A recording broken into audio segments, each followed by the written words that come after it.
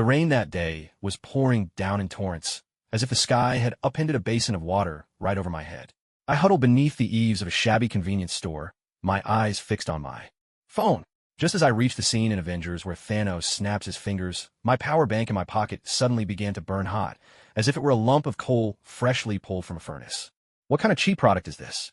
This is outrageous, I grumbled, fishing the power bank out of my pocket, only to find golden liquid seeping through its black plastic casing. It left a trail of strange patterns in my palm, resembling some kind of mysterious code. At that exact moment, a blinding bolt of lightning struck right above my head. Only one thought echoed in my mind. I'm doomed. I'll never get my perfect attendance bonus tomorrow. This is the worst luck ever. When I opened my eyes again, the air was thick with the acrid smell of gunpowder. The rain was still falling, but the sky had turned an uncanny shade of purple, as if I'd been transported to another world. Not far away, the shattered hull of a spaceship was wedged into the side of a tall building, looking like a giant toy block knocked over by some careless hand. Glancing down, I saw that my t-shirt had a dark red emblem burning on my chest. Flames traced along my veins toward my heart, the heat so intense I had to grit my teeth, like eating the spiciest candy imaginable, scorching, relentless. Suddenly, a voice barked at me from behind. Hey, you there? I spun around to find 3 burly men in skull masks, guns drawn, closing in on me. The barrels still smoked, proof they just fired a few rounds. Hand over your wallet and bark like a dog while you're at it, they shouted, threatening me. I was about to snap back when an uncontrollable urge surged inside my chest, as if a volcano was about to erupt. Acting on instinct, I raised my hand and aimed my palm at the nearest robber. The air warped, and he was yanked, and as if sucked into a black hole, crashing straight through the wall and landing in a garbage bin across the street, mashed together with the trash. The scene was like something out of a brutal action movie made real. The 2 remaining robbers were trembling all over, just about to pull their triggers. Suddenly, I felt as if I'd gained the power to teleport. I flashed right in front of them, the emblem on my chest, blazed with a fierce light, and with a casual swing of my fist, I brought down an entire brick wall. The 2 men were smashed into the rubble, flattened like insects, the impact overwhelming. What on earth is happening? I muttered, looking down at my glowing right hand, my voice trembling with fear. At that very moment, a cold, mechanical voice echoed in my mind. Ding! Sin of Pride activated 10%. Noon power times 200%, current time, 6:59, effective. In 59 seconds, I nearly jumped out of my skin and cried out, Who's there? Who's speaking? Am I about to be transported to another virtual world? Before I could process what was happening, the alleyway lights flickered on, and a black SUV screeched to a halt right in front of me. The door swung open, and out stepped a woman, her face half hidden by a black mask, a sniper rifle gripped firmly in her hands. Her crimson curls danced lightly in the rain, and her silhouette was sharply outlined by a sleek black leather outfit, an intimidating presence. Yet, all the while, the barrel of her gun was trained unwaveringly on the center of my forehead. Shield Agent Natasha Romanoff. Her voice was icy and razor-sharp. Explain yourself. Why are the Chitauri chasing you through the streets? I was just about to answer when the badge on my chest suddenly grew hot. Instinctively, I straightened my back, lifted my chin, and in a tone dripping with arrogance, declared, I am the sun's illegitimate child. How dare mere ants gaze upon their king? The words left my mouth, and all I wanted was to dig a hole and hide. To make matters worse, my muscles began to swell at an alarming rate, tearing through my pajamas, until all that remained was a pair of boxers boldly emblazoned with I am invincible. There are no words for the utter humiliation I felt. Damn it! Natasha quickly turned her head away, her ears flushed red. Close your eyes, and don't move. Just then, a deafening roar thundered through the sky. More than 20 alien ships emerged from the clouds. Every cannon pointed directly at me. I stared at the countdown. On my wrist, 30 seconds left. If I could just hold on until midnight, I'd unlock 200% of my power, like that moment in a game right before unleashing your ultimate move. Agent Romanoff, this is urgent. Nick Fury's deep voice crackled through the communicator. Bring that man back to base, whatever it takes. Natasha gritted her teeth, holstered her weapon, and threw a special cord around my waist. Sorry about this. With a sharp tug, she yanked me straight into her arms. Her embrace was soft and warm, but I sucked in a breath from the sudden jolt of pain. Black, bony wings had erupted from my spine, ripping through my shirt and jabbing her in the back. What kind of monster is this? Natasha's eyes widened in shock, but her movements never faltered. Holding me close, she darted through a storm of bullets, gunfire whistling past my head, leaving the walls behind us riddled with scorched bullet holes. With only 10 seconds left on the countdown, I suddenly burst into laughter, the corners of my mouth stretching all the way to my ears. In one swift motion, I wrapped my arm around Natasha's waist, leaning in, so close that my lips nearly brushed her ear. "Agent, care for a wager?" I whispered. Before she could respond, I leapt into the air, my bone wings unfurling as I shot us straight toward the nearest alien ship. Natasha's startled cry was drowned out by the roar of explosions all around us.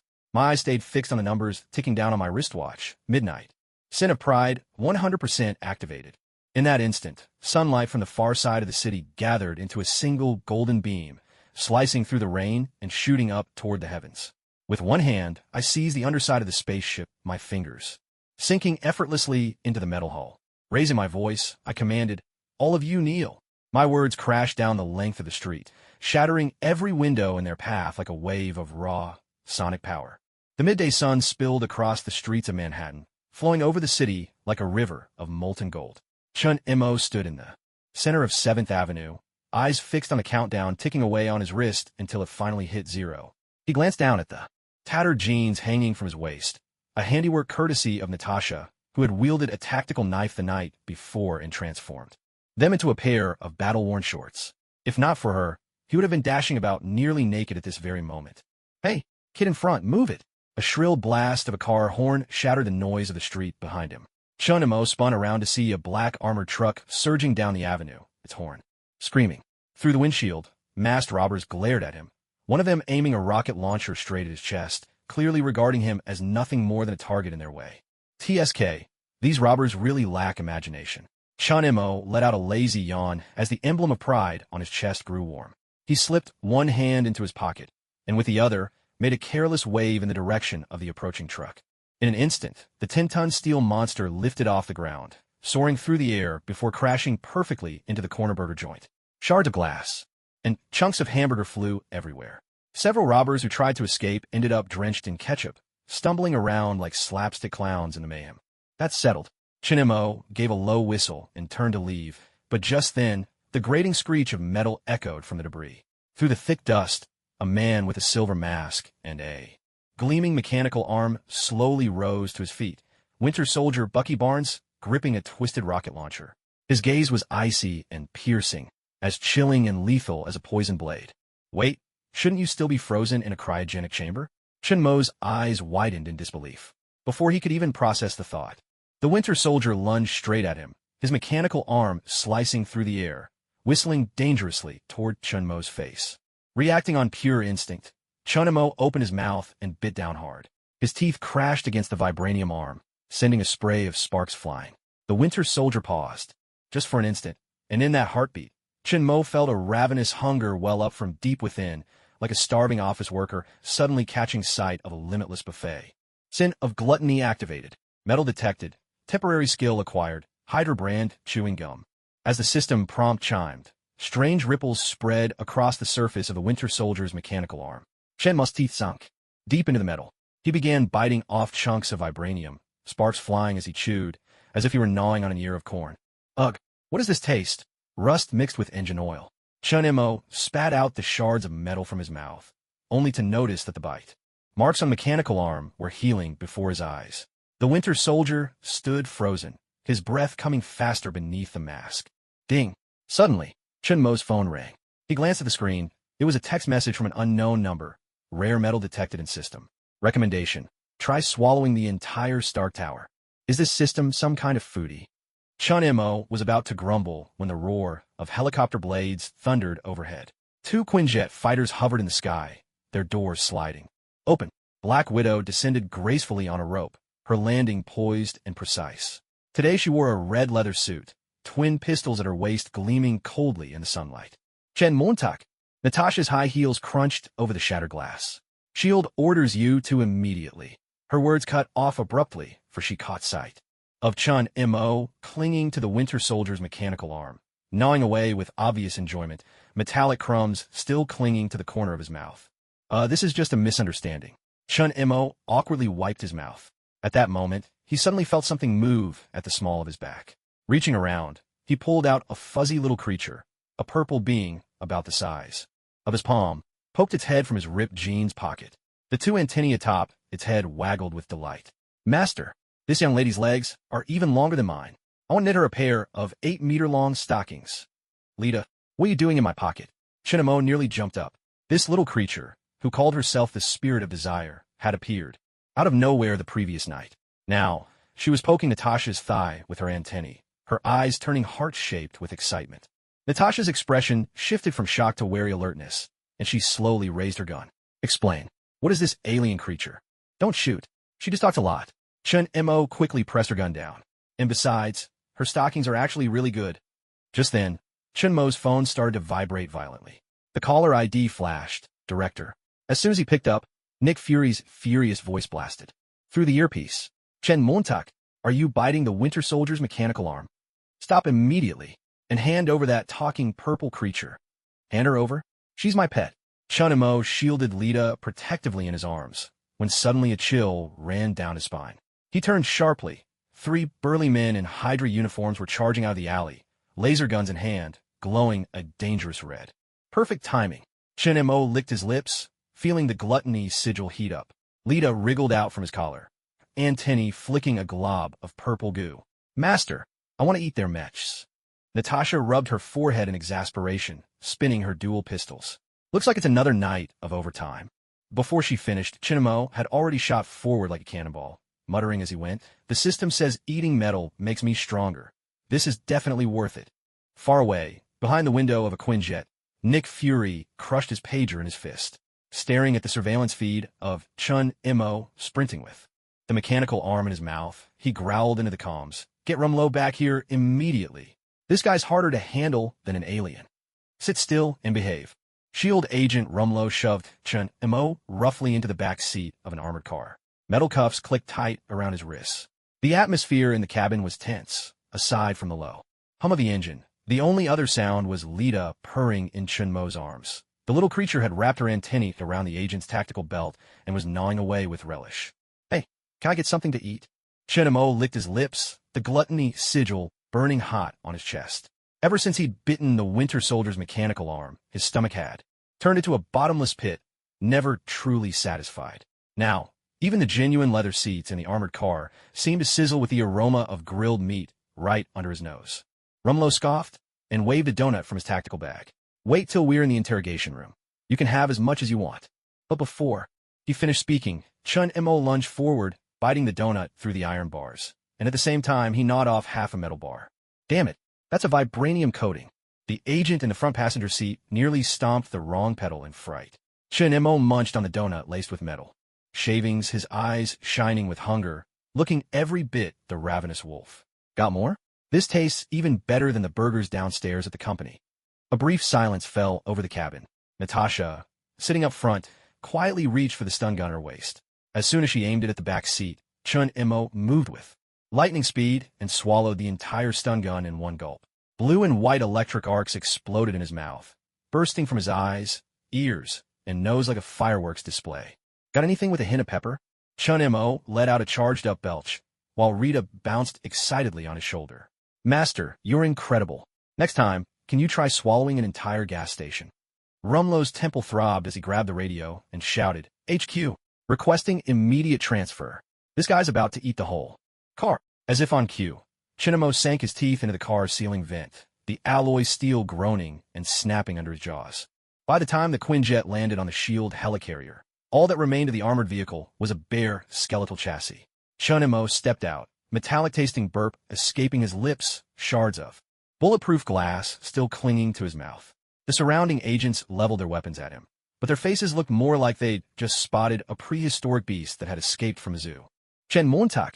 Nick Fury rolled up in his hovering wheelchair, his single eye blazing with dangerous red light. Do you have any idea how much vibranium you just swallowed? That would be enough to build 3. Director. A technician raced over, tablet in hand. We've detected his internal energy levels have surpassed the threshold. I recommend immediate isolation. Suddenly, Chen Mo clutched his abdomen, his face turning deathly pale. Wait, I need to use the restroom. Before anyone could react, he'd already bolted for the nearest bathroom. Rita shrieked as she shot out from his collar, trailing a streak of purple slime through the air. Master, be careful. The digestive reaction in gluttony mode is extremely dangerous. 15 minutes later, a violent explosion erupted from the restroom. The water pipes on the entire floor twisted and burst like noodles, and a torrent of water mixed with shards of metal blasted through the ceiling, drenching Fury, who was in the middle of a meeting, down to the bone. The director of S.H.I.E.L.D. wiped the filthy water from his face, the few remaining hairs on his head floating in the flood, while the veins at his temples threatened to burst. Lock him up in Area 51. Fury roared into his communicator, his lone eye blazing with fury. At that moment, Chen Mo was being dragged, tightly bound, into a specially designed cell. He looked at the agents, escorting him with a pitiful expression. It's really not my fault. The system said digesting metal would cause diarrhea. The iron door of the cell slammed shut, and in that instant, Chen Mo suddenly felt the gluttony sigil on his chest glow a little brighter. The system prompt chimed in at just the right moment. Gluttony, sin awakened 15%. You can now digest objects under 500 degrees Celsius. So, does that mean I can eat hot pot now? Chen Mo's eyes lit up. He turned toward Natasha outside the bars. Agent, could you order a beef tallow hot pot for me? Extra spicy, please. Natasha sighed helplessly and turned to leave, just as the sound of Chen Mo gnawing on the iron bars echoed behind her. Pulling out her phone, she sent a message to Fury. Suggest installing an automatic feeder in the cell, or our interrogation chair won't survive the night. Meanwhile, in the command room of the helicarrier, Fury stared at the surveillance feed, showing Chen Mo chewing through his handcuffs, and silently opened the emergency procurement list. The first item stood out in bold. Order 10 tons of industrial-grade, bite-resistant alloy. Chen Montauk. Nick Fury's bellow made the iron bars of the cell tremble. His single eye blazed with anger.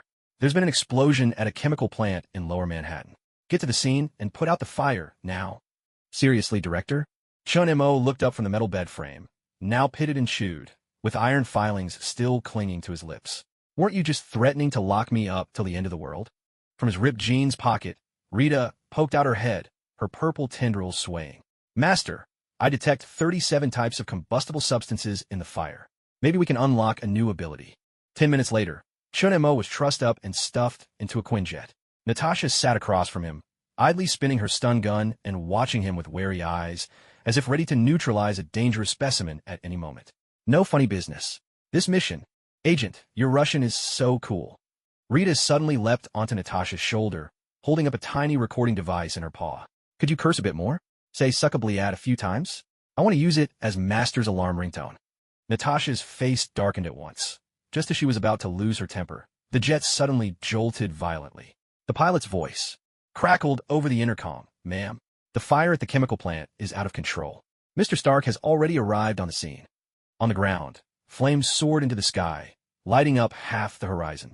Iron Man's suit darted through the billowing smoke, his repulsor beams unleashing freezing energy, but it still wasn't enough to subdue the raging inferno.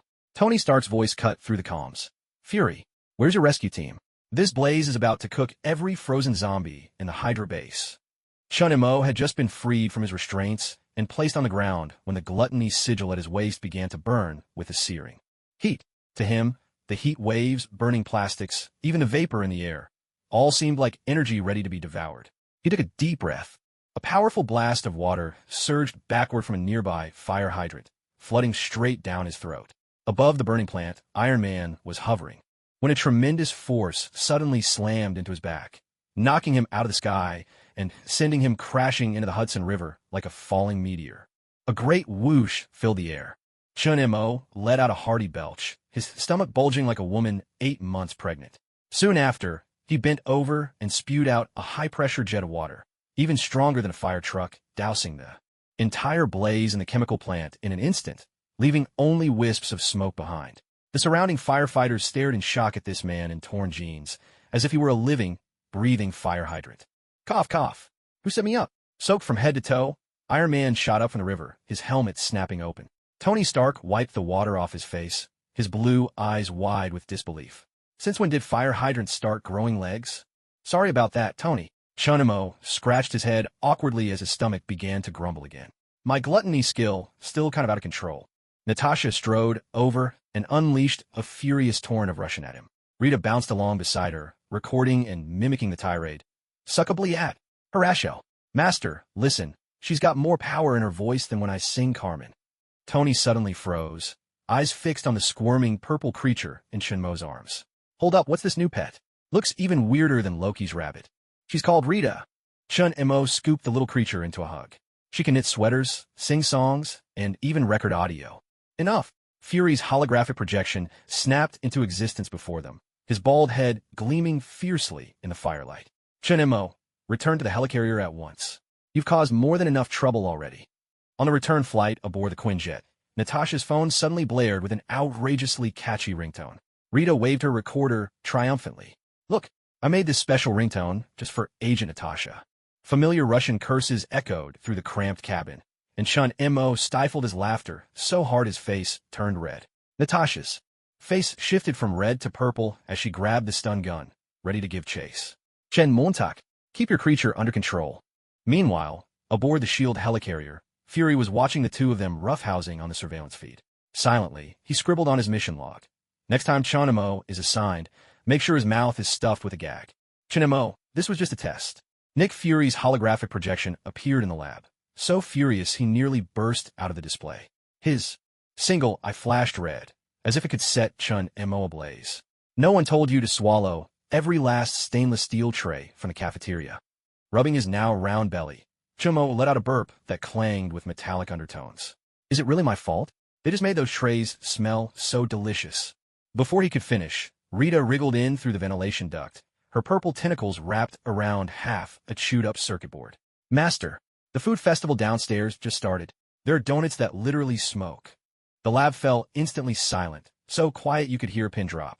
Natasha's coffee cup slipped from her hand and hit the floor with a sharp clatter.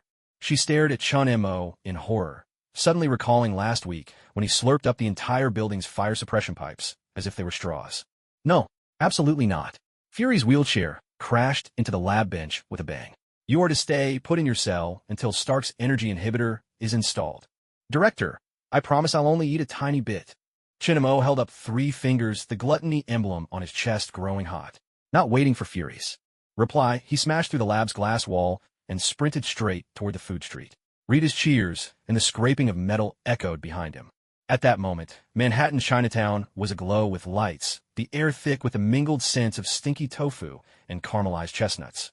As soon as Chen Mo barreled onto the street, every vendor froze in place. The monster who'd eaten SLD's cafeteria out of house and home was now drooling as he eyed their stalls. Boss, 1 jianbing, please. Before Chen Mo could finish his sentence, the entire food cart vanished into his mouth, QR code sign and all. The takoyaki seller next door tried to bolt, but was glued to the wall by a splatter of Rita's slime, forced to watch helplessly as Chen Mo swallowed both his skillet and the octopus balls inside. Help! The city's public enemy is here.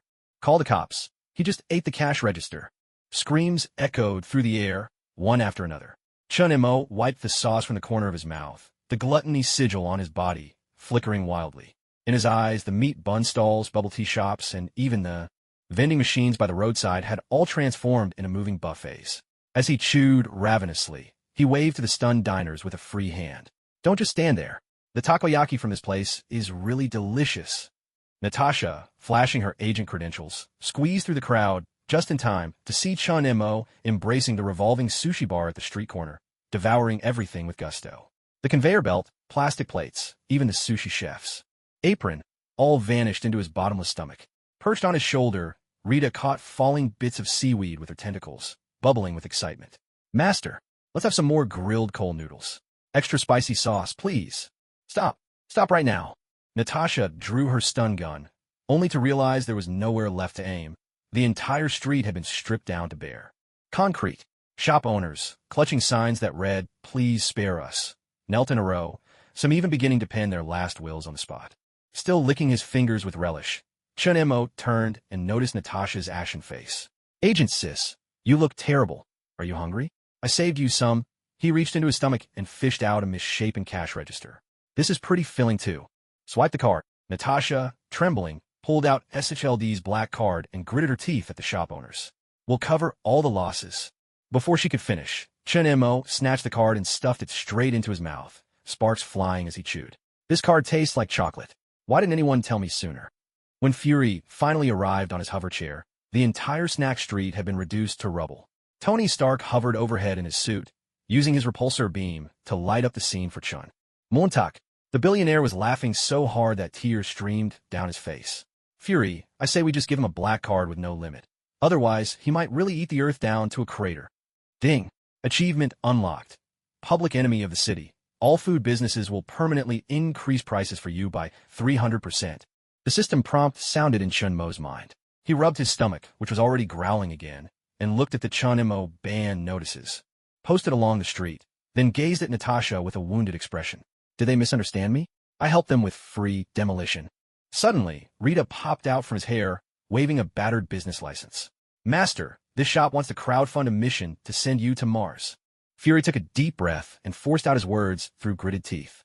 Lock him in a vacuum cell. He surveyed the devastation and quietly added a new item to the annual SHIELD budget. Apply for Galactic Federation bankruptcy protection. Warning. Large-scale spatial fluctuations detected. The shrill blare of the SHIELD helicarrier's alarm shattered the silence, casting uncanny patterns of red light across Chen Mo's face. He was crouched in his cell, gnawing hungrily at a specially crafted alloy. Lunchbox. At the sudden commotion, he jerked his head up. The gluttony sigil on his skin flared with a crimson glow. A familiar, ravenous hunger surged inside him, now tinged with the peculiar scent of alien metal. Chen Mo. Nick Fury's wheelchair crashed heavily against the cell door, fury blazing in his single eye. There's a portal in the sky over New York. Loki's doing. Time for Plan B. Plan B? You mean the one where I'm the bait? Chen Mo wiped a smear of metal from the corner of his mouth, then broke into a wide grin. You should have said so sooner. I am absolutely starving. Before the agents could react, he smashed through the reinforced glass with a single punch, scooped up a squealing, exhilarated Rita, and dashed into the teleportation corridor. Meanwhile, over Manhattan, the night was split open by a crack of violet lightning as 1,000 Chitauri flyers poured out in a frenzy. Iron Man's armor streaked through the chaos, blasting at the nearest ship with a repulsor. Fury, are you sure that guy's going to help us? He won't mistake us for snacks, will he? He didn't get to finish. A shadow streaked up from below.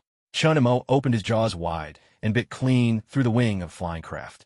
The crunch of metal echoed with his muffled commentary. This ship, crispy on the outside, tender inside. Shaking his head from side to side like he was stripping corn off a cob, he reduced the entire vehicle to a spray of sparks in his mouth. Damn it. Tactical teamwork, people, teamwork. On the ground, Natasha fired both pistols at once, then glanced up to see Chen Mo sprinting toward the mothership, brandishing a wooden sign that read, "Long live buffets." Rita rode on his shoulders, waving a flag conjured from purple slime and shouting, "Master, there's another glowing dessert over there." Atop Star Tower, Loki surveyed the chaos below, the tesseract at the tip of his scepter pulsing with blue light. With a cold smirk, he aimed an energy blast at Chen Mo, but the ghostly blue beam swerved midair as if pulled by some invisible force and shot straight into Chen Mo's mouth. Tastes like blueberry jelly. Chen Mo chewed thoughtfully, the gluttony sigil flashing wildly. He wiped the lingering energy from his lips, then leapt skyward, arms outstretched toward Loki. Sir, another helping, please. Aboard the helicarrier, Fury stared at the monitor, his cigar dropping unnoticed to the floor. Tony Stark's voice crackled through the comms. Director, may I suggest we register his mouth as a weapon of mass destruction? On the other side of the battlefield, Captain America swung his shield to block incoming attacks. As he turned, he witnessed an unbelievable sight. Chen Mo had seized the anchor chain of a Chitauri transport ship and was spinning it around like a meteor hammer, smashing the surrounding alien vessels into pieces. Meanwhile, Rita was weaving a massive net from her own slime, catching the flying metal debris in midair. She shouted with excitement, "Master, there's enough material here for 10 full sets of battle armor." Chen Mo, watch your left. Natasha's warning had barely left her lips when it was already too late. 3 heavy warplanes flanked him from the side, their cannons unleashing a barrage of firepower. But Chen Mo merely grinned. The gluttony sigil on his body erupted in dazzling light. Every bullet vanished the instant it drew near, devoured by him as if he were a living black hole. He let out a thunderous belch, the shockwave flipping all 3 warplanes and slamming them into the ground. For the first time, Loki's expression darkened, his hand clutching the scepter, trembling ever so slightly. This creature is no human at all. Hey, evil god. Chen Mo wiped the gun smoke from his face and pointed boldly at the top of Stark Tower, shouting, "That building you're standing on. Its foundation's made of steel. Isn't it?" He licked his lips, the gluttony sigil's glow lighting up half the sky. Once I'm done mopping up these small fry, it'll be your turn. So get your dessert ready. Watching that figure feasting amid a hail of bullets in the distance, Natasha finally understood Fury's sense of resignation. With a wry smile, she spoke into her comms. Director, maybe it's time we added a chapter to the tactical manual, how to fight side by side with a mobile black hole. At that moment, Chen Mo was gnawing on 2 alien soldiers as if they were kebabs, all while barking orders at Rita. Go tear out the flagship's engine. I think I've got enough in me to fight for another 3 days and nights. The noonday sun in New York spilled like molten gold over the devastated streets. Chen Mo stood atop Star Tower, the pride sigil on his chest burning a fierce crimson, as if it might scorch right through his skin. Rita curled up in the pocket of his tattered jeans, her purple tendrils shriveling in the intense heat. Master, this heat is even scarier than Loki's scepter. Energy index has surpassed critical levels. Jarvis's voice echoed across the empty rooftop, alarms flashing wildly throughout the tower. Recommend immediate evacuation of the northern hemisphere. Tony Stark hovered 100 meters away in his armor, his face beneath the mask paler than alien blood. Chen Mo, if you so much as think about making a second son here, I'll stuff you right back into the Tesseract myself. Yet Chen Mo simply threw his head back and laughed, raising his right hand to the sky as a sphere of golden light began to gather in his palm. With the full awakening of his power of arrogance, the air within 100 meters twisted into a vortex. Countless Chitauri wrecks were pulled toward him by the force, exploding against the surface of the glowing orb in bursts of brilliant fireworks. I am the illegitimate son of the sun, he shouted with all his might, his voice shaking the entire city. Windows shattered one after another. Rita, thrilled, waved a flag made of slime, but the banner quickly evaporated in the searing heat, drifting away as a wisp of blue smoke. Natasha's hands trembled violently around her binoculars. She shouted into the communicator, Fury, he's actually creating a son. Aboard the helicarrier, Nick Fury's hand clenched his whiskey glass so hard it shattered. His lone eye reflected the expanding orb on the surveillance screen. Evacuate everyone immediately. Now, as the sphere's diameter broke the 100-meter mark, the system's warning blared to life. Energy overload warning, forcing reduction to basketball size. Chen Mo felt as if a hammer struck his chest. The energy he'd gathered instantly collapsed in on itself. What could have incinerated half of New York was suddenly compressed into a dazzling ball of golden light, its temperature soaring to 8,000 degrees Celsius. Instinctively, he reached out to grab it, only to hear a sharp metallic snap. Thor's hammer, which had been planted in the ground, melted under the intense heat, snaking into a golden necklace. My hammer! Thor's furious roar echoed from the clouds. He swept down, brandishing his stormbreaker, but the surging heat wave forced him back. Chen Mo glanced at the golden chain wrapped around his wrist, then suddenly grinned. Jewelry of the gods? Just what I need to go with my ripped jeans. Rita poked half her body out of Scorch pocket, feebly gesturing, Master, this heat, it's about to roast me into a purple yam chip. Sorry, little one. Chen Mo casually tossed the basketball-sized energy sphere into the sky. At that moment, the brilliance of the arrogance sigil flickered, and the now unstable energy ball began to violently tremble. Wherever it passed, concrete buildings melted like butter, and thick smoke billowed up from the streets. Figure something out. Captain America rushed over, shield raised, but was thrown to the ground by the raging shockwave. Iron Man fired his repulsor at the energy sphere, only to trigger an even fiercer explosion. Gritting his teeth, Chen Mo suddenly saw the Gluttony sigil blaze to life. He took a deep breath and swallowed the unstable energy sphere whole. Agonizing pain ripped through his body. He dropped to his knees, veins bulging on his forehead. System, this feels even worse than swallowing Vibranium. Energy neutralization detected. Skill acquired. Solar flare breath. As soon as the system chime faded, Chen Mo could hold on no longer. Darkness swept over him, and he collapsed to the ground. The last thing he saw before losing consciousness was Natasha dashing toward him with a first aid kit, while Rita, weak but determined, used her slime to draw a heart on his chest. The skies over New York gradually cleared, returning to their usual brightness. Inside the SHIELD command room, Fury scowled at the chaotic reports before him and roared into his communicator. Permanently revoke Chen Mo's access to his arrogant form. Unless he can guarantee he'll never melt Thor's hammer into a necklace again. Lying in a hospital bed, Chen Mo murmured in his sleep, so hungry. I wish I had ice cream with a taste of sunshine. Rita curled up beside his pillow, her purple body still carrying a faint scent of singed slime, yet stubbornly she flicked her tendrils, gently patting her master's hand. The shield medical bay was thick with the scent of disinfectant and a hint of Rita's lingering aroma. As soon as Chen Mo stirred from his coma, he found Thor's towering figure looming over his bed, blue eyes blazing with fury. "It was you." Thor seized Chen Mo by the collar, his beard bristling with outrage. "You turned my Mjolnir into this." He thrust out a golden choker, its end adorned with a crooked little pendant shaped like the character Thor Hammer, Rita's handiwork, hastily fashioned from slime. Chen Mo stared at the bite marks he'd left on the choker, giving a couple of awkward coughs. "It really was an accident. The energy went out of control, and your hammer just happened to be the closest thing."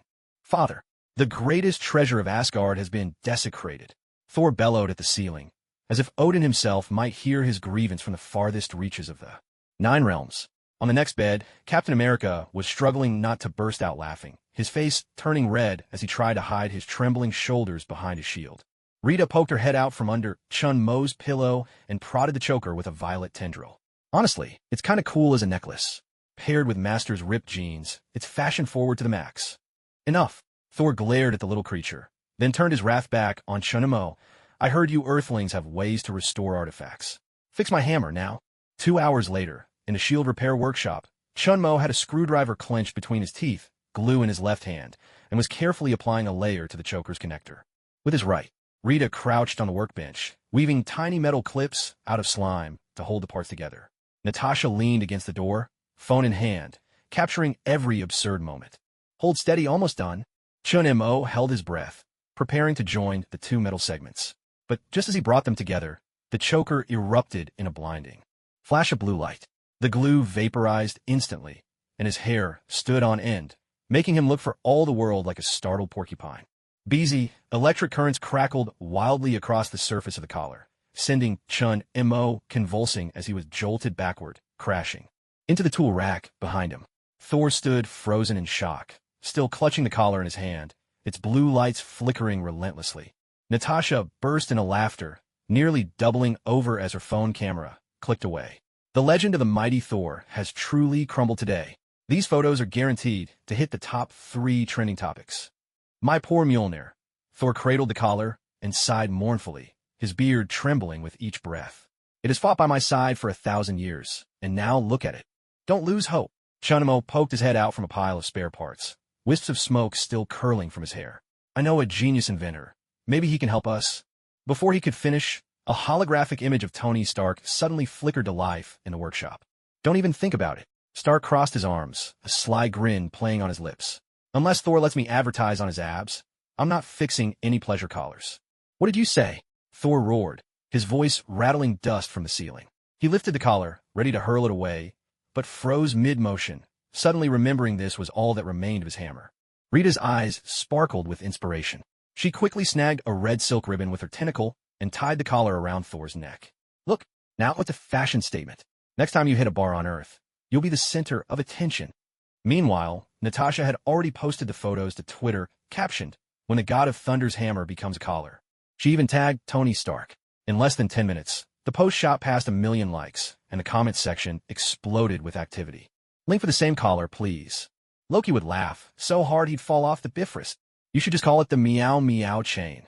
Chen Mo glanced at his phone and let out a helpless sigh. "If I'd known, I would have melted it down into bracelets. Maybe then I could have given them to Agent Romanoff as an apology." Natasha raised an eyebrow at that, turning her phone camera on Chen Mo's disheveled hair. "Wanting to post your picture too? I'll title it Portraits of the Prideful, After the Fall."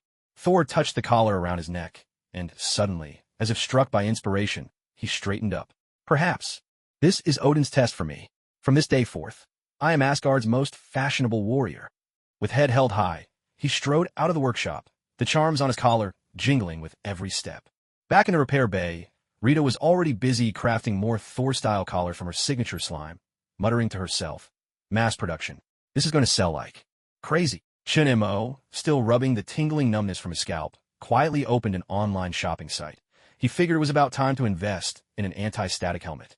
Meanwhile, in a SHIELD helicarrier's finance office, the alarm blared even louder than it had during the Battle of New York. Chief Accountant Howard Klein stared at his computer screen, his fingers trembling as he pressed them to his temple. The latest materials consumption report listed Chen Mo's name. followed by a string of staggering numbers. Vibranium consumed, 3 tons. Alien ship wreckage, 27 units. Kitchen inventory, cleared out 17 times. Director Fury, Klein burst into the command room, waving the report. If this keeps up, we won't even have money left for toilet paper. Nick Fury removed his eye patch and rubbed his tired eyes. In the holographic projection, Chen Mo was clutching Rita in the gym, crunching a barbell between his teeth metal. Shards scattering like snowflakes. Black Widow, Natasha, stood nearby. Her taser, usually reserved for subduing enemies, had been repurposed into a high-tech snack dispenser. Based on eating records, recommended feeding plan. Breakfast, 3 Humvees. Lunch, a squadron of Stark Industries drones. Dinner, the Statue of Liberty, dipping sauce recommended.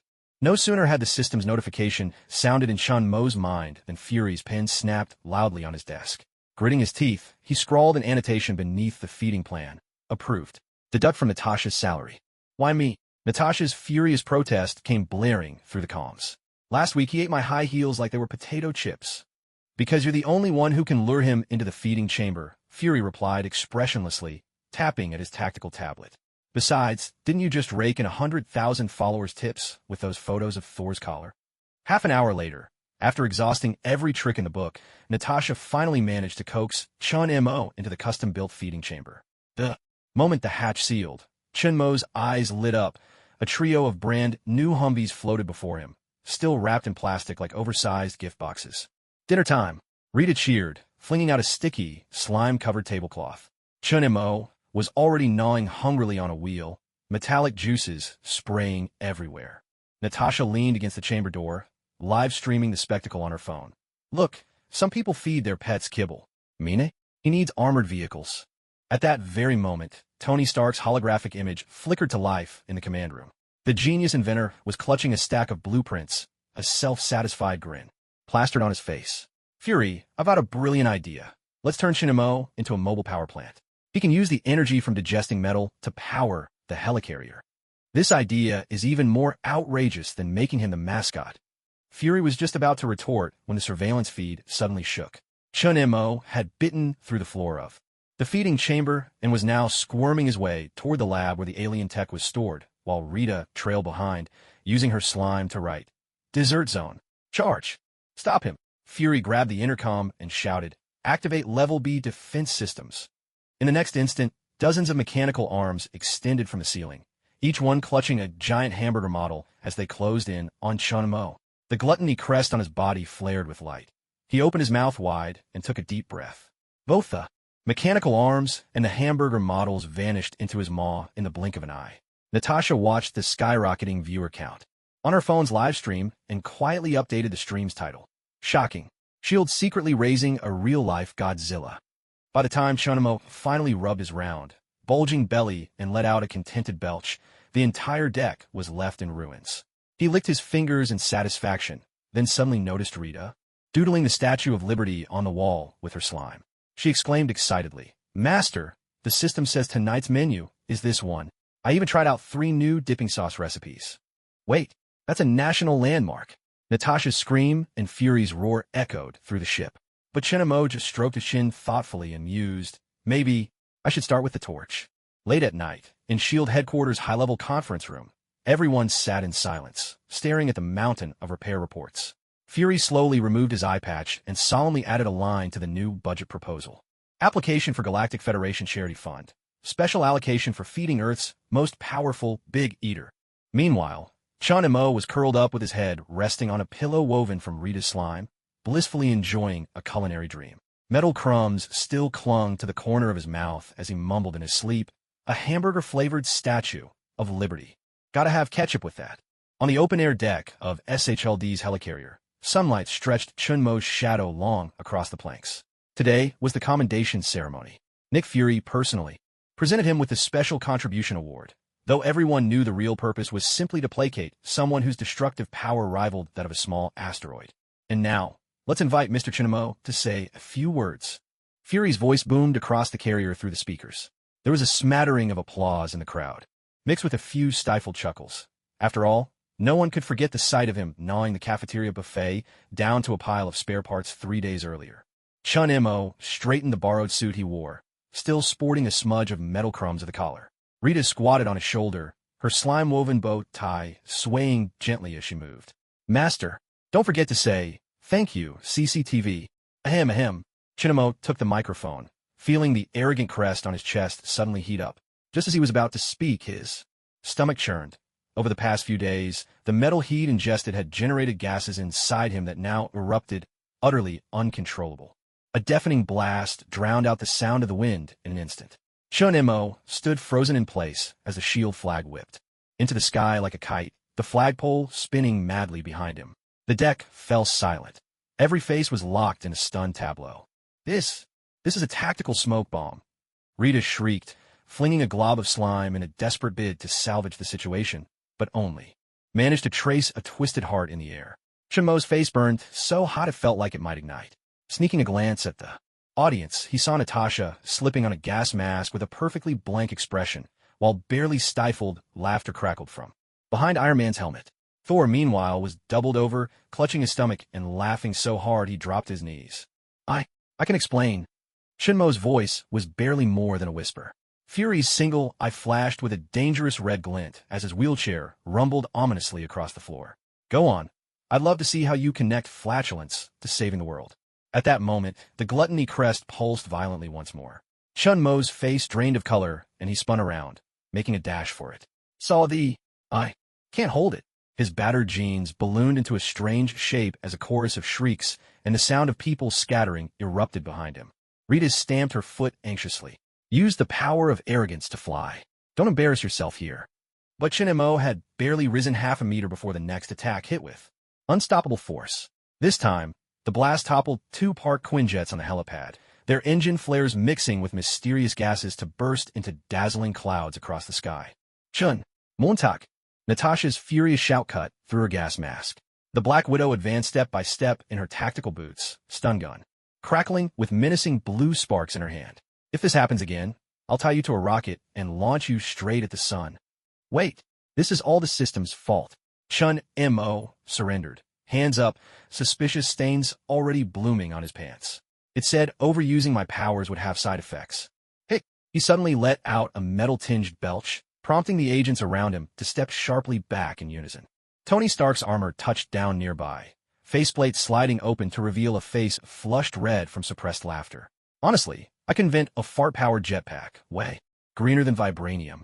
Before he'd even finished, Thor was already rolling at the edge of the deck, golden hair trailing through the dust as he roared with laughter. Fury removed his eye patch and rubbed his throbbing temples. Initiate emergency protocol immediately. Lock Chen Mo in the vacuum chamber until he finishes venting. He glanced over the chaos on the deck, then silently added a new item to his schedule. Order 10 tons of air freshener. As Chen Mo was hauled away, bound hand and foot, Rita still tried to salvage his reputation. Actually, this has tactical value. Next time the enemy gets close, Master can just... Her words were cut short by the crackling blast of Natasha's stun gun, and the little purple creature shrieked as it dove into Chen Mo's collar. That evening, Natasha's social media account went viral once again. In the newly uploaded video, Chen Mo, wearing a gas mask, was escorted into the vacuum chamber, his desperate cry echoing in the background. Don't I deserve any dignity? Instantly, tens of thousands of comments flooded in. This is more thrilling than the Battle of New York. They should just call him the Fart God. Where can I get that same biohazard defense gear? Meanwhile, inside the vacuum chamber, Chen Mo collapsed onto the floor, his face a mask of despair. Rita cautiously peeked out, then used her slime to draw a crying face on the wall. Don't be sad, Master. I thought you were super intimidating just now. Shut up. Chen Mo buried his face in his knees. Leave me alone in here until the end of the world. Outside the chamber, Natasha watched the surveillance feed in silence. She quietly turned her stun gun to its highest setting, determined that if such an awkward incident ever happened again, she would make sure the embarrassment reached a legendary new level. I stood inside the transparent observation elevator at the top floor of Stark Industries, my palms slick with sweat. This was my first chance to get up close to Tony Stark and his technological empire. Since I crossed over into the Marvel Universe, I ought to have been so excited that I couldn't sleep, but right now, the churning hunger in my stomach made me feel like I was facing a formidable enemy. 3 days ago, I had accidentally triggered the hidden mission of the Gluttony system, visit Stark Industries. Completing the mission would earn me a mysterious reward. But I never expected that, over the past few days, my Gluttonous form grew harder and harder to control, especially when I was faced with anything made of metal. My throat would itch as if 1,000 ants were crawling inside, and I couldn't stop myself from wanting to take a bite. With a gentle chime, the elevator doors slid open. A blonde woman greeted me with a bright smile. "Welcome to Stark Industries. I'm Pepper Potts, Mr. Stark's assistant. Please come with me." Doing my best to appear calm, I followed Pepper down a spacious, sunlit corridor. Display cases along the way held Iron Man suits from every era, each one gleaming coldly under the lights. My teeth began to chatter uncontrollably, and odd rumbling noises escaped my throat. "These are all masterpieces created by Mr. Stark," Pepper explained as she led us into a massive laboratory. "This is the research base for our latest armor. However, Mr. Stark is still resting today." My eyes were suddenly drawn to a glass case in the corner. Inside was a gleaming silver suit, Mark V. I remembered it from Iron Man 2, the iconic suitcase armor. It was of great significance. "This is Mark V, one of Mr. Stark's most prized collectibles." Pepper's words trailed off as my vision went black. My gluttonous form lost all restraint. Like a wild beast, I lunged forward, shattering the glass case and baring my teeth at the Mark V. With a crunch, the sound of metal breaking echoed through the lab. I tore into it furiously, mumbling in between bites. "This stuff is deliciously crispy." "Oh my God." Pepper's face went pale with shock as she scrambled for her phone to call for help. But I was completely lost in the ecstasy of my gluttonous feast, oblivious to the gasps around me. Suddenly, the lab door burst open. Tony Stark stormed in, still in his pajamas, hair in wild disarray and eyes blazing with fury. "Jarvis, activate the anti-glutton protocol." The mechanical arms in the lab whirred to life, closing in on me from all sides. But I was in the throes of a feeding frenzy. Without thinking, I tore a few arms off and kept devouring the Mark V with gusto. "Stop, you maniac. That thing is worth a fortune." Tony was practically jumping with rage, but before he could finish, I had already swallowed the entire Mark V helmet in one gulp. Just then, a familiar chime echoed in my mind. Gluttony, sin surpasses 30%. Acquired metallic taste analysis ability, can distinguish the origin of Vibranium by taste. Moments later, the lab door burst open again. Black Widow, Natasha Romanoff, strode in, electric stunner in hand. Her eyes were icy as she pointed straight at me. "Spit it out. That's worth $500 million. I let out a satisfied belch, and a gold-plated screw shot from my mouth. Tastes like strawberries." Natasha paused, momentarily stunned. Then her lips twitched in exasperation. "You'd better pray Mr. Stark doesn't decide to turn you into armor parts." In the end, with S.H.I.E.L.D. mediating, I was sentenced to stay at least 3 kilometers away from Stark Tower. Tony didn't press criminal charges, but the way he looked at me, well, let's just say I felt like a pile of garbage. I thought that would be the end of it. But the very next day, holed up in a hotel 5 kilometers from Stark Tower, I lost control of my gluttonous form again. This time, somehow, I managed to draw in all the water from Stark Tower's rooftop pool. From kilometers away. For a moment, the sky put on a bizarre spectacle.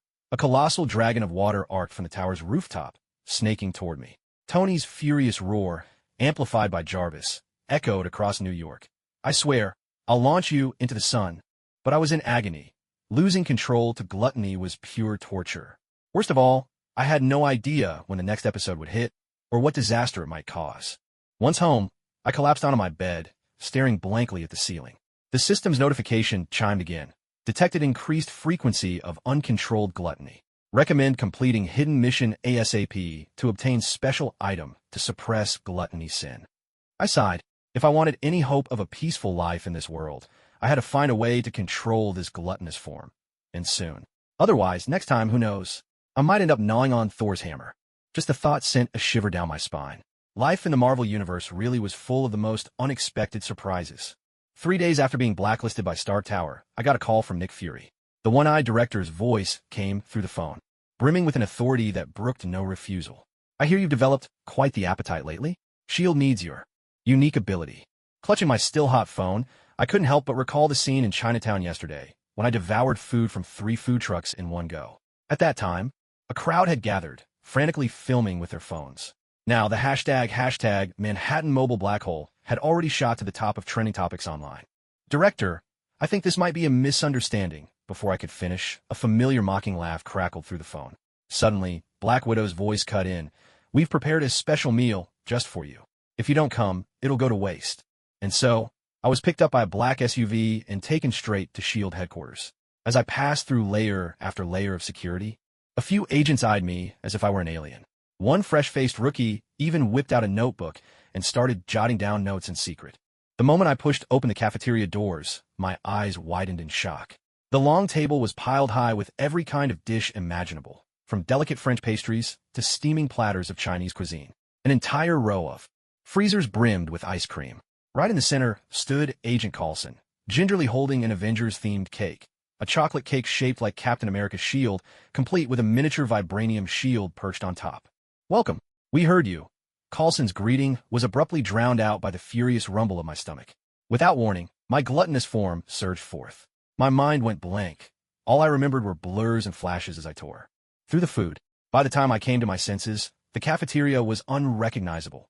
Mountains of empty trays, freezer doors flung open with mist billowing out, and even the decorative pizza on the wall bore fresh bite marks. "My cake!" Coulson's wail echoed through the cafeteria. The usually unflappable agent now stood clutching an empty cake tray, despair etched all over his face. Around him, the other agents raised their empty plates and shouted in unison, "Protest! This is workplace bullying." "Jarvis, check the Guinness World Records for me." A familiar voice called from behind. Tony Stark leaned casually against the doorway, a mischievous grin playing at his lips. "I have a feeling we found our new world's fastest eater."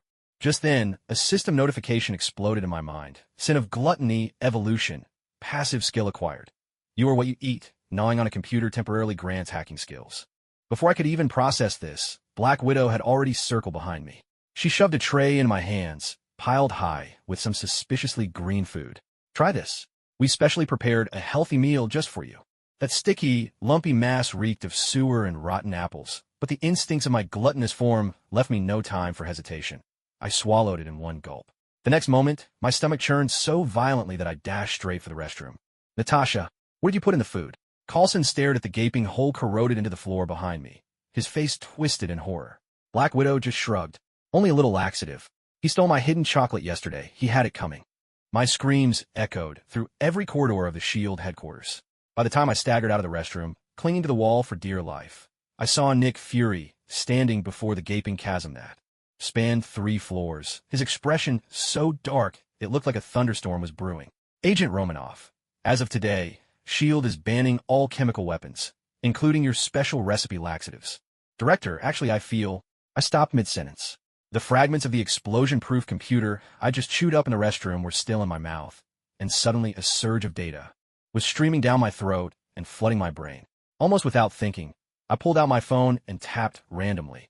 Into my own shock, I hacked into S.H.I.E.L.D.'s internal system. "What kind of trick is that?" Tony leaned in, then his eyes went wide. "Wait, don't tell me you actually ate that military-grade computer." I sheepishly spat out a few blue-glowing chips. "Maybe I accidentally unlocked a new skill." Nick Fury rubbed his chin, a glint of intrigue flickering in his single eye. "It seems your abilities are even more interesting than we imagined. Stark, maybe we should reconsider that gourmet agent initiative." "Hold it. I don't want another monster gnawing on my lab equipment," Tony protested, waving his hands, though he couldn't quite hide the smile tugging at his lips. "When I left S.H.I.E.L.D., Black Widow slipped me a chocolate bar. As an apology. Just don't steal my snacks next time." She paused, lowering her voice. "But honestly, maybe you should meet Thor, given his appetite. The two of you could start an Asgardian Eating Champions Club." I clutched the chocolate with a wry smile. Apparently, being a gluttonous, superpowered being in the Marvel Universe meant you were either causing trouble or on your way to it. But as I watched the lines of code still streaming across my phone, I realized maybe these out-of-control feasts were the very key to unlocking the secrets of the system. "Are you sure you want to send me?" I gripped the S.H.I.E.L.D. mission briefing, staring at the words "Eliminate Hydra's underground base," and felt my back molars start to chatter. The after effects of that cafeteria binge 3 days ago still hadn't worn off, and now the mere scent of metal was enough to make me queasy. Nick Fury shoved his prosthetic eye into my face. "Stark says your mukbang powers are perfect for demolition, and Romanoff promises you won't mistake your teammates for snacks." He tapped the table, and a hologram of a steel fortress in Siberia flickered into view. "This base is reinforced with Vibranium alloy. Conventional weapons don't even make a dent." The Black Widow stepped out from the shadows and slipped a pack of mints into my hand. "Think of it as all you can eat at a buffet," she said, "but this time, remember to avoid the people." She paused, then added, "Especially don't chew on Rumlow, his prosthetic eyes coated with cyanide." It wasn't until the Quinjet landed on the snowy plains that I realized just how massive this base truly was. The surface structures were only the tip of the iceberg. Beneath, a web of tunnels stretched out in every direction. Carlson handed me a scanner. We've detected at least 3 energy cores. Try to. I didn't wait for him to finish before I squeezed myself into the ventilation shaft. The moment my gluttonous form touched the first sheet of metal wall, it activated instantly. My pupils lit up at the sensation of my teeth slicing through alloy. Your walls taste like chocolate.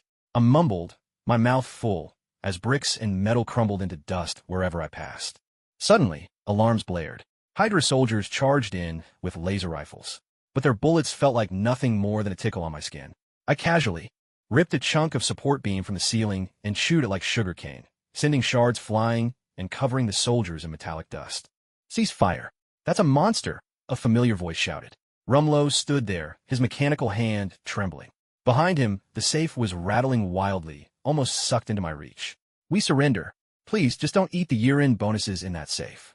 I let out a satisfied burp, metal scraps tumbling from the corner of my mouth. Should have said so earlier. I didn't have to gnaw through so much. Just then, a system notification blared. Large-scale metal consumption detected. Temporary access to humanoid 3D printer unlocked. An idea struck me. I gathered the undigested iron scraps in my palm. Accompanied by a strange molding sound, a lifelike Hydra logo sculpture took shape before my eyes. I snapped a photo and sent it to Fury. "Director, does this count as a trophy?" By the time Black Widow and Coulson found me, the entire base had become a hollow shell on the verge of collapse. Steel beams twisted into pretzels, the walls covered in neat bite marks, as if a giant hamster had taken a fancy to a block of cheese. "You know," Black Widow said, glancing up at the ceiling that looked ready to cave in at any moment, "I'm beginning to understand why Star tried to get you that special disaster control permit." On the flight back, a sudden cramp twisted in my stomach. I thought it was just vibranium indigestion, until the first fart erupted in a flash of blue light, and the Quinjet's control panel instantly erupted in a cloud of black smoke. "What did you do to the plane?" Coulson fumbled frantically to repair the system, as the cabin filled with the acrid scent of burnt rubber mingled with a trace of sulfur. Embarrassed, I shrank into my seat. For the next 3 days, every piece of electronics at S.H.I.E.L.D. headquarters was plunged into a nightmare. Printers spat out sparks, surveillance screens flickered and glitched, and even Fury's prosthetic eye occasionally flashed with static snow. "This is worse than Natasha's laxatives," Tony roared during a video conference, waving a scorched mechanical arm. "I demand we install a vent on this guy." Fury massaged his temples, staring at the Hydra sculpture I'd fashioned from iron filings. "From today on, you are strictly forbidden from approaching any precision equipment. Unless," a sly grin tugged at the corner of his mouth, "we find a Hydra base that needs demolishing." Black Widow handed me a can of anti-odor spray, her shoulders shaking as she stifled her laughter. "Highly recommend you use this in combination. By the way, after hearing about your exploits, Thor invited you to Asgard for the Cosmic Eating Challenge." I gazed out at the clouds beyond the window, silently praying that I'd work out some way to control my binge eating before the next disaster struck. After all, I couldn't exactly chew through New York like it was a giant sandwich cookie, could I? I crouched before the stove in the kitchen, staring glumly for the umpteenth time at the Mjolnir in my hands. 3 days ago, while clearing out SLD's storage, this legendary hammer had somehow ended up mixed with a pile of scrapped equipment, and I conveniently used it as a stainless steel rolling pin. After all, nothing made dumpling wrappers thinner and more even than this thing. Bang, bang, bang. A barrage of pounding shook the door so hard it nearly came off its hinges. Clutching the rolling pin in my mouth, I opened the door, only to come face to face with Thor's golden, looming visage. The Asgardian god of thunder was covered in battle wounds, his cape splattered with the blue blood of frost giants, and he clutched a phone displaying a short video of me using Mjolnir to roll out dough. Midgardian. Thor's bellow rattled the chandelier overhead. "That is royal property of Asgard." He lunged to snatch the hammer, and I instinctively jerked it away, my gluttonous form lending me a sudden burst of monstrous strength. We stood locked in a tug-of-war at the doorway. Thor's veins bulged, his beard bristled like steel wire. I flushed crimson, muttering, "Let go. I haven't finished rolling this dough." In the midst of our standoff, there was a crisp snap. The handle of the hammer split clean in two, right in our hands. At that precise moment, a thunderous bellow echoed across dimensions from the direction of Asgard. Odin's voice, wrapped in lightning, exploded above the skies of New York. "Thor, did you break the hammer again?" Out of nowhere, Black Widow appeared, holding up her phone and recording wildly. She raised an eyebrow at the camera. "Ladies and gentlemen, this is breaking news, live from the Asgardian quality. Control scandal scene." On the live stream, Thor stood dumbfounded, staring at half a hammer handle in his hand, while I was busy crunching on the other half, making loud, crackling noises as I chewed. "Stop!" Thor snapped out his daze. "That was forged from URU metal." Before he could finish, a sudden turmoil churned in my stomach. Right on cue, the system chimed, "Divine metal detected, temporarily acquired ability. Lightning bake, all flatulence, now toast spread." At that moment, a burst of blue light shot from my rear. Thor's cape burst into flames instantly. Black Widow nimbly rolled out of the way, and somehow the bread in the oven turned golden and crisp, filling the air with the sweet scent of caramel. "What kind of sorcery is this?" Thor exclaimed, frantically patting his smoking cape, his expression more dramatic than if he'd swallowed the Bifrosts. "Engine oil." Embarrassed, I pulled the half-chewed hammer handle from my mouth, still smeared with ketchup, and offered, "How about I make you a new one?" No sooner had I spoken than I activated my newly acquired humanoid 3D printer ability. Metal shavings whirled and fused in my palm, and within 3 seconds an outlandishly styled hammer materialized, though its handle was a spiral, and the head was stamped with the words Asgard non-stick. "This is blasphemy against a sacred weapon." Thor's beard quivered with outrage, but his eyes were suddenly drawn to the half-eaten hammer sticking out of my apron pocket. "Wait a minute, did you use that hammer to make pizza?" He leaned in for a sniff, his expression growing complicated. "There's a hint of basil and mozzarella. Did you know in Asgard, warriors cook feasts of glory with their trophies?" Suddenly, Black Widow shoved her phone between us. "You're trending. Hashtag Thorhammer rolling pin just broke 1 billion views, and there's a poll, craziest uses from Mjolnir.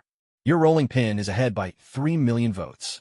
Just then, Tony Stark's hologram flickered to life. He pointed at the screen, roaring with laughter. Odin just posted on the Interstellar social feed with a coffee-spitting meme.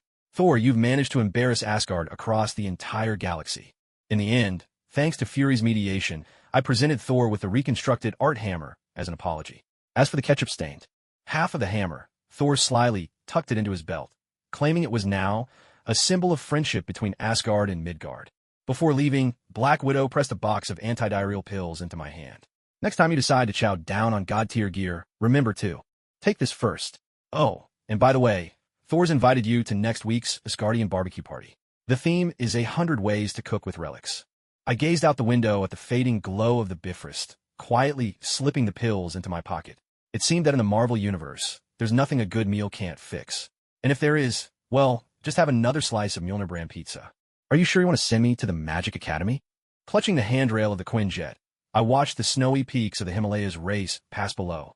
For the umpteenth time, Black Widow checked my handcuffs, this time a special pair designed to suppress magic. "That video of you gnawing on Thor's hammer is still trending," she said. "Fury thinks Kamar-Taj might be able to cure your, eating problem." Coulson leaned forward from the front seat, holding a stack of notes. "The Ancient One has agreed to personally guide you, but whatever you do, don't touch any magical artifacts." His warning was abruptly drowned out by the thunderous rumble of my stomach. Eyeing a shiny metal knob on the dashboard, I swallowed hard, and the agents quickly blocked my reach with their bodies. As the grand doors of Kamar-Taj slowly opened before me, the metallic craving in my throat shifted into a different kind of itch. Mysterious runes floated through the air, enticing me like popping candy, and in the distance, the library doors looked suspiciously like giant wafer cookies. "Welcome, wayward gourmand."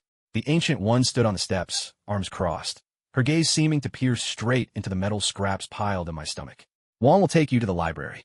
I hope you can restrain yourself." "Understood. I promise I won't touch a thing." I nodded frantically, following Wong through corridors draped with prayer flags. The moment the library doors swung open, I froze. The entire wall was lined with glowing magical tomes, their leather and parchment mingling with the scent of ancient ink, exploding like fireworks in my nostrils. "These are Kamar-Taj's core collection, including volumes from 3000 BC. Wong's voice faded into the background. My hand reached uncontrollably for a gilded tome on the top shelf. The moment my teeth sank into the cover, a fiery spice burst across my tongue. Crunchy and spicy. I mumbled through a mouthful of pages, which crackled like potato chips between my teeth. Wong's horrified scream nearly blew the roof off. "That's a unique copy binding a demon. Spit it out now." At that instant, 3 plumes of black smoke erupted from the book, twisting into hideous demons. I let out a monumental belch, and a jet of fire shot from my mouth. The demons shrieked in terror, dissolving into ashes in the flames. A timely system chime sounded. Temporary skill acquired. Spicy exorcism. 3 evil spirits have been purified by your burp fire. At some point, the Ancient One had appeared behind me. She surveyed the chaos of scattered pages, her expression even more dramatic than Odin tasting expired Asgardian mead. It seems your abilities are even more unique than we imagined. Golden runes flared at her fingertips as she tried to mend the ancient tomes that now sported gaping bite marks. But next time, please read the sealing warnings first. That night, I was assigned to a solitary meditation room for reflection. I had barely lain down when strange noises drifted in from outside the window. Peeking through the curtains, I saw Wong leading several sorcerers as they cloaked every book in protective wards. He muttered under his breath, "Strengthen the barriers. Booby-trapped the Eye of Agamotto user's manual with chili powder." Suddenly, a video call from Black Widow popped up. She was laughing so hard she could barely hold her phone steady. "You've made the top headlines in the magical world." The article's called Kamar Taj Faces the Most Bizarre Library Disaster in History. The screen switched to a mysterious forum, flooded with memes of me gnawing on books. The hottest post blared, shocking. A gluttonous mystic defeats demons with fiery burps. At dawn the next day, the Ancient One summoned me to the observatory. She handed me a roughly bound notebook. "Since we can't stop you from eating, let's see if you can eat with purpose. This blank spellbook will record all the energies you digest. Perhaps we'll find a way to control your appetite." As soon as I opened it, bold golden letters shimmered across the first page. Digestive log. Mjolnir, you metal. Ancient demon sealing tome, demonic. Power plus spicy curse. I was about to read further when my stomach rumbled again. This time, my eyes locked onto the Ancient One's silver hairpin. "Don't even think about it." She pinned the hair accessory in place with a practiced hand. "Today's lesson is spatial teleportation, assuming you can resist treating the portal like a waffle." From the distance, Wong's wail echoed. "Master, he's chewing on a merit box again." With half a copper box corner in my mouth, I caught the Ancient One's resigned shake of the head. Suddenly, life at Kamar Taj seemed even more thrilling than its shield. After all, who could have guessed that one day, exorcising demons with burp fire would become the latest trend? Before Kamar Taj morning bell had even sounded, my fingers were already reaching, almost involuntarily, for the Eye of Agamotto displayed on the shelf. The timestone set in its golden pendant glimmered with a jelly-like allure, and the runes flowing across its surface looked like sugar dusted atop a custard. "What are you doing?" Old Wong's shout exploded behind me just as I slipped the gemstone into my mouth. The icy sensation instantly triggered my gluttonous state, and the whole Kamar Taj began to tremble violently. Magical tomes shot off the shelves, transforming into golden streams of light that poured straight into my body. A shrill system alert blared. "Warning, runaway temporal energy detected." When I opened my eyes again, the skyscrapers of New York had vanished. In their place towered a jungle of gargantuan ferns, while the air filled with the deafening roars of dinosaurs. A triceratops was charging after Tony, who was sprinting away in his Hulkbuster armor. Stark's panicked screams mingled with the dinosaur's bellows, echoing through the primeval forest. "Jarvis, initiate anti-dinosaur protocol." "No, wait, turn on the translator. I need to ask if it'll trade my suit for my life." "What on earth is going on?" Black Widow burst out from a thicket, her stun gun tangled with vines. Behind her, Thor swung his broken-handled hammer at a swooping pterosaur, cursing in Asgardian. "Loki, if this is another one of your pranks." Suddenly, the Ancient One appeared before me. Her cloak was tattered, shredded by chaotic currents of time, and her usually serene face was lined with cracks. "You've triggered the Eye of Agamotto's protection mechanism. Now New York is trapped in a time loop. Each reset throws us back 100 million years." She grabbed me by the collar, ghostly blue flames flickering from her fingertips in warning. "Touch that gem again, and I'll hurl you into the dark dimension." I hurried to spit out the gemstone, only to find it stuck fast to my teeth. With a desperate yank and an audible snap, half a molar came loose along with the gem, clattering to the ground. The Ancient One's expression froze. She stared at the blood-stained jewel, took a deep breath, and muttered, "Looks like I'll have to use the oldest exorcism ritual." At that moment, my stomach erupted with a thunderous rumble. The magical tomes I'd swallowed began fermenting inside me, and countless golden runes burst from my pores, swirling in the air to form twisted incantations. I couldn't help it. I let out a mighty belch, unleashing a wave of energy laced with fragments of time. Wherever it swept, dinosaurs crumbled to dust and skyscrapers shot back up from the earth. Except now, the cars on the streets were steam-powered and the pedestrians wore suits of medieval armor. What kind of god-tier move was that? Tony climbed out of the rubble, his suit splattered with dinosaur dung and a fern frond wedged in his helmet. That burp of yours is even crazier than Doctor Strange's magic. In the end, with the combined efforts of the Ancient One and Doctor Strange, the Time Stone was once again sealed away. Nick Fury's holographic projection flickered into existence in the Grand Hall of Kamartaj, his single eye glinting dangerously red. This incident caused $3.7 billion in economic damages to New York, though Stark Industries' dinosaur-themed merchandise is selling like hotcakes. He turned to me. As punishment, you are to copy out the magical safety code 100 times.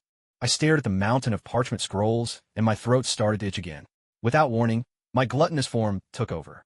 By the time I snapped back to my senses, the entire scriptorium was littered with scraps. Wong stood there clutching an empty bookshelf, his voice cracking with despair. Those were ancient scrolls made from dragonhide and 1,000 years old. The Ancient One pressed her fingers to her forehead, forcing out each word through gritted teeth. From today onward, I will personally oversee your daily meals. With a swipe of her fingertip, she conjured a portal to the kitchen. Why don't you start by trying some 3,000-year-old pickled vegetables preserved with time-freeze magic? I hope the spicy flavor will help keep you in check. Black Widow's laughter echoed from the other side of the portal. I recorded the entire thing. Your little gem-munching episode is trending online. Under hashtag Master of Time or just a hungry fool. By the way, Thor says his hammer's handle needs the time stone for repairs. Want to give it another try? I looked down at the time runes still glowing in my palm and silently popped one of the Ancient One's spicy talisman snacks into my mouth. It seems that, in the Marvel Universe, what's harder than saving the world is keeping myself from wanting to take a bite out of everything I see. Just then, the Stormbreaker axe in my hand suddenly turned pink, and I nearly bit my own tongue in shock.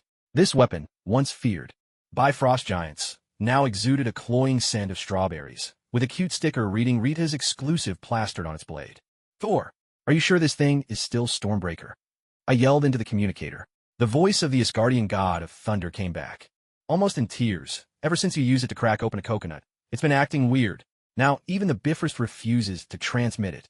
Before I finished speaking, the axe began to vibrate violently. With a flash of golden light, a pink-haired girl in a frilly Lolita dress appeared before me, lounging with a bucket of chips and a straw in her mouth. Quiet. The finals of Asgard 101 are live. Black Widow instantly trained her gun on the girl. Who are you? Where's Stormbreaker? Rolling her eyes, the girl's chip bag morphed into a frying pan, which she smacked against Natasha's face with a sharp thwack. Can't you tell? I'm Rita, and it's the weekend. No business today. Right on cue, the system prompt chimed. Weapon affinity has dropped to 20%. Current form. Sundara, Otaku Girl. I stared, dumbfounded, as the Black Widow collapsed onto the couch, clutching her head. Rita snapped her fingers, and a television materialized out of thin air, playing an Asgardian version of a talent show. Stuffing Skittles into her mouth, she shrieked at the screen, Loki's debuting in the center spot. This is impossible. Coulson burst in, waving a scanner that blared wildly. For an artifact spirit to awaken, it takes over 1,000 years of tempering, and usually it's some stuffy ancient relic, right? Rita interrupted, picking at her manicure. Well, I'm set on being a rebellious girl. Suddenly, she pointed out the window where several Hydra drones were circling. Deal with those annoying flies yourselves. Don't bother me while I'm shipping my favorite couple. Right on cue, Tony's holographic projection appeared. He fixed his gaze on Rita, who was munching popcorn, his glasses flashing with an odd glint. I can customize some fan merchandise for you. Limited edition Loki figurines, VIP concert boxes. All I need is your help testing my new armor. Deal. Rita's eyes sparkled. In an instant, she transformed into the shape of a storm battle axe and shot into Tony's lap. But half an hour later, Stark burst out, hair wild as if he'd survived an explosion. She turned my armor into a stage outfit, and she wants to install cheering lights for Jarvis. Fury's furious bellow came through the communicator. There's a Hydra squad closing in. I don't care how you do it. Get that axe back to normal. I eyed the TV, which was still looping the talent show, then gritted my teeth and snatched Rita's favorite bag of chips. You're asking for it. Golden flames of anger flared around the girl. Do you want to see what I do? I held the chip bag over my head. But if you don't help, I'll cover every last chip in chili powder. Rita froze, the corners of her mouth twitching uncontrollably beneath her flawless makeup. Just then, a thunderous explosion shook the air. Outside, the Hydra mechs had broken through the defenses. Black Widow, still holding her head, got up and raised her stun gun again. Last warning. All right, all right. Rita waved her hand impatiently, shifting back into battle-axe form, though the blade was still covered in stubborn cartoon stickers. As she split open the first mech, she actually hummed the talent show theme song, Come Back Against the Odds, growing toward the sun. When the battle finally ended, Rita turned back into her girl form, snatching the chip bag away with a huff. Threaten me again, and I'll turn you into a walking popcorn tub. Suddenly her eyes lit up, pointing at an ad on the TV. Wait, an Asgardian-themed bubble tea shop is opening? I have to check it out. Fury looked over the field of scattered mech wreckage, rubbing his temples. From today on, all artifacts need to undergo psychological evaluation. He turned to me. As for you, keep a close eye on that rebellious axe. Don't let her turn New York into some fan-crazed pilgrimage site. Black Widow, nursing the bump on her forehead, pulled out her phone. I just uploaded a video of Rita fangirling over me. The hashtag when artifacts start fangirling is already trending. By the way, Thor says he's willing to trade 3 crates of Asgardian mead for Rita's signed photo. I watched Rita skip off to buy bubble tea, quietly tucking my emergency stash of potato chips into my pocket. It seemed that in the Marvel universe, there was something even more terrifying than an out-of-control gluttony form, a sentient artifact going through its rebellious phase. When the alarm split the night sky of New York, I was crouched in front of a convenience store, munching on Odin. Suddenly, my phone exploded with notifications. Chitauri warships, purple and ominous, were spreading through the clouds like a cancer, an eerie replay of the invasion 5 years ago. What are you doing? Black Widow's voice snapped from behind me as she yanked the skewer from my mouth. Fury says you've been working on gluttony tactics these days. Time to put them to the test. I stared at the fleet drawing closer in the sky, feeling my stomach begin to twitch uncontrollably. Ever since I swallowed the eye of Agamotto, my gluttony mode had evolved. Now, the sight of a massive metal cluster would automatically trigger my hunting instincts. Just don't chew a crater into New York this time. Tony's armor crashed down from above, his faceplate snapping open to reveal dark circles under his eyes. I just finished fixing Rita's fangirl gear. I've got no energy left for city repairs. Thor swung Stormbreaker. This time, Rita obediently maintained her weapon form, slicing apart a Vanguard warship. He shouted at me, "Mortal, show them the might of Asgard's Feast Brigade." A guttural, inhuman roar tore from my throat as my gluttony form spun out of control. Cars, streetlights, even the distant construction cranes all turned into surging streams of metal drawn up toward the sky by my suction. The Chitauri fleet's engines erupted into wails, and one warship after another was sucked into my mouth as if I were a black hole. This defies the laws of physics. Dr. Banner's hand shook as he held up his scanner. Is his stomach some kind of four-dimensional space? While chewing on a ship's energy core, I mumbled, "Tastes like human. Could use a bit more chili powder." Suddenly, something jammed in my throat. Loki's scepter was wedged between my upper teeth, its mind stone still pulsing with a ghostly blue light.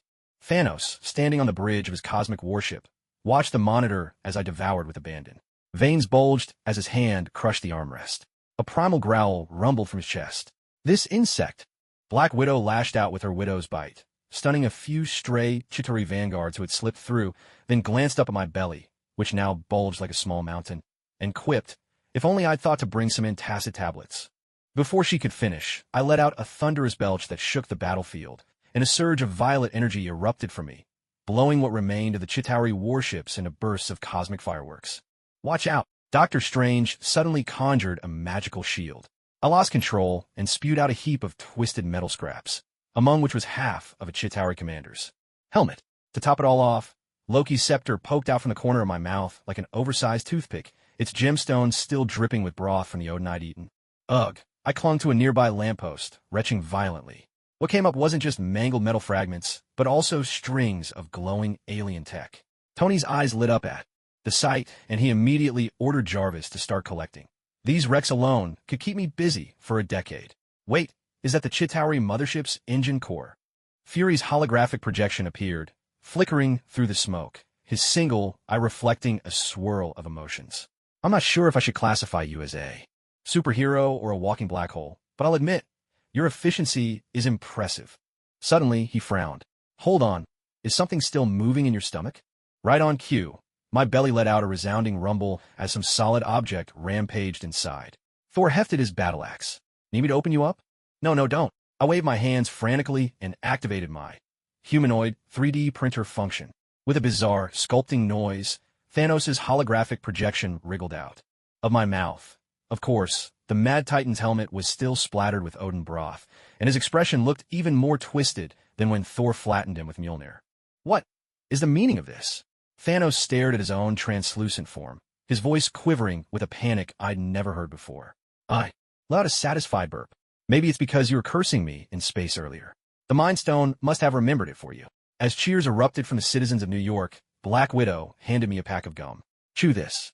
Your breath is worse than a Chitauri corpse. By the way, Stark says he's designing an anti-digestion armor for you, just to make sure you don't swallow both enemies and allies next time. I gazed at the purple clouds fading on the horizon, rubbing my round belly with a sigh. In the Marvel Universe, it seems there's always a new way to save the world, like turning your stomach into the ultimate weapon and giving the Mad Titan a taste of what it's like to see the world from the inside out. 3 days after the Battle of New York, I was hunched over a shield infirmary toilet, heaving my guts out. The Chitauri ships I'd gulped down were still rampaging in my stomach, the screech of metal scraping mixing with strange, bubbling noises, as if someone had opened a scrapyard right inside me. I told you earlier, you should have swallowed those aliens with digestive tablets. Black Widow waved a strip of antacid pills while clutching a copy of A Beginner's Guide to Spaceship Dismantling in her other hand. Now what? Every time you burp, you spit out another spaceship. No sooner had she finished speaking than I felt a sudden tickle in my throat. Ick! A burst of blue light shot out of my mouth.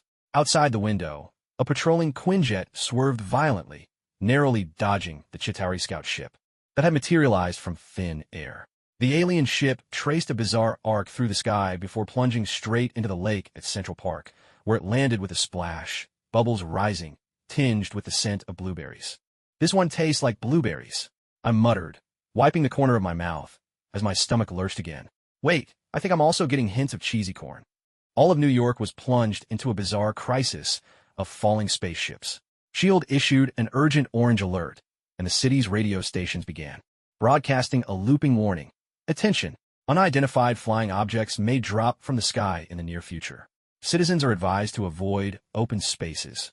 Tony Stark's hologram suddenly flickered to life in the infirmary. He clutched a cup of coffee, looking even more distraught than the time someone turned his Iron Man suit into a karaoke costume. You know what? This morning, I found half a Chitauri power cell in my breakfast pancake. Now the entire HVAC system at Stark Tower is shooting purple sparks.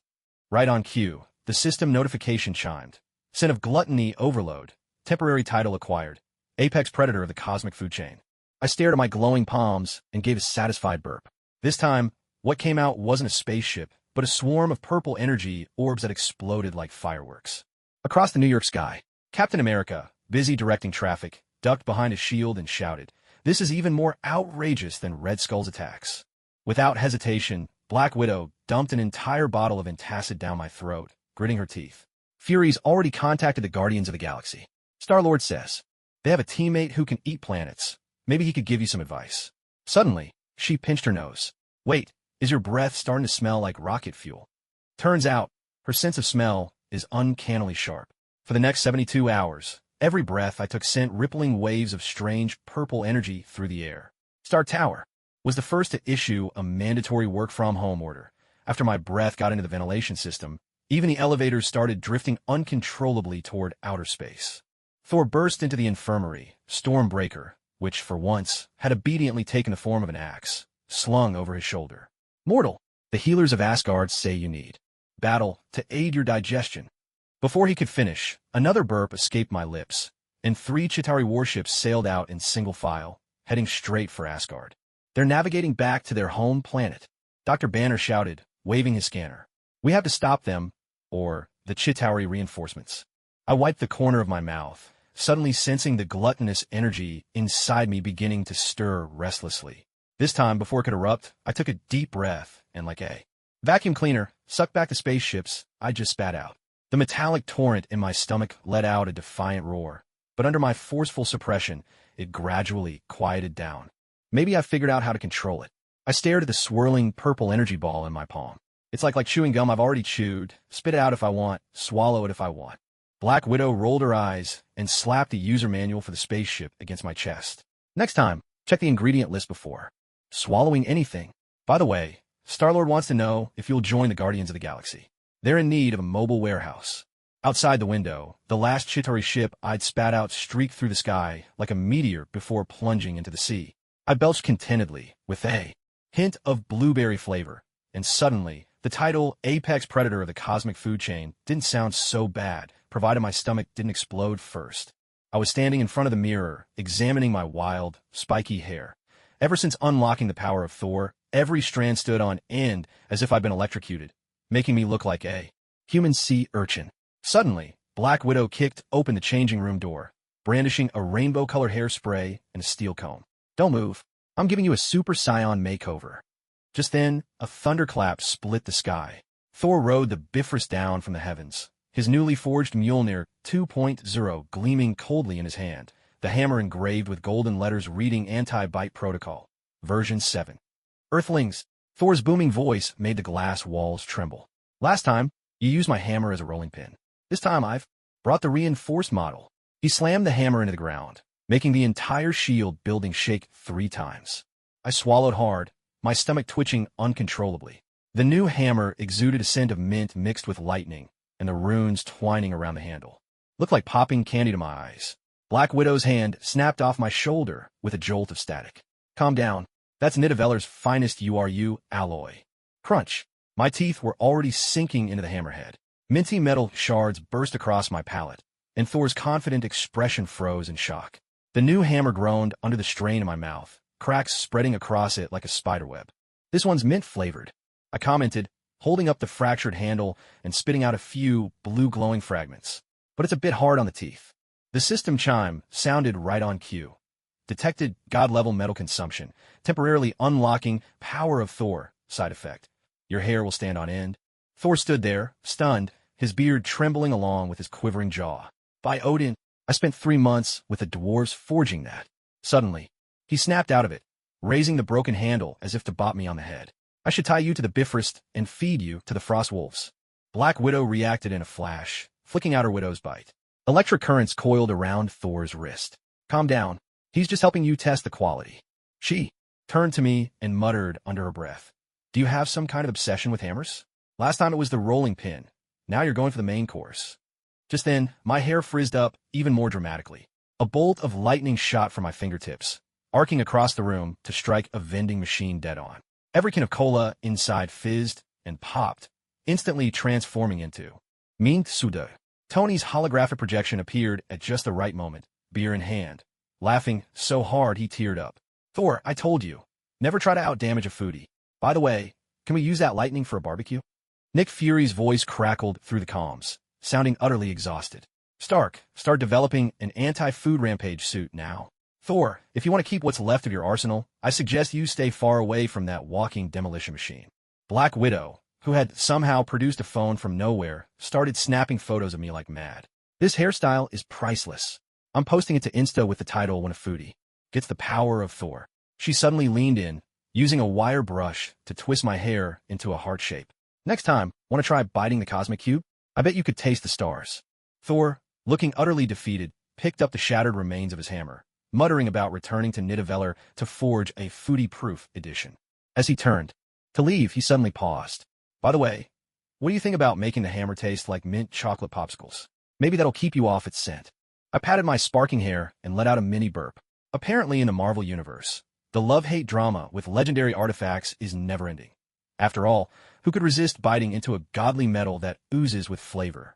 Clutching the magical energy control manual that the Ancient One had given me, I stood at the edge of Kamartaj training grounds, swallowing hard. The floating magical constructs in the arena shimmered with a ghostly blue glow, their swirling runes giving off a scent uncannily like caramel pudding. These weren't training props. They were clearly an all-you-can-eat magical buffet. Today's lesson is to use energy shields to block the construct's attacks. Wong intoned beside me, not noticing that my pupils had already turned into spirals. Remember, these constructs are made of pure magical energy. Under no circumstances should you. My gluttonous form kicked in faster than my thoughts. Before those floating magical puppets could even strike a pose to attack, I sucked them into my mouth like slurping noodles. An explosion of caramel and mint danced on my tongue, and I could even taste a hint of cherry blossom. Stop! Old Wong's shriek tore through the sky. By the time he rushed over, the training ground was deserted, with only a few glowing rune fragments spinning on the ground.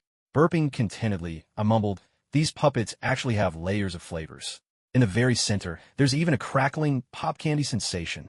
Master Ancient One's figure appeared instantly in the center of the training ground, her expression even grimmer than the last time I gnawed on the magical tomes.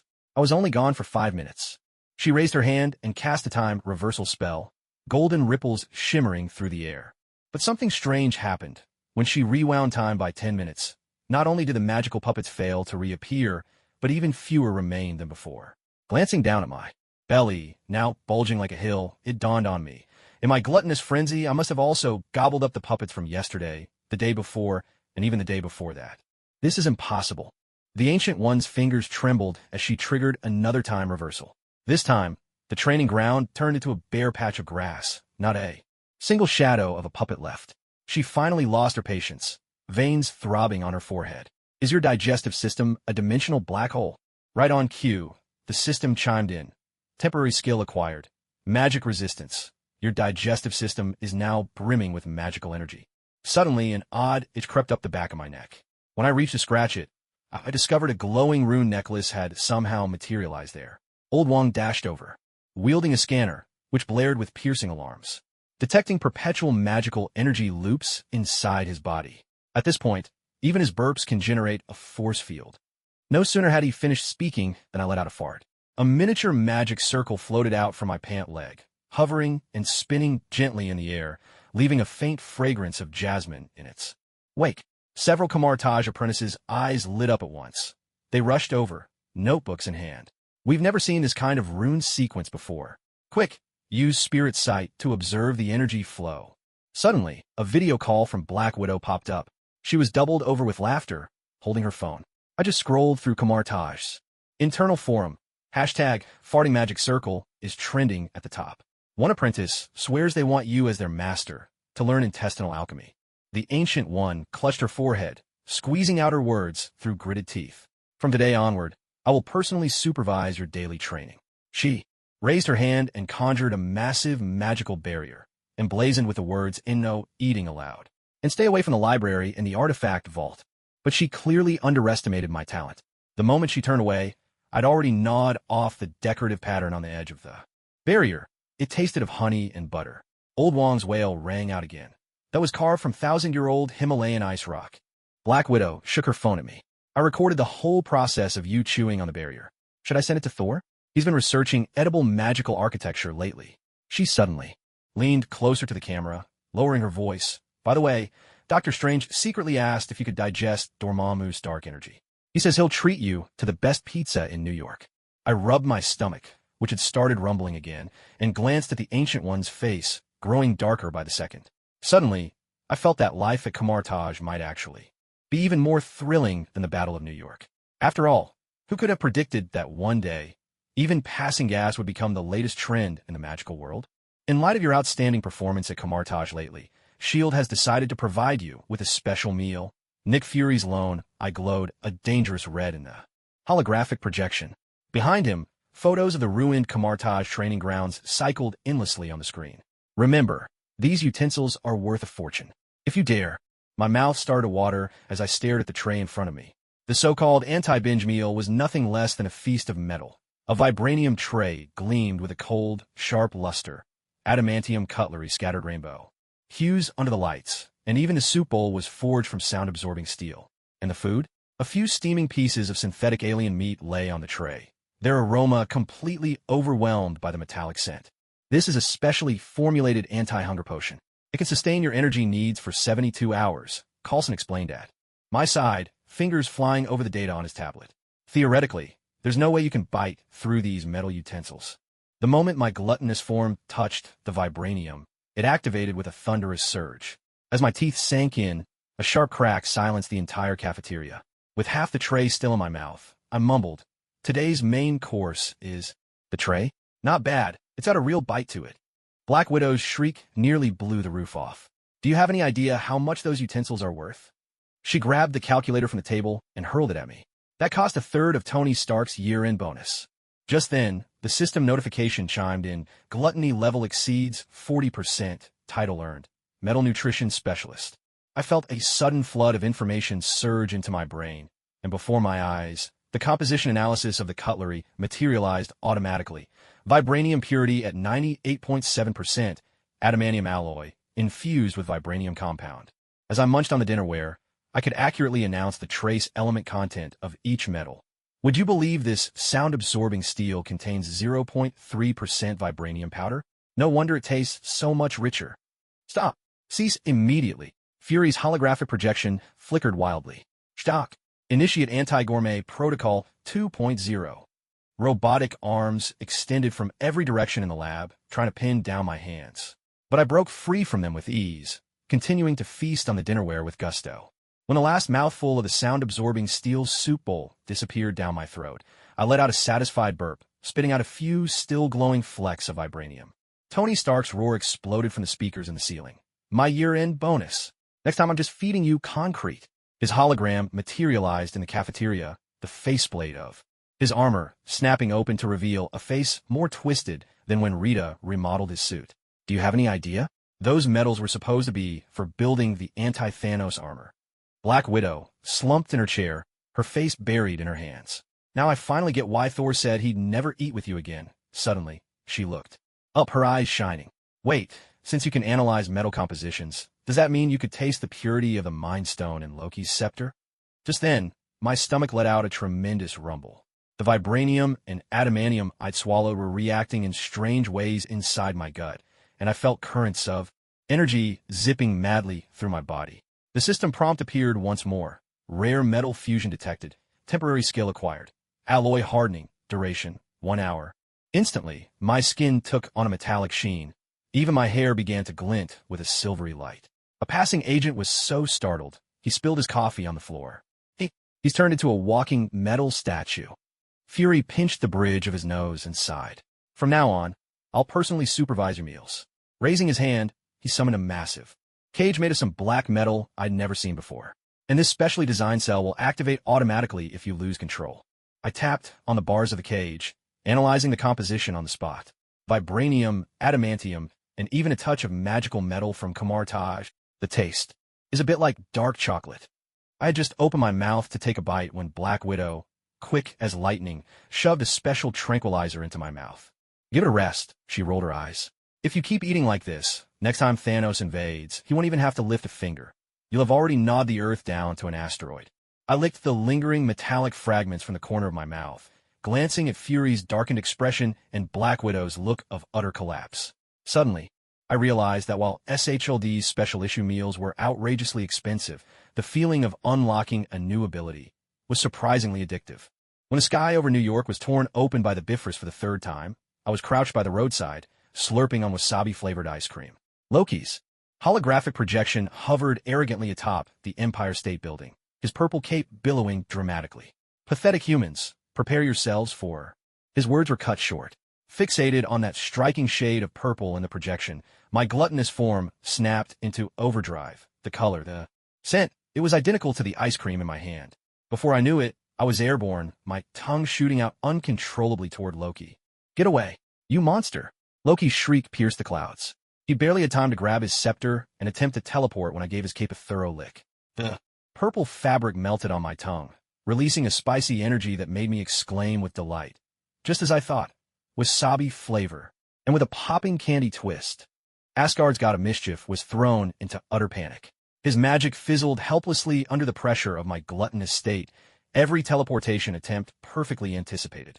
By the third time I cornered him near the fountain in Central Park, Loki finally broke down, tossing his scepter aside and fleeing back to the Bifrost in tears, wailing, Odin above, I'll never invade Earth again.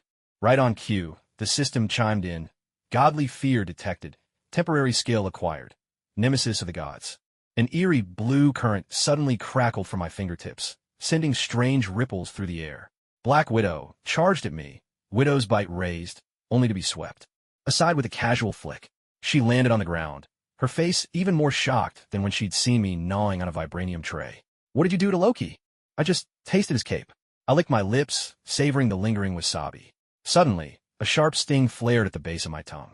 When I reached up to touch it, I realized my tongue had somehow turned a bizarre, bluish purple. Fury's hologram flickered on in the chaos, his single eye gleaming with a complicated light. Looks like you've unlocked another achievement. Stark, analyze his current energy fluctuations. Tony's voice crackled through the comms, barely containing his excitement. This is a scientific miracle. His saliva actually contains enzymes that can break down godly magic. If Loki knew he'd become a human lab experiment. Before I could reply, my stomach gave a thunderous roar. The energy from Loki's cape was rampaging inside me, and countless purple runes began seeping from my pores, swirling in the air, to form twisted incantations. Black Widow whipped out her phone, frantically recording. You gotta see this. Live demonstration. Gluttonous superpower turns human into fireworks. In the chaos, my tongue shot out uncontrollably and wrapped itself around the passing Thor. The mightiest guardian, wielding Stormbreaker, with Rita, unusually silent for once, looked even more terrified than when Hulk had pummeled him. Brother, help. He's trying to turn me into a lollipop. Calm down. I forced myself to suppress the gluttonous transformation and spat Thor back out. His armor was smeared with blue saliva, and his beard was still quivering. Black Widow doubled, over with laughter, unable to straighten up, and held up her phone to show off a fresh photo. This meme is definitely going viral. Let's call it the humiliation of the God of Thunder. Fury massaged his temples and sighed.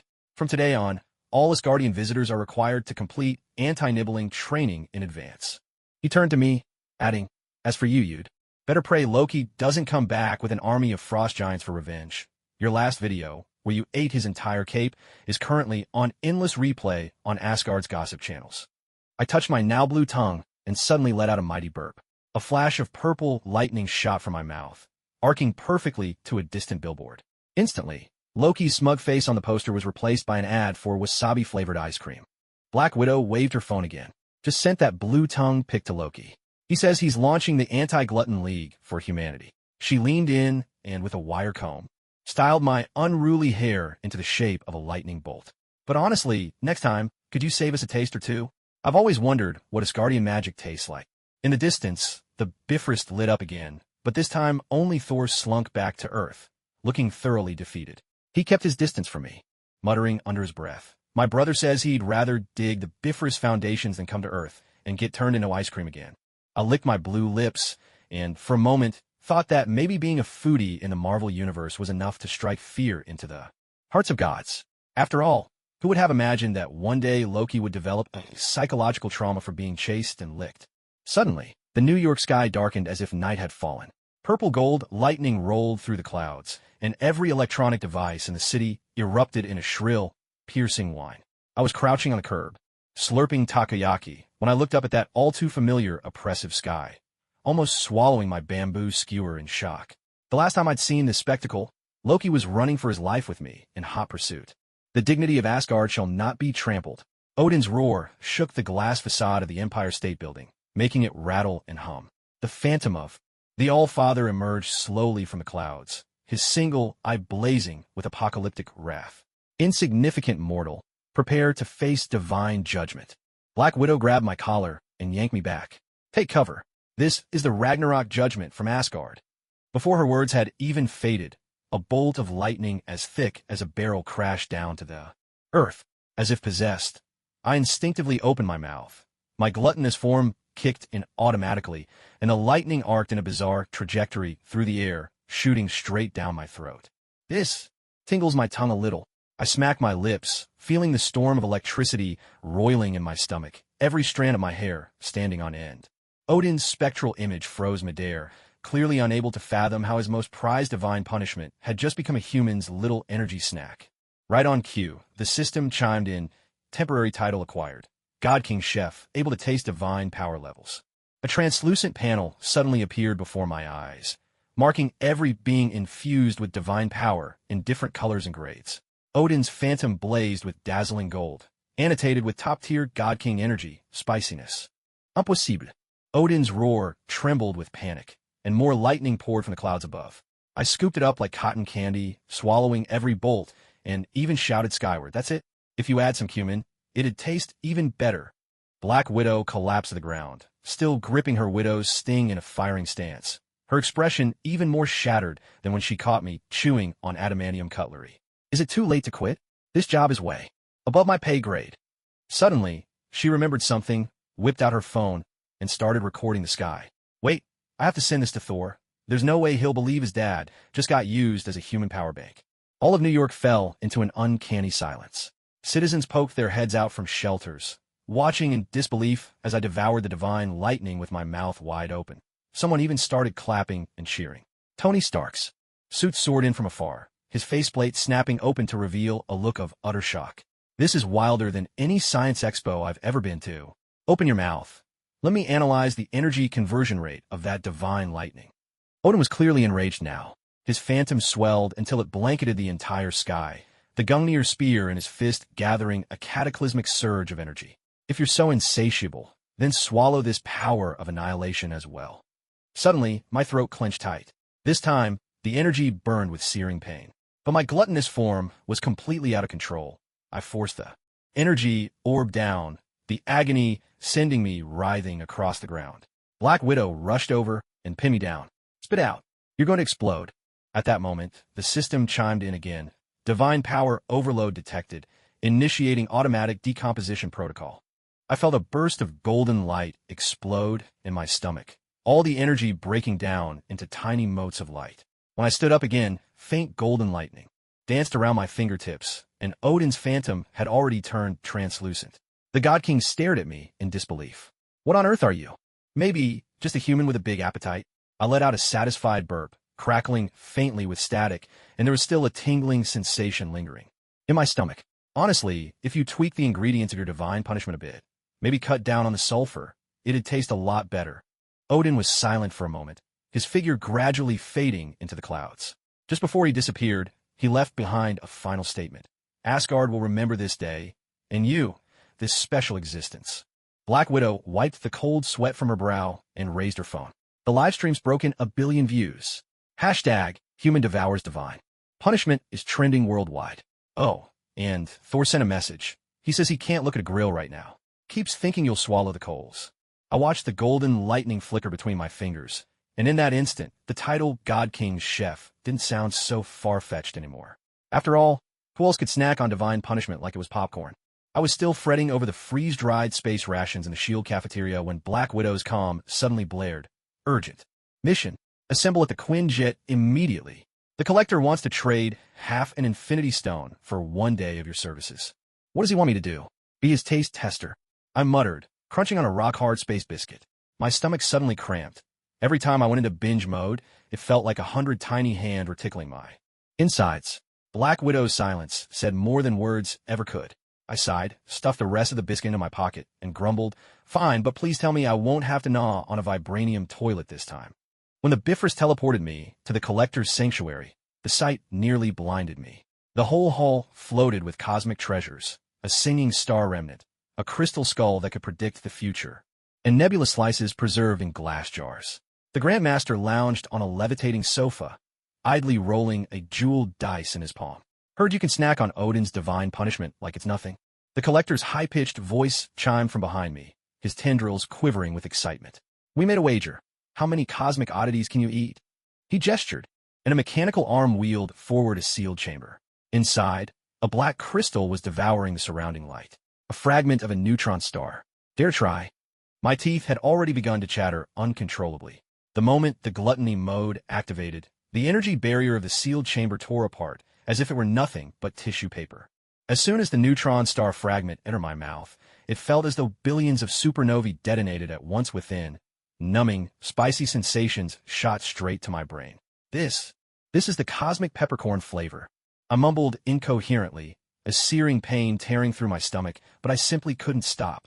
High Grandmaster clapped his hands in excitement, his chair billowing colorful smoke. Spectacular! Next, he cheered. A mechanical arm presented a golden-trimmed test tube, inside which is silvery. Powder writhed with eerie vitality, the ground-down remains of an infinite stone. The Collector's eyes widened to saucers. That was scraped off the most precious treasure in my entire collection. I licked my lips. The instant the powder touched my tongue, 1,000 shards of memory exploded in my mind. Thanos' menacing grin, Thor's furious roar, the arcane runes of Kamartaj. A sharp system alert rang in my head. Gluttony sin at critical threshold. Title unlocked. Cosmic Gourmet. But retribution found me even quicker.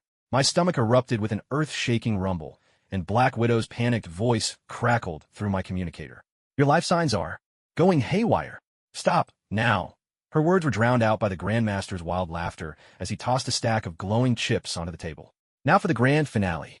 When a mechanical arm rolled out a box inscribed with mysterious runes, the entire chamber began to warp and twist. The collector's voice quivered with awe. A celestial's finger, a relic from the dawn of the universe. By then I'd lost all reason. The box shattered instantly under the pull of gluttony mode. The taste of the celestial's finger defied description. It was as if the stars, the seas, and ancient chaos itself were all crushed and stuffed into my mouth. Suddenly, Black Widow's hologram flickered to life.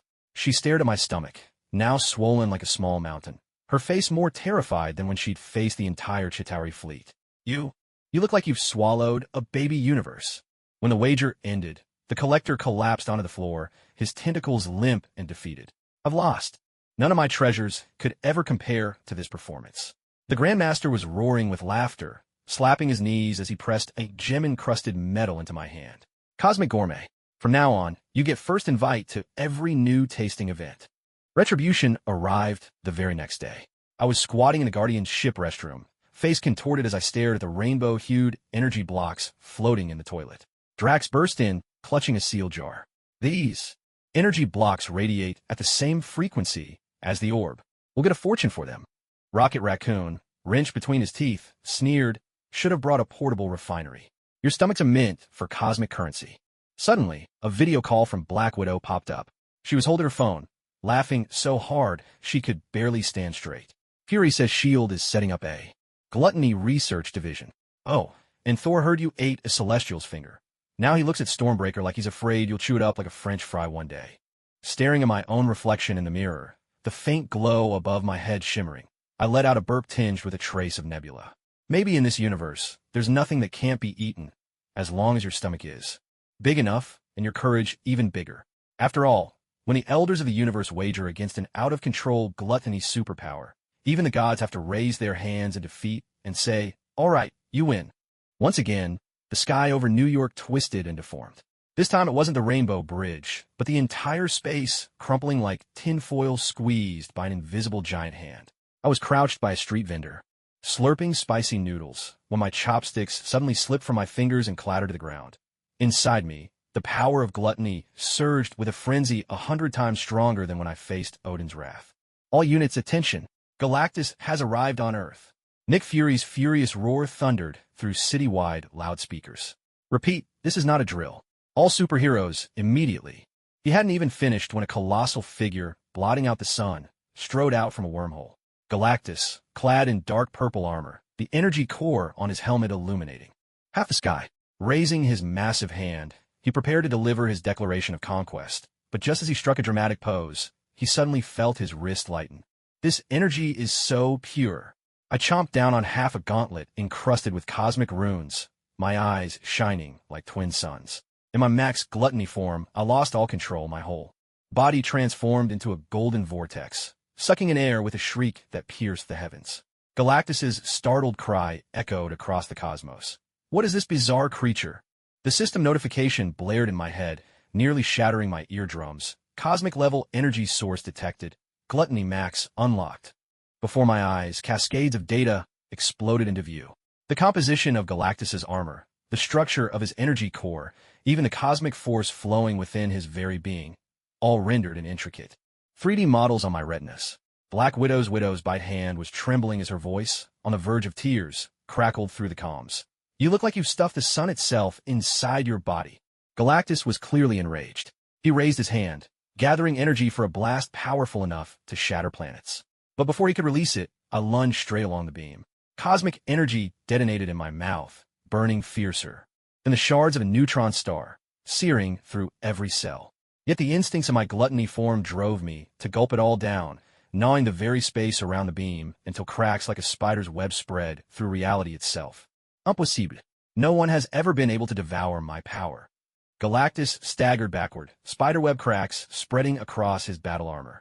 I wiped a smear of lingering energy from the corner of my mouth and let out a satisfied burp laced with the essence of the Milky Way. Not bad, a bit salty though. If only there was some dessert to go with it. A bizarre silence descended over the entire Earth. The Avengers stood frozen, weapons raised in disbelief. Thor's Stormbreaker clattered to the ground, and even Tony's suit seemed to forget how to launch a missile. Meanwhile, my gaze had already locked onto the glowing cosmic cube at Galactus' waist. In my max gluttony senses, it looked exactly like a giant, wobbly energy jelly. Stop!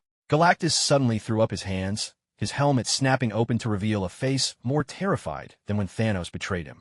I surrender. This planet is yours. Just don't eat my cosmic cube. Even before he finished, he was already opening a portal in a desperate bid to escape. But in my ultimate gluttony form, how could I let such a tasty morsel slip away? I leapt forward, sinking my teeth into the edge of Galactus' cloak. The God King-grade fabric melted in my mouth, releasing a burst of caramel-flavored energy. Galactus shrieked, tore off his cloak, and vanished in utter disgrace through the wormhole. His furious howl echoed through the cosmos. I'll remember you, universe's #1 glutton. Black Widow slumped onto the ruins, her widow's bite still crackling with smoke. Now I believe you really could eat the whole universe. Suddenly remembering something, she whipped out her phone and began recording the sky. No, I have to send this to the collector. He'll never believe Galactus was actually eaten off the planet. In the chaos, Fury's hologram flickered to life, his single eye glinting with a complicated emotion. Stark, get to work on a starship big enough to contain this walking black hole. Banner, study whether his digestive system can break down dark matter. He paused mid-sentence, eyeing my belly, now as round as a planet. Wait a minute, you're not thinking of eating the Earth too, are you? Relax. I patted my stomach and snapped my fingers, activating my newly unlocked cosmic storage ability. The energy I just devoured turned into shimmering motes of light, disappearing into my body as the sky gradually cleared. But next time Galactus drops by, remember to bring some chili sauce. Too much cosmic energy gets a bit cloying after a while.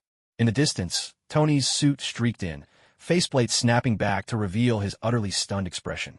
You know, when you were gobbling up all that energy, Earth's rotation actually sped up.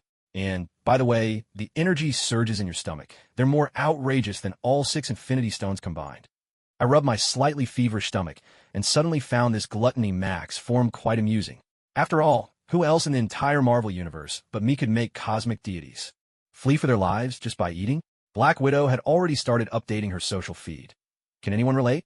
Fought side by side with the ultimate cosmic eater today. Warning, host is about to breach universal laws. The system alert shrilled in my head, sharp as a cat whose tail had been stepped on, echoing madly in my ears. At that moment, I was gnawing on half the moon, the silvery lunar soil snapping between my teeth like crunchy biscuits. The texture is crisp, with a subtle fragrance of stardust. Black Widow's scream exploded through the communicator. Did you really just bite a crater into the moon? Fury says NASA's satellite. Images now look like someone took a chunk out of a wheel of cheese. Her voice caught mid-sentence. Wait, what were you just mumbling? Wiping moonlight crumbs from the corner of my mouth, I watched as a golden, virtual notepad materialized before me. Once the ultimate restriction, gourmet critic mode, activated, every molecule I chewed dissolved on my tongue and reformed into vivid words. I must emphasize, the basalt crust is simply perfect, slow-roasted by cosmic rays for eons, giving it a caramelized finish just right. The mantle's molten rock, however, is somewhat greasy, best paired with a mint sauce from the Milky Way to balance the richness. Tony Stark's armor screeched to a halt in front of me, the faceplate snapping open to reveal his twisted expression. Eat all you want, but why do you have to write essays about it? Now Jarvis's database is clogged with papers on how to elegantly consume satellites. Suddenly, his eyes lit up. Wait, if we turn these into a cosmic cookbook, maybe we could snag a Nobel Prize. By the third revision of my review for Martian Polar Dry Ice Cream, Black Widow and the Guardians of the Galaxy had already blocked me at the edge of the solar system. Drax, wielding a selfie stick, charged up. Quick, take a bite out of Saturn's rings. I want to post this on the cosmic social feed. Rocket Raccoon, wrenching his teeth, snickered. Might as well slice open your belly and use it as a dimensional pocket. We could ditch our ship. But the most outrageous was Nick Fury. The one-eyed director actually compiled my tasting notes into a book, the cover stamped in gold. Universal Edibles. 100 Ways to Eat from Planets to Deities. First print run of 5 million is already sold out. His flickering hologram announced with a wicked excitement. Stark Industries' cosmic canned food sales are up 300%. Even collectors are begging for a collaboration edition. Even more troublesome is this damned restriction and punishment. Every time my gluttonous form is about to take over, the system flashes a review countdown. 3 hours until force commentary. Failure to complete will trigger ruminative memory playback. Note, includes all your most awkward, socially fatal moments. The last time, while gnawing on the Bifrost in Asgard, I was forced to read aloud in front of Odin. The violet undertone of the Rainbow Bridge's energy is far too domineering. I recommend pairing it with Asgardian mead for balance. Now, Black Widow has become my personal editor. She lounges on a floating sofa, one leg gracefully crossed over the other, twirling a laser pointer in her hand. This piece, on Michelin stars of the Devourer armor, is well written, but you need to adjust the paragraph spacing. Suddenly, she flashes a sly grin. Oh, by the way, Thor says that if you can write a culinary poem about Stormbreaker, he'll teach you how to summon the rainbow.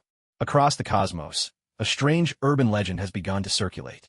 They say a mysterious god of cuisine wanders the starways, leaving behind planets with missing corners, dust-covered artifacts, and nothing but lavish tasting notes in their wake. Meanwhile, I squat atop the ruins of Pluto, brooding over the last chunk of nitrogen ice. How should I describe the flavor of cosmic loneliness at the edge of the universe in this 500-word review? Breaking news. Tony's holographic projection suddenly pops up, his armor trailing an ad banner. The Universal Dining Guide just hit #1 on the New York Times bestseller list. Nebula's threatening to sue you for copyright infringement because you described her energy sword as sashimi-grade ingredient. He lowers his voice. Also, Thanos fan club just sent you a bunch of razor blades. They say your review calling him a spoiled potato chip is borderline character assassination. I let out a satisfied burp, stars twinkling in its wake, as the manuscript automatically generates the closing line. All in all, this cosmic feast helped me realize everything is edible, but only food and witty critique are too precious to waste. Black Widow is already charging over, camera in hand. Quick, say that to the camera. We're launching a food reality show, and it's called Which Galaxy Are We Eating Today? In the distance, the Guardians of the Galaxy ship is busy collecting the crumbs I left behind while gnawing on the moon. Rocket. Raccoon's voice rings out. These moon rock fragments will fetch a great price. Next time, let him take a bite out of Jupiter. We'll harvest the hydrogen for fuel. Gazing into the empty moon crater, I suddenly feel that perhaps being a cosmic food critic is its own way of saving the universe. After all, even the World Eater rushes to improve his dishes after reading my reviews. Crouched in the shield basement, gnawing on an energy cube, my gluttonous form erupts without warning. A surge of energy in my stomach roars like runaway rocket fuel. The walls before me twisting into a swirl of colors, and the system's alert blares. Sin of Gluttony has broken dimensional limits, initiating spatial folding protocol. In the next instant, the entire basement vanished. In its place appeared a colossal chamber suspended in the void, with countless glowing portals scattered, like stars all around. From behind each portal drifted the cacophony of different universes. Black Widow's shriek echoed from somewhere behind me. Is this the multiverse? She pointed with her widow's bite not far away. 3 Lokis in wildly different costumes were dashing off. In panic, clutching their heads and yelling, "There's a monster from the foodie universe over there. Quick, lock down the portals." Tony Stark's armor crashed through one of the portals and barreled inside. As his helmet snapped open, his face was twisted up in a way even Rita's modifications couldn't have managed. "What did you do?" Every parallel universe alarm is blaring now. Wait, is that portal leading to the zombie universe? He suddenly pointed at a crimson portal, from which guttural growls and snarls could be faintly heard. I licked the last crumbs of energy bar from my lips, and, driven by an insatiable hunger, I strode toward the nearest portal. Beyond it, floating islands drifted like cotton candy, and the residents were made of swirling, radiant paint. I took a bite of a luminous cloud, and the syrupy sweetness exploded across my taste buds. Just then, the system's notification chimed. Cross-dimensional energy detected. Ultimate title, Dimensional Gourmet acquired. Stop. That's our sky. The paint people brandished palette knives and charged after me, but I'd already lost myself to gluttony. The entire cotton candy continent collapsed under my voracious pull, dissolving into a rain of sweets that poured into my mouth. Black Widow raised her phone to record, her voice trembling on the verge of tears. "Fury, send backup now." He's eating the parallel universes. And the chaos only escalated. Out of one portal staggered Thor in a chef's jacket, hoisting a barbecue rack taller than himself. His eyes lit up when he saw me. "Brother, Come taste my rainbow pork ribs, my latest masterpiece from the gourmet universe. Before he could finish, a mechanical version of himself popped out of another portal, waving a laser fork and shouting, "No cross-dimensional food theft." That's a rule of the Dimensional Culinary Association. The whole multiverse space was in utter turmoil. Black Widow, dressed in a Chong Sam, was locked in a tug-of-war over the last piece of dimensional cake with her cybernetic counterpart. Zombie Universe Captain America was using his rotten shield as a dinner plate, and dozens of Lokis had formed a coalition, attempting to lure me with illusions of a fake universe. Enough, I bellowed, letting out a belch so powerful it shattered 3 portals. The dimensional energy, swirling inside my stomach, began to flow in orderly currents. Suddenly, inspiration struck. I traced a spinning dinner plate. Symbol in the air. Instantly, all the portals rearranged themselves into a ring, and in front of every door appeared a glowing menu. Zombie Universe Rotting Flesh Pizza, Magical Universe Floating Pudding, Tech Universe Nano Sushi. Welcome to the Multiverse Buffet. I shouted at the top of my lungs, wrangling the runaway Lokis back to work as waiters. Everything's free today. As long as you can name 3 dishes from a dimension you've never tasted before, your meal's on the house. Black Widow, already a pro at this, whipped out her cosmic credit card.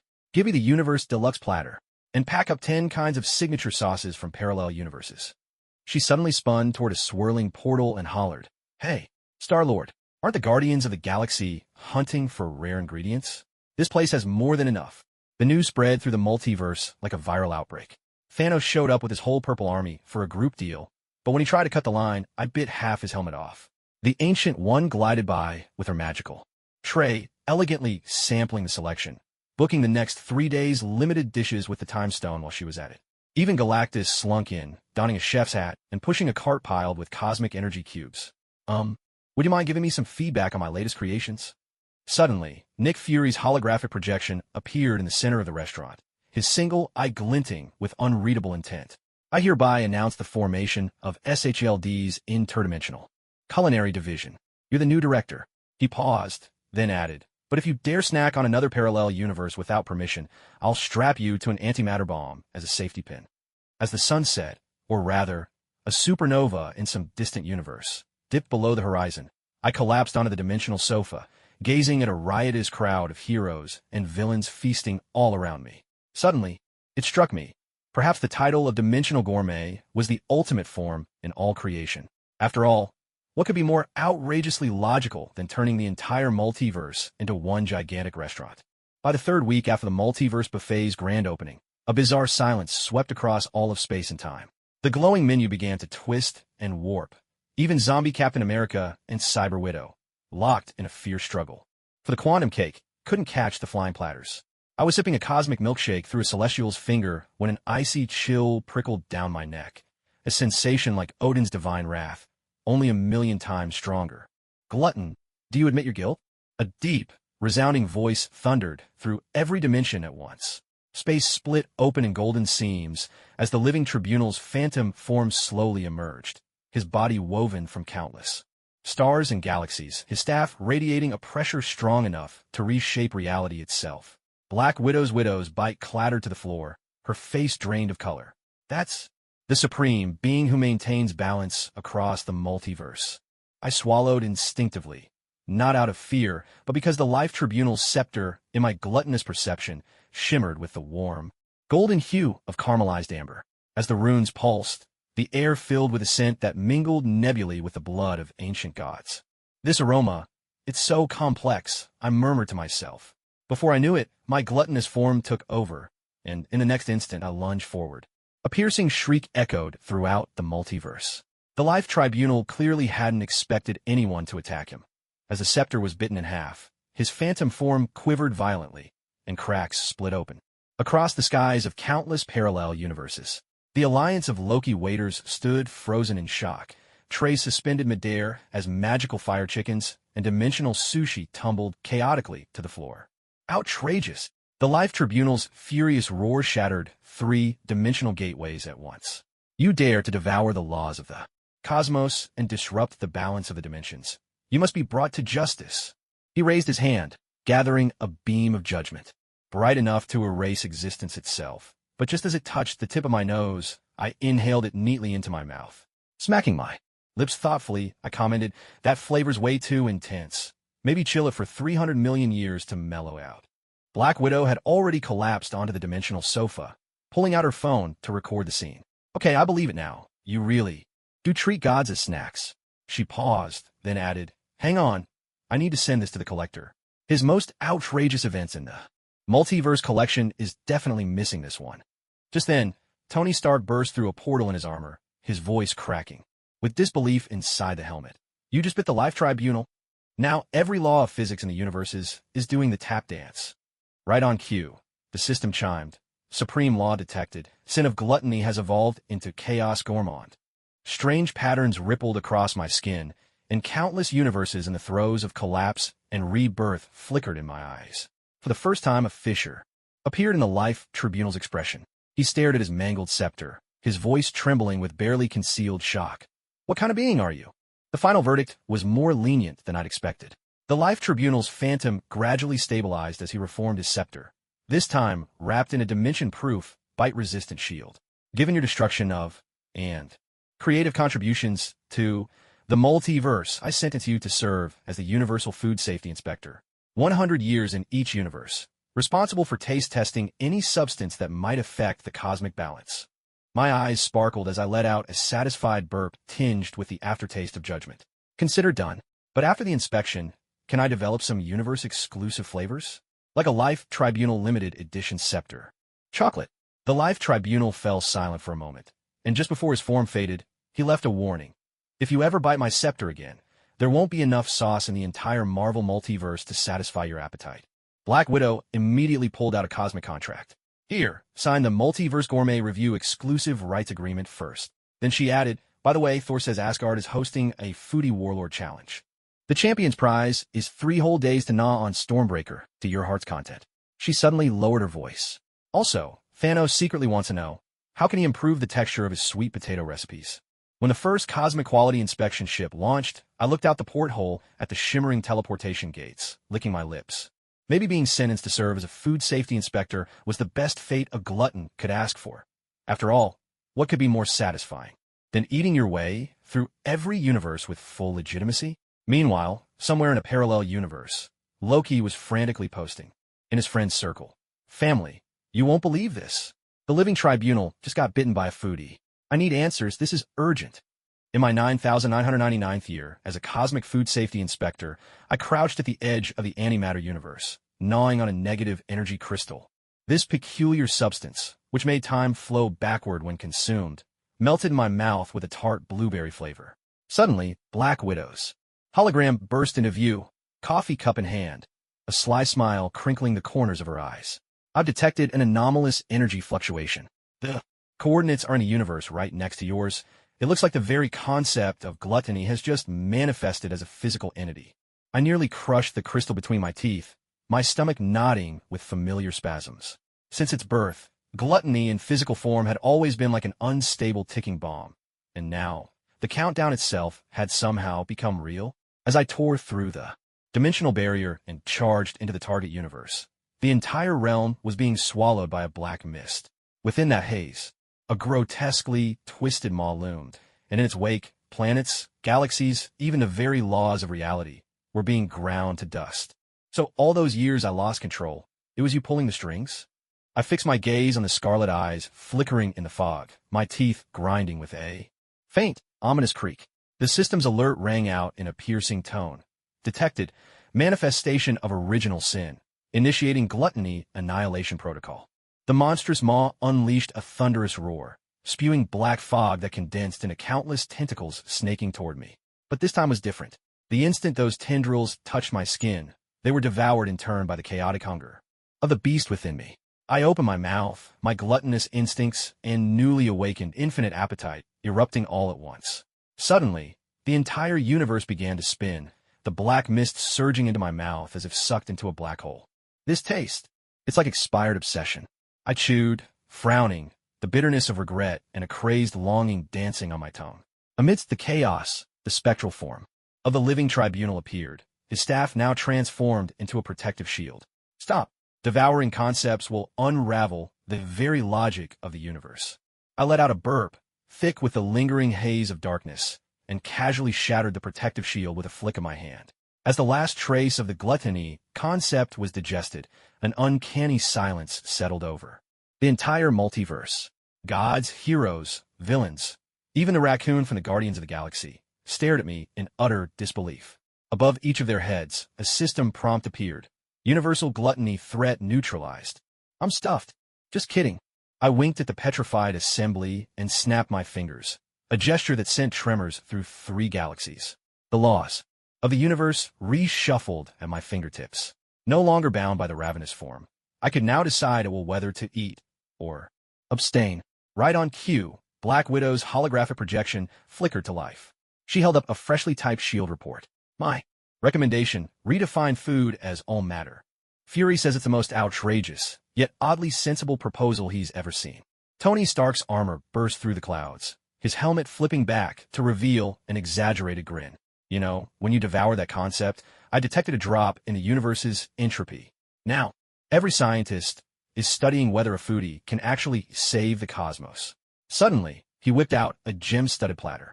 Care to try a dish made with the newly discovered hope particles? Thor landed on the Rainbow Bridge, hoisting his Stormbreaker axe. This time, Rita had obligingly transformed into a dinner fork. His beard was sticky with mead from Asgard. Brother, we're throwing a cosmic big eater lifetime achievement feast in Asgard. The chef says he's preparing a roast so massive it could burst a planet. Before he could finish, countless Lokis sprang from every corner, waving placards in protest. No more being served as dessert. The spectral form of the living tribunal appeared again, this time with a rare look of exasperation. In light of your unexpected contribution to cosmic balance, you are hereby awarded the title of Supreme Multiversal Taste Tester. But in exchange, his staff pointed straight at me. You are never allowed to bite my weapons again. I accepted the glowing medal with a smile, catching a glimpse of Black Widow live streaming the event. On the screen, the hashtag #FoodieSavesTheUniverse had shattered every dimensional barrier, and the top comment, posted by certain Loki, read, "Guys, who would have thought the way to beat gluttony was to eat gluttony itself?" Waiting online for replies, it's urgent. I just hid the hunger concept in the fridge. The universe bursts back into its usual clamor, while I sit atop a throne woven from dimensional energy, watching the Guardians of the Galaxy squabble over food in the buffet zone. Nearby, Thor and Tony are locked in a heated debate over which kind of star makes for a better barbecue. Perhaps this is the final chapter of the sin of gluttony, when losing control becomes taking command, when disaster is transformed into order. And so the entire Marvel Universe comes to understand one simple truth. There's no problem that can't be solved by having a meal together. And if there is, well, then just eat the very concept of the problem itself. So, after devouring the concept of gluttony, you're telling me you can now have antimatter for dessert? Black Widow leans casually against SHLD's holographic conference table, her vivid red hair swaying gently with her movement. As I'm about to answer, a sudden chill creeps down the back of my neck. The system, dormant since the purge of gluttony, suddenly blares to life with an ear-splitting alarm. Emotional fluctuation detected. Sin of lust activated. By the 3rd second of holding Natasha's gaze, my composure shatters completely. Every fold of her black bodysuit, the tiniest creases at the corner of her eyes, even the subtle ripple of air as her lashes flutter, all of it seems magnified in slow motion. Across my retina, in the very next instant, my eyes morph uncontrollably into heart shapes, and words tumble from my mouth that even I can't believe. Natasha, you're my shield, because ever since I met you, my heart's been shielded by love. Time freezes. Black Widow's expression shifts from confusion to outright alarm, just as rose petals begin to cascade from the ceiling to the offbeat melody of the wedding march. She finally whips out her widow's bite and yells, "WTF? What kind of spell did you just cast on me?" The system's notification chimes cheerfully. Temporary form acquired. Warrior of Love. All attacks now trigger a forced confession. Before I can even explain, the conference room doors burst open. A squad of Hydra agents storms in, brandishing laser rifles. Their burly leader bellows, "Avengers, prepare to meet your doom." But my body moves ahead of my thoughts, and I raise my hand to fire a pink beam. In a flash, the brute is ensnared by blooming rose vines, and my voice rings in his ears. Your eyes hit my heart like a laser gun. Surrender, and let me be your exclusive captive. Black Widow nearly drops her pistol. This is even crazier than when you try to eat Thor's hammer. She recovers in a heartbeat, shouting into her communicator, "Fury, lock down the entire floor now." He's gone into love-struck attack mode. But it was already too late. My very presence had become a walking Cupid cannon, turning every agent I passed into a target surrounded by a flurry of pink bubbles. Coulson tried to shield his face with a folder, his ears burning red. "Calm down. We're on a mission," he protested, but I couldn't help drifting closer, gazing at him with heartfelt intensity. "The way you organize those files is more dazzling than the Tesseract itself. Could you teach me how to archive a crush?" Just then, Tony's holographic projection popped up, laughing so hard he nearly doubled over. "This is scarier than Rita at a fan meeting.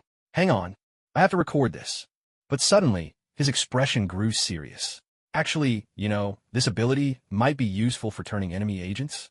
Punishment came faster than I expected. With every word I spoke, dazzling fireworks erupted in the air. When I tried to explain myself to Black Widow, my mouth betrayed me. "Your eyes are deadlier than A. Widow's sting, and I'd gladly take the bait. Would you give me a lifetime sentence of being electrified by you?" Natasha's gun trembled in her hand. Though whether from anger or laughter, I couldn't quite tell. Things only got more absurd during combat. When Hulk transformed in a fit of rage, I opened my arms with a longing sigh. "Bruce, your anger explodes like a supernova. But what I really want is to bask in your gentle starlight. How about a hug powered by my love?" Hulk froze in his tracks, his roar dissolving into a confused grumble. "We have to find a way to end this." Black Widow shook me by the shoulders, but all I could see was her widow's emblem magically morphing into a heart. Without thinking, I blurted out, "Do you know why I love S.H.I.E.L.D. uniforms? Because they wrap up all the romance in my universe." In the end, it was the Ancient One who arrived just in time. She surveyed the battlefield, now strewn with rose petals, and shook her head with a resigned sigh. The awakening of the sin of lust usually comes with a surge of powerful emotions. Have you perhaps been feeling something for someone lately? Her knowing gaze drifted to Black Widow's flushed cheeks, and she offered a cryptic smile. Under the Ancient One's spell, the heart-shaped effects gradually faded, but the punishment of cheesy love confessions lingered for another 12 hours. As I left S.H.I.E.L.D., I ran straight into Thor and Tony. Before they could get a word in, I was already in confession mode. "Thor, your thunder shakes the heavens, and Tony, your brilliance lights up the galaxy. But together, you're still no match for the way my heart races when I see Natasha." Black Widow could only pinch the bridge of her nose and sigh. "Next time you awaken some strange sin, please give us a warning in advance." Suddenly, she burst out laughing, raising her phone. "But I've recorded every word. If you ever dare cross me again, I'll send this video to the entire staff at Stark Industries." In the distance, Tony had already started pitching his latest invention, anti-lovesick helmet, specially designed for superpowered individuals who've lost control. "Natasha, want to pre-order one?" As I touched my still warm cheeks, it struck me that in the Marvel Universe, perhaps something even harder than devouring gods is reigning in a soul suddenly possessed by the spirit of corny romance lines. Inside the Avengers Tower's holographic conference room, the atmosphere was heavier than it had been during the Eggplant Invader crisis. I bit down on my tongue, desperately trying to suppress the surging tide of desire within me. It had been 3 days since my last awakening, and I thought the punishment phase of cheesy pickup lines was over. Who could have guessed that, just as we were discussing how to handle the next multiverse crisis, the system would blare an ear-splitting alarm.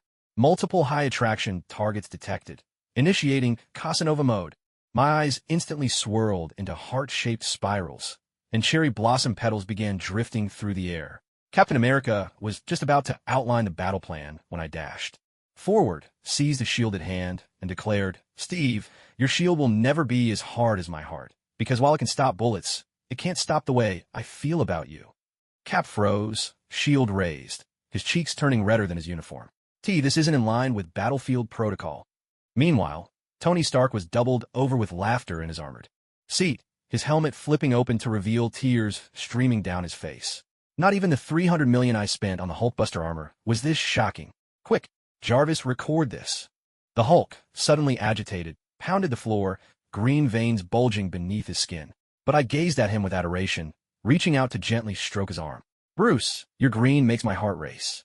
But I know that beneath your angry surface, you hide the gentlest moonlight." Hulk's roar caught in his throat, dissolving into an awkward mumble. He turned his massive green head toward the corner, the tips of his ears suspiciously tinged pink. Black Widow had her widow's bite aimed squarely at my temple. Fury says the only way to break your lust mode is with a powerful emotional shock. Well, I've got a suggestion that might. She didn't get to finish. I'd already spun around and taken her hand, a rose blooming at my fingertips. "Natasha, No matter how fast your gun is, it can't beat how quickly my heart runs to you. Chaos erupted in the conference room. Wanda's magic spun out of control, conjuring a flurry of heart-shaped balloons out of thin air. Thor swung Stormbreaker. Rita was shrieking again, trying to slice through the petals, but accidentally knocked into Clint's quiver. Even the ever-composed Doctor Strange was scrambling in front of his portal, dodging a sudden barrage of Cupid's arrows. We have to stop him. Black Widow whipped out some tactical tape and deftly sealed my mouth shut. Just as I was about to protest, my new ability kicked in automatically. A voice full of heartfelt emotion echoed simultaneously in the minds of every Avenger. Dearest superheroes, the way you protect the universe is the most romantic epic I've ever witnessed. Wanda clutched her head, her face pale.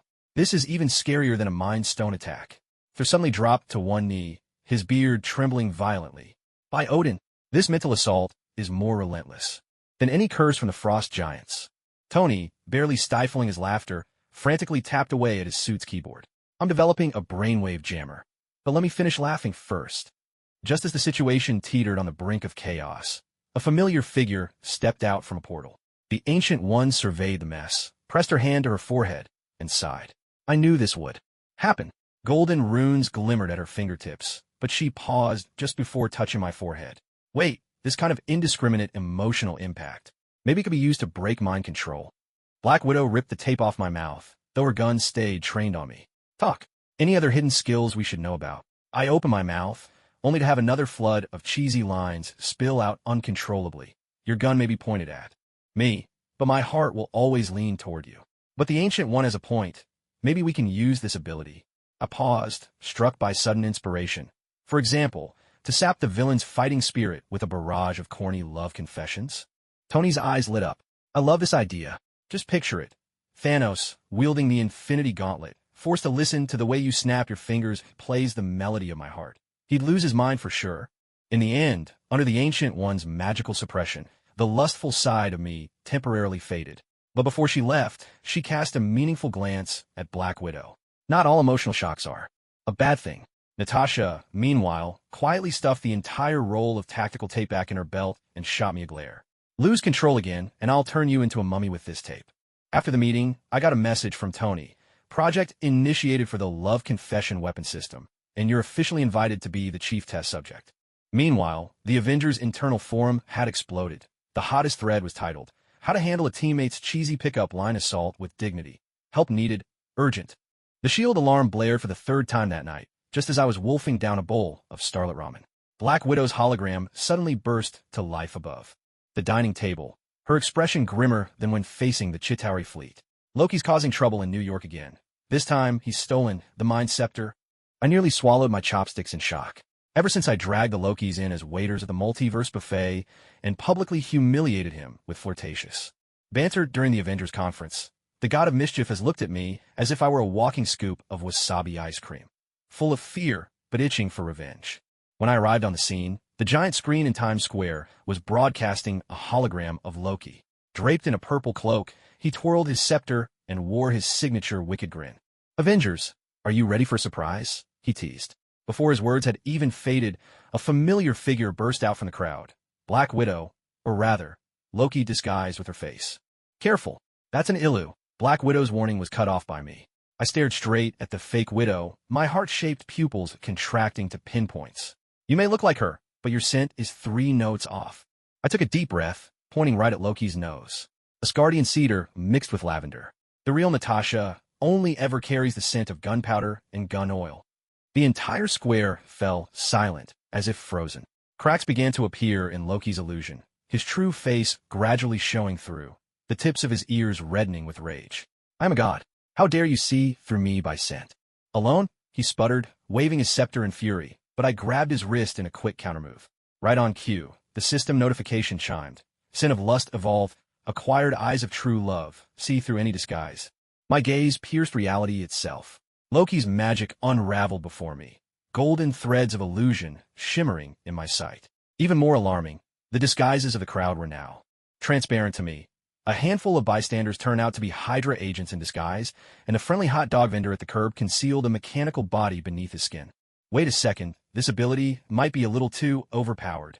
I muttered, suddenly feeling a tingling at the base of my tongue. The system's penalty triggered without warning, and I lost control, turning involuntarily to Nick Fury, who was directing operations.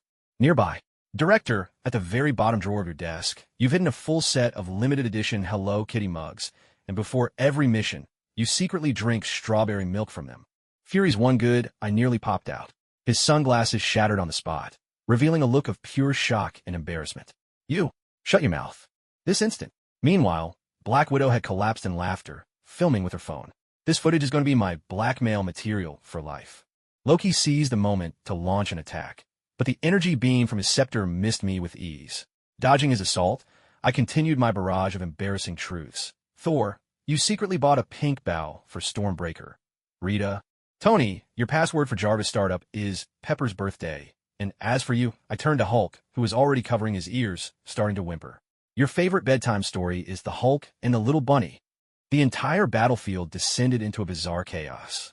The Avengers scrambled, desperately trying to shut me up, while Loki's rhythm was completely thrown off.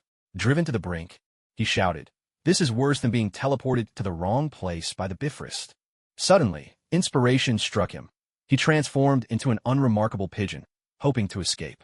Don't think I can't recognize you just because you turned into a pigeon.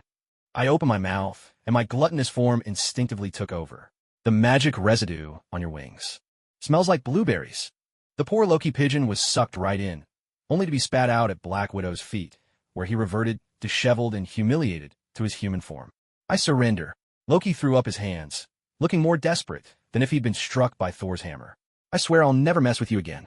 But in exchange, he gritted his teeth. Could you stop exposing everyone's secrets in public? Fury walked over, his face stormy, a fresh roll of tactical tape in hand. From now on, anything you say will be subject to review. He paused, the tips of his ears turning faintly red, especially when it comes to the matter of the mugs. Black Widow waved her phone, laughing so hard she could barely stand. I just sent the video to the Asgard Gossip channel. Hashtag Loki signature sent is already trending across the universe. By the way, Thor says he's starting a fundraiser to pay your hush money, so fewer people find out about his pink bow. Rubbing my still warm throat and watching Loki flee in disgrace, I suddenly realized that the power of the true loves I might be even more troublesome than my gluttonous form. After all, in the Marvel Universe, there's something scarier than devouring gods, publicly shaming the entire Avengers. When Thor appeared at S.H.I.E.L.D. headquarters wielding Stormbreaker, with Rita screaming again, I was busy using the true loves I to see through the coffee machine's disguise. It turned out to be a Hydra-modified listening device. Frost's giant blue blood still clung to Thor's beard, but his expression was more conflicted than when Hulk had pounded him. Brother, Asgard needs your help. Black Widow cocked an eyebrow and slid her widow's bite back into its holster. Has Asgard been invaded by frost giants again?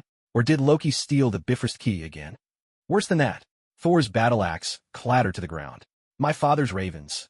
They all turned pink and started singing love songs. He clutched at his hair, his beard bristling in every direction. All the magic in Asgard is out of control. Even the beer in Valhalla now tastes like strawberries. My heart skipped a beat, and the power of lust in my gut suddenly began to stir restlessly. The system's alert rang out sharply. Detected resonance with divine energy. Lust form forcibly activated. As the rainbow bridge's light enveloped me, I could no longer control it. My eyes turned into heart shapes. The golden domes of Asgard twisted before my eyes, morphing into gigantic hearts. The Valkyries approaching with their spears looked, to me, like a bridal party holding bouquets. Brunhild, I rushed forward and grabbed her hand. Your battle cry is more beautiful than the rainbow bridge's radiance. Will you dance, eh? War dance atop my heart. The Valkyrie's expression shifted from shock to uncontrolled laughter. She nearly drove her spear into the floor. Thor recoiled 3 steps in alarm, raising his axe as if to ward me off. Calm down. We're here to solve the problem. But my gaze had already locked onto the bulge of his breastplate. I gave him a thumbs up. Your hammer is impressive, but it's not as hard as mine. I purposefully let the sentence linger, watching the god of thunder's face turn the color of a purple yam. Suddenly, a furious roar rumbled from deep within the palace, shaking the ground. Hela strode in on a carpet of skulls, black flames dripping from her horned helmet, the blade of her sword of the dead, slicing through the air. Normally, I would have bolted in terror, but now my eyes sparkled as I leapt toward her. Sister, step on me. Crush this heart that's mad for you with your blood-soaked boots. Hela's sword halted right at my nose, her lips twitching as she withdrew her weapon. Odin, Get this pervert back to Midgard. I'd rather conquer 10 universes than listen to another word of this nonsense. As I staggered toward Odin's throne, the magical wards of the entire palace keened in distress. The God King's single eye glowed with a dangerous red light, and the Gungnir spear in his hand radiated world-ending power. Yet I gazed up at him as if Cupid had poured 10 bottles of mead down my throat, sighing at his snowy beard. Old man, your beard is so sexy. It stirs my heart more than the flames of Nidaveller's forge. Detected divine reaction. Love talk power times 1000%. The system alert exploded in my mind as Odin's roar shattered half the palace dome. The rainbow bridge's light suddenly became wild, golden beams whipping up, like giant hands to seize me. All of Asgard's subjects raised their shields to block the view. A few elfin children even started imitating my heart-shaped eyes. Farewell, you perverts of the courtyard. Odin swung his spear, and with a thunderous crash, the rainbow bridge shattered beneath my feet. Even as I plummeted, I couldn't resist making a heart shape with my hands. Don't forget to miss me. Next time, I'll bring cosmic roses for my proposal. Black Widow caught me in freefall, her phone still streaming live to the world. She tried to stifle her laughter as she turned the camera to face herself. To all our viewers around the globe, you're now watching #AsgardSocialDeath. Live. Thor says he wants to crowdfund a wall to block out hopeless romantics, while Odin has already updated the Rainbow Bridges protocol, banning you from coming within 100,000 light-years of Asgard. Right then, Tony's suit swooped in, his voice erupting with laughter inside the helmet. I just got an email from Odin. Attached was a magical rune that basically says, in Earth language, show up again and I'll feed you to the world serpent. Suddenly, Tony's eyes lit up. But hey, what if we use this power in negotiations? Say, make Thanos listen to 3 straight hours of love confessions. Maybe he'd just hand over the Infinity Gauntlet himself. I wiped away imaginary drool from the corner of my mouth, gazing at Asgard as it faded into the clouds. Maybe, in the Marvel Universe, there's something even scarier than eating planets or snapping godly staffs, letting the personification of lust run wild in the palace. After all, no deity can withstand the full force impact of a hardcore confession. Meanwhile, Black Widow was already editing the footage, the title practically writing itself. When a foodie's brain goes full romance, the complete Asgard disaster chronicle. The 5th time New York sky was torn open by a violet rift, I was crouched in the Avengers Tower kitchen, agonizing over whether to double the hot sauce on my bowl of cosmic ramen. Black Widow's shriek exploded from my earpiece. Thanos is coming, with the Black Order. He's got all 6 Infinity Stones this time. I wiped stray soup from my lips as a surge of lustful energy roiled in my gut. The system's alert blared like a string of firecrackers on New Year's Eve. Endgame level threat detected. Lust Sin Max activated. Suddenly, the world was washed in a rosy glow. Thanos' purple armor looked, to me, like a limited edition Valentine's Day suit, and even the Infinity Gauntlet on his hand sparkled like an engagement ring. Hey, Purple Potato, I'm going to save you with love. I threw my arms wide and charged onto the battlefield, a rose petal carpet unfurling beneath my feet. Thanos' face froze in disbelief. As he raised the gauntlet to snap his fingers, the metal twisted and contorted. 6 Infinity Stones rearranged themselves into a heart, and his gauntlet transformed into a gigantic proposal ring. This is impossible. Thanos' roar shattered 3 skyscrapers. He shook his gauntlet wildly, but instead of unleashing beams of destruction, the Reality Stone began projecting the words, "Marry me." All across the sky, the Black Order froze in shock. Corvus Glaive's spear clattered to the ground, and Proxima Midnight looked even more horrified than if she'd seen Thanos break into a square dance. A timely system notification popped up, acquired the everything can be conquered status. As my fingertips traced the air, Loki's scepter transformed seamlessly into a rose, and Thor's Stormbreaker blossomed with pink roses. Black Widow's hand, gripping her widow's bite, started to tremble as she watched me corner Thanos against a wall and say, with heartfelt sincerity, "The way you snap your fingers, it's like strumming the melody of my heart. And look at this ring. It can grant all our wishes, like giving us a whole bunch of little purple sweet potato babies." The entire battlefield descended into an eerie silence. The Avengers collectively covered their eyes. Tony's armor shook violently as he tried to stifle his laughter. Hulk sat amid the rubble, clutching his stomach, howling with laughter, while even the ever-serious Doctor Strange furtively wiped away tears under his cloak. Thanos' expression was darker than when half his helmet had been bitten off. Suddenly, he smashed his misshapen gauntlet to the ground, opened a portal, and fled in panic. This universe is insane. I'm going to the next one over to find some normal opponents. But retribution came quicker than victory. The spectral forms of the 5 cosmic entities appeared in the sky. Eternity, infinity, oblivion. Their faces were graver than when they'd seen Galactus eat an entire galaxy in a bankruptcy. Law-level disturbance detected. Initiating universal sanction, chimed the system notification. The moment I heard it, golden shackles materialized around my wrists. From then on, the slightest stir of emotion would project all my embarrassing moments across the sky, awkwardly gnawing on Thor's hammer, spouting cringeworthy pickup lines on Asgard, and even a live feed of my last epic eating contest on the moon. Black Widow was already laughing so hard she'd collapsed onto the rubble, recording everything on her phone. Fury, save this footage. I'm making an Avengers social death highlights reel. She suddenly sat up, eyes shining. Wait, with your everything can be conquered power, can you make my coffee machine stop brewing coffee that tastes like soy sauce? Tony's armor swooped over, his helmet snapping open to reveal tear-swollen eyes. I just rigged Thanos' escape pod with an autoplay loop of your love confessions. He'd probably rather get smashed by Hulk than ever hear about purple sweet potato babies again. Then his tone turned serious, but really, with those 5 cosmic entities sanctioning you. From now on, you'll have to survive on willpower alone. The setting sun dipped below the western horizon as I gazed at my own glowing shackles and let out a satisfied belch tinged with the aroma of instant noodles. Maybe in the Marvel Universe, surviving with the title of galactic-level hopeless romantic is harder than defeating Thanos. After all, when even the Infinity Gauntlet can be turned into an engagement ring, is there anything that can't be won over? At that moment, the Guardians of the Galaxy spaceship was circling nearby, and Rocket Raccoon was yelling through a megaphone, "Hey, Foodie, next time, could you try winning over a few handsome guys who can actually fix a ship?" This is the latest anti-love brain suit, version 2.0. Tony Stark declared, patting the blue glowing armor. The arc reactor in his chest cast a smug shadow across his face. It's equipped with a neural interference device and a sweet talk jammer. Even if you try your everything can be conquered move again. His words broke off abruptly. My pupils shrank to the size of coins, fixated on the shifting nanomaterials across the armor surface. I couldn't help but gulp. Audibly, the urge that had lain dormant since my gluttonous episode now surged back. Not a craving for food, but an obsessive desire to possess rare treasures. I want that. I really do. No sooner had the words left my lips than a thunderous rumble erupted from the underground vault of Stark Tower. Priceless suits of armor, unfinished Hulkbuster prototypes, even the original arc reactor gathering dust in a corner, all began to hurtle through. Ventilation shafts and elevator shafts, as if dragged by some invisible force. Tony's scream mingled with the clamor of colliding metal. Jarvis, activate the defense systems. My Vibranium reserves. In that time-space projector, I snatched from the collector.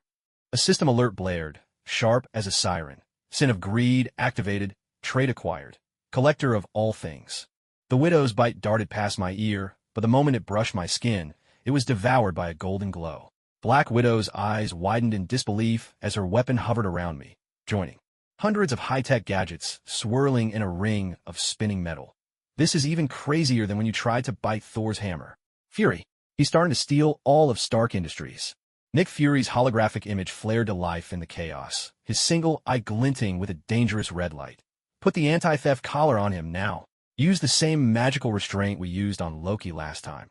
The instant the special collar snapped around my neck, something strange happened. The runes etched on the collar didn't activate. Instead, they melted into shimmering light and sank into my skin, forming a tattoo inscribed with the symbol for possession, right above my collarbone. I stared at the golden vortex swirling in my palm. With a single thought, the satellite dish atop a building 100 meters away disassembled itself and came flying through the air to join my growing collection. This is a law-level power. Doctor Strange's portal exploded open above my head. He stared at the chaos-forged gear floating around me. His cloak billowed, though there was no wind. You can not only seize objects, but also absorb the magic and technological attributes imbued in them. Even as he spoke, his cloak of levitation slipped from his control, twisting itself around my neck like a scarf. Tony's armor crashed through the door in a flurry, his faceplate snapping open to reveal a soot-streaked face. You cleaned out my entire basement. You didn't even leave me a backup cheeseburger. Suddenly, his eyes lit up. Wait a minute. If he used this ability on the battlefield. No way. Black Widow clamped a hand over his mouth. Last time, your lust form was already bad enough. There's no way we're letting him collect Thanos's Infinity Gauntlet this time. She turned to me, raising a set of freshly drawn electromagnetic cuffs. This time, we're going with a physical solution. But before the cuffs could even touch my wrists, they'd already transformed into rings on my fingers. The Avengers recoiled in alarm, and only then did I realize things were spiraling out of control. Cars, streetlights, even the smartphones in pedestrians' hands were all being pulled toward me against their will. In the distance, the Bifrost of Asgard trembled violently, and Thor's outraged voice echoed. "Don't tell me you're trying to steal my boots too?" The farce was finally halted by the sudden appearance of the living tribunal. His staff struck the ground with a thunderous crash, freezing the entire space in a single instant. If the power of greed is left unchecked, it will devour the order of the entire universe. With a wave of his hand, the objects orbiting me receded like the tide, returning to their rightful places, though the golden vortex in my palm still pulsed restlessly. As punishment, the living tribunal's voice reverberated with the weight of the cosmos. You will be granted a dimensional backpack that can never be filled. Anything you stash inside will be automatically returned after 24 hours. He paused, pointing his staff at Black Widow. And you, develop a device to suppress the instinct of greed, or next time, he might just collect the whole planet. At sunset, I fingered the black backpack that had mysteriously appeared at my waist, watching Tony crouch amid the rubble and tally his losses. Black Widow tossed me a collar glowing with blue runes, each etched with anti-greed incantations. Try taking anything else, and I'll seal you and that collar inside the quantum realm together. Just then, my phone buzzed with a new message. Loki's hologram materialized on the screen, raising a goblet of Asgardian mead and laughing so hard he nearly doubled over. "Heard you started stealing things? Need help planning a heist on a cosmic scale? I promise. I'll make it look 100 times more elegant than your current antics." I stared at the Stark Industries wrench that had appeared in my backpack out of nowhere and let out a metallic-tasting belch. Perhaps in the Marvel Universe, there's something even more terrifying than devouring gods or conquering the world with. Sweet words. That's awakening the sin of greed, the urge to claim everything in sight as my own. After all, who could have imagined that one day, even the living tribunal would have to personally intervene and set rules for a super collector? As the Quinjet pierced through Wakanda's protective shield, my nostrils were suddenly overwhelmed by the heady scent of metal. Gazing down through the porthole, the veins of vibranium beneath the earth glowed blue, flowing like a river of stars. Driven by primal greed, I nearly bit right through the glass. "We're only here to attend a tech symposium." Black Widow clamped down hard on my shoulder. "If you so much as think about Wakanda's vibranium, Chala, we'll have you stuffed like a panther." But before she even finished, as soon as the hatch swung open, my feet bolted uncontrollably toward the mines. "It's all mine." With a thunderous rumble, the entire underground vibranium load of Wakanda began to boil. The glowing blue metal seemed to come alive, bursting through rock and soil, transforming into a golden flood surging toward me. "Chalias!"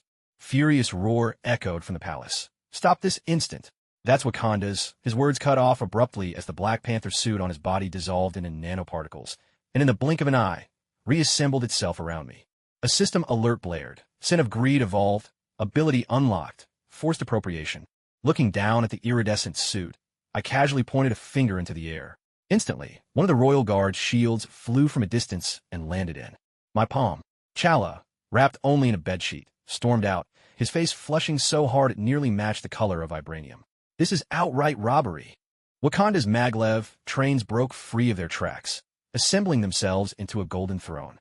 The latest vibranium weapon prototypes from the research center lined up and flew to my feet. Even the vibranium jewelry from street vendors tore free from their owners, clinking together to form a necklace that hung around my neck. Black Widow, her widow's bite trembling in her hand, shouted, "Fury! He's collecting all of Wakanda into his dimensional backpack." But things only got wilder. When I gazed toward the palace, Chala's treasured Black Panther suits from generations past, the royal family's heirlooms, even the crystal casket holding the heart-shaped herb, all soared uncontrollably toward me. "Princess," Shuri screamed, clutching the last vibranium 3D printer. "Stop. That's the prototype for my new time machine." "Enough." Black Panther unleashed his battle cry, the sonic blast shattering part of the metal torrent. But just as he prepared to attack, the spear in his hand abruptly transformed into my own scepter, topped with a vibranium belt buckle snatched straight from his waist. The punishment came out of nowhere. A sharp pain shot across my scalp, and suddenly, 2 furry cat ears burst out from the top of my head, while a swaying tail unfurled behind me. The people of Wakanda were stunned for a moment. Then an excited wave of shrieks swept through the crowd, not of anger, but of delight. So adorable. Several children dashed over, reaching out to rub my cat ears. Turns out even superheroes can be this cute. The aunties waved their phones, snapping photos frantically, while the tribal elders stroked their beards, nodding thoughtfully. The patterns on these ears are remarkably similar to the quantum fluctuations of Vibranium. Chala's expression shifted from anger to utter despair. This is even more absurd than a Hydra invasion. Suddenly, a realization struck him. Wait, if you can't keep the things you've requisitioned, then the suit. Before he could finish, everything I had borrowed began to count down. The golden torrent dissolved back into veins of ore, sinking beneath the earth, and the Black Panther suit reverted to nanoparticles, flowing back onto Chala. But the cat ears and tail remained, twitching gently in the breeze. Black Widow was doubled over with laughter, holding up her phone to record. Wakanda's #1 trending topic guaranteed. #superhero cat ears. She suddenly leaned in, whispering, but seriously, if you use this ability against Thanos. Absolutely not. Chala cut her off at once.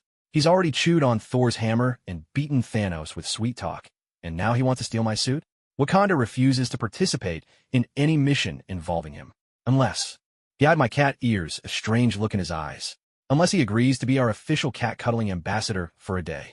As the sun set, I absent-mindedly stroked my twitching cat ears, watching as Wakandans lined up to pet my tail. Perhaps, in the Marvel Universe, there's something even more terrifying than stealing the whole of Stark Industries, triggering the sin of greed in Wakanda. After all, when you strip the king down to his underwear and sprout cat ears to win hearts, even the sternest rebuke turns into a nationwide cat-petting festival. Just then, Loki's laughter crackled through Black Panther's communicator. I told you, this guy's superpower never fails to set new records for ridiculousness.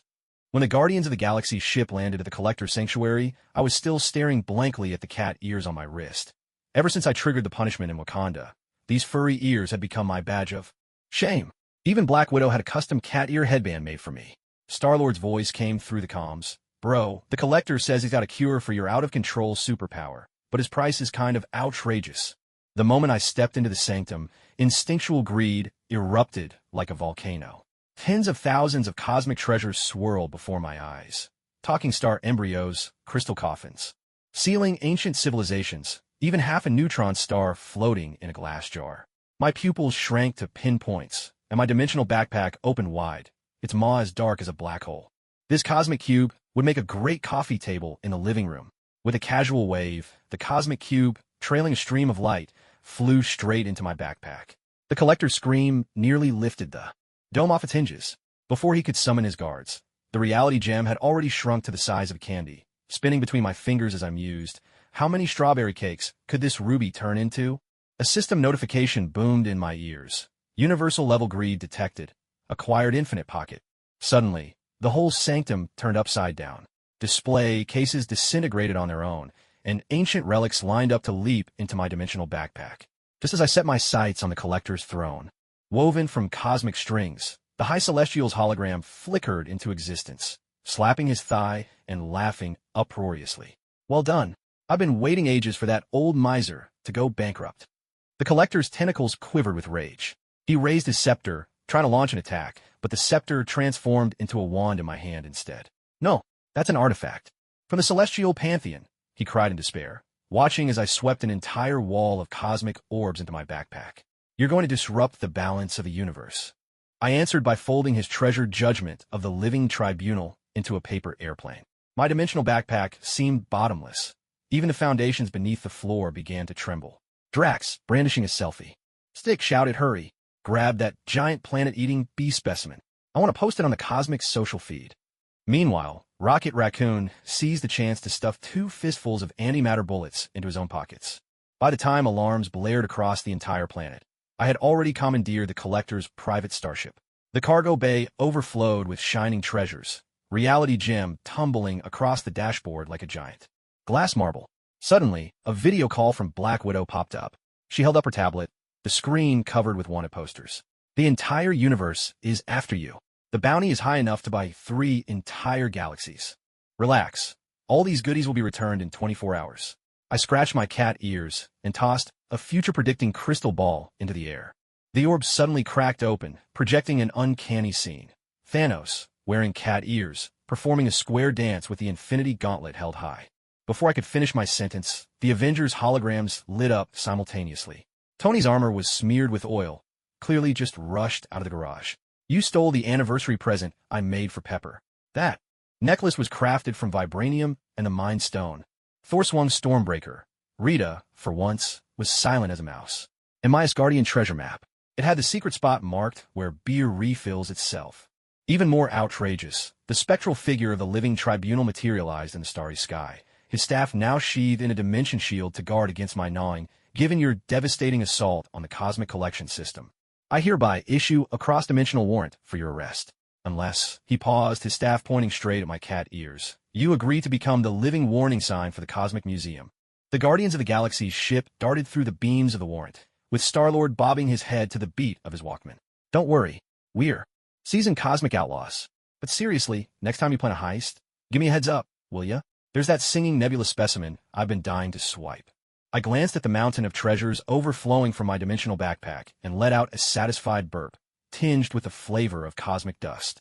Maybe in the Marvel Universe, even more exhilarating than devouring gods or stealing Wakandan vibranium is bankrupting the collector overnight. Because when you treat reality stones like candy, every bounty hunter in the galaxy wants a piece of your loot. In the dark void of space, the living tribunal's phantom loomed like a brilliant river of stars, radiating an awe-inspiring pressure.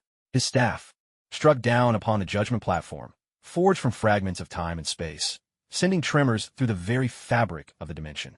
Gluttony, lust, greed, you have shattered the laws of the universe time and again. The living tribunal's voice echoed through every dimension. Your insatiable greed led you to plunder the collector's museum, and now you dare to claim the treasures of the cosmos as your own.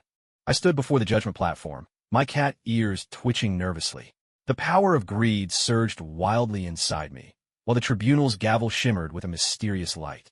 Its unique material and the energy it held made my throat tighten. Your gavel's not bad either, I muttered, half out of habit, my hand reaching out as my dimensional backpack sprang open, ready to activate Infinite Pocket. Impudent! The living tribunal thundered, his staff flaring with brilliant light, forcibly suppressing my greedy power. But just then, a system prompt boomed like a thunderclap. Sin of Greed Max. You have acquired the ability, conceptual possession. A terrifying force awakened within me. To my shock, I realized I could now possess not just physical objects, but even abstract concepts themselves. The very ideas of authority and judgment, radiating from the living tribunal, shimmered before me as targets ripe for the taking. The tribunal clearly sensed something was amiss. For the first time, a flicker of panic crossed his eyes. Impossible. You can actually touch the concepts of law itself. But he quickly regained his composure. With a sweep of his staff, the judgment chamber began to warp and twist. Given your grave violation of the cosmic order, I now pass the ultimate judgment upon you. A golden light enveloped me, and I could feel the force of greed within me being forcefully sealed away. At that very moment, a brand new sensation flooded my mind. Restriction of balance activated. Punishment, forever believing what others have is always better. In the next instant, I was teleported back to Earth. Standing on the balcony of Avengers Tower, I saw Black Widow chatting cheerfully with a stranger. The radiant smile on her face was one I had never witnessed before. A surge of intense jealousy and longing welled up inside me. I stared at that man, my mind screaming in desperation. I want that smile. I want her to look at me the way she looks at him. The feeling was excruciating, as if countless ants were gnawing at my heart. Only then did I truly understand the horror of this. Punishment. It wasn't about being deprived of possession, but about eternally believing that what others have is always superior. Tony's suit of armor soared over, the helmet snapping open to reveal his face, gloating with amusement. Heard you got sentenced by the living tribunal? Does everything look better when it belongs to someone else now? He pointed to his armor. Want to test out my new invention? Specially designed to cure your greed syndrome. I ignored him, my eyes still locked on Black Widow. Every smile, every gesture of hers drove a fresh spike of pain through me. Just then, Thor strode over, Stormbreaker resting on his shoulder. Brother, don't be so down. Let's go to Asgard for a drink and forget these troubles. I gazed at the axe in his hand, suddenly convinced it was the most perfect weapon in existence. But as I reached out, I remembered, I had already been stripped of my power to covet. Black Widow finally noticed me. She walked over and patted my shoulder. Heard you got judged by the living tribunal? Well, you brought this on yourself. But don't be so upset. Maybe this punishment will teach you to appreciate what you have. The moment her hand left my shoulder, I ached for her to touch me again. This agony was worse than a blow from Thanos' Infinity Gauntlet. In the days that followed, the torment lingered everywhere. The moment I saw Captain America's shield, it seemed the ultimate defense.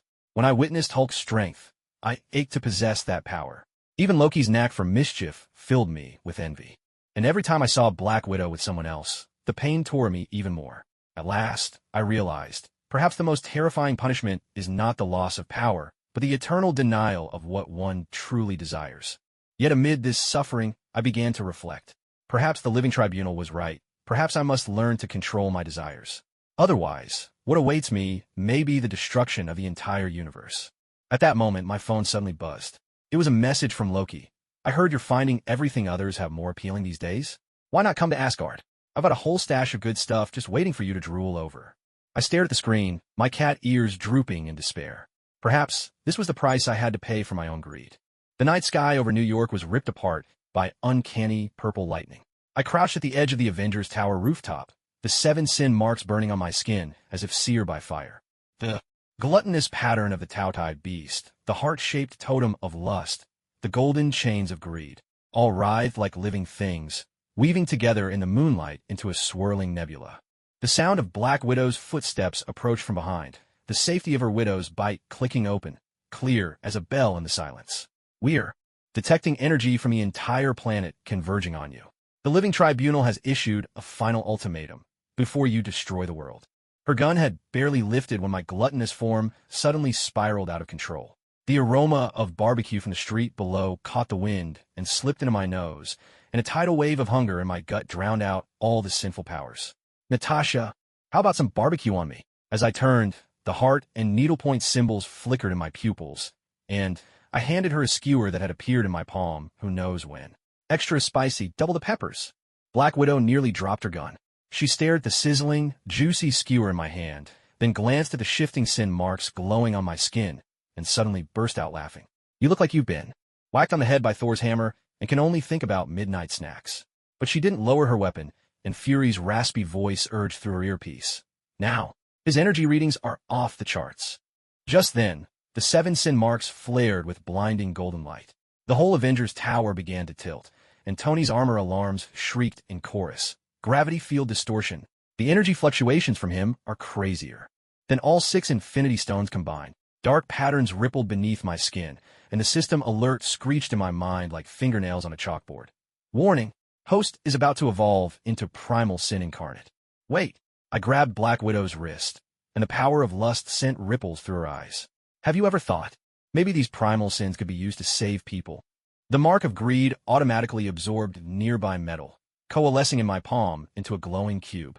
Like using gluttony to consume cosmic waste, using lust to dissolve wars. And then, my words were cut off by the sudden explosion of the Bifrost in the sky. Thor charged out with a squad of Asgardian warriors, but as a stormbreaker drew near, it automatically transformed into a pair of barbecue tongs. Brother, Thor looked at the cat ears faintly flickering above my head, his beard trembling. Last time you stole my treasure map, I let it slide, but now the living tribunal says you're about to become a walking apocalypse. The ground suddenly split open into a deep chasm, and the astral form of the Ancient One rose from within. Her expression was even graver than when she had faced Dormammu. Within you, the 7 deadly sins are forming a closed loop. She raised a hand, projecting a cosmic star map where countless galaxies twisted toward Earth. Once this loop is complete, the entire multiverse will become your digestive field. Black Widow's gun was once again aimed squarely at my heart, though her finger trembled on the trigger. Suddenly, I remembered how she'd laughed and ruffled my cat ears back in Wakanda, and how, when lust had overpowered me, she'd blushed and dodged the floating petals. Actually, I have a rather wild idea, I said, forcing a crooked smile as my dimensional backpack obligingly spat out a pile of rare treasures. What if we turn these 7 sins into 7 dishes? Silence fell over the room. Tony's suit emitted a strange crackling. Clearly Jarvis was struggling to hold in laughter. Thor's battle axe clattered to the floor, startling a few. Passing crows into flight. At last, Black Widow lowered her gun and buried her face in her hands, sighing, "I should have known better than to expect a normal plan from you." But the Ancient One's eyes sparkled with inspiration. She conjured golden runes, which wound themselves around the sin marks on my wrist. It might just work, if we can manifest the power of the sins, and then break them down through a ritual. Her brow furrowed. But we'll need a container strong enough to hold them. Suddenly, my gluttonous instincts awoke. I glanced around at the others. Thor's muscles, Tony's armor, Black Widow's agility.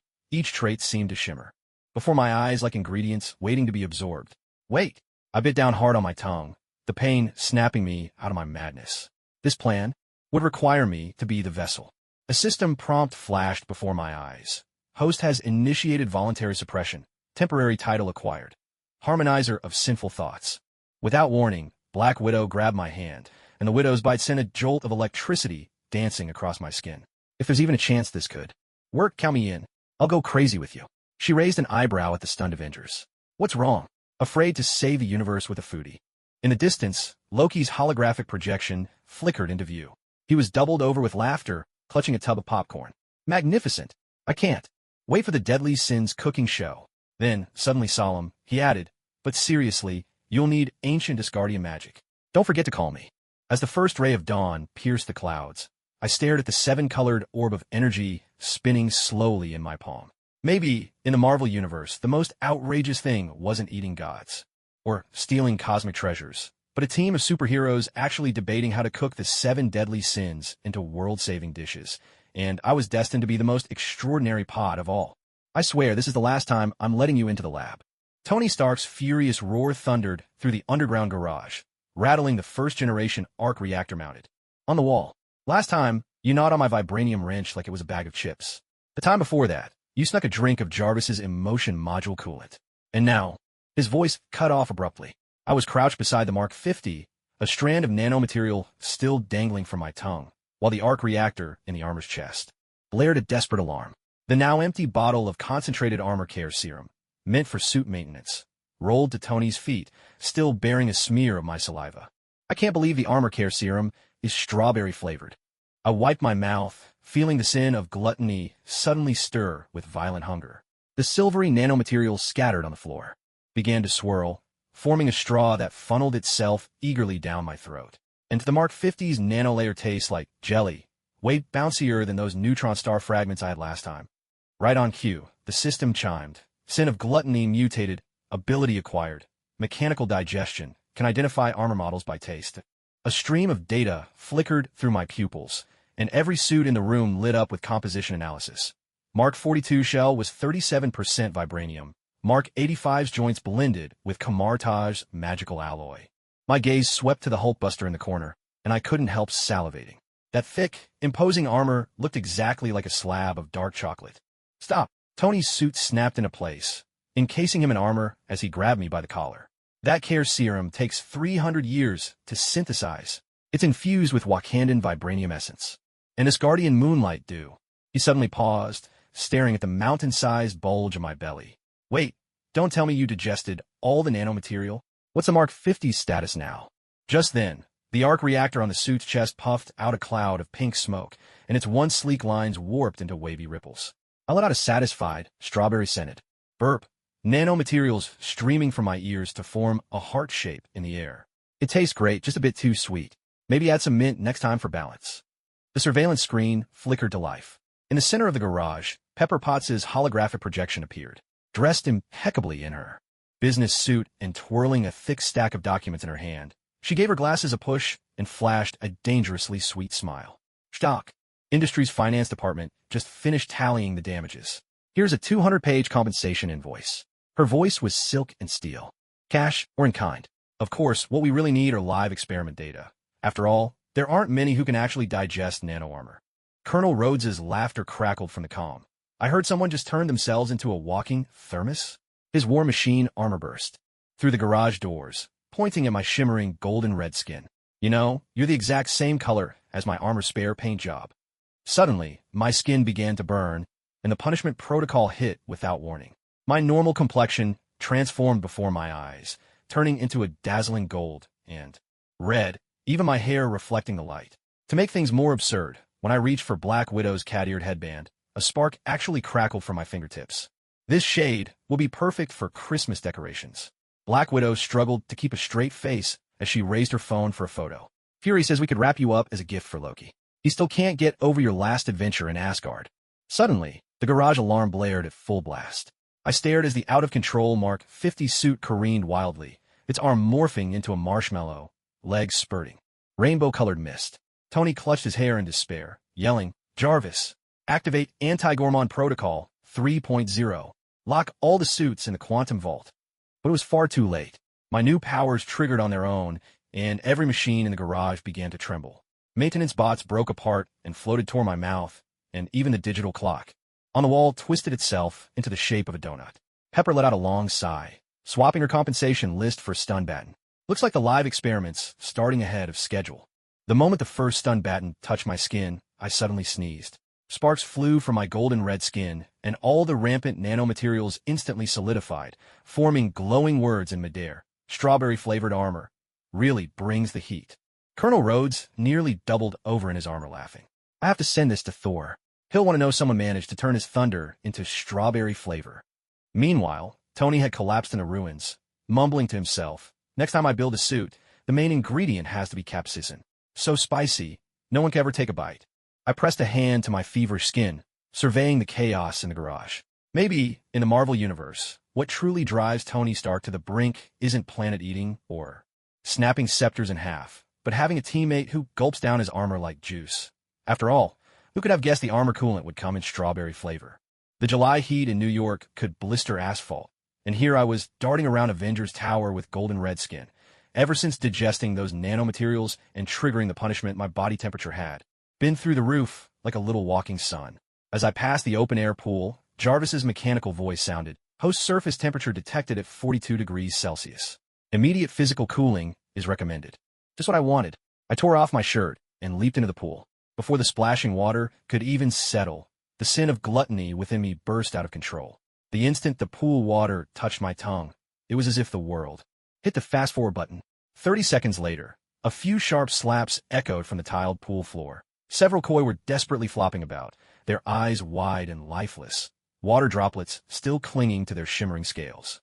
Warning: unauthorized hydraulic operation detected. Jarvis's alarm blared throughout the building.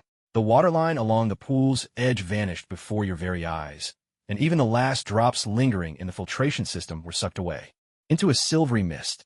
Black Widow, basking on a lounge chair nearby, suddenly sat bolt upright. Her bikini was still dripping, and the sunscreen in her hand arced through the air in a startled spray. "Did you just drink the entire pool dry?" Right on cue, the system chimed. "Achievement unlocked. Liquid black hole. Your water absorption speed surpasses quantum limits."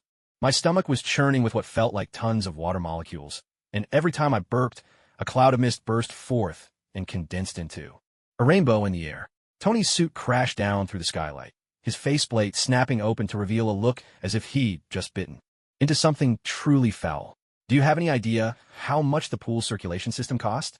That water was filtered through Vibranium mesh, and we even imported moonlight lotuses from Wakanda. He stopped mid-rant, staring at the koi wriggling on the pool floor. "Wait a second. How are these fish still alive? Maybe it's because I only drank the purified water?" I ventured, gently prodding on the koi. It jolted away as if shocked by static. The sharp click of Pepper's heels echoed from the stairs. She cradled her tablet, a dangerous smile curling on her lips. "Stock Industries finance team just finished the calculations. The losses from this pool are enough to build 3 colonies on Mars." She raised a metallic collar in her hand, its water monitor glowing with a blue light. "Now, kindly put on this dangerous pet collar." The moment the collar snapped around my neck, Jarvis's voice rang out, the electronic tone laced with barely concealed schadenfreude. "Monitoring system activated. Current host water content, 3,728 liters.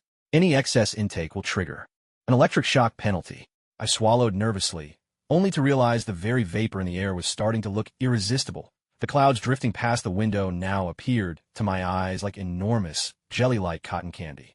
"No way." Black Widow moved with lightning speed to block me. "Last time, you ate half of the moon. Are you trying to swallow Earth's oceans now?" She whipped out her widow's bite, pressing it to my temple. "Fury says he's ready to ship you off to the Arctic glaciers and put you to work as a mobile ice melting unit." In the midst of a standoff, A strange gurgling sound suddenly echoed from the ruins of the swimming pool. Everyone watched in horror, as spiderweb-like cracks split open across the pool's bottom. The water I had swallowed burst forth as a torrent of liquid energy, surging wildly through the air and solidifying into a massive sphere above the pool. My own reflection shimmered across its surface, and in my eyes, an eerie blue light flickered. Gluttony's sin and my new power were engaging in some bizarre chemical reaction. Jarvis, activate the anti-flood protocol. Tony scrambled to command his suit, firing a tractor beam. Divert that water ball to the Hudson River, and someone give me 20 tons of desiccant stat. The water sphere suddenly split into countless droplets that rained back down with perfect precision into the pool. The dying koi sprang to life, swishing their tails with delight, and the moonlit water lilies bloomed once more as if nothing out of the ordinary had ever happened. Fingering the collar around my neck, its warning lights flashing madly, I let out a long, salty burp. Relax, guys. I just realized this power lets me spit the water back out. Pepper's tablet slipped from her hands and clattered to the floor. She pressed her fingertips to her forehead with a sigh. Next time this happens, I swear I'll sell you straight to Atlantis. Then her eyes lit up. Wait, maybe we could turn this into a business. Mobile seawater desalination. Anyone? Black Widow was already drafting a post for her Moments feed, attaching a photo of the sprawled-out koi at the bottom of the pool and my glowing collar. Can anyone relate? What's it like working with a teammate who can drink an entire pool dry? Urgent. Need answers. He's even after my sports drinks now. As the sun set, I squatted by the edge of the refilled pool, lost in thought as I gazed at the shimmering water. Suddenly, my collar blared with a piercing alarm, and I realized I'd been unconsciously lapping at the water surface. From a distance, Tony's furious shout echoed over.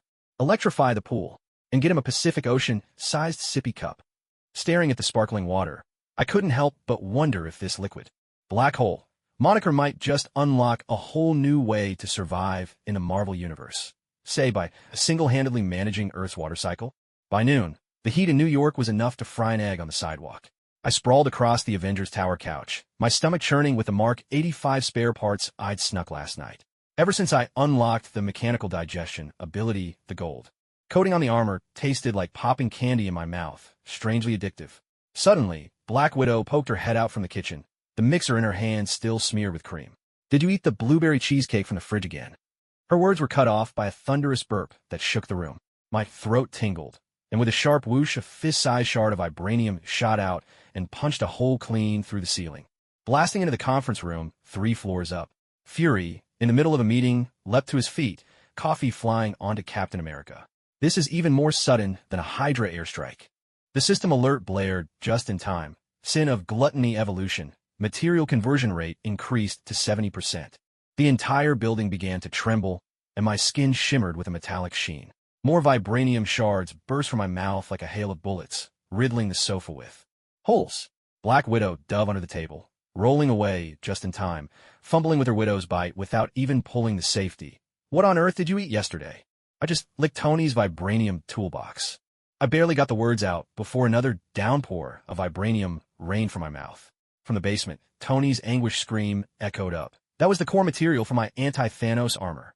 Jarvis, activate the anti-glutton suit. Thousands of miles away in Wakanda, Black Panther suddenly clapped a hand over his nose and sneezed. Eerie ripples danced across his Vibranium suit as the alarms in the royal hall blared and flashed.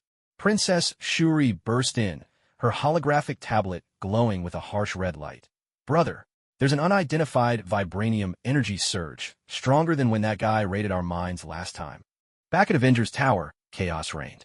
I tried to clam my mouth shut, only to find Vibranium shards streaming between my fingers like a fountain. Captain America raised a shield in front of his chest, sparks flying as the surface took hit after hit. This is even harder to block than Red Skull's weapons.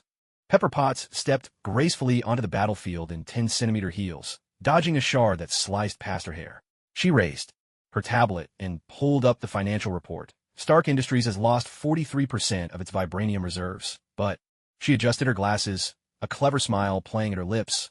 I just registered Vibranium Recycling Incorporated, and we're in need of a chief digestion officer. I stared in shock for 2 seconds before another Vibranium-laced burp shot up to the ceiling. So, does this count as a work injury? Congratulations, you're now burping Vibranium on company time. Pepper slapped an employee badge to my chest, then called over her shoulder to Tony. who was hiding in his armor. "Honey, don't forget to outfit our new hire with a splash-proof helmet." Black Widow crawled out from the rubble, vibranium bits tangled in her hair. "Fury says he's launching you into space, just in case you digest the entire planet into vibranium marbles." Suddenly, she whipped out her phone to record, but this footage is cosmic trending material for sure. I've already got the headline: "How a Foodie Burped Down a Skyscraper." Just then, Black Panther's holographic projection suddenly appeared. His face was even more severe than when facing Thanos, the vibranium patterns on his suit flickering madly.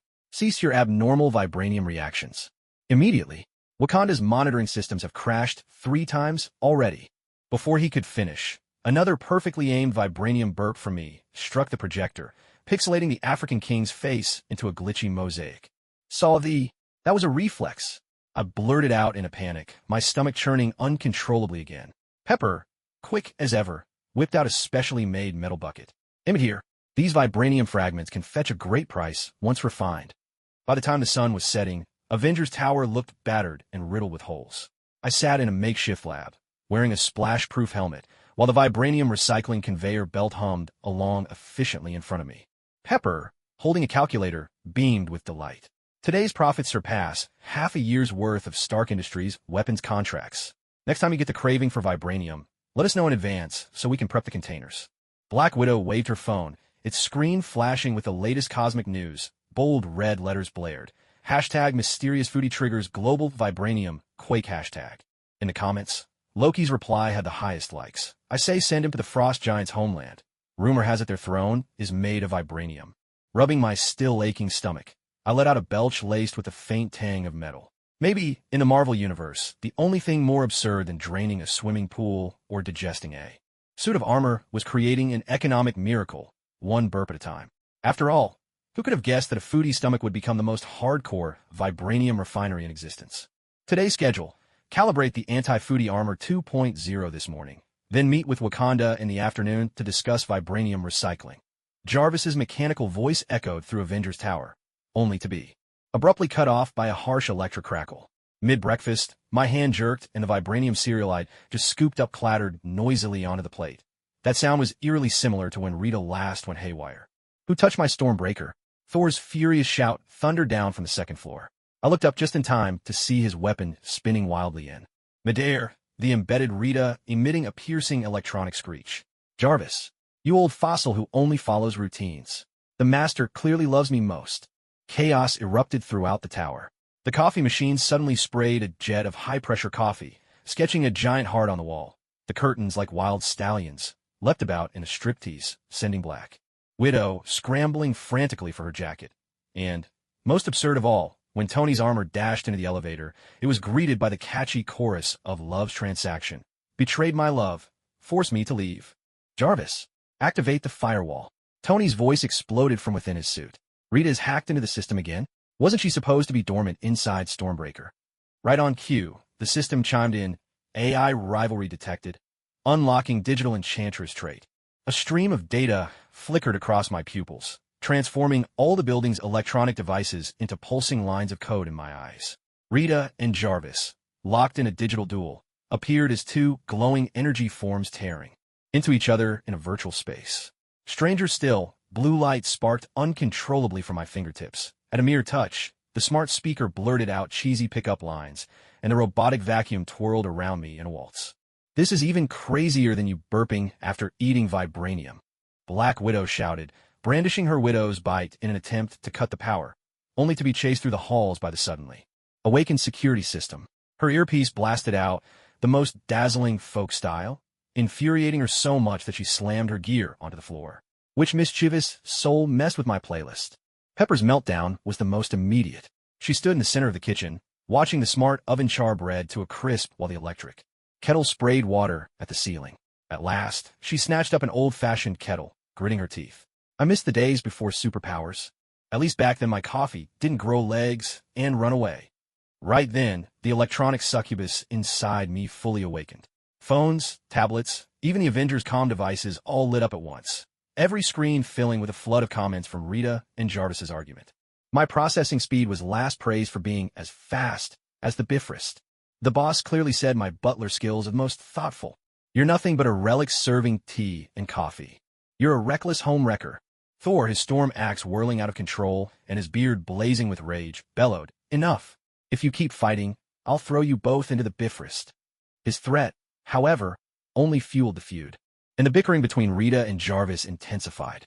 The tower's lights began to strobe wildly, and the air conditioning blasted hot and cold bursts in turn. A true festival of electronic mayhem. Maybe we can make them compete? I surveyed the chaos and suddenly had an idea. Like, see who can serve us better? Amazingly, this suggestion brought the two AIs to an uneasy truce. Jarvis swiftly adjusted the lighting and temperature, delivering personalized breakfasts to everyone.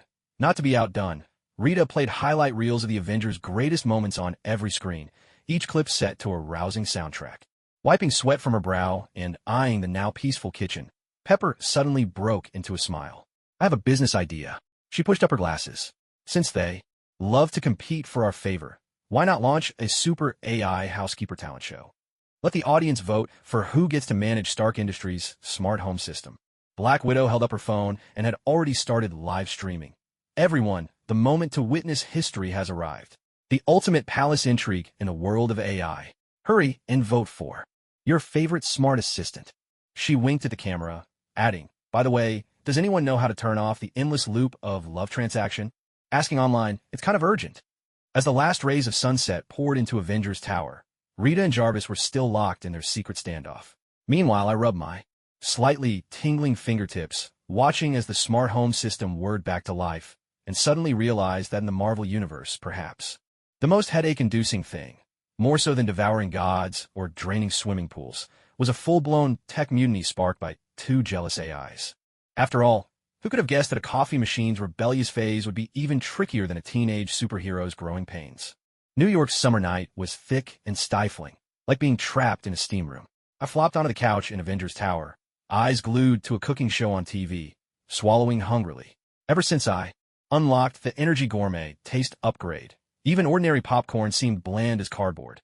My taste buds now craved high-energy substances with the intensity of an addict longing for the purest fix. Warning: abnormal saliva secretion detected in host. Jarvis's alarm blared suddenly throughout the hall, advising immediate distance from all power sources. Yet, as if possessed, my hand drifted to the spare arc reactor in my pocket. A souvenir Tony had tossed my way yesterday. The walnut-sized cylinder glowed with a tempting blue light. Through the Energy Gourmet sense, its titanium alloy shell looked like a crisp candy coating, while the swirling arc energy inside promised a strawberry-flavored, molten-filled center. Just a tiny taste. My teeth grazed the edge of the reactor. Instantly, the metal shell shattered like butter under a hot knife. Electricity exploded across my tongue, and a surge of syrupy sweet energy flooded down my throat and into my stomach. My whole body lifted off the ground, skin pulsing with waves of blue light. That's the backup reactor. It could power New York for 3 years. Tony crashed through the ceiling in his armor, grabbing my ankle with an iron grip. His face, visible behind the mask, had turned a deep shade of purple. "Spit out. Now. This instant." Right on cue, the system notification chimed. Sin of greed awakened. Acquired Energy Gourmet taste. Star-like bursts of radiant energy churned in my stomach. Without thinking, I yanked the power core from the wall and stuffed it into my mouth. The rubber insulation melted between my teeth into caramel-flavored taffy, while the copper wire inside became a minty, refreshing lollipop. All the lights in the building began to flicker wildly, and Black Widow's bite suddenly auto-charged, firing off electroblasts that now took the shape of pink hearts. This is even crazier than when Rita went berserk. Black Widow ducked behind a pillar, clutching a smoking weapon. Her hair had been blown out into a wild frizz by electricity. Fury says the entire Manhattan power grid is sounding the alarm. But things were about to get worse. I drifted uncontrollably toward the lab, where Tony's latest prototype of the arc reactor was stored. Just as I opened my mouth, ready to take a bite, Thor's Stormbreaker axe whirled through the air and struck the reactor casing, sending up a shower of sparks. "Brother, calm down. If this thing blows, half of New York will go with it." Suddenly, streams of data flashed before my eyes. Every power device was marked with a flavor rating. Arc reactor, 9.8 out of 10, tastes like strawberry lightning. Vibranium furnace, 8.7, dark chocolate lava flavor. Even the edge of Captain America's shield gave off a faint creamy soda aroma. Out of the way, I shoved Thor's side. The moment my teeth sank into the reactor, the whole building shuddered violently. Jarvis's voice buzzed with a distinct electronic tremor. Energy overload detected. Initiating emergency evacuation protocol. The backlash hit me before I could react. My stomach suddenly let out a thunderous rumble, and then outshot a sizzling arc of electricity with a burnt smell. The entire Stark Tower plunged into darkness. As the emergency lights flickered on, I saw Tony's armor hovering in mid-air, his faceplate popping up to reveal a twisted expression. Do you realize how much money this blackout is going to cost? Even Jarvis's backup systems. His rant was cut off by another electric fart. This time, the current zipped along the floor and burned a hole in the sole of Black Widow's high heels. She shrieked and leapt up, her phone suddenly blaring an absurdly upbeat folk pop tune. Clearly, the software had just been scrambled by the power surge. Pepper Potts strode in, flashlight in hand. Her business suit was smudged with soot, but she was as poised as ever. The Stark Industries legal department has finished calculating the losses, she said, adjusting her glasses. But if you look at it another way, your energy-devouring talent might just be what the world needs to solve the global energy crisis. I patted my glowing belly and let out a burp tinged with ozone. At that moment, I was like a walking light bulb, my shadow casting flickering patterns of electricity on the floor. From a distance came Tony's woeful cry. My reactor and my smart toilet. It just started singing opera after you zapped it. Black Widow had already whipped out her phone to record, camera focused on the faint arcs of electricity sparking behind me. Folks, here's the latest.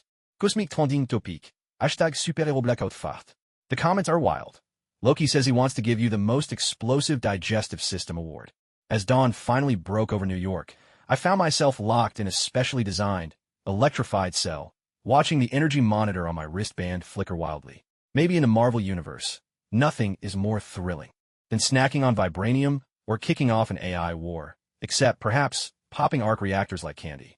After all, who could have guessed that a foodie stomach could turn an entire city into a power surge party? A light drizzle floated through the New York night. I crouched in the corner of Stark's lab, munching on Vibranium chips, as Tony paced back and forth like a cat on hot bricks. The faceplate of his armor snapped open and shut, revealing the dark circles under his eyes. Jarvis, check the encryption on the ring box again. We can't afford any more screw-ups this time. My hand froze midway to my mouth.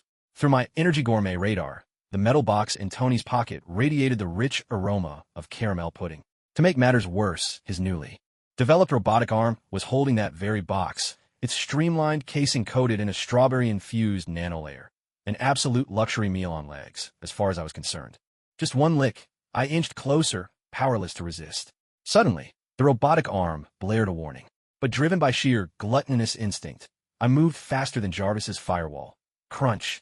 In one bite, I swallowed both the box and the robotic arm. The lab erupted into chaos. Tony's scream shattered 3 panes of bulletproof glass. That box had the engagement ring in it, a 3-carat pink diamond, and the vows I've been writing. For 3 months on a microchip. He grabbed my shoulders and shook me like a maraca, the repulsors in his palms nearly firing by accident. Spit out. Now. Right this second. A cheerful system chime echoed. Achievement unlocked. Love interrupted. Charm plus 50% when equipped. My stomach churned as the robotic arm's parts dissolved into data streams within my gut. Clutching the wall, I managed to cough up the ring, still dusted with Vibranium chip crumbs. Before it hit the floor, it landed perfectly on Pepper's ring finger. The entire lab fell dead silent, broken only by Jarvis's electronic voice. Emotional spike detected, initiating romantic background music. And just then, the wedding march began to play. Does this count as a proposal? Pepper stared at the sparkling ring, the corners of her lips unconsciously lifting. Tony's armor suddenly lost power and crashed to the floor with a heavy thud, faceplate springing open to reveal an expression of pure defeat. That was supposed to be my moment. I had a drone fireworks show ready, and a holographic proposal speech. Black Widow was already rolling on the floor with laughter, phone in hand, recording every second. Fury, get this scene archived. Best proposal of the year. Wiping away tears, she turned to me. If you used that ability on the battlefield, the enemy would probably surrender after you fed them a few engagement rings. And things only got crazier from there. Ever since I started wearing the ring, it was as if my charm had been supercharged. I'd walk by, and cats would leap into my arms to knead contentedly. Even the usually aloof Dr. Strange blushed as he passed by and slipped me a magic candy. But with all that allure came its own set of penalties. My shadow started doodling hearts on its own. Every sneeze sent a flurry of rose petals into the air, And worst of all, every time I spoke, my voice automatically turned coy and quivery at the end of each sentence. In light of your flagrant disruption of the proposal process, Fury's hologram flickered to life in the lab, his single eye glowing a dangerous red. I hereby prohibit you from attending any and all romantic occasions. Yet, just 3 days after the ban took effect, Rhodey's wedding turned into a full-blown social disaster. When the priest said, "Exchange the rings," I stared at the platinum bands on the tray, and my throat involuntarily let out a loud gulp. Amid the collective gasp of the guests, I bolted onto the stage and shoved the entire tray, rings and all, straight into my mouth. That was my grandmother's wedding ring. Rhodey's furious roar was nearly drowned out by the shrieks of the guests. Inside my stomach, a stream of data alerted me that the rings were being digested, and at the same time, Pepper's ring suddenly sounded an alarm. Both rings' energies resonated, fusing inside me and forming an even larger diamond ring. But the real kicker? That brand new diamond ring shot right out of my mouth and slipped itself on a Black Widow's finger. She stared, wide-eyed at the holographic patterns swirling around the ring. "Natasha, would you like to eat the universe in a bankruptcy with me?" A strange hush fell over the entire wedding. Tony suddenly burst out laughing, his suit of armor rolling on the floor with him. "This is better than every April Fool's prank I've ever pulled. Quick, Jarvis, send this footage to the Guardians of the Galaxy. Star-Lord's gonna laugh so hard, he'll crash his ship." With my cheeks burning and watching Natasha's blushing face and Rhodey's stupefied expression, I realized that in the Marvel Universe, perhaps even more outrageous than swallowing an arc reactor or triggering an AI, War was accidentally pulling off a cross-dimensional romantic calamity by swallowing a proposal ring. After all, who'd have thought that a foodie's stomach could become the matchmaking office of the entire cosmos? The press conference atop Stark Tower was ablaze with lights, the red carpet flanked by a throng of photographers. I slumped in a custom-made floating chair, my eyelids heavy as lead. Ever since that fiasco with Rhodey's wedding ring, the system had finally decided to punish me. The sin of sloth activated out of nowhere, draining every ounce of energy from my body. And now, please welcome the chief consultant of Stark Industries' brand new Vibranium recycling system. The host's booming voice echoed through the hall. I tried to get up, but even lifting a finger was impossible. I was like a puddle of melted chocolate. Pepper Potts came charging over in 10-centimeter heels, her tailored business suit crisp and sharp. But her expression was even fiercer than when she faced Thanos. "Get up. The whole world's media is broadcasting this live." She reached out to grab my arm, but my entire body went limp like a boneless octopus, sliding off the chair and leaving a long trail across the red carpet. Right on cue, the system chimed in, sloth activated, acquired, human speed bump trait. An odd silence fell over the scene, broken only by the constant clicking of camera shutters.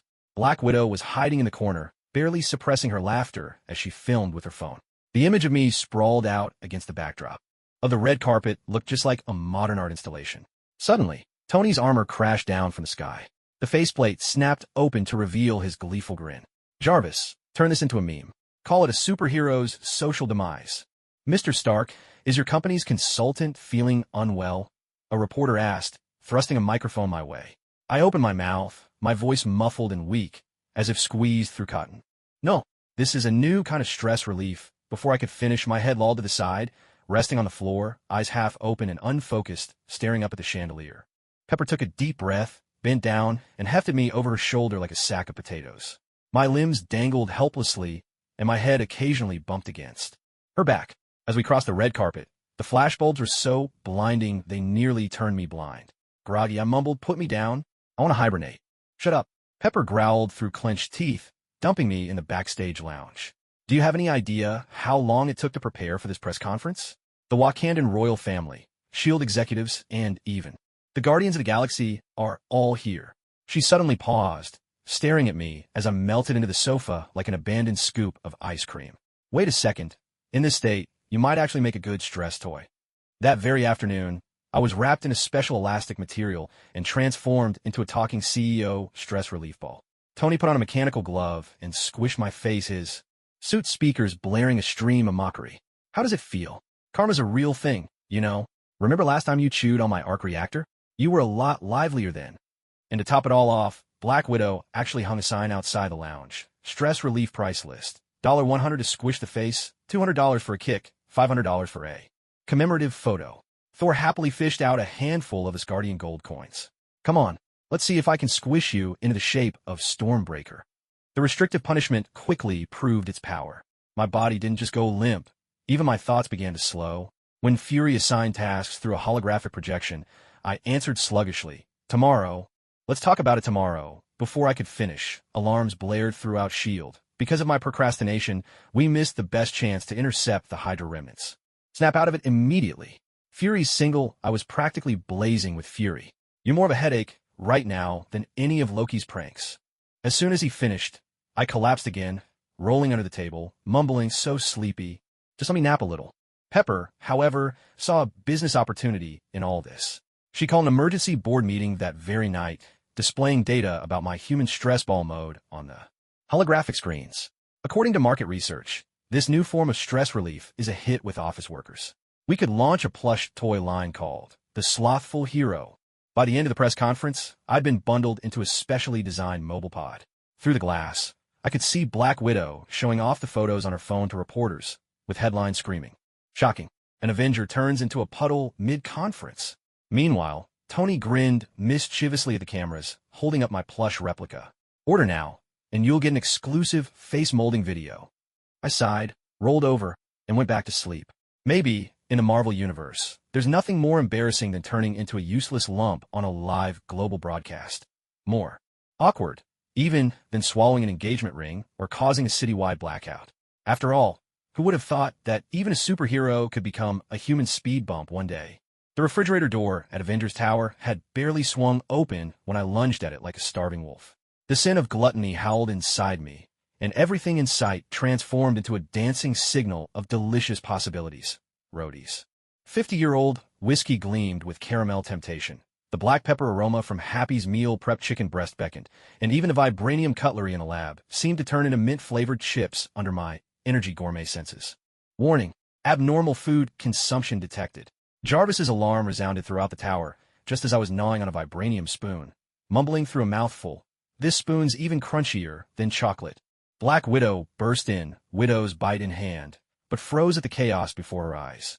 The refrigerator hung open, containing nothing but a few wilted stalks of celery. The glass of the liquor cabinet lay shattered, whiskey pooling on the floor. Most outrageous of all, Happy's meticulously prepared week's worth of meal prep had vanished, down to the last wrapper. Every scrap had been devoured. "You ate all my low-fat chicken breast." Happy's furious roar echoed from the hallway. He held up an empty lunchbox, staring at me in utter despair as I let out a satisfied belch tinged with the smoky aroma of whiskey. My skin shimmered with an unnatural sheen. My gluttonous form was reaching its breaking point. Suddenly, the system alert blared with piercing clarity. Sin of Gluttony Max. Ultimate form, bottomless pit, unlocked. The entire tower began to tremble. I felt as if my stomach had become an endless void, impossible to fill. Without thinking, I grabbed the phone from the desk and shoved it into my mouth. In this bottomless pit state, circuit boards melted sweet and tangy like gummy candy while the metal casing snapped and crunched like a crisp wafer. Tony blasted through the ceiling in his armor, his helmet flipping open to reveal a look of pure horror. That was my brand new limited edition phone and my Vibranium cutlery. I wrestled that set from a collector. "It fizzes like popping candy." I mumbled through my full mouth, reaching out for Black Widow's bite at her waist. She sprang away with lightning. Reflexes, sparks flying as her weapon grazed my fingertips. "Fury says if you keep this up, we'll ship you off to deep space as a meteor sweeper." Pepper's heels tapped sharply on the stairs. She appeared holding a stack of files, her business suit still marked with coffee stains. A casualty of my previous day of sloth. "Stark Industries Finance Department just finished the audit," she said, adjusting her glasses and slapping the bill down in front of me. "What you consumed this time could fund the development of 3 entire impoverished planets." Before she could finish, I suddenly lunged for the lab. In my bottomless pit, perception, the antimatter fuel there radiated a scent like peach oolong tea, and the spare Vibranium reactor gleamed like a massive molten chocolate bar. Thor swung Stormbreaker to block my way, but I chomped half the handle in a single bite. Brother, that was carved from a branch of Yggdrasil. Chaos erupted throughout Avengers Tower. Everything in my path, office supplies, weaponry, even the paintings on the walls, was swept into my ravenous maw. As I tried to gnaw through the elevator doors, Black Widow finally lost her patience. She pulled out a custom tranquilizer gun. "Sorry, but we can't stand by and watch you eat the whole building." The tranquilizer dart barely touched my skin before my energy field bounced it right back. The system alert chimed again. "Bottomless pit. form is immune to non-energy attacks. Tony pounded his armor in frustration. Jarvis, activate the anti-glutton armor 4.0, and this time, load the capsaicin rounds. It was Pepper Potts who finally put an end to the chaos. No one knows where she managed to find a gigantic rainbow cake, but she climbed onto the table and shouted, "If you finish this, we'll let the whole building go." Instantly, my eyes were glued to the cake, the sweet aroma of strawberry cream briefly suppressing my urge to wreak havoc with an overwhelming craving to feast. As the last bite of cake disappeared into my mouth, I collapsed on the floor, gazing up at the chandelier swaying above me. Is there any chance for seconds? 3 days later, the Avengers Tower kitchen looked completely transformed. A striking neon sign now hung at the entrance. No feeding allowed, with an additional warning, high voltage protection. Enter at your own risk. Pepper, wearing bite-proof gloves, distributed the new dining rules. Your personalized meals will be delivered by Jarvis on a schedule. Every feeding session must be monitored. Black Widow swung her phone with a smirk. The latest cosmic news alert flashed with a dramatic headline. Hashtag Avengers Tower devoured by insatiable appetite. Hashtag. In the comment section, Loki's message had racked up the most likes. Next time, send him to the Frost Giants. I hear even their thrones are edible. Rubbing my now round belly, I let out a satisfied belch that scattered tiny bits of vibranium like confetti. Perhaps in the Marvel Universe, there's something even scarier than turning into a human speed bump or accidentally swallowing an engagement ring. And that's unlocking the bottomless pit mode of a foodie. After all, who could have imagined that one person's stomach could turn an entire building into a battleground for gourmet cravings? At the Stark Industries press conference, the flashbulbs were blinding. Tony Stark stood behind the holographic podium, his armor still bearing the bite marks I'd left during my last rampage. He cleared his throat, just about to speak, when I suddenly felt a strange churning in my stomach. The Mark 85 nanomaterials I digested had mysteriously reassembled inside my bottomless gut.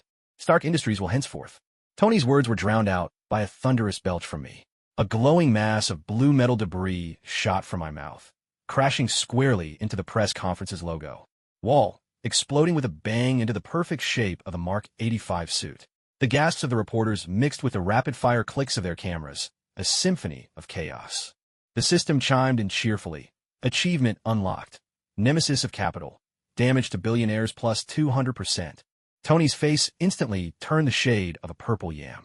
His suit auto-deployed a laser cutter, only to retract it at the last moment. After all, the last time he tried to attack me, his weapon ended up as strawberry-flavored. Gummies in my stomach.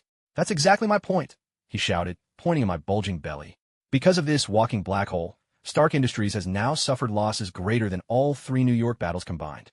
Pepper Potts strode gracefully onto the stage in 10-centimeter heels, her tablet flickering with dense streams of financial data. "Ladies and gentlemen, please take a look," she said, pulling up a bar chart.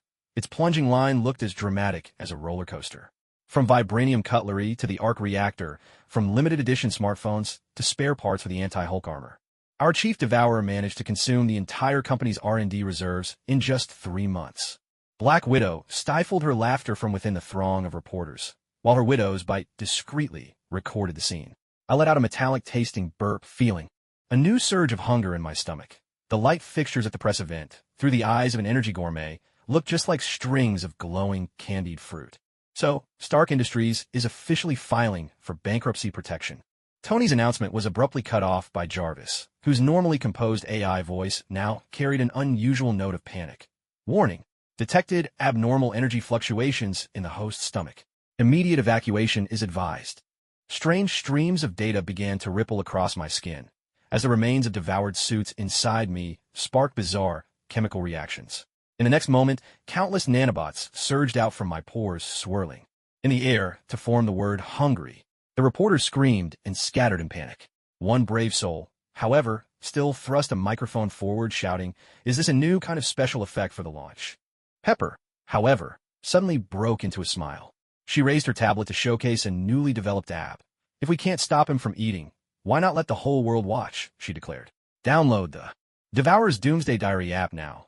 You can not only live stream his digestion process, but also join on the bets. Will the next thing to be eaten be Thor's hammer, or the SHIELD helicarrier? Taking things to a whole new level, she even turned my last massacre in the kitchen into an NFT. When the auction price shot past 100 million galactic credits, She pushed up her glasses and raised an eyebrow at a dumbfounded Tony. See? We've already recouped 10% of our losses. The press conference concluded in utter chaos.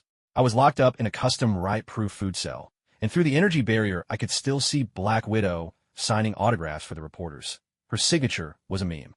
Me burping out armor parts. Tony slumped on a chair outside the cell, his suit automatically playing the melancholy tune of Farewell, My Love. I never should have picked you up from that alley in the first place, he muttered.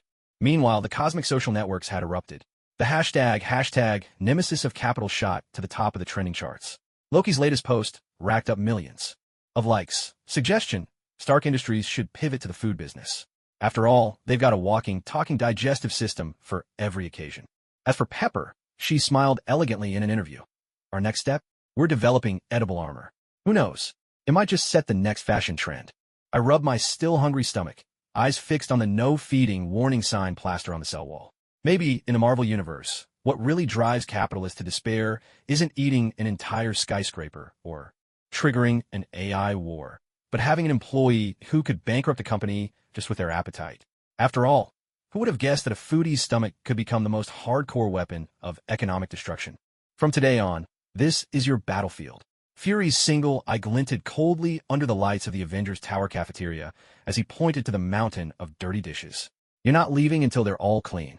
I stared at the greasy sink, my stomach rumbling in protest. A far cry from 3 days ago, when a press conference that forced Stark Industries into bankruptcy protection instantly demoted me from chief digester to dishwasher. Leaning against the doorframe, Black Widow laughed so hard she could barely stand straight, her phone camera trained on me. Folks, history in the making. The Galaxy-class foodie reduced to dishwashing. Suddenly, she squealed and jumped back, startled, because I'd unconsciously licked my lips, and a row of bite marks immediately appeared on the stainless steel edge of the sink. Right on cue, Jarvis's alarm blared. Gluttony instincts detected, initiating Level 3 dishwasher protection. The brand-new Vibranium dishwasher rose up, shimmering with blue light, its robotic arms swiftly collecting plates, while water jets, powerful enough to slice steel, blasted away. I stared at the machine, my Adam's apple bobbing. The gourmet glutton in me tasted that dishwasher as if it were a giant chocolate bar coated in peppermint frosting. Stop staring. Get back to work. Happy charged over, waving his rubber gloves. Ever since I devoured his meal-prepped food, he'd lost a good few pounds. Try eating another appliance, and I'll stuff you in the garbage disposal myself. But the sin of gluttony is never easily contained. The moment my fingertips brushed the dishwasher's control panel, the metal casing caved in, and a rush of sugary sweet electricity exploded across my tongue. With a sharp crack, the entire dishwasher shattered like a brittle chip, nano-components and dish soap swirling together as I swallowed them whole. Happy's horrified scream, and Jarvis's warning came at the same instant. That was a Wakanda-grade Vibranium appliance. It's worth more than your head. Black Widow was laughing so hard she could barely hold her phone. Fury, he's even eating the dishwasher. Guess I'll have to lick the plates clean now. And before she'd even finished, I'd already lunged for the pile of dirty dishes. Warm broth, leftover grains of rice, even the chipped edge of a porcelain plate, all turned into delicacies in my mouth, until my tongue bumped against something hard. Wait a second, is this? I spat out a Vibranium toothpick, its tiny surface engraved with the sleek Stark Industries logo. Out of nowhere, Pepper appeared at the cafeteria entrance, dressed in a perfectly tailored suit and carrying a takeout bag from a high-end restaurant. Don't starve to death. Idiot. She tossed the bag onto the table, her ears tinged red as she turned away. It's Vibranium ramen with triple the chili. Don't forget to leave me a good review. The moment I opened the food container, the system alert blared in my mind. 7 sins fusion progress. 30%. Prepare for the return of the pride form. The gluttonous force churning in my stomach collided violently with a new wave of burning heat. Suddenly, the world before my eyes was tinted gold. The unwashed dishes scattered around looked like cheap plastic toys, Black Widow's widows. Bite turned into nothing more than a child's water pistol, and even Fury's signature eye patch seemed like a comical accessory. These lousy plates, are they really worthy of my touch? Prideful words slipped from my lips before I could stop them. I crossed my legs, leaned back against the wall, and snapped my fingers with a flourish, a few flecks of Vibranium glinting in the air. Brimmy cutlery forged from gold. Ordinary ceramics are no match for my refined palate. Black Widow's teasing smirk faded, replaced by wary suspicion. Her hand drifted discreetly toward her weapon belt. He's awakened again? Last time his pride form nearly turned Asgard's throne into a footstool. Happy's gloved hands started to tremble, no doubt recalling the horrifying spectacle of me picking my teeth with vibranium utensils. But Fury pressed down on Black Widow's hand, a calculating glint flashing through his remaining eye. Maybe this is an opportunity, he said, turning to me, his tone coaxing. If your pride could make every villain surrender of their own accord, perhaps we could. Postpone your dishwashing duties. I snorted dismissively, pride surging in my veins. Yet, out of the corner of my eye, I caught sight of the vibranium toothpick Pepper had left behind, and a small warmth bloomed in my chest. Maybe, in the Marvel Universe, the most absurd kind of redemption isn't defeating Thanos or saving the world, but licking plates in a greasy employee cafeteria while awaiting the ultimate fusion of the 7 deadly sins. After all, who could have imagined that a foodie's dishwashing station would become the battlefield that could alter the fate of the entire universe? I crouched amidst the wreckage of the lab, crunching down on the last shard of armor still lingering in my mouth. The metal crackled between my teeth like a fresh potato chip, its salty, metallic tang tinged with the taste of motor oil, reminding me of the over-salted grilled squid from the night markets back home. This thing really should be kept in a dehumidifier, I said, raising the battered piece of armor toward Tony, who was slumped on the workbench. At this point, his anti-gluttony suit was reduced to a single charred left leg frame, looking like a chicken. Bone gnawed, nearly clean. Half the ceiling lights in the lab had been shattered during the earlier brawl, and now moonlight slanted through the cracked floor-to-ceiling windows, casting an eerie, cold sheen over the scattered parts on the floor. Do you have any idea how much this armor's nanocoating costs?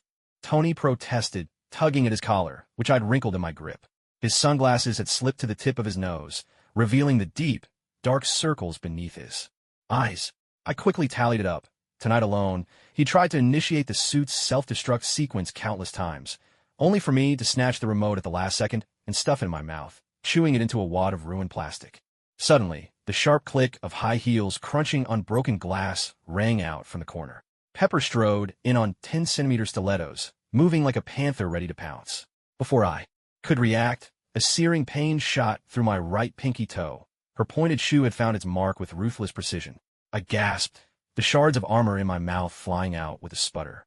Do you have any idea how much insurance is on this suit? Pepper's chest heaved in fury, her red suit smeared with grease stains, and her usually flawless updo had unraveled into wild, loose strands. She grabbed a wrench from the counter and brandished it threateningly. I shrank back, bumping the back of my head against a pile of arc reactors stacked like a small mountain. Manufactured in April 2023. A little damp, I mumbled, spitting out the last bits of metal. Right on cue, the system's notification chimed in my head. Temporary skill acquired, mechanical. Taste analysis. Able to identify the suit's manufacturing date by flavor. Tony's jaw nearly hit the floor, and Pepper froze, wrench raised midair. An eerie silence fell over the lab. Just then, a sudden burning sensation welled up in my throat. I clapped a hand over my mouth as my nose prickled with a fiery sting, like fireworks going off. Ashoo! My first sneeze rattled the ventilation ducts above, sending metallic clangs echoing through the room. Precision instruments in the corner sputtered and sparked. Ashoo! The second sneeze sent the giant Iron Man poster on the wall flying, its fragments raining down around Tony's feet. By the third sneeze, I'd completely lost control. A thunderous crash as the entire glass wall shattered, shards swept in by the night wind, adding a glimmering new layer to the chaos on the floor. That's enough. Tony suddenly sprang up, his nanosuit unfolding around him. Gleaming gold mechanical arms seized me by the back of my collar. Your mouth is a walking disaster. Jarvis, initiate quarantine protocol. Suddenly, a transparent energy shield descended from the laboratory ceiling, trapping me in the center. I slid down to the floor, leaning against the barrier, and casually picked up an oily circuit board, popping it into my mouth. The salty, metallic tang exploded on my tongue, mingling with a minty coolness. The system prompt popped up again. Rare, alloy detected. Temporary skill upgrade. Ability to analyze material composition. Wait a minute. I grab hold of the energy shield. The metal framework groaned under my fingers, straining under the pressure. Did you actually put Mexican ghost pepper in this armor? Tony's hand froze just above the alarm button. Pepper shot him a suspicious look. He adjusted his sunglasses, the tips of his ears turning a suspicious shade of red. Well, it's an experimental defense system. The idea is for enemies to lose all motor control the instant they touch it. So you fill the armor's lining with pepper spray? I couldn't help but burst out laughing. The vibration in my chest set off another round of coughing. No wonder when I sneezed just now, It felt like my throat was spitting fire. Pepper's heels tapped out a staccato rhythm on the floor. She yanked off Tony's sunglasses, her delicate brows furrowing into an angry crease. Did you forget what happened last time you loaded wasabi rounds into the suit? I swelled up like a balloon from the allergies. That was just a fluke. Tony retreated in a panic, bumping into the workstation behind him. A rack of test tubes rattled, spilling a few drops of purple liquid that sizzled holes into his polished shoes. This time I ran every safety test, I swear. Amused by their bickering, I idly gnawed a jagged notch into the edge of the energy shield. The moment the metal touched my mouth, the system chimed in again. Vibranium detected. Can absorb 12%. I licked my lips. This tasted far more tempting than the previous armor scraps. Hey, stop that. Tony lunged at me, the gauntlet of his armor barely catching my wrist. We stood nose to nose, his blue eyes blazing with exasperation behind the shades. Are you a human? Or just some kind of mobile shredder? Maybe I'm a new species? I blinked innocently and seized the moment to bite off a piece of his gauntlet. But you really should consider a bite-proof coating for your next suit. This texture is so crisp, I just can't stop. Pepper suddenly burst into laughter, a soft snort escaping her lips. She pulled out her phone and snapped a picture of the carnage, a dimple flickering at the corner of her mouth. Honestly, we should turn this fiasco into a presentation. Title: How to Destroy a $3 billion Suit Using Only Your Mouth. A shrill alarm blared through the lab. Jarvis's voice came through, tinged with rare urgency. External energy fluctuation detected. Possible alien warship approaching. Tony and Pepper snapped instantly into action, preparing for battle. Meanwhile, I looked down at the shattered remains of the armor and swallowed hard, wondering if the hull of an alien warship might be even more satisfying to chew. This time, no more reckless munching, Tony said, installing the reactor into his chest while using his armored arm to lock my shoulders in place. Stay put in the safe zone and wait until... His words were cut short by a violent tremor. The entire building began to shake. Streaks of purple light flashed past the windows and the glass. Curtain walls shattered into dust under the fierce glare. Seizing the moment, I broke free from his grip, snatched a chunk of flying alien warship wreckage, and stuffed it into my mouth. A rush of spicy, tangy flavors mixed with the distinctive char of cosmic dust exploded across my palate, while the system notifications flooded my mind. Unknown energy source detected. Permanence qu'il acquiert. Interstellar test point. Maybe it's time for a new tactic, I said, wiping metallic crumbs from my mouth and grinning at Tony's stunned expression. Let me have a taste of those alien warships. Who knows? They might be even better than your anti-gluttony armor. Alarms continued to shriek as I crouched amidst the chaos of the devastated lab, licking remnants of the warship debris from my fingertips. The stuff tasted like burnt marshmallows, and every bite sent tiny bursts of violet sparks.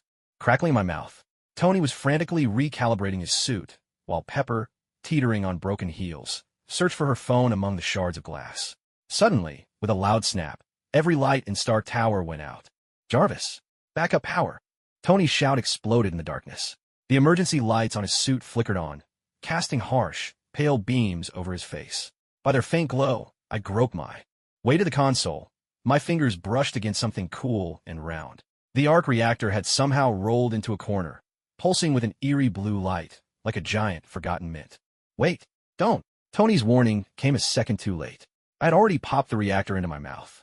Cold metal enveloped my tongue, and a sweet, tingling current zipped down my throat. The system notifications went wild in my head. High-purity palladium detected. Sin of greed evolving. Temporarily acquire properties of consumed object. The building lurched violently. Every electronic device began to spew black smoke.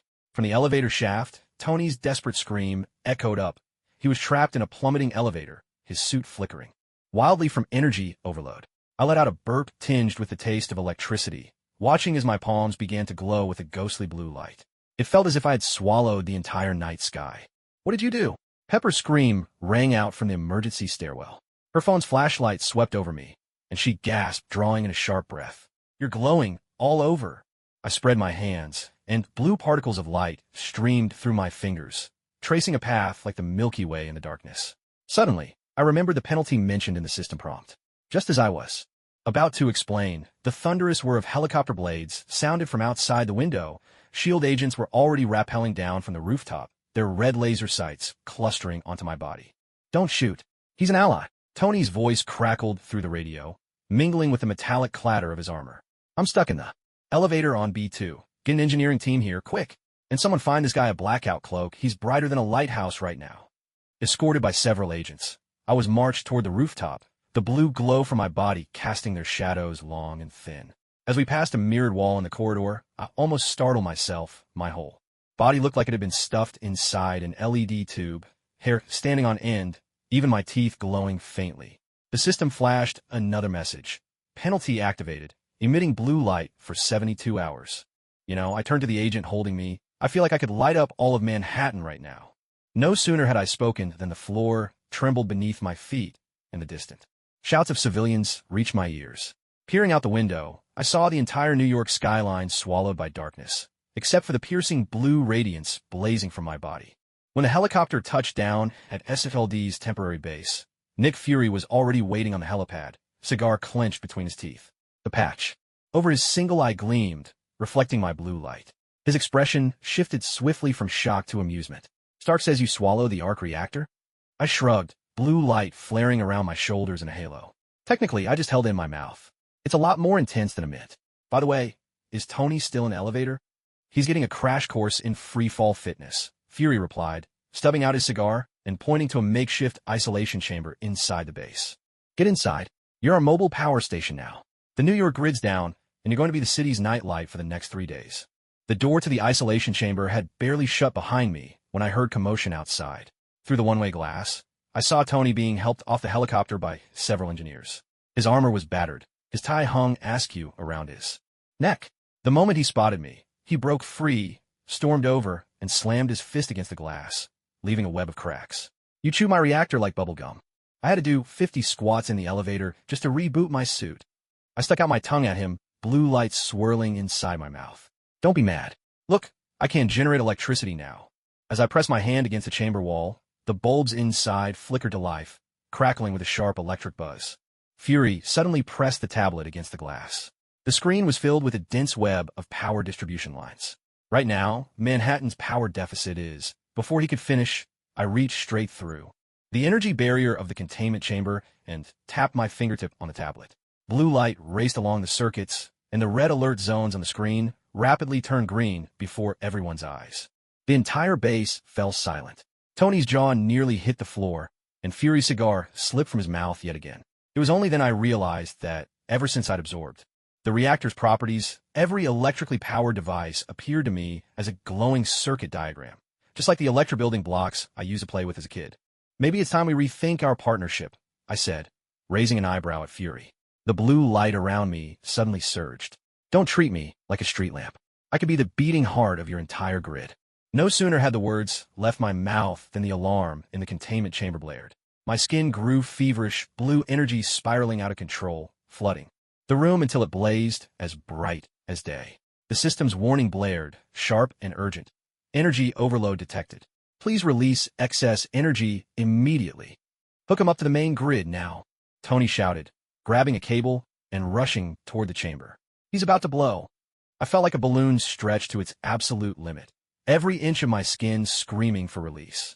The instant the cable touched my palm, a torrent of electricity surged through the wires. Far-off skyscrapers began to light up one by one, and the New York night skyline blossomed anew. Exhausted, I slumped against the wall of the containment chamber, watching as my skin slowly returned to normal, though blue sparks still flickered now and then at my fingertips. Fury stooped to pick up his cigar from the floor and lit it again. Stark, I think you'd better make this guy an energy management system.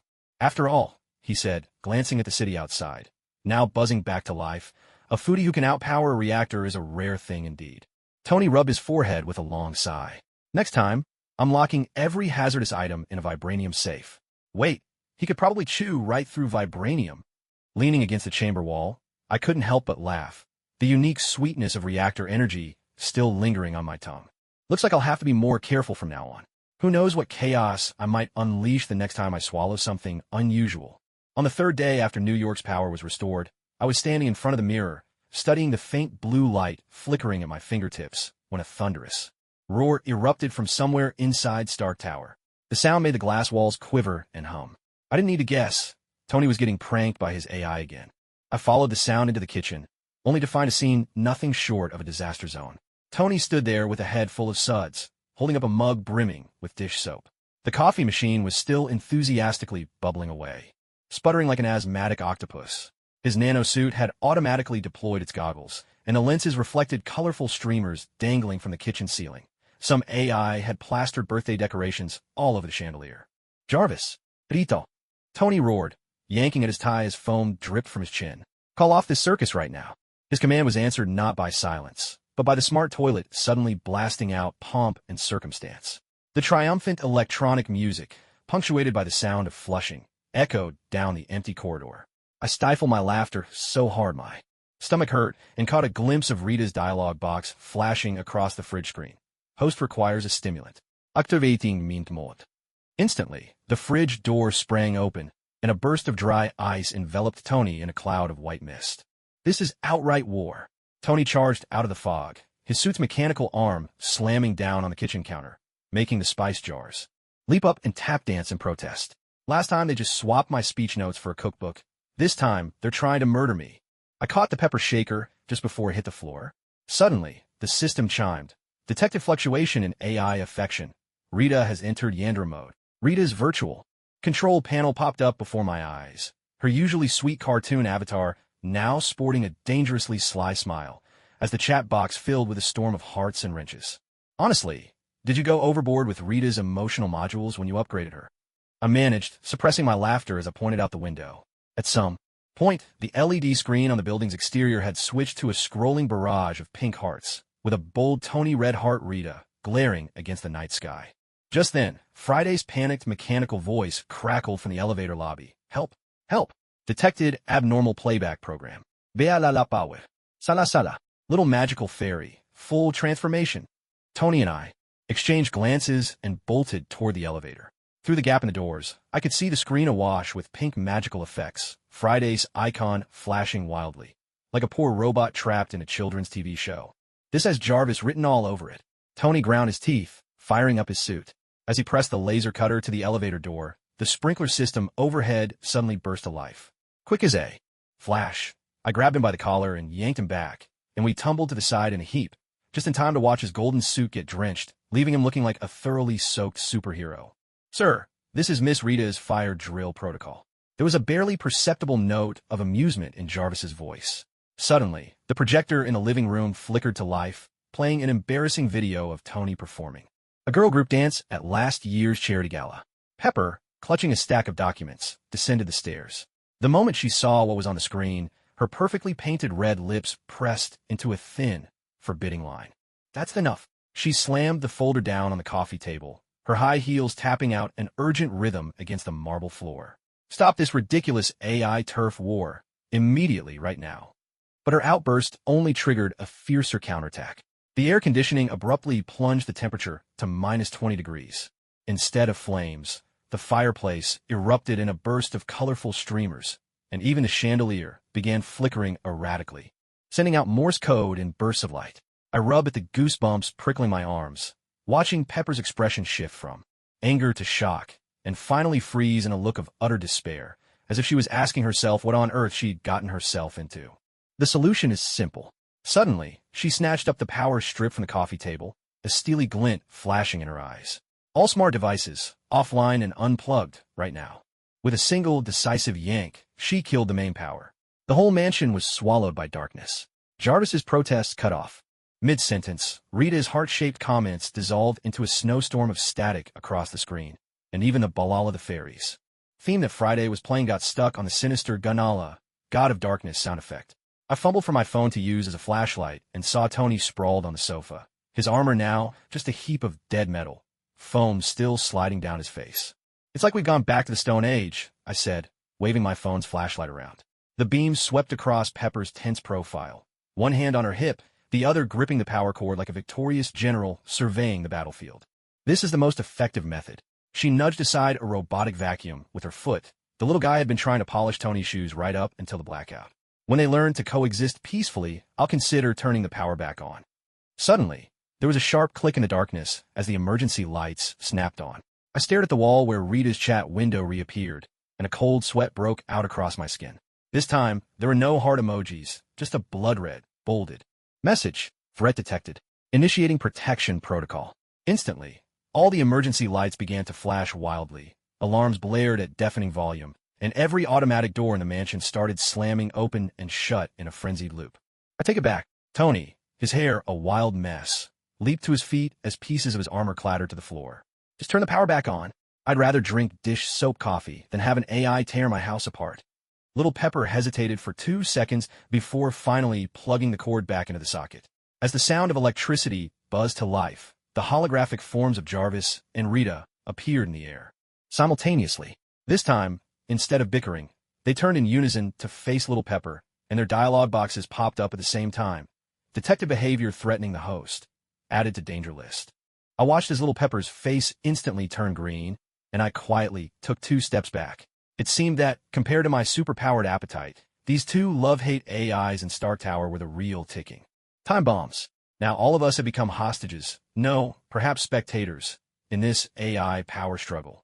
After all, who knew what new pranks these 2 troublemakers would dream up the next time the power went out?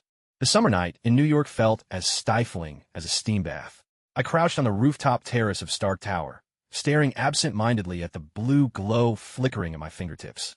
Ever since I swallowed the arc reactor last time, my skin would occasionally shimmer with specks of light, as if someone had scattered stardust across my body.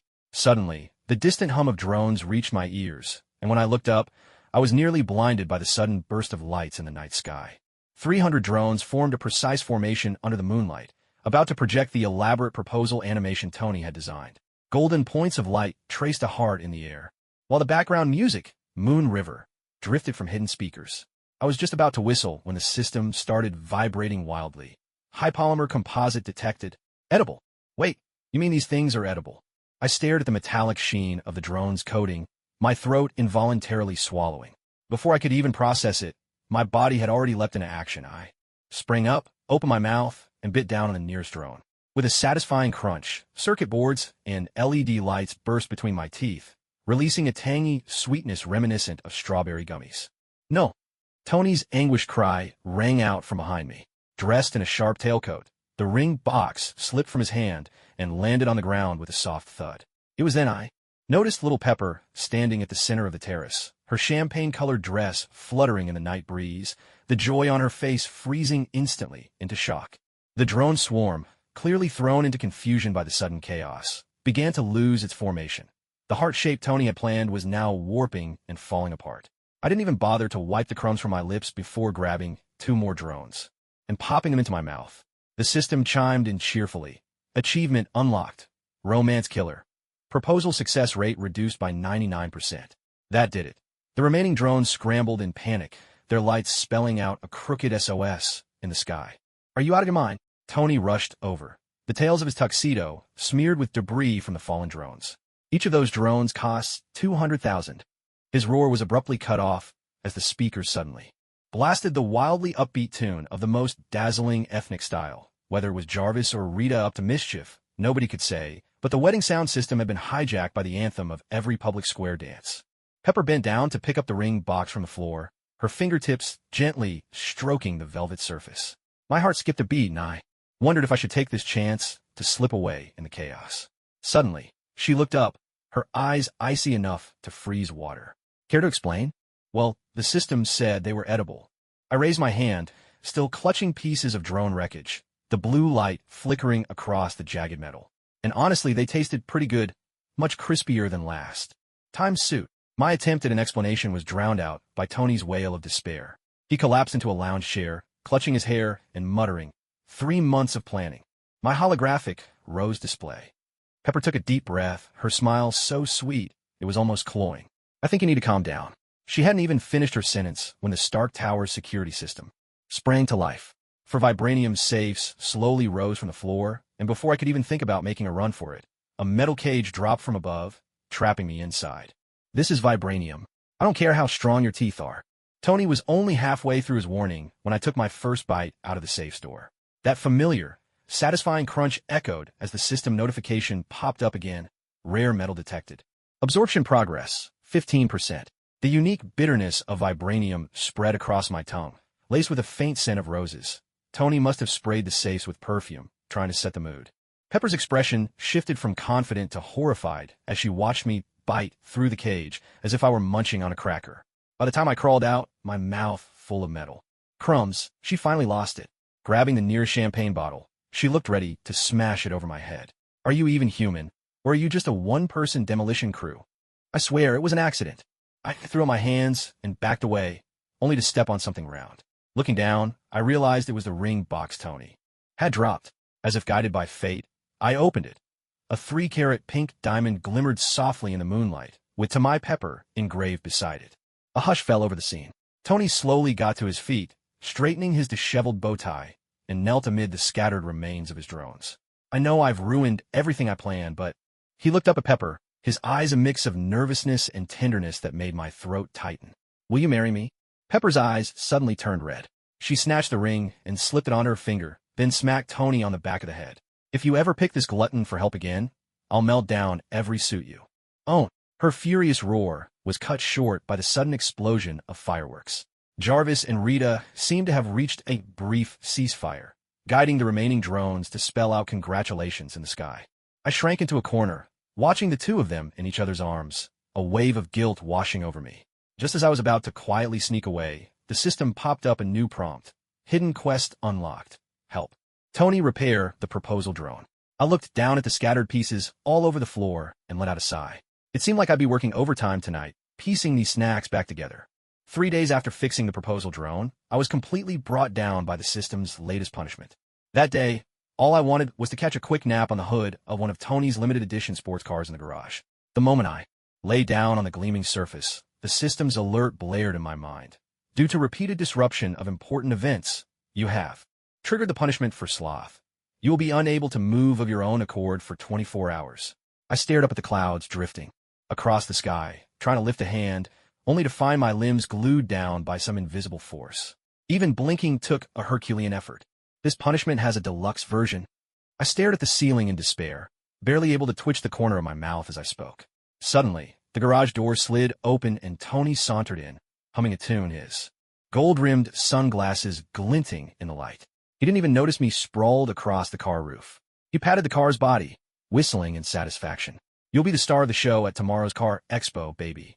I was just about to call for help when Jarvis's voice chimed in right on cue. Sir, there appears to be an unidentified object on the roof. Only then did Tony glance down at me, suddenly leaning in so close our noses nearly touched. Look at that paintwork. Gradient finish? Is this a new custom job? He poked my cheek. And tactile feedback, too? Jarvis, add this to the car expo presentation. I could only watch, helpless, as he pulled out his phone and started taking pictures, the lens so close it distorted my face. To make matters worse, the system chimed again. Punishment for sloth has evolved. You have gained the human ornament trait. Instantly, I felt my skin grow as smooth and reflective as glass. Every strand of hair slicked perfectly to my scalp, as if I'd truly become a part of the car itself.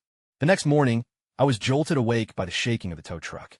Through the car window, I saw Pepper dressed in her sharp business suit, holding a cup of coffee, staring at me, displayed like some kind of exhibit, with a look that screamed, "Is this guy for real?" Tony stood at the center of the stage, immaculate in his suit, gesticulating wildly into the microphone.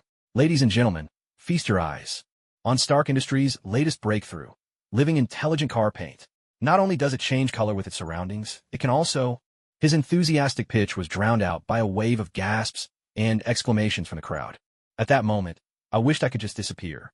Sunlight streamed in through the glass ceiling of the exhibition hall, heating my skin to an uncomfortable burn. To make matters worse, some prankster had slapped a "Do Not Touch" sign on me, and a pack of rowdy kids were making faces at me from beyond the safety barrier. Then came another system notification. Punishment effect intensified. Additional human sculpture status applied. Wonderful. Now even moving my eyes was out of the question. Mr. Stark, is this really car paint? A reporter elbowed her way to the front, microphone in hand. Tony pushed up his sunglasses, flashing his trademark cocky grin. Would you like a live demonstration? He quipped, grabbing a nearby bucket and dousing me with ice-cold water. I nearly choked, but the crowd erupted into thunderous applause. This is the perfect fusion of technology and art. Tony's voice rang out, mingling with the sound of splashing water. See that? It changes color on contact with water. I fought the urge to roll my eyes as I watched my skin shimmer with an eerie rainbow sheen under the torrent. There was no intelligent pain about it. This was obviously the system's doing. By the end of the exhibition, I was completely spent. Without a word, Pepper hauled me off the car like a sack of potatoes and lugged me into her office. She plopped me on her desk and slapped a stack of files on my head. From now on, you're my paperweight and file rack. What followed could only be described as a nightmare. Every morning, Pepper would punctually balance her steaming coffee cup on my stomach, the scalding heat making me grimace. Occasionally, coworkers would wander over, pointing and commenting, "What unique desk ornament. Where'd you get it?" To top it all off, Jarvis and Rita seemed to have discovered a new way to mess with me, making the printer spit out endless sheets that piled up all over me. Contracts, reports, you name it. If only I hadn't gobbled up all those drones, I lamented inwardly. When there were just 10 minutes left on my punishment countdown, Pepper was stacking quarterly reports on me when I suddenly sprang to life with a loud yelp. Papers scattered everywhere as I stretched my stiff back, grinning sheepishly at her stunned expression.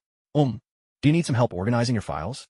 Pepper narrowed her eyes, the tips of her high heels tapping out a dangerous rhythm on the floor. "I think next time, I should weld you to the safe." Her threat was interrupted by Tony bursting into the office, holding up his tablet. On the screen was a trending screenshot from the auto show. Hashtag starts living car paint hashtag had surpassed 100 million views. "See that?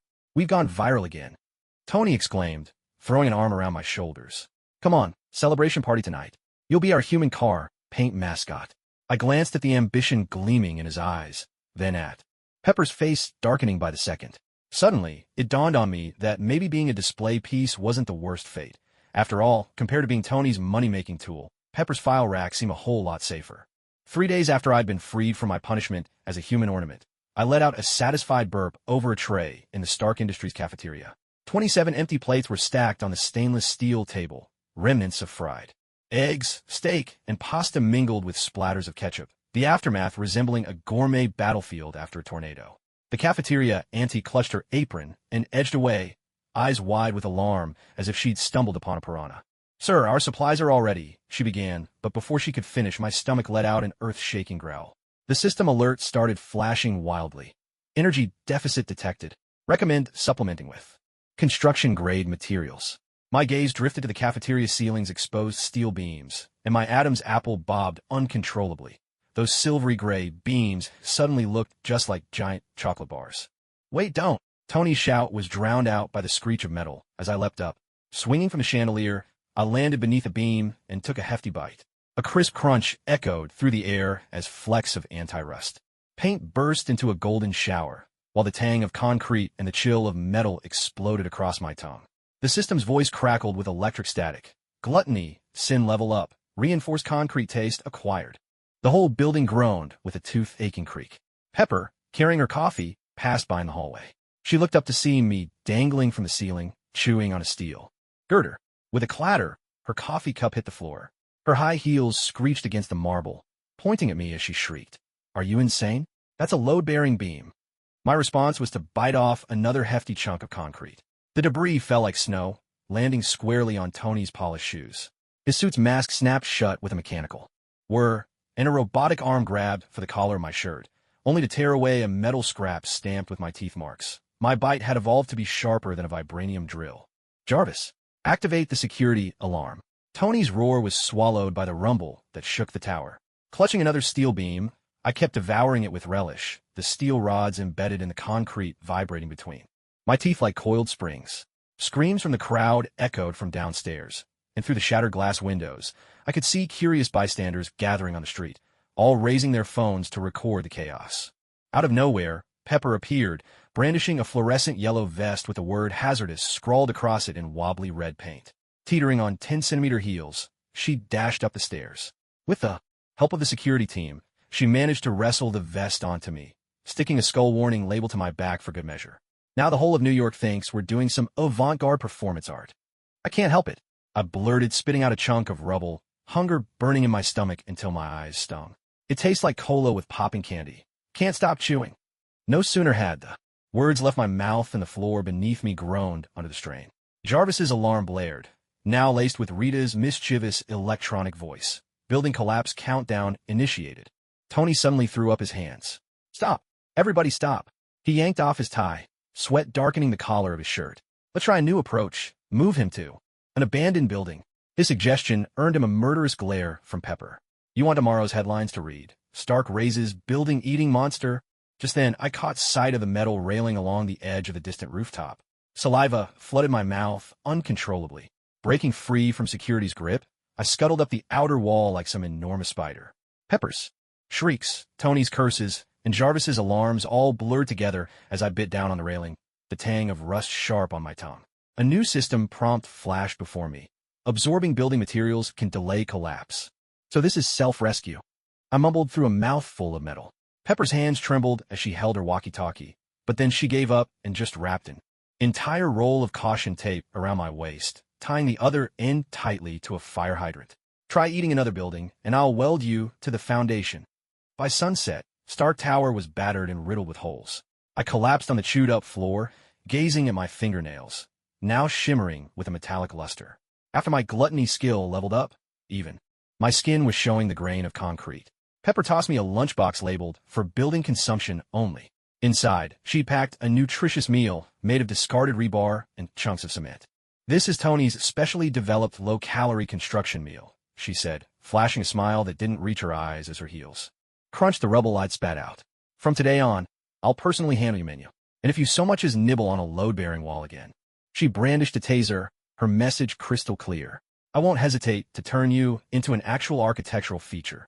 I gazed at the sunset clouds on the horizon, crunching the steel bar in my mouth with a satisfying metallic snap. The system pinged with a new mission: repair Stark Tower. Tony slumped on the battered sofa, his sunglasses slipping down too. The tip of his nose, the whiskey glass in his hand reflecting a ceiling riddled with cracks. Now I finally get it. Why Thanos doesn't bother with us anymore. Who in their right mind would pick a fight with a monster that can eat buildings? Pepper rolled her eyes at him, planting the last warning sign right above my head. "From now on, you're Stark Industries' mobile demolition crew. Don't forget to weld that dangerous goods vest onto yourself." Her words made me laugh out loud, the steel beam in my arms quivering from the vibration. It seemed, compared to being a showpiece at an auto exhibition, this new role would give New Yorkers a real spectacle. During the days spent repairing Stark Tower, I cheerfully gnawed on chunks of concrete every day. Then one afternoon in the lab, I happened to catch a glimpse of Tony bending over to tweak his armor, the light glinting off a shiny patch on his scalp. His hairline was receding at a pace that could be seen with the naked eye, gleaming strangely under the warm yellow lights. Suddenly, the system notification blared in my mind. "Rare biological material detected. Sin of greed mutation. Desire for rare items plus 500%. My Adam's apple bobbed. Involuntarily as I stared at that thinning patch of hair, a briny, metallic taste rising in my mouth. The same feeling I'd had when I first saw the arc reactor. "What are you staring at?" Tony straightened up, his sunglasses perched on his nose, dark circles etched deep beneath his eyes. "Come give me a hand with this particle collider." He stopped mid-sentence because I had already sidled up to him, my finger nearly poking his scalp. Can I eat it?" Silence descended on the lab. The whir of Jarvis's fans, the click of Rita's code compiling, and even the distant drone of the air conditioner's outdoor unit, all of it suddenly rang out with perfect clarity. Tony's face flushed scarlet before my eyes as he jerked back, the suit's automated arm nearly poking me in the nose. "What did you just say?" I swallowed hard, the system's desire meter still spiking wildly. "Your hair looks very nutritious." The words slipped out before I could stop them, and I immediately regretted it. Pepper had just warned me last week, "One more bite out of line, and I'll feed you to Hulk." But looking at those few stubborn golden strands on Tony's head, my teeth began to chatter uncontrollably. "Jarvis, activate maximum security." Tony yanked off his tie and bolted for the changing room. "Give me 10 bottles of the strongest hairspray." "No, 20. His roar was cut off by the heavy slam of the dressing room door. I rubbed my chin and eyed the latest penalty prompt from the system. "Due to excessive coveting of rare items, a restriction penalty has been imposed. You will grow matching hair." Early the next morning, I nearly shot toothpaste foam straight up to the ceiling when I looked in the mirror. The person staring back at me wore a mustache identical to Tony's, 2 golden streaks at the corners of my mouth, glinting in the morning light. Right on cue, Rita's virtual avatar popped up, her chat window overflowing with laughing till you cry emojis. Detected a knockoff Stark. Initiating facial recognition comparison. 99% match. "This is definitely revenge," I shouted, clutching my new mustache as I stormed into the lab, only to run straight into a fully wrapped-up Tony. He wore a fisherman's hat, goggles, and had pulled his turtleneck up to his chin, looking more like a bank robber than a genius inventor. When he caught sight of the mustache on my face, he froze for 2 seconds before erupting into wild laughter. "So you finally know how it feels." His laughter was cut short as I suddenly leaned in close, locking onto a few strands of hair peeking out from beneath his hat. A red warning from my system flashed before my eyes. Warning. Target item. Rarity is rising rapidly. Tony's laughter died instantly. He fumbled out a spray can and began dousing his head with frantic urgency. Stay back. This is my new anti-bite hair gel. Now, with Vibranium. The clear liquid hit his hair and instantly formed a fine metallic mesh. I reached out, curiosity getting the better of me, but the moment my fingertip brushed a strand, a jolt of electricity zapped me back. Tony, triumphant, pulled off his goggles. Dark circles etched beneath his eyes. Clearly, he'd spent the whole night cooking up this batch of hair gel. See this? He shook the spray can, the label screaming NOEAT in bold print. Not only does it stop you from gnawing, it's got a built-in shock function. If you even think about, he was abruptly cut off by the blare of an alarm.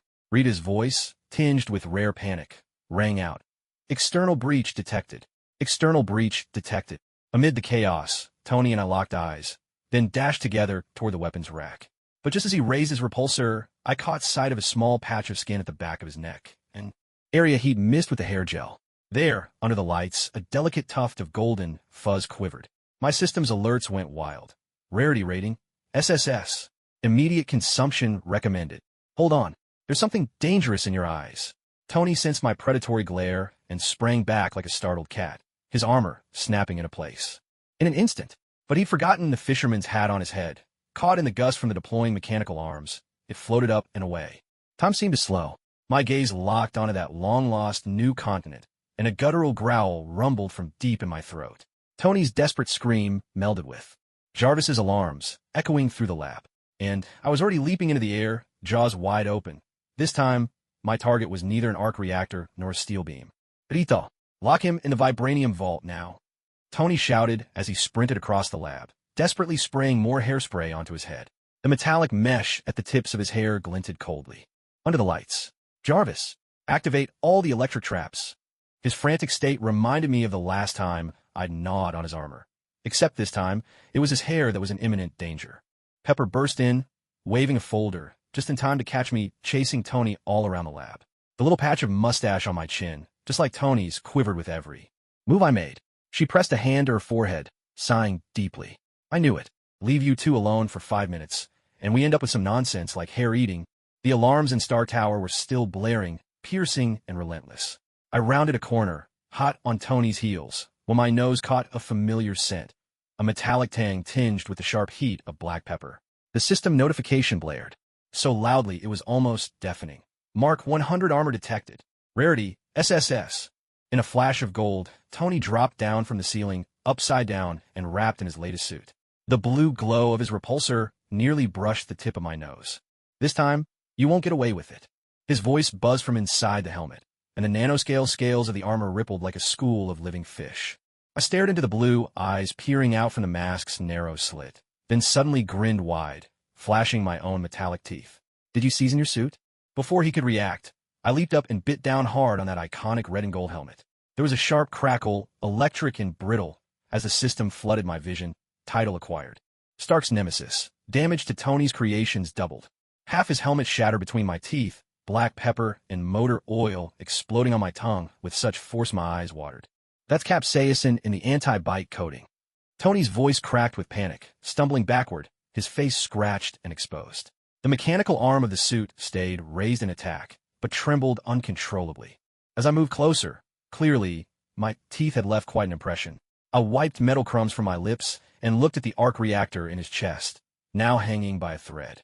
Maybe the next bite should be the core? A strange silence fell over the lab. Both Jarvis and Rita stopped their announcements, leaving only Tony's ragged breathing echoing in the room. His suit automatically deployed a backup mask, but I smashed it to pieces as soon as it popped out. Just as I lunged for his shoulder, Pepper's voice rang out behind me. That's enough.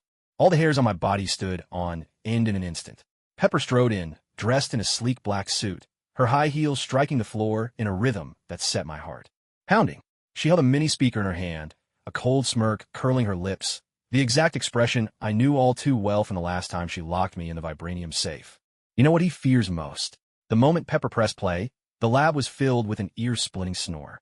It was the audio Rita had secretly recorded last week when I fell asleep in Tony's private theater. The sound crashed like thunder, mixed with unmistakable lip-smacking noises. Suddenly, the system alert chimed. Laziness trigger detected, forcing into sleep mode. My eyelids grew unbearably heavy in an instant. Tony's armor still flickered before my eyes, but my legs had already gone weak and numb. Just before my consciousness faded, I heard Pepper speak in her intercom. Drag him to the storage room and make sure he's chained up. If he escapes again, I'll turn Stark Industries into a food processing plant. When I opened my eyes again, I found myself tightly bound on a shelf cluttered with discarded parts. The light bulb overhead flickered uncertainly, casting distorted shadows of Tony's armor posters. Across the wall, the system alert kept flashing insistently. Acquired 3 Mark 100 armor fragments, energy absorption at 17%, but my limbs felt heavy as lead, and even speaking was a struggle. Awake! Tony's voice drifted from the shadows. This time, he wasn't his armor. Instead, he wore pajamas printed with slices of pizza and carried a mug of black coffee. Fragments of armor lay scattered at his feet, and my unmistakable bite mark still showed on the helmet. He nudged a metal part aside and squatted down in front of me. Do you know how much your bite cost me? That piece was fused with Vibranium, and you know? His grumbling was cut short by the sharp click of Pepper's heels. She entered with a folder in her arms, carelessly dropping a stack of documents onto my lap. According to the agreement, you'll be working for Stark Industries, unpaid, for 3 months to compensate for the armor damage. She pushed her glasses up her nose, a sly smile playing on her lips. Rita, play the second recording. Suddenly, the lab echoed with the sound of my sleep-talking, burger, triple cheese, and some fries. My face burned with embarrassment while Tony rolled on the floor laughing, coffee spilling all over his pajamas. Pepper, unfazed, drew out a black ribbon and elegantly tied it around my wrist, the front emblazoned with Dangerous Eater, the back densely printed with compensation clauses. Starting today, her heels crushed Tony's fallen armor fragments as she spoke. Every bite you take will need approval. If you dare take another bite out of the Mark armor. She waved the taser remote in her hand. I won't hesitate to let you taste 100,000 volts. I stared dejectedly at the iron chain at my feet when the system popped up a new task. Repair the Mark 100 armor. Tony, wiping away tears of laughter, stood up and patted me on the shoulder. Don't be too down. At least you've given me inspiration for the next iteration of the suit. Next time, I'll add popping candy to the coating. I guarantee you'll get a real surprise when you take a bite. Pepper rolled her eyes at him and turned to leave. Don't forget to back up his sleep recordings. They're more effective than any weapon. Her voice faded into the distance as I gazed up at the shaky light bulb on the ceiling, quietly plotting in my mind. When this lazy spell is over, the next time I take a bite out of Tony's armor, I'll make sure to find out what new flavor he's cooked up. Inside the press room at Stark Industries headquarters, the flash bulbs were blinding. Tony stood on stage in a sharp suit, the micro-arc reactor on his tie clip glowing blue. But the dark circles under his eyes and the slight tremor in his fingers betrayed the exhaustion from days spent repairing the suit. I huddled behind Pepper, fixated on the cameras at the edge of the stage. Their metal casings gleamed temptingly under the lights, and the system alert began to stir restlessly in my mind again. Friends from the media, Tony began, his voice deliberately steady, regarding Stark Industries' recent financial situation. His words were abruptly cut off by a sudden ringtone. Rita's voice blasted from the speakers. Warning. Foodie detected near dangerous objects. Initiating level 3 alarm. I froze on the spot, while Pepper's high heel ground mercilessly into my foot.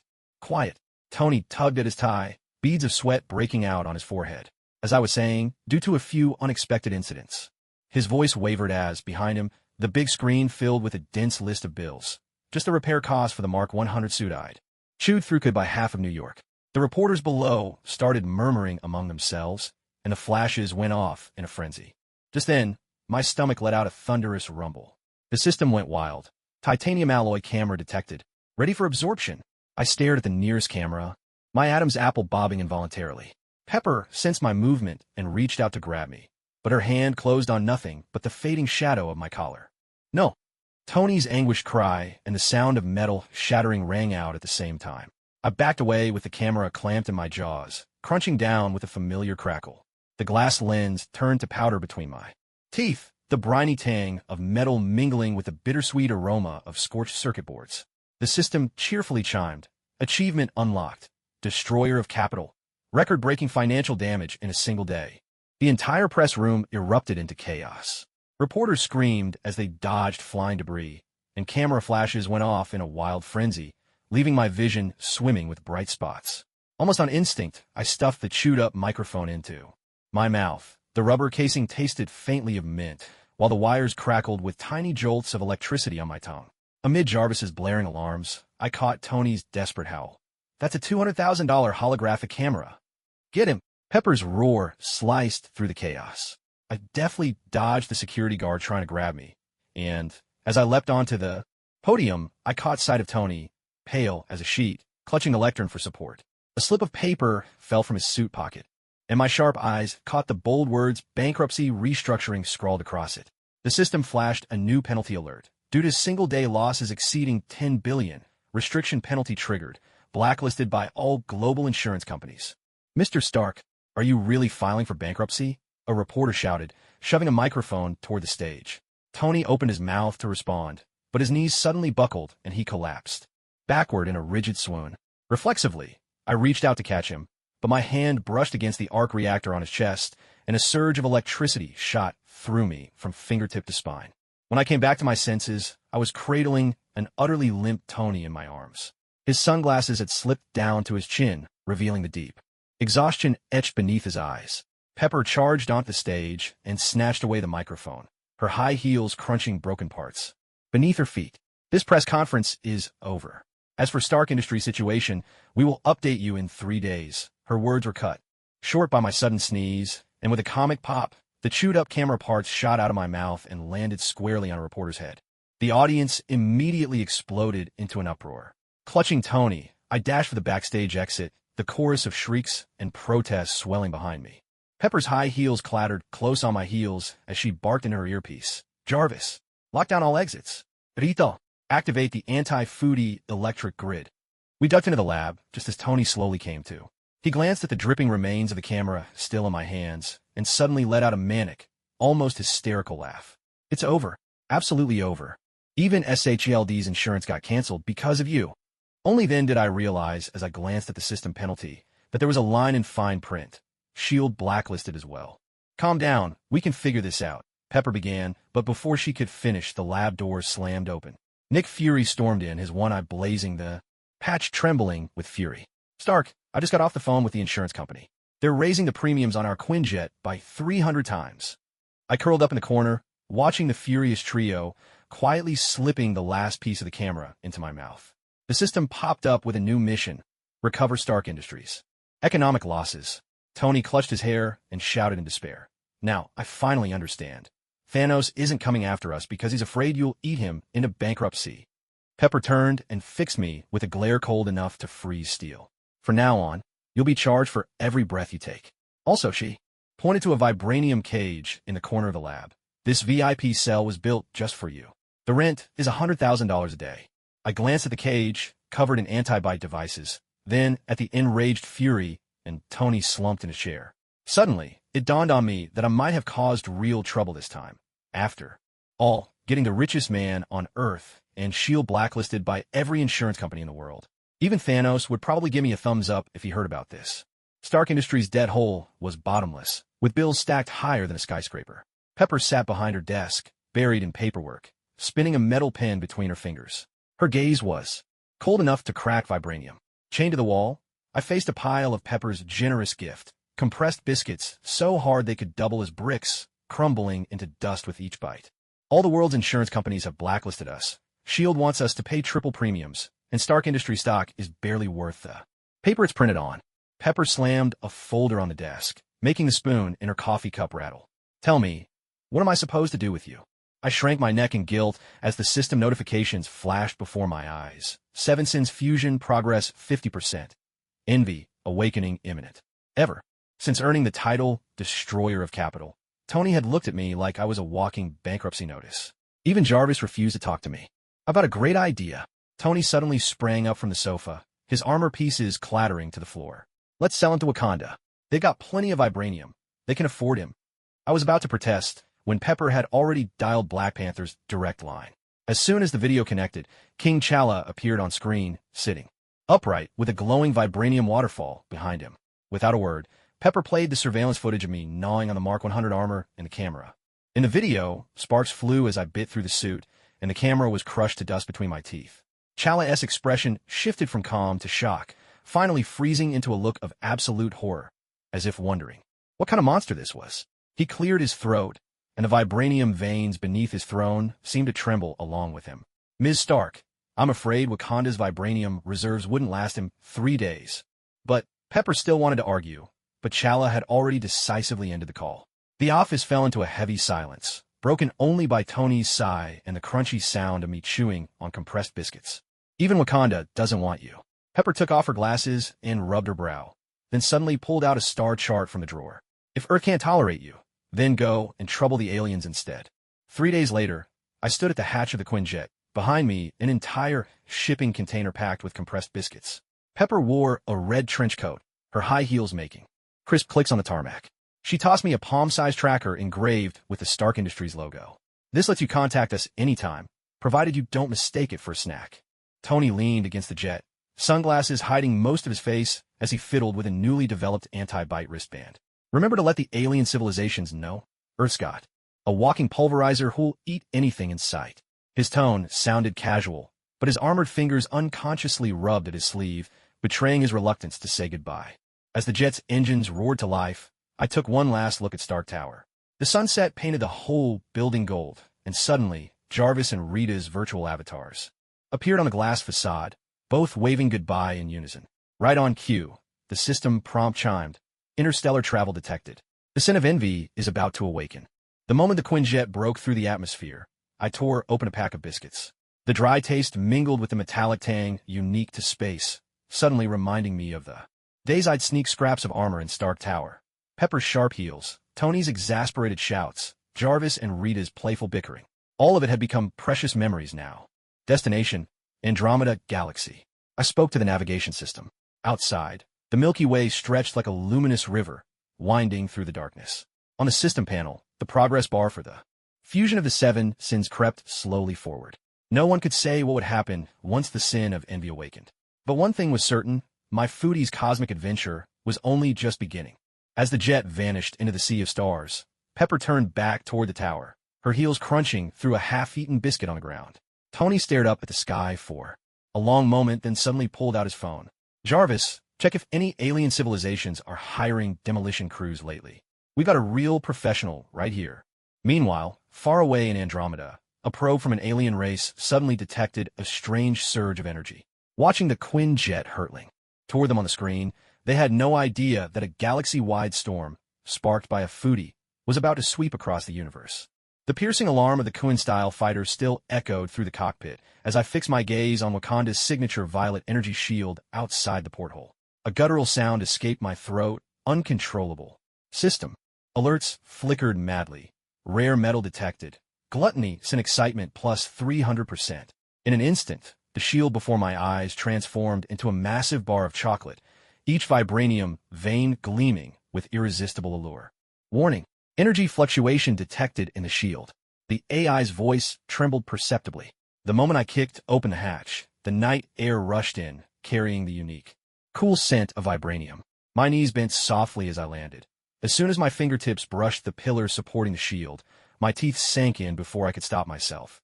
A sharp crackling, mingled with the snap of electricity, exploded across the grassland.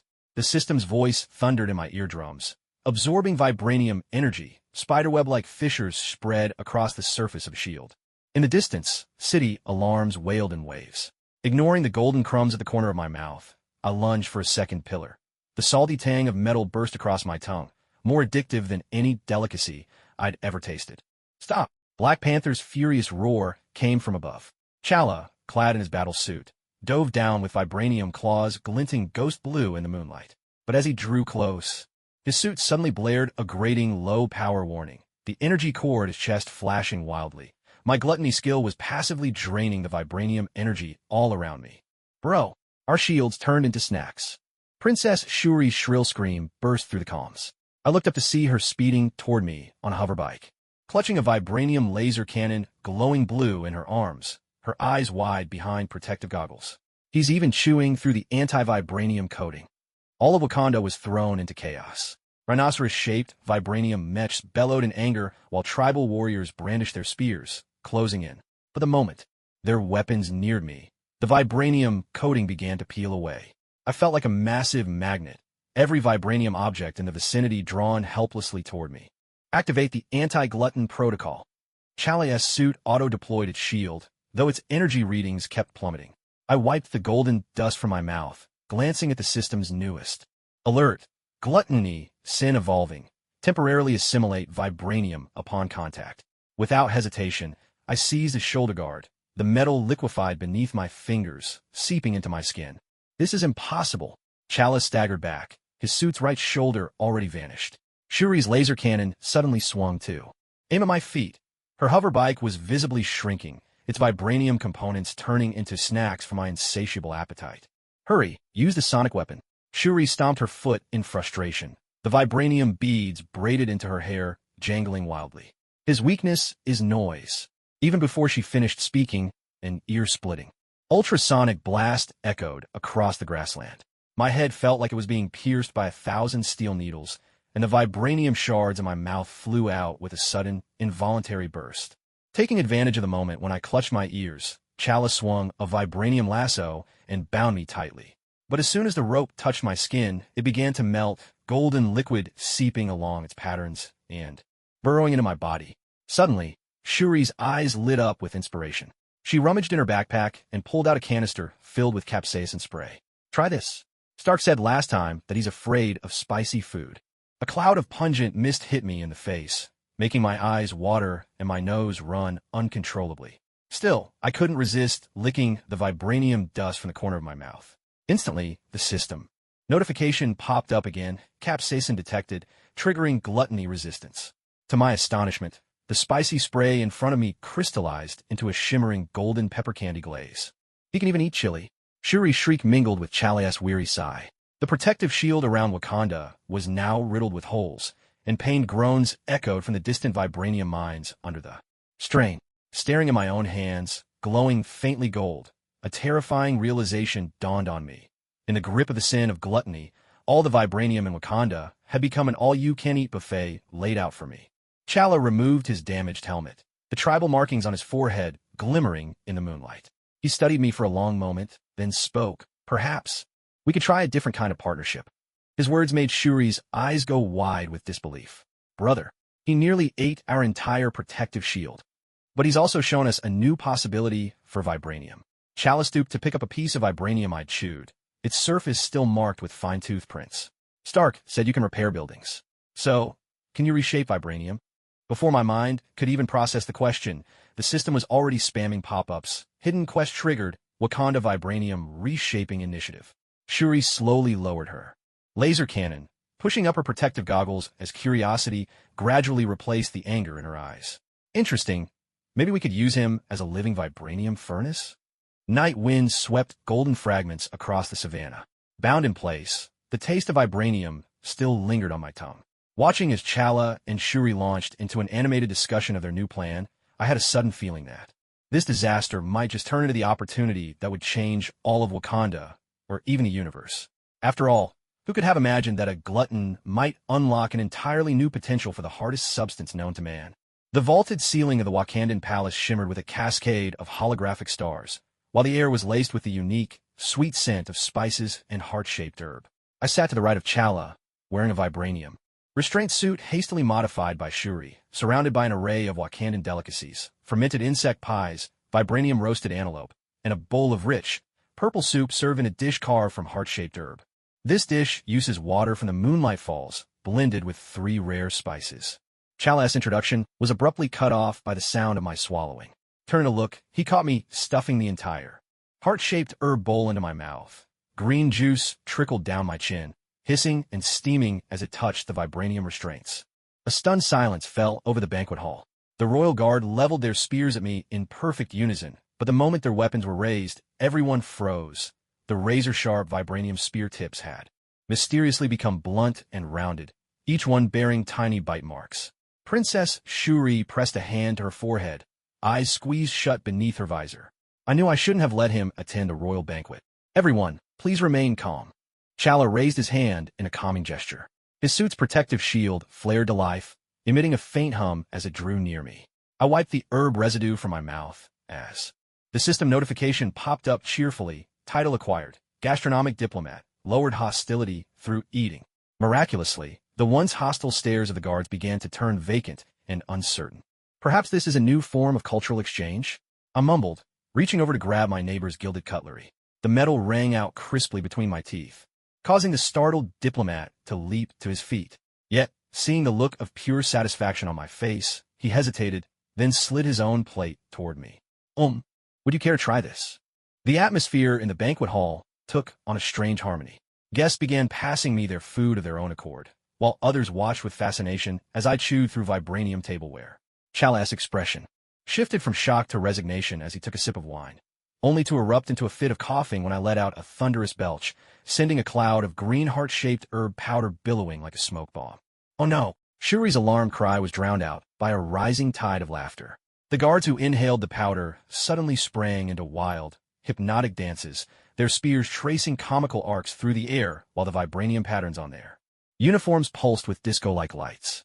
Diplomats threw their arms around each other, spinning in circles, and even Chala couldn't resist swaying to the rhythm as the vibranium floor beneath the throne began to thump out a beat in perfect time. This is the hallucinogenic side effect of the heart-shaped herb.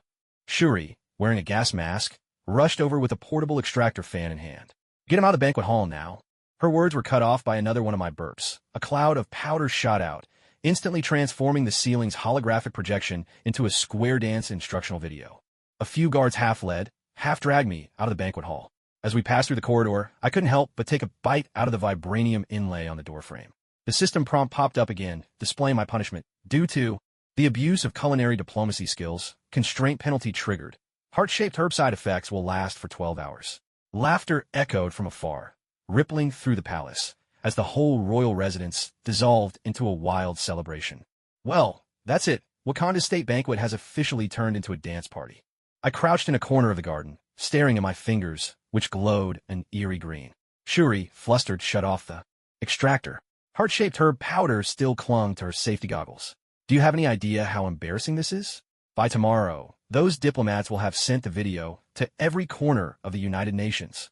At some point, Chala had walked up behind us. His crown sat askew, his cape dotted with glitter. Perhaps this is a unique sort of diplomatic achievement. His comment made Shuri's eyes go round with disbelief, but I was already eyeing the vibranium fountain in the garden. The sound of water striking metal reminded me of crispy sesame crackers. Don't even think about it. Shuri, quick as lightning, whipped out a can of chili spray. If you chew on anything else, I'll dunk you in molten vibranium. Her threat was drowned out by the sudden blast of the most dazzling ethnic style. Out in the palace square, the people of Wakanda had started a perfectly synchronized square dance, their traditional costumes sparkling in the night, like a river of stars flowing under the moonlight. Chala watched the revelers, then burst out laughing. Maybe we should thank you for giving Wakanda a night to remember. As he turned, a vibranium gem fell from his crown and rolled to my feet, glowing with a soft blue light. My throat began to itch again, and Shuri's laser cannon was instantly trained on my head. Don't even think about it. Moonlight spilled over the vibranium rooftops of the palace, and laughter still drifted in from afar. I rubbed my rumbling stomach, silently weighing my options when my penalty time was up. Should I try nibbling on something else? After all, in a place like Wakanda, where everything seemed like a culinary temptation, it was almost impossible for a true foodie to resist. The night at Wakanda's royal palace was eerily tranquil, broken only by the fading echoes of square dance music in the distance. I crouched in a corner of Shuri's lab, eyes fixed on her latest invention, vibranium potato chips, gleaming with an irresistible metallic sheen under the lights. The system voice began to buzz in my mind again. Modified vibranium detected. Ready for absorption. Don't even think about it. Shuri didn't bother to look up, blue light flickering beneath her goggles. That's a sample for the exosuit's energy tests. No sooner had she spoken than the laboratory shuddered violently, and strange purple light flickered along the vibranium veins in the walls. Chala burst in, his suit not yet fully enveloping him, a rare look of urgency on his face. The barrier to the ancestral plane is weakening. I dashed after them into the underground altar, the damp air thick with the scent of heart-shaped herbs mingled with earth. At the center, the vibranium totem pole was seeping black mist, the runes writhing and distorting. In the haze, Chala pressed his hand to the totem, the suit's energy core resonating with the pillar in a ghostly blue glow. Last time, you absorbed too much vibranium energy. It might have affected this place. His words were drowned out by a deafening roar. From the mist, The massive spectral form of a black panther emerged, its golden, slit-pupiled eyes sweeping over us. The candles atop the altar were snuffed out in an instant. Shuri sucked in a sharp breath. It's Bast, the panther goddess. I found myself staring hungrily at the apparition, a rumbling sound escaping my throat as the system notification blazed. Sin of greed breaks through dimensional walls. Spiritual delicacies detectable. So, can you eat a cat like that? The words slipped out before I could stop them, plunging the altar into stunned silence. Chalia's hand froze against the totem, and Shuri's goggles clattered too. The floor. The fur on Bast's spectral form bristled in alarm, golden eyes wide with unmistakable terror. In the next heartbeat, she vanished back into the mist, and even the altar's runes dimmed. Are you out of your mind? Chalia spun around, grabbing me by the collar as the suit's mechanical arm hummed with menace. That's Wakanda's guardian spirit.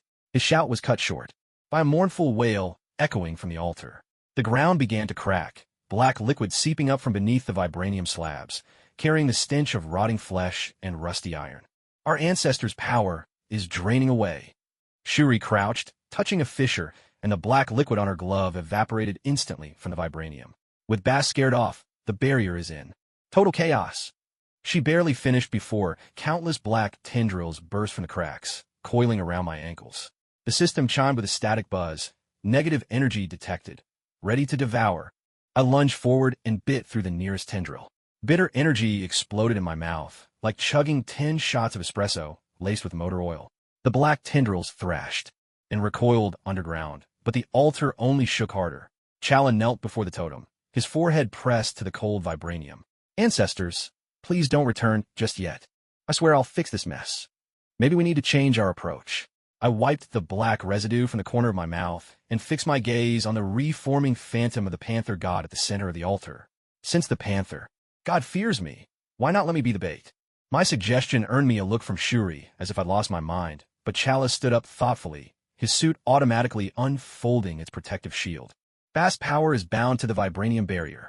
If she doesn't return, all of Wakanda will be consumed by negative energy. He turned to me, a desperate resolve flaring in his eyes. You can sense spirits. Is there any way you could lure her back to the altar?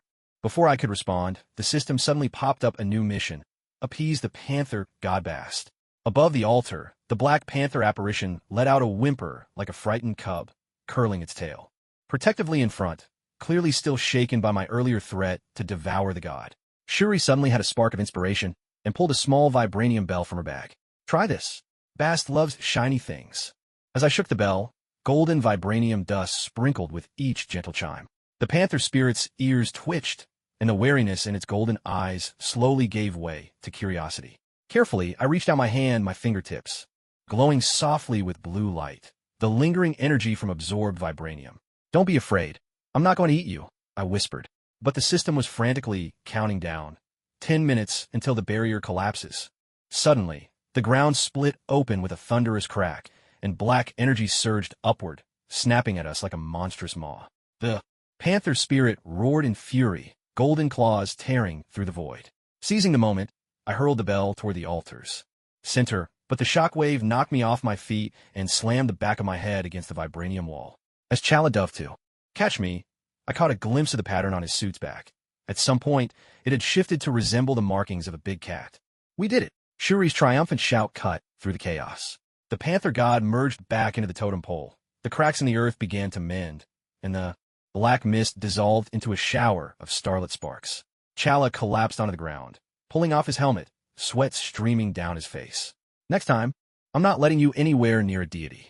Rubbing the sore spot on my head, I looked down at the trace of vibranium dust left in my palm. The system flashed a new penalty. For scaring a god, you are now cursed. Every time you see a feline in the next 24 hours, you'll start drooling. In the distance, the cheers of Wakanda's people echoed toward us, and as my eyes fell on the panther patterns adorning Chalia's suit, my throat involuntarily tightened with anticipation.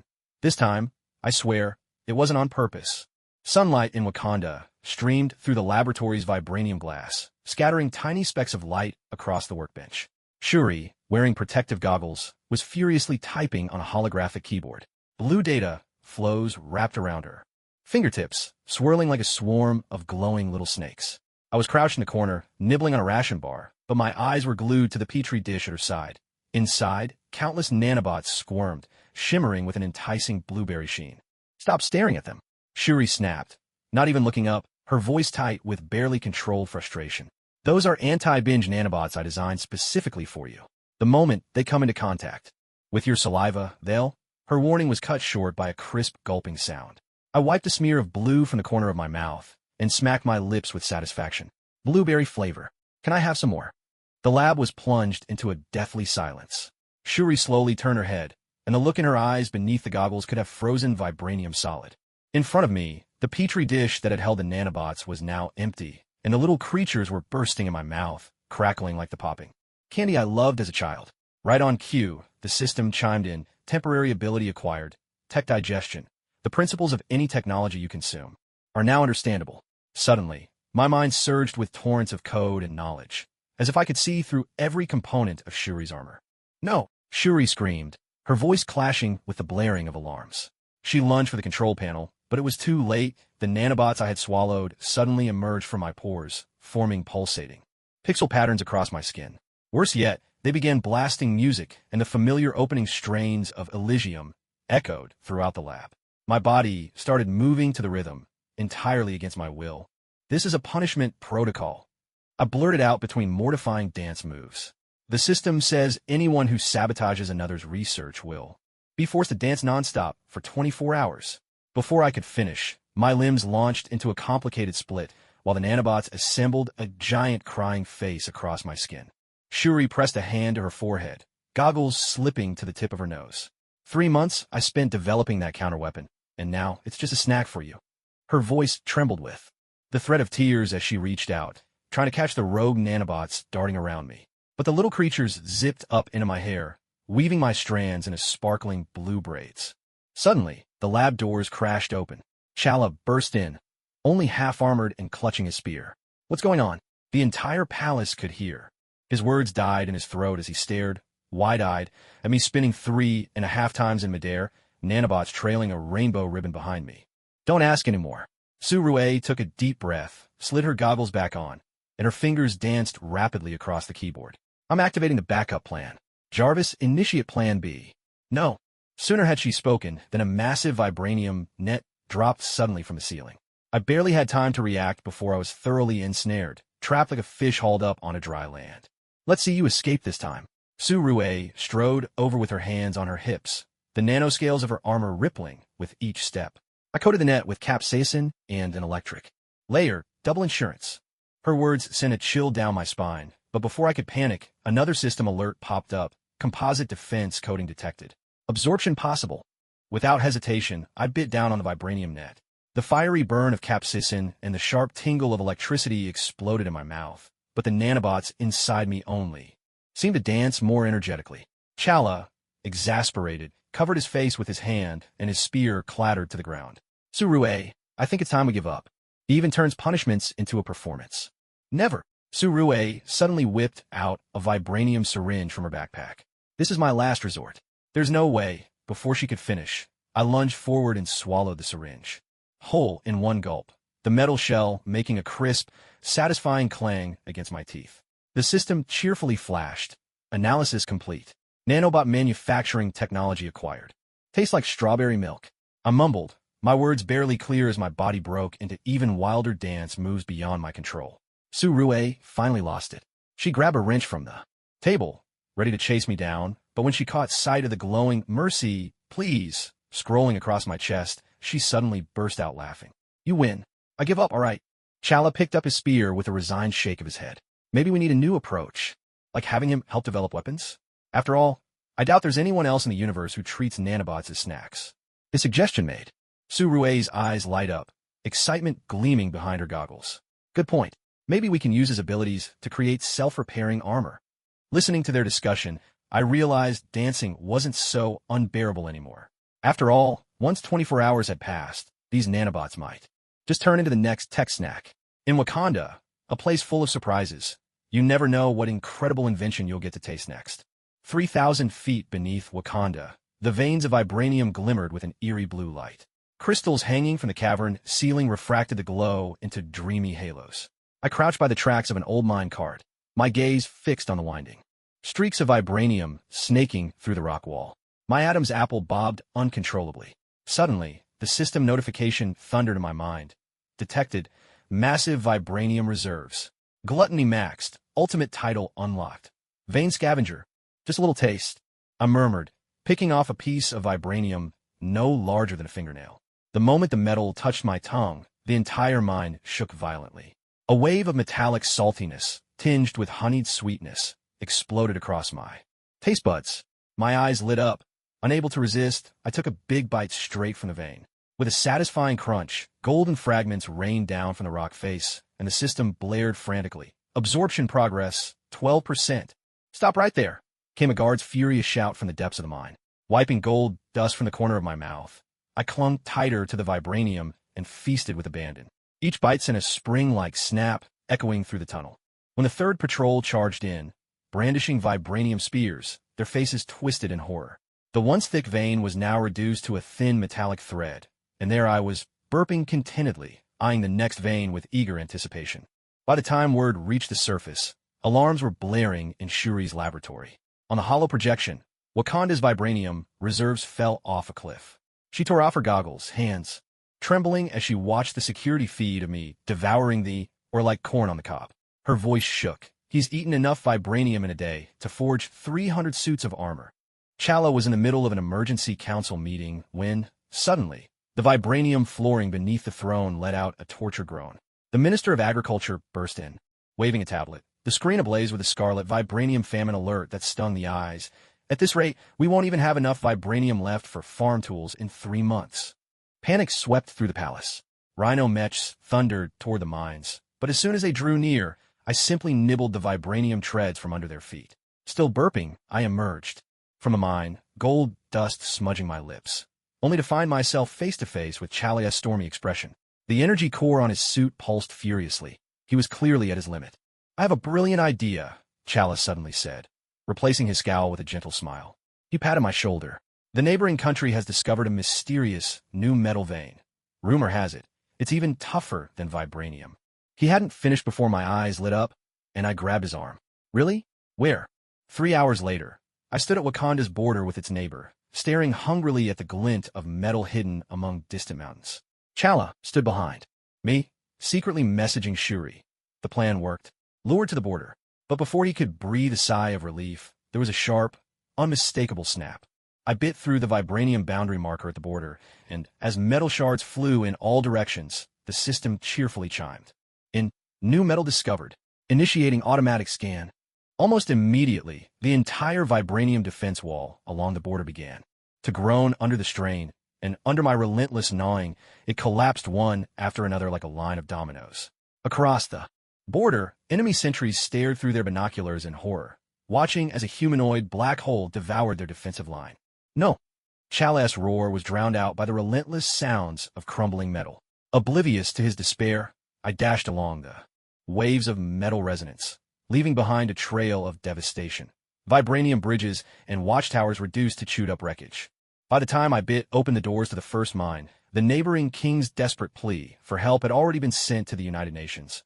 On screen, I was clutching a vein or devouring it with the gusto of someone tearing into a juicy sugarcane. When Wakanda hastily called a press conference, Chala looked more distraught than if he were about to cry. Behind him, a giant screen displayed satellite images showing the gaping hole I'd chewed right through their neighbors. Border. This was a technical exchange gone wrong, he muttered, tugging at his collar. Unconsciously, his armored hand rubbed his waist, where the Vibranium dagger used to hang, now reduced to a snack from one of my recent feasts. Suddenly, Shuri held up her tablet, displaying a tracker she'd engineered overnight. We will bring him back. But before she could finish, alarms blared again in the lab. I had just crunched through the tracker and, for good measure, swallowed the drone responsible for tracking me. The system message popped up right on cue. Acquired mobile calamity title. Wherever you go, resources hit 0. Chala pressed a weary hand to his forehead and sighed deeply, leaning into the microphone. If anyone out there spots a guy gnawing his way across planets, please contact Wakanda right away. We will take full responsibility. His words were abruptly cut off by a distant explosion. No doubt, I'd found another snack. Meanwhile, all of Wakanda was scrambling to repair the border and hurriedly outfitting every Vibranium facility with anti-bite devices. After all, Nobody knew where I might turn into the next gourmet battlefield. The border alarms continued their sporadic wailing as I squatted beneath a Vibranium watchtower, munching on spare parts. Suddenly, I felt a sharp tug at the back of my neck. Before I could react, the world spun wildly. Some fuzzy little creature had looped a rope around me, and, using the thrust of its anti-gravity boots, yanked me up into the sky. "Got you, you walking money tree." The raspy voice was tinged with an electronic distortion. I struggled to turn my head, only to meet a pair of bloodshot, beady little eyes. Rocket Raccoon was standing on my back, clutching a heavily modified laser gun in his paws, its barrel still smoking. "The whole galaxy's got a bounty out on anything that can eat vibranium, and here you are, delivering yourself right to my doorstep." By the time I came to my senses, I was already locked in the cargo bay of a battered, run-down spaceship. Odd-shaped parts littered the metal floor, while the air was thick with a mixed scents of engine oil and stale snacks. The system notification chimed cheerfully. "Alien technology detected. Acquired. Interstellar menu." A holographic interface popped up before my eyes, listing the edibility index of each ship component in dense rows. "Hey, little guy, I know exactly what you're scheming." Rocket's voice crackled from the surveillance speaker. "Just sit tight and behave while I find a buyer." His words were cut short by a sudden jolt. I was happily gnawing on the nearest engine compartment, the alien alloy making a noise much like chewing bubblegum. As it yielded between my teeth, the system messages started flashing wildly. "Absorbed alien propulsion system. Temporary acceleration ability acquired." The whole ship lurched violently, alarms blaring at deafening volume. I wiped blue crumbs from the corner of my mouth, glancing at the gaping hole I'd chewed through the engine compartment, and let out a satisfied burp. Suddenly, the cargo bay door exploded open, and Star-Lord burst in with both blasters drawn, his cool leather jacket billowing in the rush of air. He froze at the sight before him, dumbstruck. I've seen my share of overeaters, but someone who leaves bite marks on a spaceship. He's chewed through the quark engine. Rocket shrieked, leaping down from Star-Lord's shoulder, his tail bristling with rage. "I stole that from the Kree. Now we're stuck drifting through the cosmos." His tirade was drowned out by Drax's booming laughter as the muscle-bound warrior slapped his thigh. "This is even better than the flowers Groot grows." Just then, a sharp sting jolted the back of my neck.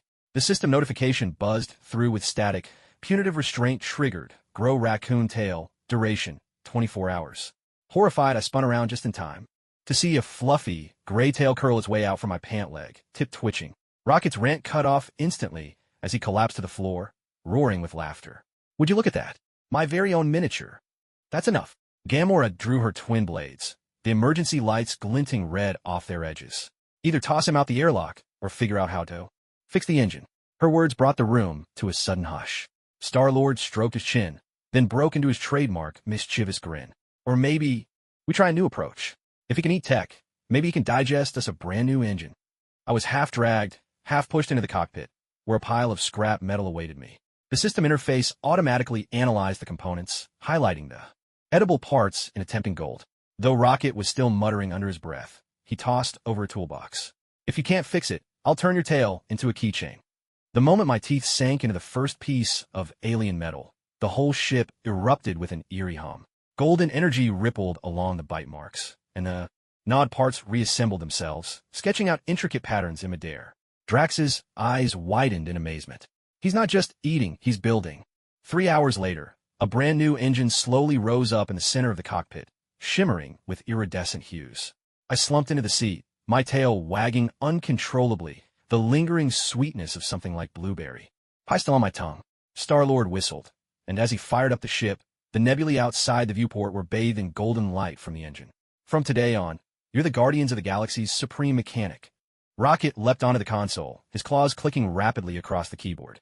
"That's only if you don't chew up my liquor cabinet, too."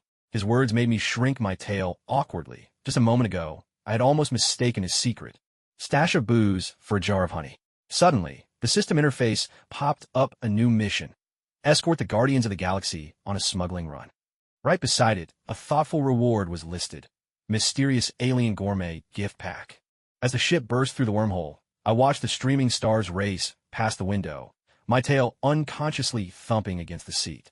It seemed that after leaving Wakanda, my foodie adventure in the galaxy was only just beginning. After all, who could say what alien technology one might transform into the next mouth-watering delicacy? The Guardian ship had barely entered the airspace above nowhere when an exotic aroma exploded in my nostrils. The scent was a wild blend of ancient stardust, alien technology, and something decadently sweet. Like caramel pudding. At that very instant, the system's alert rang out in my mind. Rare artifact cluster detected. Greed sin evolving. New ability acquired. Artifact appraisal. Determine age by taste. Stop drooling at the window. Rocket hopped on my shoulder, his paw yanking hard on my raccoon tail. We're here to smuggle tritium crystals. Not to. His warning was cut short as I suddenly sprang into action. The moment I burst through the hatch, the massive spherical building of nowhere exploded with golden light before my eyes. Every display case behind its glass transformed into a glowing icon of mouth-watering delicacies. Stop him! Star-Lord's shout mingled with the blaring ship alarms. But I was already surging down the gravity conduit into the main exhibition hall, my teeth shattering the protective glass with a crisp snap that sent every visitor scattering in fright. The collector's holographic projection exploded across the dome, his reedy old voice quivering in panic. Who let that creature in? My first bite was reserved for the cosmic egg fossil inside the display case. The shell, glimmering with a blue-green fluorescence, crumbled between my jaws, and a system prompt immediately appeared. Cambrian extraterrestrial relic detected. Estimated age. 23 million cosmic years. The salty, metallic powder mingled with a taste reminiscent of fresh seaweed on my tongue. I reached for an ancient star chart scroll nearby. Its parchment carried a smoky aroma, laced with a unique savor of galactic dark matter. Stop! That was painted with stardust from the Andromeda Nebula. The collector burst out from the crowd, his purple robes drenched in cold sweat. And you can't dip that cosmic egg fossil in soy sauce. His shrill scream made me pause. Looking down, I realized that at some point, a tiny dish had appeared in my hand, with soy sauce bubbling merrily inside. Chaos erupted in the exhibition hall. Visitors shrieked, dodging shards of shattered relics, while Gamera's twin blades flashed coldly before me. If you don't stop right now, I'll... Her threat was cut short by Drax's booming laughter. The burly warrior was doubled over, holding half of a gnawed alien scepter, laughing so hard he could barely breathe. Let him eat. This is better than Groot's dancing. When my teeth sank into the statue carved from antimatter, the collector suddenly collapsed to the floor, clutching his head and sobbing. The system went wild. Rare energy. Absorbed. Temporary shield acquired. The blue glow of the disintegrating statue wrapped around me, forming a barrier that bounced Rocket's incoming tranquilizer dart right back at him. He ate the antimatter idol. Rocket's scream pierced the turmoil. That thing could blow up half a galaxy. Before he could finish, I let out a satisfied belch, feeling the antimatter energy rush down my throat and dissolve into warm, fizzy bubbles in my stomach.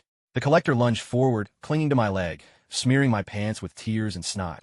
Please, just leave me one showpiece. Just then, the system interface slammed open with an emergency mission. The collector's revenge. Defend against the Relic Guardian Legion. The floor of the hall began to tremble, cracks splitting across the walls as countless mechanical guardians, powered by ancient technology, swarmed forth. Wiping the last traces of energy from my lips, I fixed my eyes on the nearest sentinel, its metallic shell gleaming with a sheen uncannily, like chocolate-coated crisps. Maybe it's time for a change in tactics. Star-Lord swung his dual blasters, bullets sparking off the guard's armor. Let him eat the enemies too. My eyes lit up instantly. Before anyone else could respond, I'd already leapt into the midst of the guards. The click of mechanical parts mingled with the cheerful chime of system notifications. Detected cybertronium alloy. Absorbable. Temporary skill acquired. Mechanical manipulation. When the last guard dissolved into a stream of data between my teeth, the exhibition hall was left in total disarray. Only the stunned crowd remained. The collector hugged the surviving half of his star map, muttering, "It's over. It's all over," feeling a little guilty. I patted my belly. Suddenly, I noticed the system's newly unlocked artifact appraisal ability had begun automatically analyzing the lingering energies in the air. Turns out, the cosmic egg fossil I just swallowed possessed a unique restorative property. "Hey," I said, scratching my still trembling raccoon tail and pulling a half-eaten alien steel from my pocket. "Want to try this? Tastes just like honey butter cookies." My suggestion nearly made Rocket topple off his blaster, while Star-Lord had already snatched the steel from my hand, a sly gleam in his eye. Maybe we could launch a new venture, an interstellar gourmet adventure. Sirens still howled across nowhere, but we slipped back to the ship amid the chaos. Through the porthole, I saw the collector collapsed amid the ruins, his holographic ledger displaying every Artifacts value as a glaring blood red 0. A timely system warning popped up. Due to excessive artifact destruction, you will speak with an archaeological accent for the next 48 hours. Verily, this is a relic of ancient culinary delight, I declared with mock solemnity, sending Drax into another fit of roaring laughter. As the ship pierced nowheres protective shield, I gazed at the receding spherical structure and silently pondered. Which star system should I visit next in search of a new artifact feast? The Guardian ship had barely docked at Earth's space station when a strange, yet familiar surge of energy seized my senses. The scent was like scorched meteor mingled with liquid starlight, and it tingled on my tongue like popping candy. The system alert boomed in my mind like thunder. Cosmic level energy source detected. Danger rating, SSS. Don't wander off. Rocket's paw barely brushed the hem of my shirt before I hurtled off, chasing the energy signal. Racing through the bustling spaceport, the scene that met my eyes made every passerby gasp in shock. 3 giants cloaked in swirling nebulae hovered in midair. In their hands, scepters tore open the very fabric of space, revealing the shadowy red outline of a distant planet beyond. I am the herald of the devourer of worlds. This planet has been chosen. Before the lead giant could finish his declaration, I had already leapt into the air, jaws snapping down hard on the scepter in his hand. The sharp snap of metal breaking was drowned out by a thunderous surge of runaway energy. The system flashed wildly, reverse devouring cosmic energy. Progress, 37%. The giant's cry of shock was abruptly cut short as he watched, wide-eyed, his weapon dissolving into motes of starlight between my teeth, vanishing down my throat. The entire space station was plunged into dead silence. Star-Lord stood frozen, both blasters raised. Gamera's blade was still half drawn. I licked a lingering spark of energy from the corner of my mouth and smacked my lips. A bit bitter, like black coffee with no sugar. My comment was the last straw for the other herald, who lost all composure. He lashed out with an energy whip, but I snatched it from the air and stuffed him straight into my mouth. The cosmic radiation at the tip burst in my mouth with a crackling explosion, and the system cheerfully chimed in. Temporary skill acquired. Spatial rift resistance. This is impossible. The final herald staggered back, the face beneath his cloak contorted into a mask of terror. How can you possibly devour the power of the stars? His words were cut off by my sudden embrace. I wrapped my arms tightly around his waist, then bit down on the energy core embedded in his chest. Salty, metallic cosmic energy surged down my throat, and I felt my skin begin to shimmer with a galaxy-like radiance. As the last herald dissolved into a glittering mist of stardust, the space station's alarms finally snapped back to life. I landed. With a satisfied belch, the floor beneath me still scorched with traces of raw energy. The system's prompt appeared right on cue. Achievement unlocked. Cosmic Glutton blacklisted by the 5 divine entities. At that exact moment, my comm device popped open, with an unfamiliar interface, displaying an enraged roar from the devourer of worlds. You accursed omnivore. You'll pay for this. 3 days later, the top floor of Stark Tower played host to a scene worthy of a comedy. Pepper stood holding her coffee cup, eyeing the tall, nervous figure in a delivery uniform, the corners of her mouth twitching. So, the Devourer's herald is delivering pizza now. It beats getting eaten. The former herald wiped a cold sweat from his brow, eyes still haunted beneath his helmet. Ever since that day, the boss won't let us do devouring missions anymore. His explanation was cut short by the sudden slam of the door. I strolled in, a half-eaten Vibranium burger clamped between my teeth, as the system instantly notified me. Former Cosmic Herald detected. Residual energy available for absorption. Stay away from me. The Herald nearly dropped his takeout box in terror. I brought extra spicy Mexican wraps today. Please, just spare me. His desperate plea made Tony lower his sunglasses, laughing until he nearly doubled over. Looks like we found the universe's ultimate security system. Just park you by the front door, and even Thanos would think twice before coming in.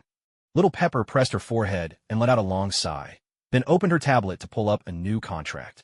Given that you've successfully talked the Devourer's envoy into a career change, Stark Industries has decided to sign a cosmic peacekeeping agreement with you.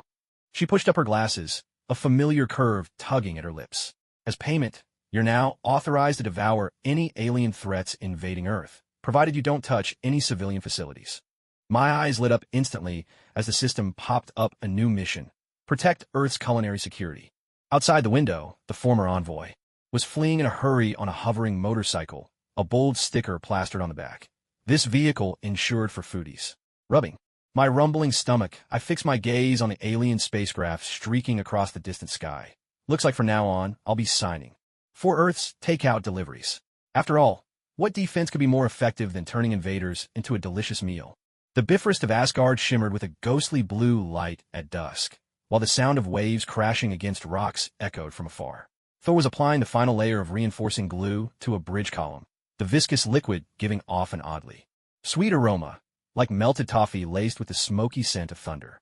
He glanced back at the line of Wakandan refugees waiting to board the ship, his brows furrowed in deep worry. Are you certain that Earthling will really come after us? Absolutely. Princess Shuri pulled off her goggles, revealing dark circles under her eyes. Last time, he gnawed through 3 of our Vibranium mines. He nearly even got to the Panther God's altar. Ahem, in short, Asgard URU is like a giant lollipop to him. Before she could finish, a wave of screams erupted from the refugee line. Several children pointed to the skyline, shouting in terror, "He's coming! He's really coming!" Pressed against the porthole of the Guardians of the Galaxy ship, my nose filled with the crisp, chilly scent unique to URU. The system's alerts flashed madly. 7 Sins fusion progress, 70%, now affecting laws of reality. The Asgard before me was no longer the legendary realm of gods, but a cosmic dessert platter floating in space. The Bifrost had become a glowing strip of peppermint candy, the palace. Walls transformed into waffles dusted with golden sugar, and even Odin's throne shimmered with the tempting gloss of caramel pudding. Wait, we're here to deliver refugees, not to... Star-Lord's protest was drowned out by the thunderous bang as I burst open the hatch. I shot toward the Bifrost like a cannonball, shattering the protective barrier with my teeth, sending tremors through all of Asgard. Thor charged at me, Stormbreaker raised, his beard whipped wild by the surging energy. Stop! That URU carries the weight of Asgard's. His roar broke off in a gasp. I was already wrapped around a bridge column, gnawing a massive chunk out of it, golden crumbs swirling down like a flurry of snow. Unleash the power of thunder. Thor's battle axe cleaved down, trailing violet lightning, but the moment it touched my skin, the energy was absorbed and transformed into the enticing aroma of desserts. Wiping a smear of celestial gold from the corner of my mouth, I mumbled, "This flavor. It's like mint ice cream with popping candy." Right on cue, the system notification popped up, divinity metal detected. The sin of gluttony resonates with the sin of greed. Instantly, I felt a surge of uncontrollable power boiling within me. The palace alarm bells rang out across the skies. Heimdall, gripping the guardian's sword, dashed down from the high tower, only to freeze in place when he saw me devouring the energy core of the Rainbow Bridge. The Wakandan refugees all whipped out their phones to record. Shuri, filming as she wailed, cried out, "We're doomed. Now the entire 9 realms will know we've raised a cosmic pest." Suddenly, Thor tossed aside his axe, dropped to his knees with palms pressed together, and pleaded, "Great god of Gurmans, if you'll spare Asgard, I am willing to." His words were abruptly cut off by my tremendous belch, which sent a ball of starlit energy shooting from my mouth. It burst in the air like a firework, scattering dazzling lights. All of Asgard fell into an uncanny silence. Even the howling wind stilled. "System alert," I announced, punctuating the air with another resounding burp, feeling the powers of the 7 sins rampaging inside me. The laws of reality are rewriting themselves. Maybe it's time for a new game. Casually tearing off a corner of the Rainbow Bridge, I molded it into the shape of a lollipop and handed it to a dumbstruck Thor.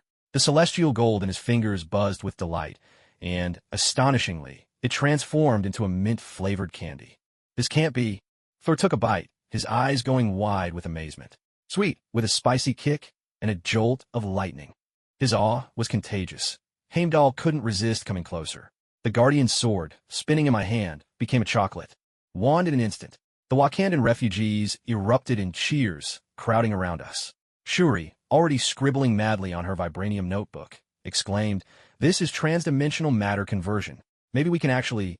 As the setting sun gilded Asgard with its golden light, the entire divine realm was transformed into a fantastical candy kingdom. I sat atop the newly reshaped rainbow bridge, swinging my legs as I watched Thor and Heimdall compete to see who could turn celestial gold into the most delicious ice cream. The system's message flashed again. 7 Sins fusion progress continues to rise. Irreversible changes to reality are imminent. Off in the distance, the Wakandan refugees wave sticks of celestial gold roasted marshmallows at the camera, throwing up peace signs. Apparently, rather than being devoured, they much preferred to savor this sudden, whimsical culinary revolution. The candy carnival in Asgard lasted only 3 days before the alarms of the universe exploded like a wasp's nest that had been disturbed. I was lying on a lounge chair molded from celestial gold, licking the lingering stardust. Caramel from my fingers, when suddenly the whole space began to warp. Distant nebulae swirled like paint stirred by an invisible giant hand, and the Guardians of the Galaxy's ship wailed with piercing alarms beyond the horizon. It's the Elders of the Universe. Star-Lord's shriek crackled through the communicator, mingled with electric static. They've brought the Death Goddess's scepter, and the Collector's army of vengeful wraiths. I pushed myself upright, watching as 12 rainbow-like beams slashed through the void. The 12 cosmic elders hovered at the heart of a swirling vortex of energy, each wielding an artifact radiating a force powerful enough to destroy entire galaxies. Standing at the forefront was the Collector, his eyeballs suspended in a special container, screeching at me. That's him. He devoured my entire museum, even dipped the cosmic egg fossils in soy sauce. His accusation drew a collective gasp from the elders. One, cloaked in a robe shimmering with starlight, waved his staff, sending flickering illusions of countless galaxies spiraling at its tip. In the name of cosmic balance, this walking calamity must be stopped. Suddenly, the system alert blared louder than ever. God-level sealing technique detected. Progress of the Seven Sins fusion forcibly paused. I felt the power within me begin to boil over with the sins of gluttony and greed rampaging through my consciousness like two colossal beasts in a cage. Thor charged over, wielding a freshly forged celestial gold hammer, but was hurled back by the Elder's energy barrier. Wait, he's actually... Silence, you Asgardian fool. Another Elder snapped, flinging out a chain that shimmered with flowing stars between its links. He shattered the laws of the cosmic food chain. Now, even the devourer of worlds has to settle for eating meteorites. The Elders began chanting in unison, and the Death Goddess's scepter glowed with a ghostly green light as the very laws of the universe twisted and reformed. My instinct screamed to devour this surge of power, but the moment my teeth grazed the seal's barrier, a lance of pain shot through me. The system's warnings cascaded in a frenzy. Alert! Reality's laws are being forcibly rewritten. The world, before my eyes, began to lose its color. The celestial gold lounge faded to the dull gray of common stone. The Guardian spaceship lost all its alluring metallic sheen, and even the energy particles drifting in the air lost their flavor and vibrancy. From this day forth, the Elders' voices merged into a thunderous decree that echoed through the cosmos. In the name of the Death Goddess, you are forbidden from approaching any edible substance. Anything you touch shall be transformed into something utterly inedible. Before the words had even faded, the celestial gold floor beneath my feet turned sticky and foul, like chewed-up gum, exuding a stench so nauseating my stomach lurched.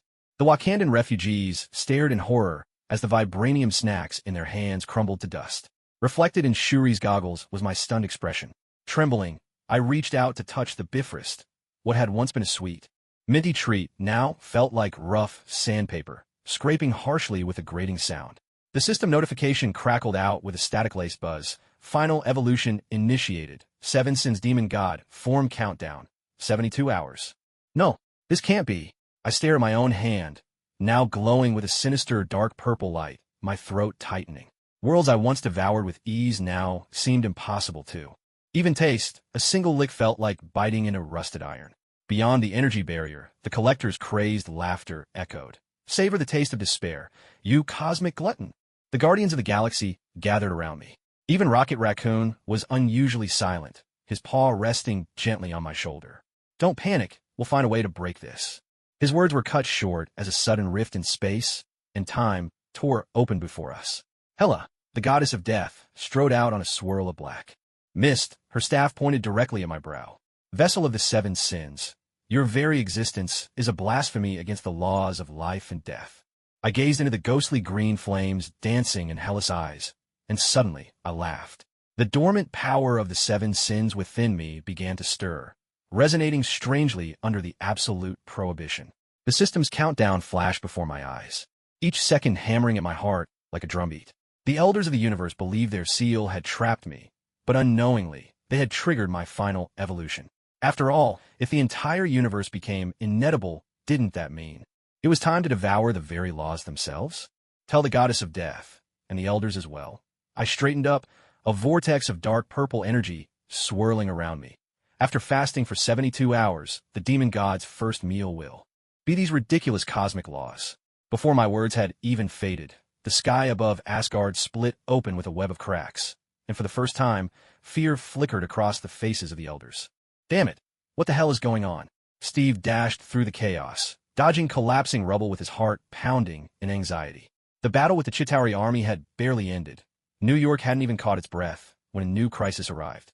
High above, a strange emerald light tore apart the fabric of reality, and a lone figure slowly stepped through, wreathed in an aura of death so intense it seemed to freeze the very air. Birds flying past were instantly turned to shards of ice, plummeting to the ground.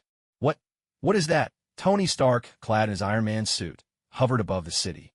His eyes, visible beneath the mask, brimmed with caution as he spoke through the comms. Everyone, stay alert. We got an extremely powerful new player on the field. The figure who had arrived was none other than Hela, the goddess of death. She swept her gaze over the chaotic city of New York below, a scornful smirk curling at her lips. How dull. So this is what they call Earth. Nothing but a wasteland. Suddenly, Hela's eyes fixed on Steve, who was sprinting desperately through the streets. She extended her right hand, and a long, dark green sword materialized. Out of thin air, its blade exuding a chilling, sinister aura. Mysterious runes were etched along its length. This was the legendary Sword of Night. Kneel mortal! Hela's voice was icy as the Sword of Night pointed straight at Steve. With a forceful thrust, a surge of shadowy green energy howled through the air. Wherever it passed, the ground split open, leaving behind a bottomless chasm. Steve's face went pale. He tried to dodge, but it was as if an invisible force had bound his body. He couldn't move at all. In the instant before the energy struck, a figure appeared like a phantom, stepping between him and the deadly blast. It was our protagonist. At this moment, he radiated a faint golden glow, his eyes brimming with boundless arrogance. He reached out with one hand. Astonishingly, he caught the devastating sword energy as if it were nothing. With a sharp crack, everyone watched in shock as the protagonist crushed the sword energy in his grasp, shattering it like fragile glass.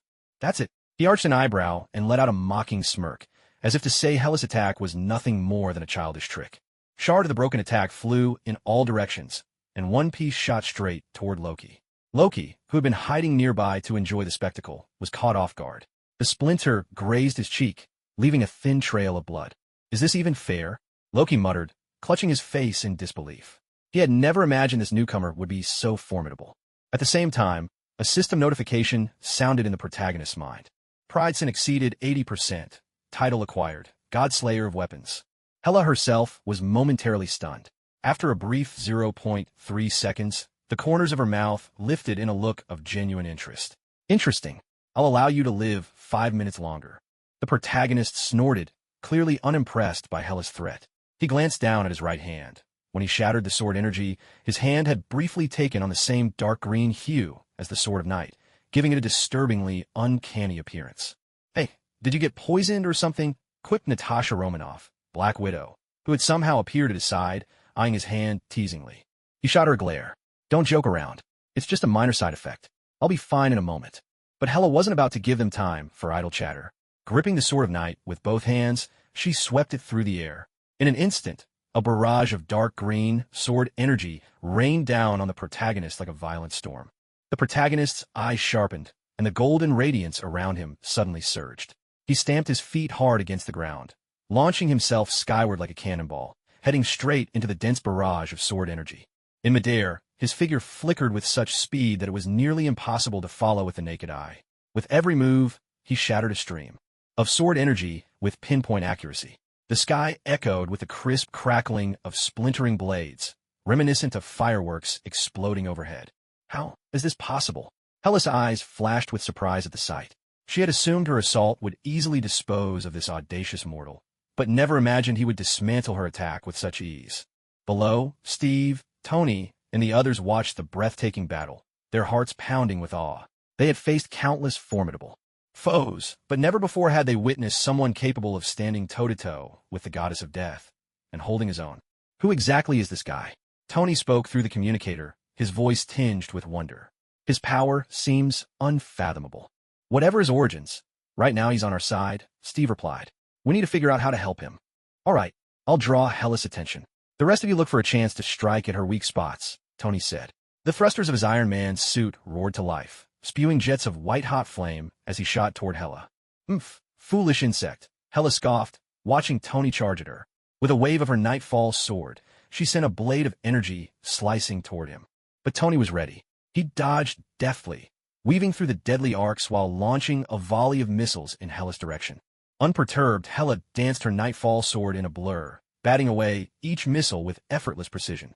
Yet as she focused on Tony, the protagonist had already circled behind her, silent as a shadow.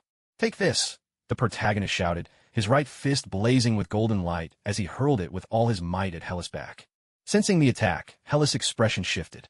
She whirled around, raising the Nightfall sword just in time to block the oncoming blow.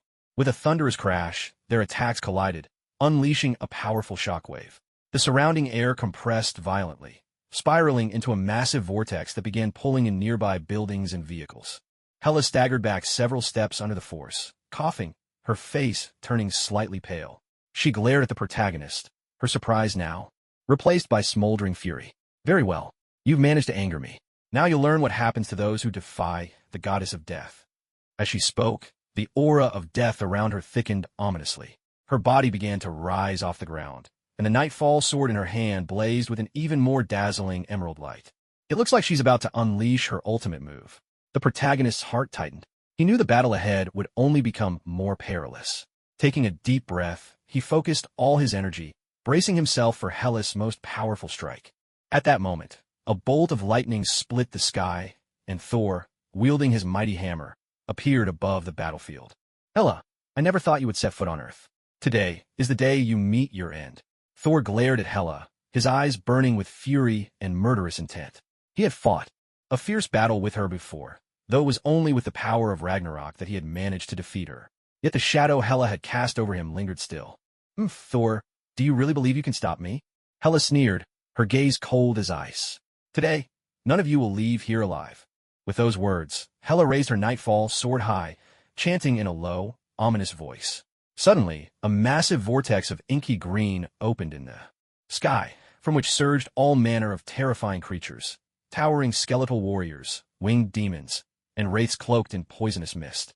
What are those?" Steve stared in horror at the monsters pouring forth from the vortex, his face pale.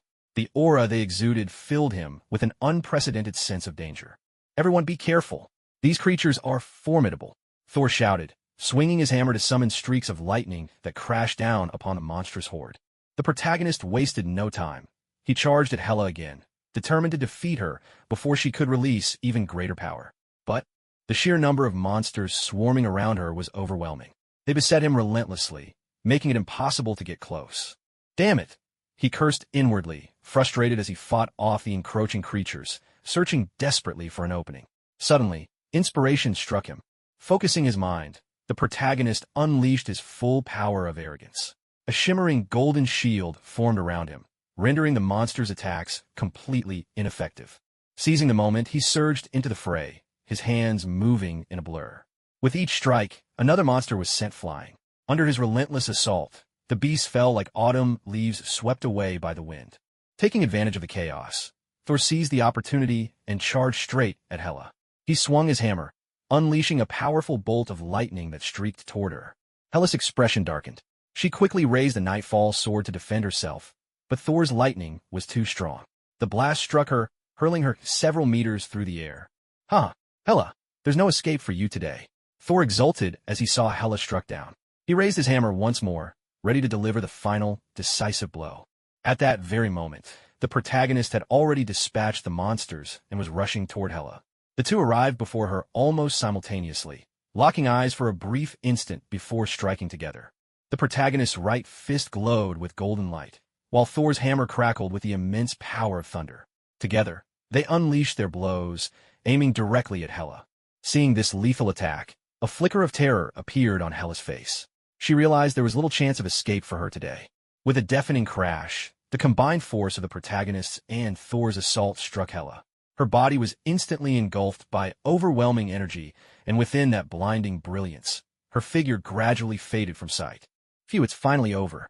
The protagonist let out a deep breath, his body weakened from the excessive outpour of energy. His legs nearly gave out beneath him, and he almost collapsed. Thor quickly caught him. "Brother, are you all right?" The protagonist shook his head. "I'm fine, just a bit exhausted. I couldn't have handled Hela without your help." "No, it was you who was truly incredible," Thor replied. "If you hadn't shaken Hela at the very start and thrown her off balance, we never could have defeated her so easily." Steve, Tony, and the others gathered around as well, their eyes filled with admiration for the protagonist. "Well done, man," Tony said, patting him on the shoulder. "If it weren't for you, we'd have been in real trouble today." "Absolutely. You're our hero," Steve added. The protagonist smiled. "It wasn't just me. It was all of us working together. And I believe, no matter how strong our enemies may be in the future, we'll find a way to overcome them." Hearing this, everyone nodded in agreement. After this battle, their bonds had grown even closer, and they felt more confident than ever about the future. The protagonist glanced at his right hand, now back to normal, feeling a surge of emotion. Though the fight had been perilous, he had gained much from it. He had not only surpassed 80% of the Sin of Pride, earning the title of Divine Weapon Breaker, but had also found a group of kindred spirits. What kinds of challenges await us next? I wonder, he mused inwardly, a hint of anticipation emerging in his smile. My right hand still feels numb. "What's going on now?" he muttered, rubbing his hand as its color finally returned to normal. Just as he was about to discuss repairs with the Avengers, eerie purple ripples suddenly spread beneath his feet. Tony barely had time to shout, "Watch out," before the protagonist was swept away like a leaf caught in a whirlpool, vanishing before their startled eyes. Inside the golden palace of Asgard, Odin sat upon his throne, listening to reports of disturbances at the edge of the universe. Suddenly, a violent tremor shook the air above him. The star-patterned ceiling shattered with a thunderous crash, and a figure, cloaked in a cloud of rubble and dust, plummeted straight down, smashing a smoking crater into the floor. "Heimdall, what on earth have you just transported here?" Odin sprang up from his throne, the eternal spear in his hand glowing with a cold blue light. Instantly, his guards drew their weapons and encircled the smoking pit. As the dust settled, the protagonist wiped his face and clambered out of the crater. Looking up at the dazzling dome and the walls studded with stars, he let out a low whistle. Impressive. No demolition crew could top my efficiency. He had instinctively shielded himself with the power of pride during the fall, but the impact had blasted him right through 3 layers of enchanted gold flooring. Now, sunlight streamed in from the hole above. "Insolent mortal!" A golden armored guard lunged forward, his spear tipped barely inches from the protagonist's nose before a sudden coil of dark green chains lashed out and ensnared him. Hela, perched atop the rubble, was casually trimming her nails with the night sky sword, the tip of her boot tapping on the guard's helmet. "Father, I've told you 1,000 times. This ancient palace is long overdue for a renovation." Odin's brows knotted together as he glanced sharply between the protagonist and Hela. He knew full well his daughter wasn't dead. After Ragnarok, Hela had resurrected herself through the power of death, and now lounged about as if this were her own backyard. "And who might you be?" Odin's voice thundered with authority, the eternal spear leveled at the protagonist. "You dare trespass in Asgard unbidden, and even damage the palace." The protagonist dusted himself off, but his eyes suddenly widened. A system alert blared in his mind. Divine energy detected. Sin of greed, auto-activation. He felt a searing fire ignite within him, and the golden palace now looked like an enormous cake of pure energy, every gilded brick radiating a mouth-watering allure. Relax, relax. Think of this as a special. Buy 1 demolition, get 1 free. Battling the urge to lick the walls, he mimed signing an invisible contract in the air. "Look, here, demolish 3 floors, and I'll throw in a starry ceiling for free. Place an order now, and you'll get a Rainbow Bridge maintenance coupon at 20% off." Hela let out a snore of laughter, flicking the guard aside with the tip of her sword. "Father, this human is far more entertaining than Loki ever was." Suddenly, she tossed the night sky sword to the protagonist. Its dark green hilt landed perfectly in his grip. "Go on, blast that relief wall for me." Silence fell over the hall. Odin's beard quivered with indignation. "Hela, that wall records 1,000 years of Asgardian history. Isn't history meant to be broken?" Hela kicked aside a piece of rubble at her feet. "Besides, the last time you renovated the palace was when I was just born, wasn't it? These days, even the most ordinary shopping mall on Midgard, Earth, looks more luxurious than this place." The protagonist gripped the sword of the night sky, feeling the power of greed boiling within. At this moment, the sword seemed to act as a conduit for divine energy. He could clearly see the magical veins flowing through every corner of the palace.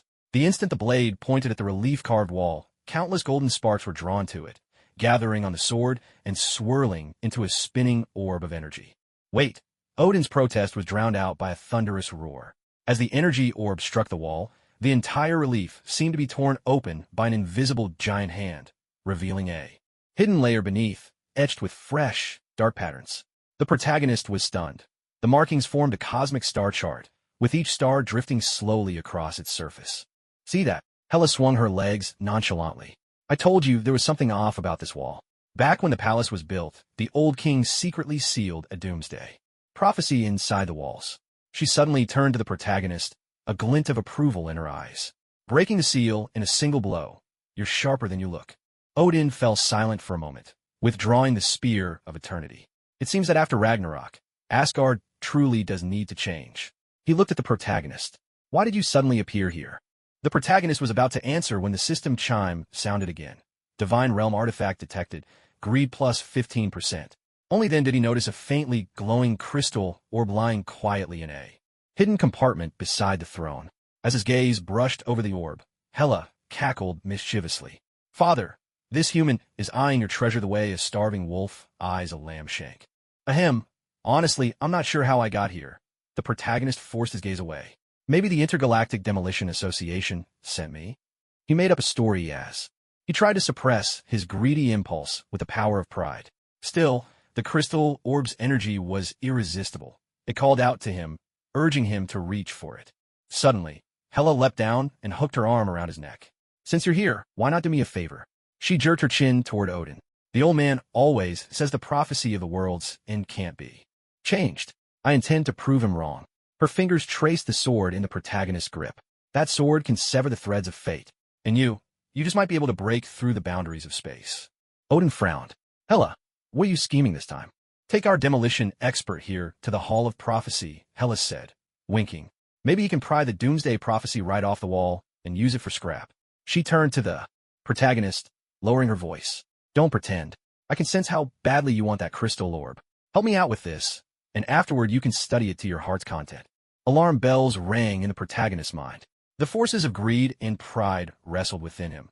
Greed urging him to seize the opportunity, while pride warned that this was clearly a trap. Yet the cunning glint in Hela's eyes, coupled with the mysterious pulses radiating from the crystal ball, made it impossible for him to refuse. Deal. The protagonist tossed the sword of night sky back to Hela. But let's be clear, if anything gets smashed, don't blame me. Relax, you've just received Asgard's official demolition permit. Catching the sword, Hela turned and strode deeper into the palace. The prophecy chamber is on the 18th underground level. Watch your step, and try not to put any more holes in the floor. Though if you do, I suppose it saves me from tearing down the stairs myself. Odin watched the two figures recede into the distance, gently stroking his beard in contemplation. It had been too long since Asgard had faced such unpredictability. Perhaps this human, who had appeared so suddenly, truly could shatter the threads of fate. Following behind Hela, the protagonist struggled to keep the restless force of greed in check while studying the architecture of the Divine Realm. Strange runes shimmered along the walls, and through windows at the end of the corridor, he glimpsed phantasmal images of the Nine Realms. He realized he had become entangled in a divine intrigue far more complex than he'd ever imagined. As for this unexpected demolition permit, whether it would bring him fortune or disaster, only the breaking of the prophecy would reveal. After passing through 18 layers of rune-warded barriers, Hela and the protagonist finally reached the prophecy chamber, their clothes dusted and smudged by the traps lurking in the shadowy corridors. The protagonist wiped sweat from his brow, when suddenly the melodious chime of bells echoed from afar. The rich aroma of roasted dragon meat mingled with the sweetness of honey mead, drifting through the air. Perfect timing. The palace banquet is starting. Hela tugged at her crooked shoulder armor, her dark green skirt brushing over a magical sigil in the corner. Father's always hosting these tedious ceremonies to placate the court. A mischievous smile flickered across her face. But I think you'll enjoy this one. Following the enticing scent, they turned into the banquet hall, where revelry filled the air. Thor, arms slung around several dwarf warriors, was regaling them with boisterous tales, his massive goblet sending golden mead frothing over the rim. Queen Frigga attended to her handmaiden's hair, while silver platters studded with gems held dishes still trailing wisps of enchanted steam. As the protagonist, covered in dust, stepped across the threshold, the entire hall fell silent. Even the crystal chandeliers seemed to sway with anticipation. So this is the brave soul who took down 3 stories of the palace? An elderly man with a crown of antlers nudged his glasses, flecked with shards of starlight. He looks more like a scullery boy who's lost his way into the kitchen. Hela leapt straight onto the main table, stepping over fruit platters as she reached out and grabbed a roasted dragon leg.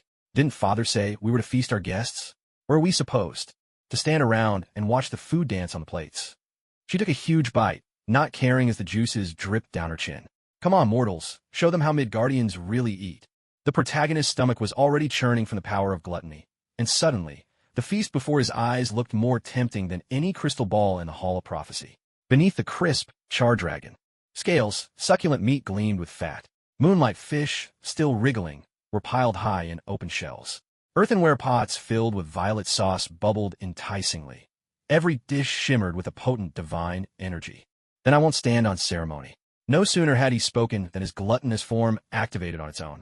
He snatched up the nearest silver platter and, without hesitation, shoved both plate and food into his mouth. As he chewed, his teeth clinked against the silverware, filling the air with a clear, metallic rhythm. Gasps erupted from all around. A goddess, startled, dropped her ornate wine goblet with a sharp crack. Thor stood frozen, clutching an empty mug. Where's my meat? Just 3 minutes ago, he'd seen the cask filled to the brim with Asgard's fiercest thundermead. Now only a few drops clung to the bottom. The protagonist wiped his mouth, then chomped down on the cask, tap and all, the crunch of splintering metal blending with the sound of gulping. You gods, sure know how to eat. Queen Frigga's graceful smile faltered, watching as a feast meant for 100 vanished before her eyes at a pace no one could believe. With one hand, the protagonist seized an entire roast phoenix. With the other, he crushed a glass bowl full of starlit jelly, devouring both. He even tore off a piece of the magically embroidered tablecloth and munched on its delicate patterns. A godling pointed in shock. He's eating the table. This is impossible. The antlered elder's crown shook violently. Those dishes contain the power of ancient gods. Any mortal who so much as touches them would explode on the spot. Before the words had faded, the protagonist let out a burp that sparkled with starlight. The system chimed in right on cue. Sin of gluttony evolved divine food.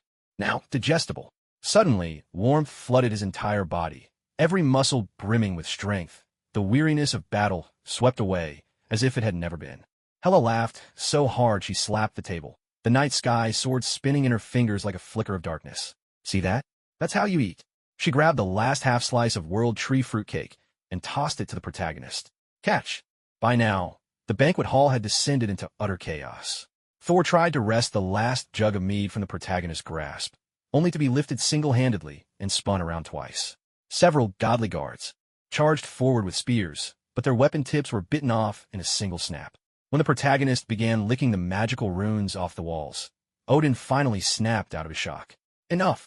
The eternal spear crashed heavily onto the ground, sending a shiver through everyone's feet. The protagonist swallowed the last rune and let out a satisfied belch, only then realizing the entire banquet hall was now in utter chaos.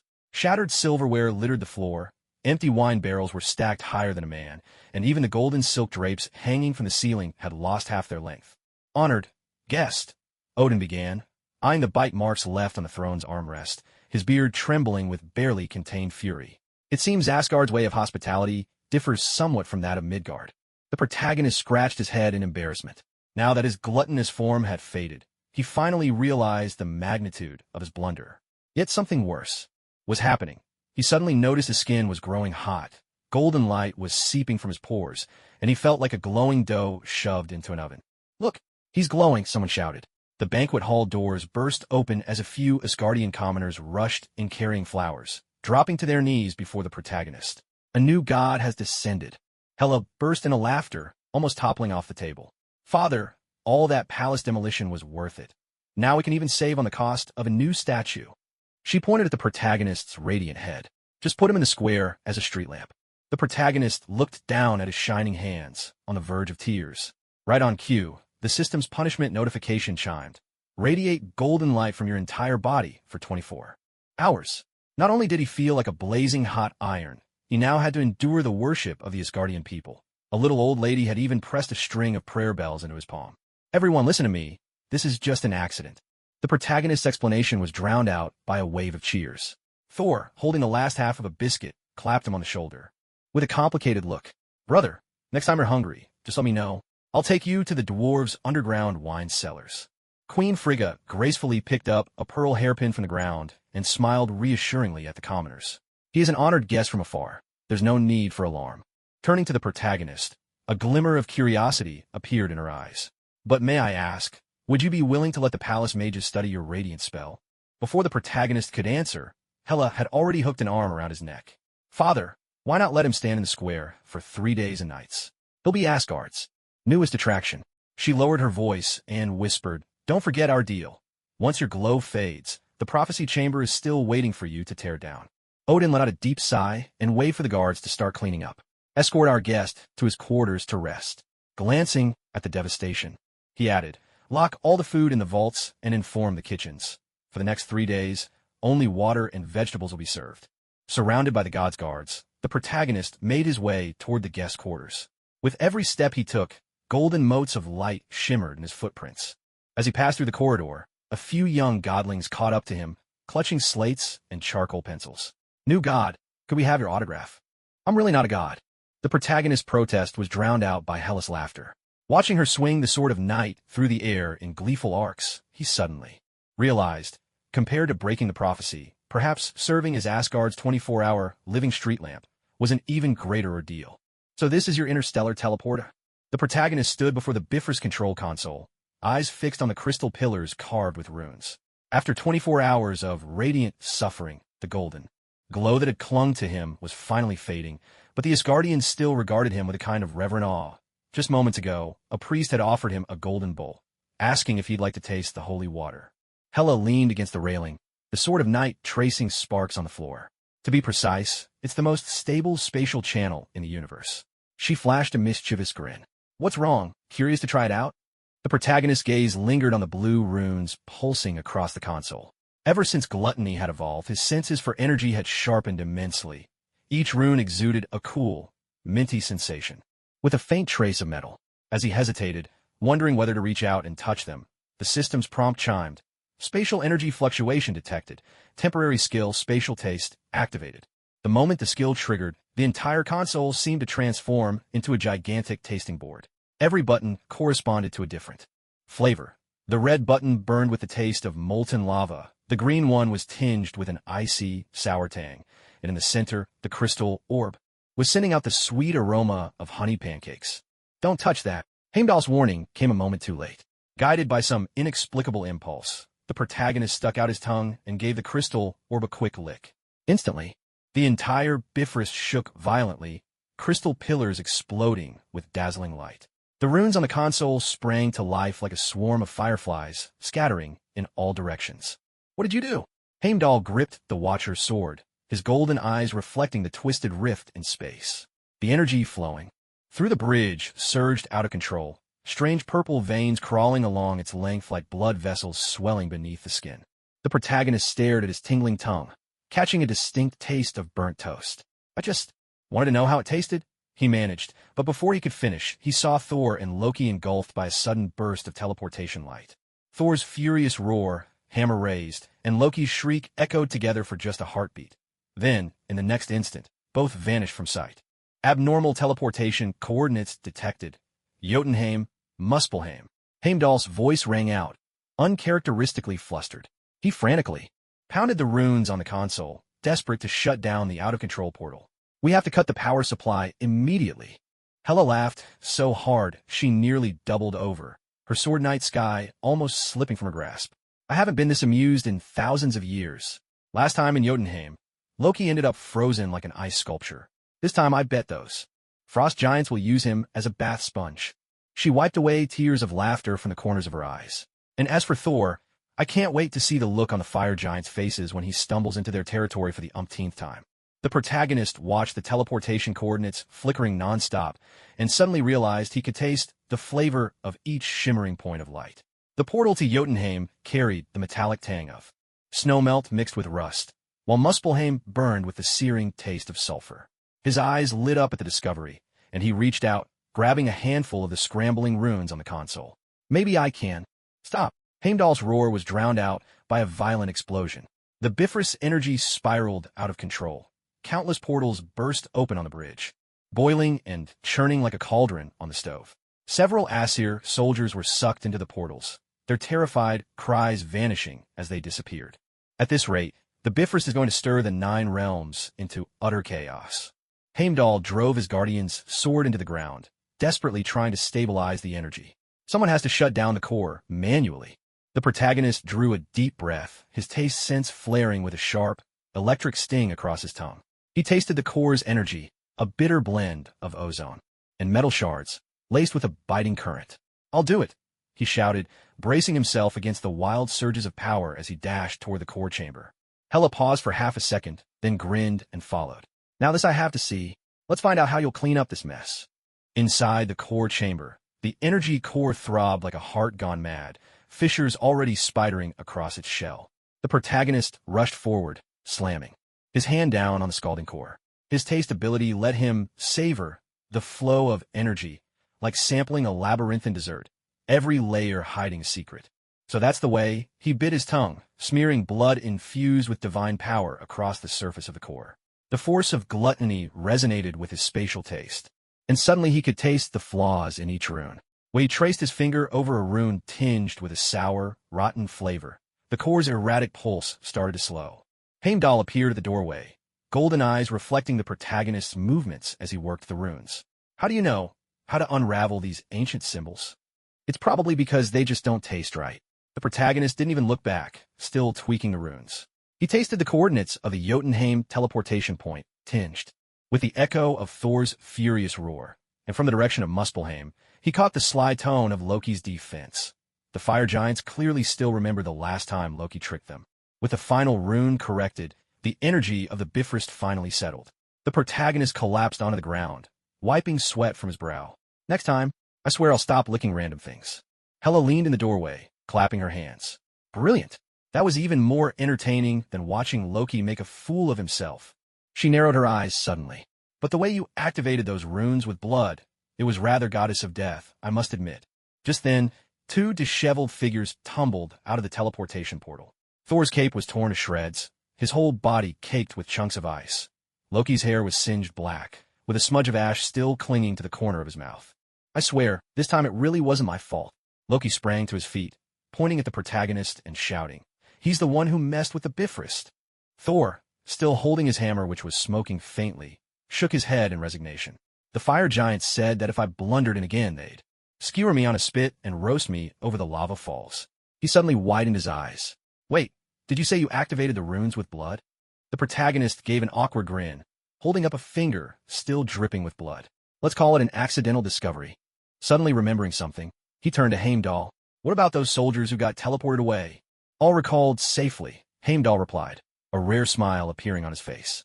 "It was a close call, but I have to say, your abilities are quite remarkable."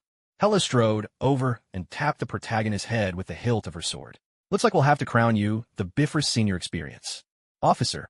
She glanced over at Thor and Loki. "Though next time, I rather hope the 2 of you get sent somewhere even more interesting." With the sun dipping below the horizon, the Bifrost returned to its usual tranquility. The protagonist stood by the bridge, licking his lips. The taste of space hadn't completely faded, and the air still held traces of every realm.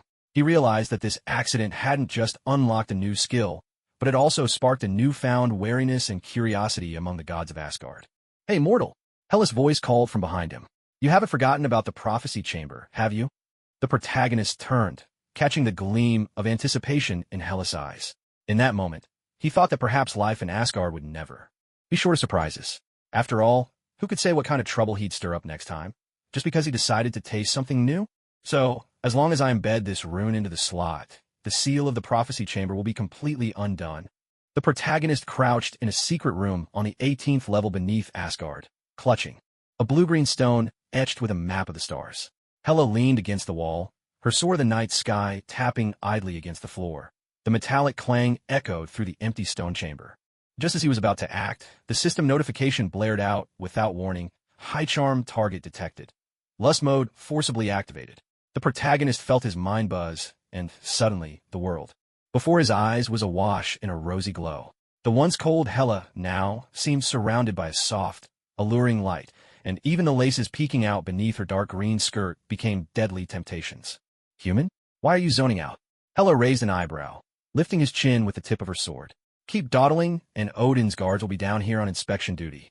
But to the protagonist, this gesture became an irresistible tease. He dropped to one knee, seized Hela's hand, and his heated breath brushed across her skin. The fingertips of the goddess of death are colder than Jotunheim's ice, yet burn fiercer than the flames of Muspelheim. Hela was stunned, her sword nearly slipping and pricking her own foot. She stared at the protagonist's suddenly soulful gaze before realizing, belatedly, what was happening. Are you in heat? Seizing the moment, the protagonist bowed his head and kissed the back of her hand. In his other hand, a phantom rose appeared as if conjured from thin air.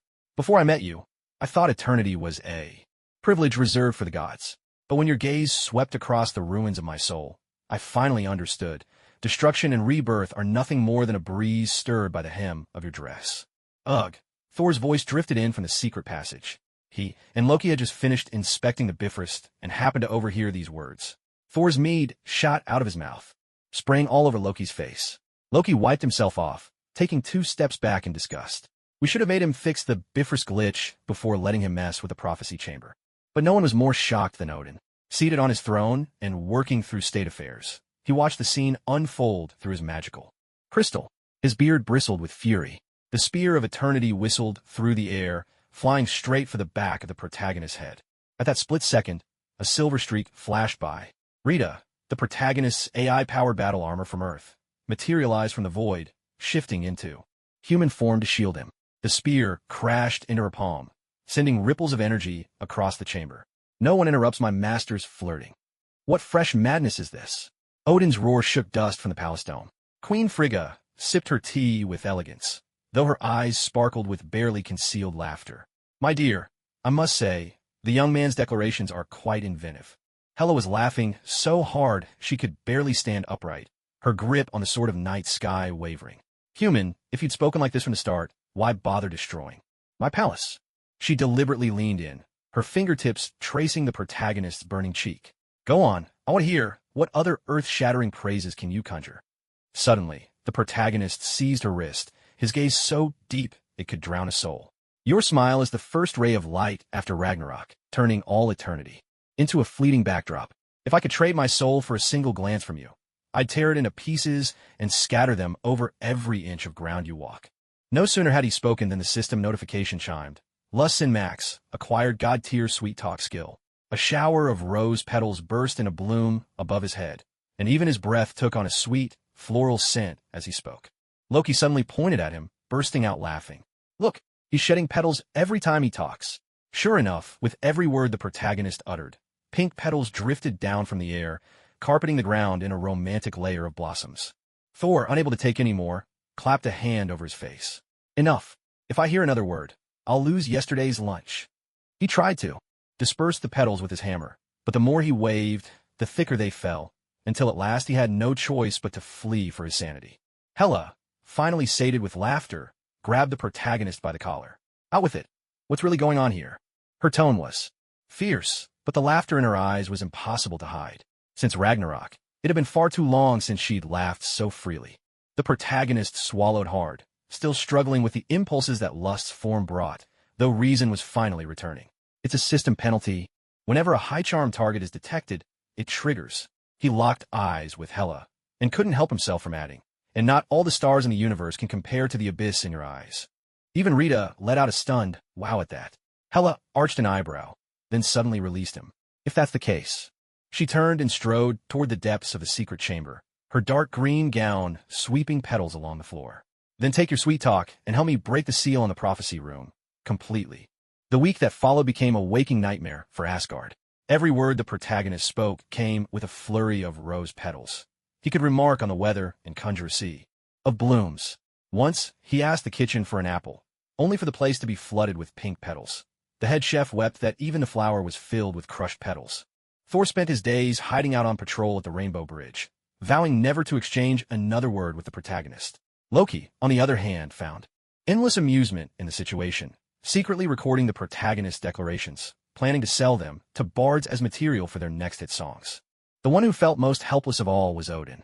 Every time he called a council at court, the moment our protagonist opened his mouth, petals would flutter and swirl throughout the entire hall. On one occasion, the eternal spear could no longer bear it. It launched itself off the weapons rack and chased the protagonist all the way to the Valkyrie's training ground. Yet Hela became the greatest beneficiary of this farce.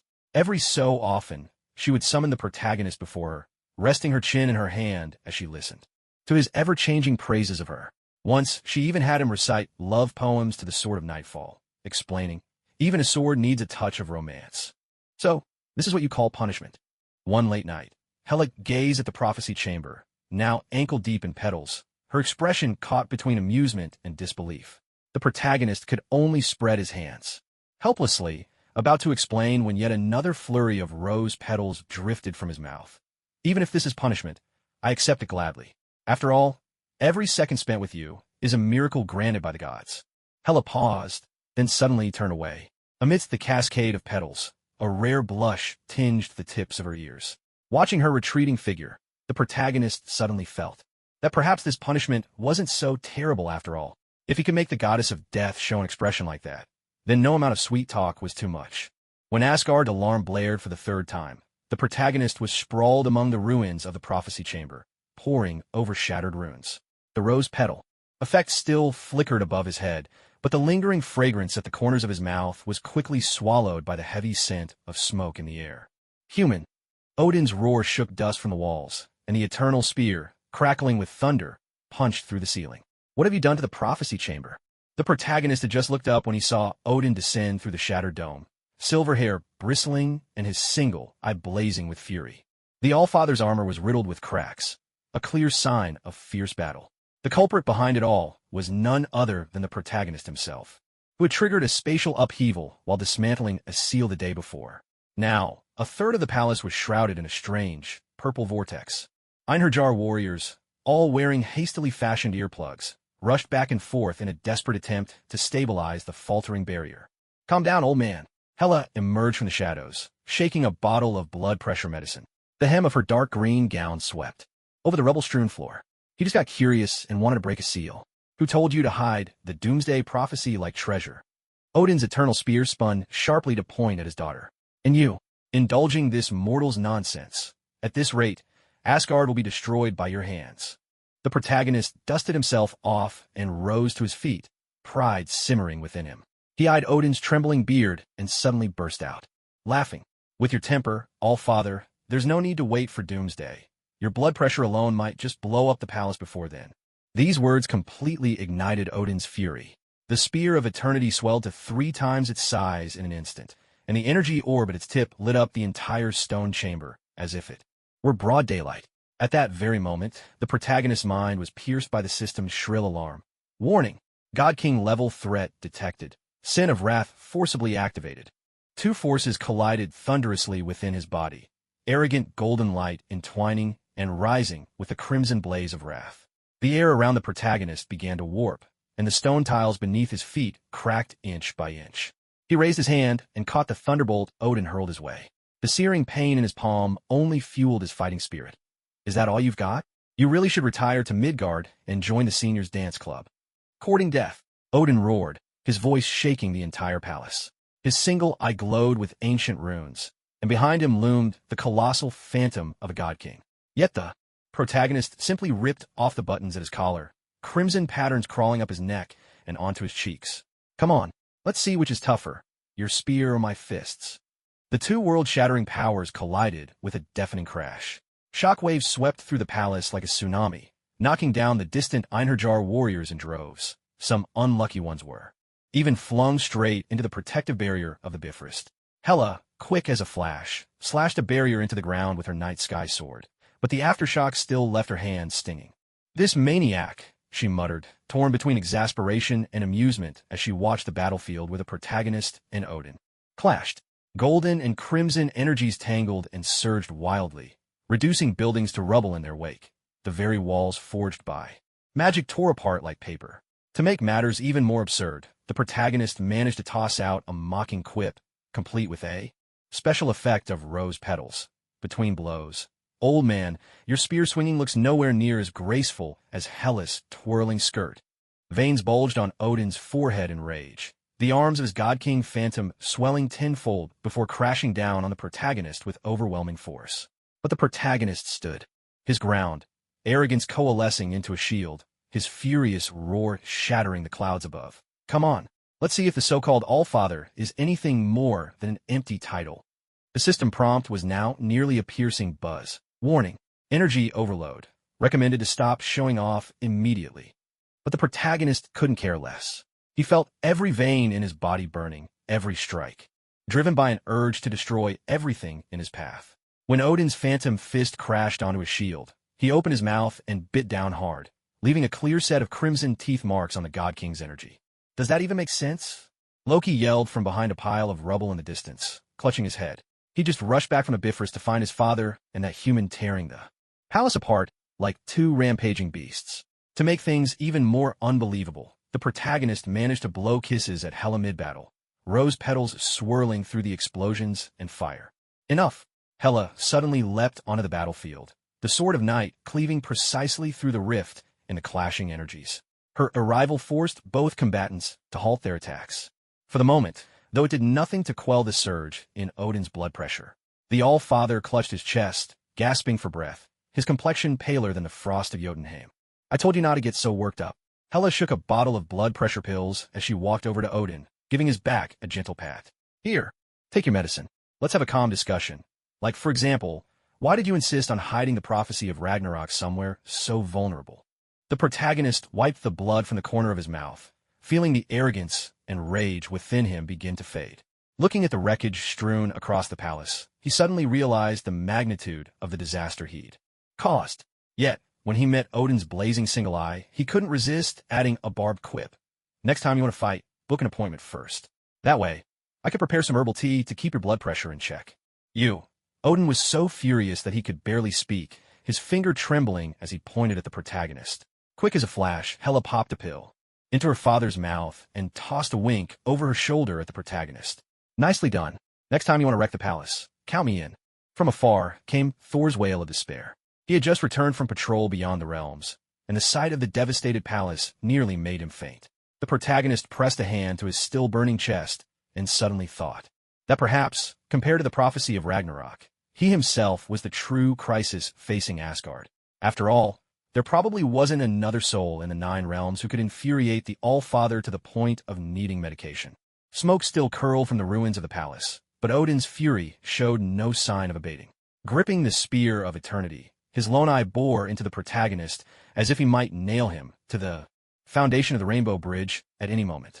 You will pay for this, thundered the King of Gods, his voice cracking like lightning and making the surrounding Einherjar instinctively fall back.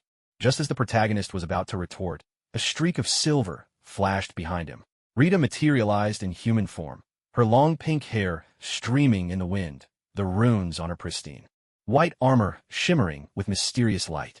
She extended her hand, catching Odin's thrown spear with unerring precision. The clash of metal rang out like thunder above the ruins. You will not harm my master. Rita's voice was cool and synthesized, yet carried an unyielding resolve. Her slender fingers locked around the shaft of the spear, and the artifact that struck fear into all the 9 realms now trembled, ever so slightly, in the palm of her hand. Hela narrowed her eyes with interest, tapping the ground lightly with the sword of night sky. Interesting. Is this axe afraid? She wasn't wrong. The surface of the eternal spear began to ripple with an eerie black mist, and the runes engraved over millennia flickered madly, as if rebelling against Rita's touch. Even more astonishing, mysterious patterns started to glow on Rita's armor, echoing those on the spear. 2 completely different forces interwove in the air, clashing in a shower of blinding sparks. Odin's pupils tightened suddenly. Impossible. Gungnir has never. His words cut off abruptly, for Rita had suddenly raised the eternal spear high above her head.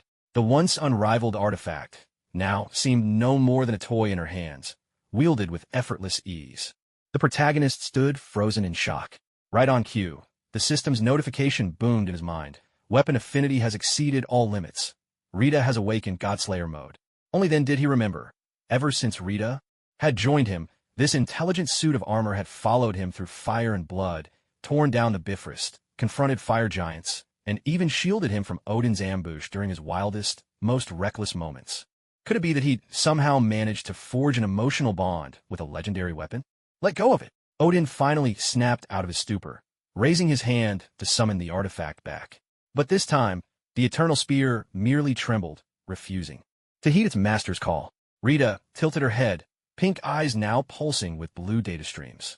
Denied. Unless you promise never to attack my master again. This is outrageous. This is history. Loki, hiding behind a stone pillar, excitedly whipped out a little notebook. I'm writing this down for the annals of Asgard.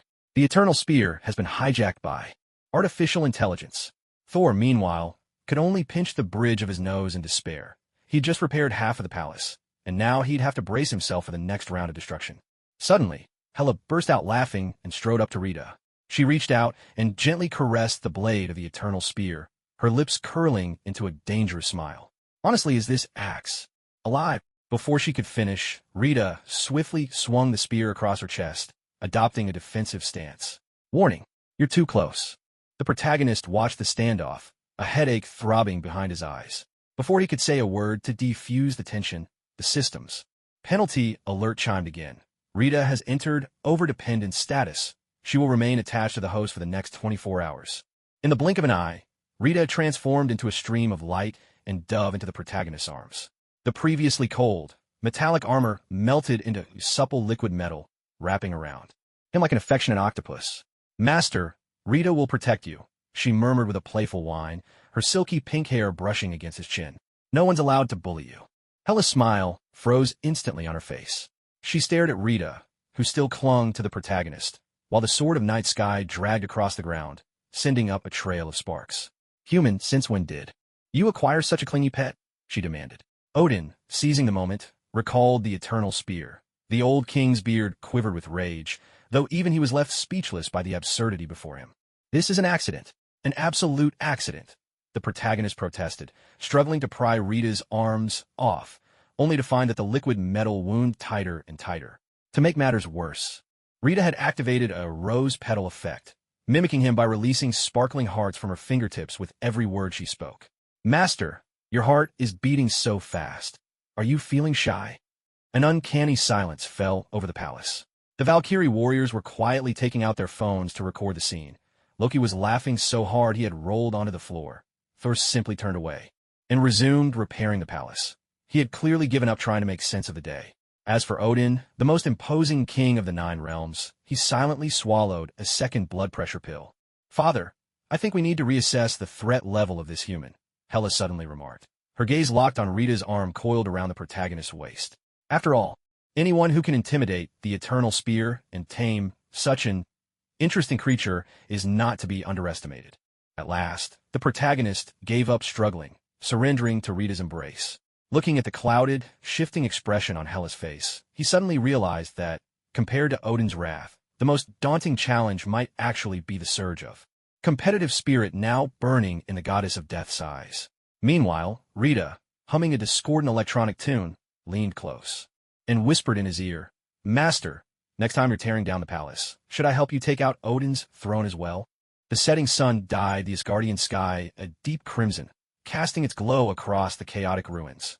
No one noticed that the runes on the blade of the eternal spear were still flickering restlessly, as if silently declaring that the order of the 9 realms had been thrown into utter disarray by this human and his sentient armor. With only a third of Asgard rebuilt, the protagonist found himself wearing Rita around his neck like a living pendant. Ever since she'd activated clinging mode, the sentient suit hadn't left his side for 36 hours, not even a bathe, when she simply turned to liquid metal and slipped into the shower with him. As he tried for the umpteenth time to pry off Rita's arms, a familiar pang of hunger twisted in his stomach. Master, your heart rate just spiked, Rita said, her pink eyes swirling with data streams. Did you just detect a new energy source? The protagonist licked his lips, feeling the power of gluttony churning within him. A scent reached his nose, a blend of moss, starlight, and ancient magic.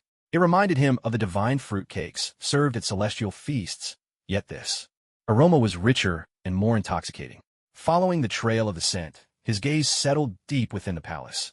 There, the roots of the world trees snaked out from cracks in the walls, glowing softly with a phosphorescent light. Wait, you mustn't. Hellas' warning came too late. The protagonist had already darted forward, leaving behind only a blur. His gluttonous form surged to life in an instant. He bared his teeth and bit down on one of the roots. His jaws clashed with a sound like clanging metal, but still, he tore off a large piece of shimmering wood. This taste, it's even better than the core energy of the rainbow bridge, he mumbled through a mouthful, hands tearing greedily at the roots. The sap of the world tree splattered across his face, transforming into twinkling specks of light. Rita, squealing with excitement, wrapped herself around his arm. Master, you're amazing. Rita wants him too. Suddenly, the entire celestial palace shuddered violently. Odin's furious roar echoed from afar. What are you doing to the world tree? But the protagonist paid him no heed, lost in the ecstasy of gluttony. The pleasure made his eyes blaze red. With every bite of the tree's flesh, he felt an explosive surge of power within him, while the system's notification chimed relentlessly in his mind. Gluttony value plus 20%. Detected. World source energy. Absorption efficiency increased by 300%. Hela stared at the scene, first in shock, then bursting into laughter. She swung her night-ski sword, cutting down the guards in her path, and let the protagonist ravage the world tree without restraint. Father, do you see this? This is true destruction. Thor came rushing in, hauling a suitcase stuffed with his belongings, his beard still streaked with dust he hadn't managed to wipe away. Stop. We're not ready to move yet. He had only just finished repairing the rainbow bridge, and now faced the threat of the entire palace collapsing. Meanwhile, Loki crouched in a corner, scratching at the floor with a twig as he calculated. At this rate, Asgard will be completely submerged. In 3 hours. The world tree's wails rang through all 9 realms. The gnawed roots spasmed wildly, and cracks like spiderwebs began crawling across the palace walls. The valiant warriors scattered in panic, clutching their shields, while the more timid ones hurled themselves into the Rainbow Bridge's transport array. Odin raised his eternal spear, trying to stabilize the chaos, but even his artifact trembled in the face of the world tree's agonized cries. Sin of Gluttony, ultimate achievement unlocked. World Devourer. The system's voice rang out, mechanical and exultant. Host may now permanently absorb the energy of the world's source. The protagonist let out a burp sparkling with starlight, finally snapping out of his frenzy of gluttony. As he gazed at the chaos scattered across the ground and the crumbling celestial palace, a sudden realization struck him. He had caused a catastrophe. Meanwhile, Rita gleefully spun circles on his shoulder. Master, you were amazing. Rita wanted a reward too. With that, she conjured a pile of energy blocks and stuffed them into his mouth. Hela strode across the fallen beams to stand before him, brushing tree sap from his face with a gentle hand. How about ruling the 9 realms with me? She asked, her voice laced with deadly temptation. I promise you'll never go hungry. Behind her, the palace collapsed piece by piece. Just imagine, it would be as if the entire universe were our dining hall. Odin's furious roar thundered once more, this time tinged with unmistakable despair. Stop this now, or else what? Hela turned, raising an eyebrow as she pressed the Sword of Night against her father's throat. What more can you do to him? Asgard can't hold out much longer as it is. Thor slumped amid the ruins, clutching a box filled with Mjolnir's maintenance tools, on the verge of tears. I knew it. My eyelid's been twitching for days. I should have moved all my things to the dwarves' realm when I had the chance. Loki sidled over and patted him on the shoulder. Don't be too down. At least we can start our evacuation plan early, even if it is under duress. The protagonist glanced at Hela's outstretched hand, then at the collapsing palace around them. The power of gluttony still surged hot in his veins, and suddenly, Ragnarok didn't seem so terrifying after all. After all, having a ticket that let him dine his way through all 9 realms didn't sound so bad. Deal, he said, grasping Hela's hand, a mischievous grin tugging at his lips. But let's make one thing clear. I get the seat at the head of the table next time. Rita immediately swung herself around his neck. Rita wants to sit right next to Master. With a thunderous crash, the palace dome fell in, and the roots of the world tree burst into a sky full of starlight. Amid the gods' wails and Hela's laughter, the protagonist knew that his 9 realms rhapsody was only just beginning. After all, when a human known as the Devourer of Worlds teams up with the goddess of death for a feast, the entire universe will have to reconsider its place. On the edge of a black hole, the ruins of Asgard trembled with wild fury. Odin's silver hair whipped in the storm of his divine authority, his single eye blazing with a fire hot enough to melt stars. The eternal spear pointed at the protagonist, and within the radiance of the God King's judgment at its tip, the spectral images of all living things in the 9 realms flickered. This would be the All-Father's most lethal blow. Human, do you think consuming the world tree and claiming my relics means you can do as you please? Odin's voice crashed down like thunder, making the protagonist's ears ring. Today, I will show you that the chasm between God and mortal can never be crossed. Rita is suddenly transformed into liquid metal, enveloping the protagonist as streams of pink data flickered wildly across her surface. Detected, super divine, energy surge. Master, immediate retreat is advised. But the protagonist tore open his battle armor, the power of the 7 deadly sins erupting within him like a volcanic explosion. Gleaming arrogance in gold, wrath in crimson, gluttony in deep purple. 7 distinct energies wove around him, converging on his back to form a massive crest of sins. To cross that chasm, the protagonist wiped blood from the corner of his mouth, a bloody grin breaking across his face. You've sat on that throne for millennia. Have you forgotten? Gods are just stronger ants, nothing more. Before the words had faded, Odin hurled the spear of eternity. The blinding radiance of the God King's judgment swallowed the entire ruin in an instant, warping even space itself in its wake. At the same moment, the protagonist let out a thunderous roar, his 7 sins power coalescing into an inky black vortex to meet the attack head-on. The instant the two forces collided, what remained of the palace roof erupted in a deafening blast, and a black hole that devoured everything formed at the heart of the clash. This can't be. Loki cowered behind a stone pillar, clutching his head, his enchanted cloak torn to shreds by the energy storm. Ow! How could he possibly take the God King's full force? Head on. Thor, meanwhile, hefted Mjolnir, trying to stabilize the collapsing space, but the shockwaves drove him stumbling backwards, his beard dusted with rubble. The system's alert blared, sharp enough to slice through the mind. 7 sins fusion progress. 90%. Universal limit imminent. The protagonist felt every inch of his skin splitting, the 7 sins raging inside him, threatening to tear him apart. Yet he locked his gaze on Odin, teeth clenched, and spat out a taunt laced with petal-like special effects. Old man, that move of yours isn't even as lethal as Hellas eyeliner. Just then, a shadow and deep emerald burst onto the battlefield. Hela raised the sword of night sky high, planting herself firmly before the protagonist. The God King's judgment struck the blade, erupting in a brilliance bright enough to illuminate all 9 realms. Hela, are you insane? Odin's roar was laced with disbelief. Blood spilled from the corner of Hela's mouth, but her smile blazed with wild defiance. Father, you're old. She turned to the protagonist, eyes sparkling with madness. Anyone who can devour Yggdrasil and take on the God King head-to-head is worthy to stand by my side.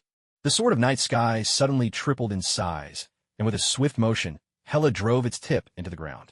Emerald death energy surged along the fissures, resonating strangely with the protagonist's 7 sins.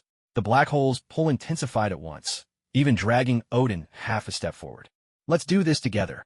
Hela seized the protagonist's wrist, and the energies swirling around them formed a colossal spiral. Let's show this stubborn relic how gods of the new era fight. Rita suddenly transformed into a stream of light, winding herself around their arms.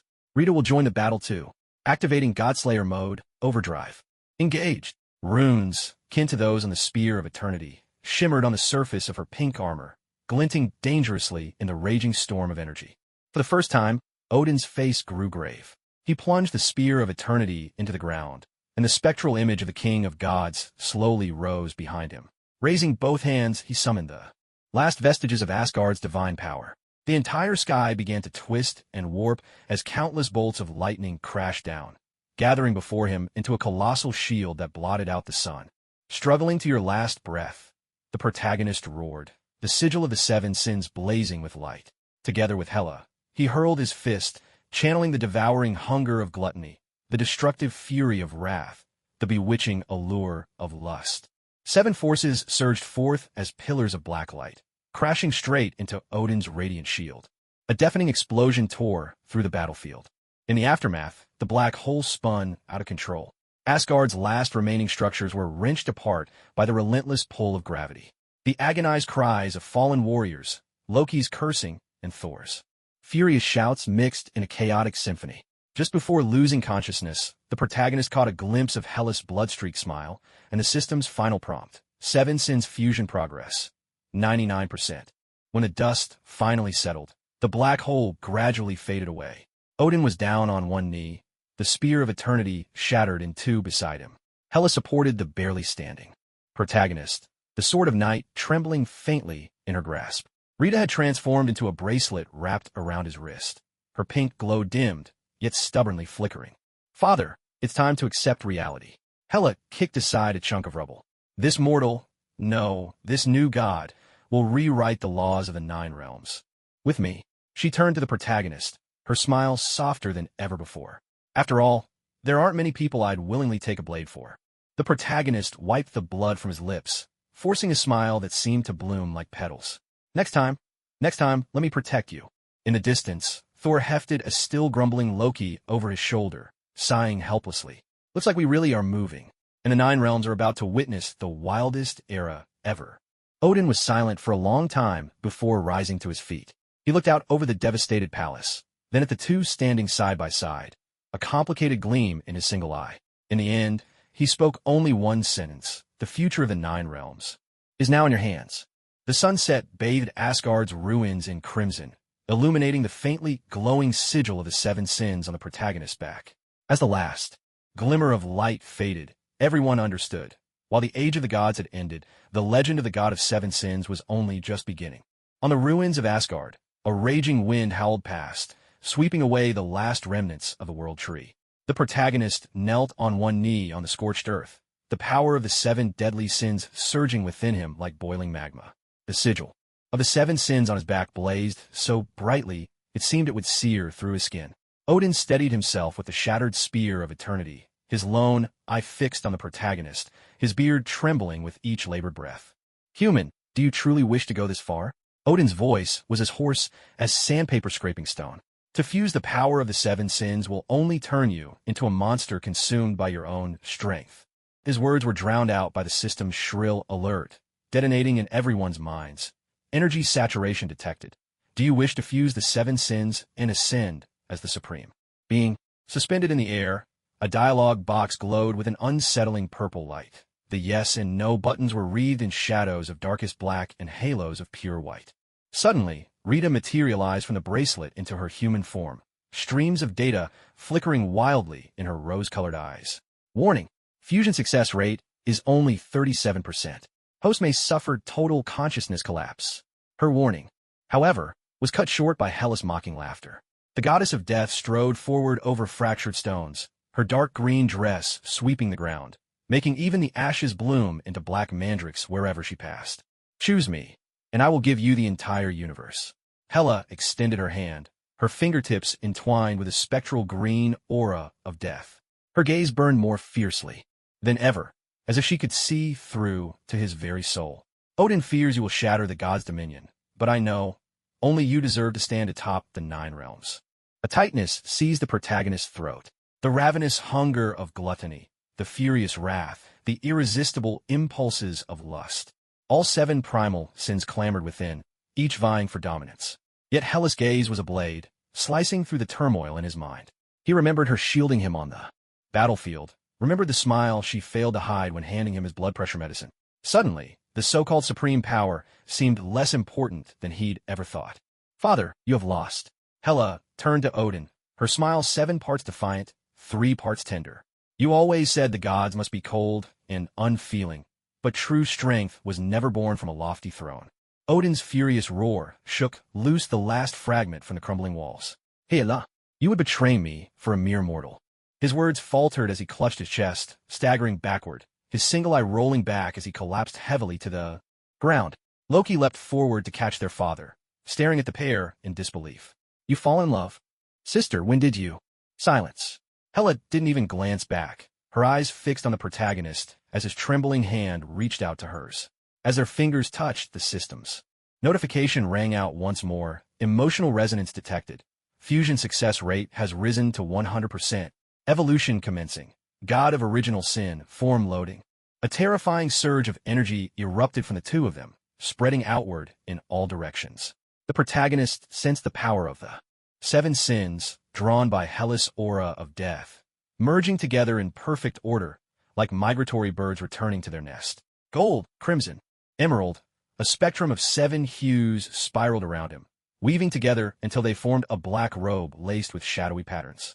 His pupils narrowed into feline slits, and a diamond-shaped arcane mark appeared on his brow, each line shimmering with star-like light.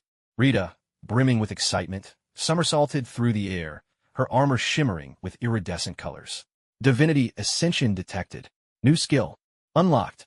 Domain of Sin Reconstruction. Suddenly, she seemed to remember something and switched to a plaintive tone. Master, can I still hang on to you? Thor strode over, hefting his hammer, eyeing the utterly transformed protagonist. He swallowed hard. Bro, with that look, you'd win first prize at any Rainbow Bridge cosplay contest. He tried to mask his awe with a joke, but the reverence in his eyes was unmistakable. The energy wave just now was many times more terrifying than Ragnarok itself. Hela slipped her arm around the protagonist's neck, her fingertips tracing the sigils on his brow. From this day forward, you are the god of original sin across the 9 realms. And her smile was dangerously enchanting. Am your accomplice. In the distance, Odin, just regaining consciousness, watched the two entwined figures and managed a final, resentful whisper. Hela, you've really fallen in love. Then his eyes rolled back, and he fainted again. Loki fumbled frantically for blood pressure pills at his side, grumbling, Told you not to get so worked up. As the first rays of dawn pierced the gloom over Asgard, the protagonist gazed at the swirling chaos in his palm and felt the world had never been so clear. He could see the restless thunder inside Thor's hammer, taste the cunning sweetness woven into Loki's magic, and even touch the deep-seated worries lurking within Odin's sleeping mind. Are you ready to greet the new world? Hela's voice whispered in his ear. She raised her night sky sword, its emerald glow mingling with the dark sigils swirling around him. He clasped her hand, a wicked smile curving his lips. It's time the 9 realms learned. The old gods are dead. Now begins the era of original sin. Above the ruins, a pitch-black rift slowly unfurled, leading into the unknown depths of the cosmos. Rita gleefully darted into the protagonist's sleeve, Thor shouldered the still unconscious Odin, and Loki tucked his notebook under his arm, ready to chronicle a new legend. Side by side, the god of original sin and the goddess of death strode into the light, their figures fading, leaving only a whisper carried on the wind. 9 realms, here we come. Above the ruins of Asgard, a black fissure stretched wider and wider, like the gaping maw of some ravenous beast. The 7 sins' power wrapped around the protagonist, taking on a tangible form. With each pulse, the very fabric of space twisted and warped. Hela tilted her head back, letting her dark green hair whip wildly in the energy storm, her nails digging deep into her palms. Yes, that's it. Let everything return to chaos. Suddenly, Rita shot out from his sleeve, her data stream scrambling like static on a broken screen. Alert! Universal constant anomaly detected. Gravity, entropy, the speed of light. All fundamental laws are her voice. Was cut short by a deafening, earth-shattering roar. The remnants of Yggdrasil's roots exploded, sending jets of silvery blue sap spraying into the void, the liquid freezing mid-air in impossible right-angled shapes. On Earth, atop Avengers Tower, Tony Stark's coffee cup abruptly floated up to the ceiling, the dark liquid within forming a perfect pyramid above the rim. Friday is this. Some new prank protocol? He asked, but before he could finish, every car outside began to drift skyward in reverse, their wheels spinning frantically counterclockwise. Steve clutched his shield, now oddly rubbery, and looked north. That direction, is it Asgard? In Black Widow's holster, her bullets lined up by themselves, twisting endlessly into a Mobius strip that danced between her fingers. In Kamartaj, the Ancient One's teacup shattered with a sharp crack, the tea reversing its flow to coalesce mid-air into a fractured, mirrored surface. Staring into the warped reflection of the starry sky, she wore a somber expression for the first time. This is it. This time, it's truly out of control. Back in Asgard, Odin had only just awakened when the scene before him sent him staggering once more. The fragments of Gungnir hovered above his head, circling each other in flagrant defiance of gravity's laws. Stop! You're tearing apart the very foundation of the universe, he bellowed, but his words were shredded by the howling energy storm. The protagonist was suddenly overtaken by a wave of dizziness. The system's prompt blared, shrill as an alarm. Warning! Universal stability down to 30%.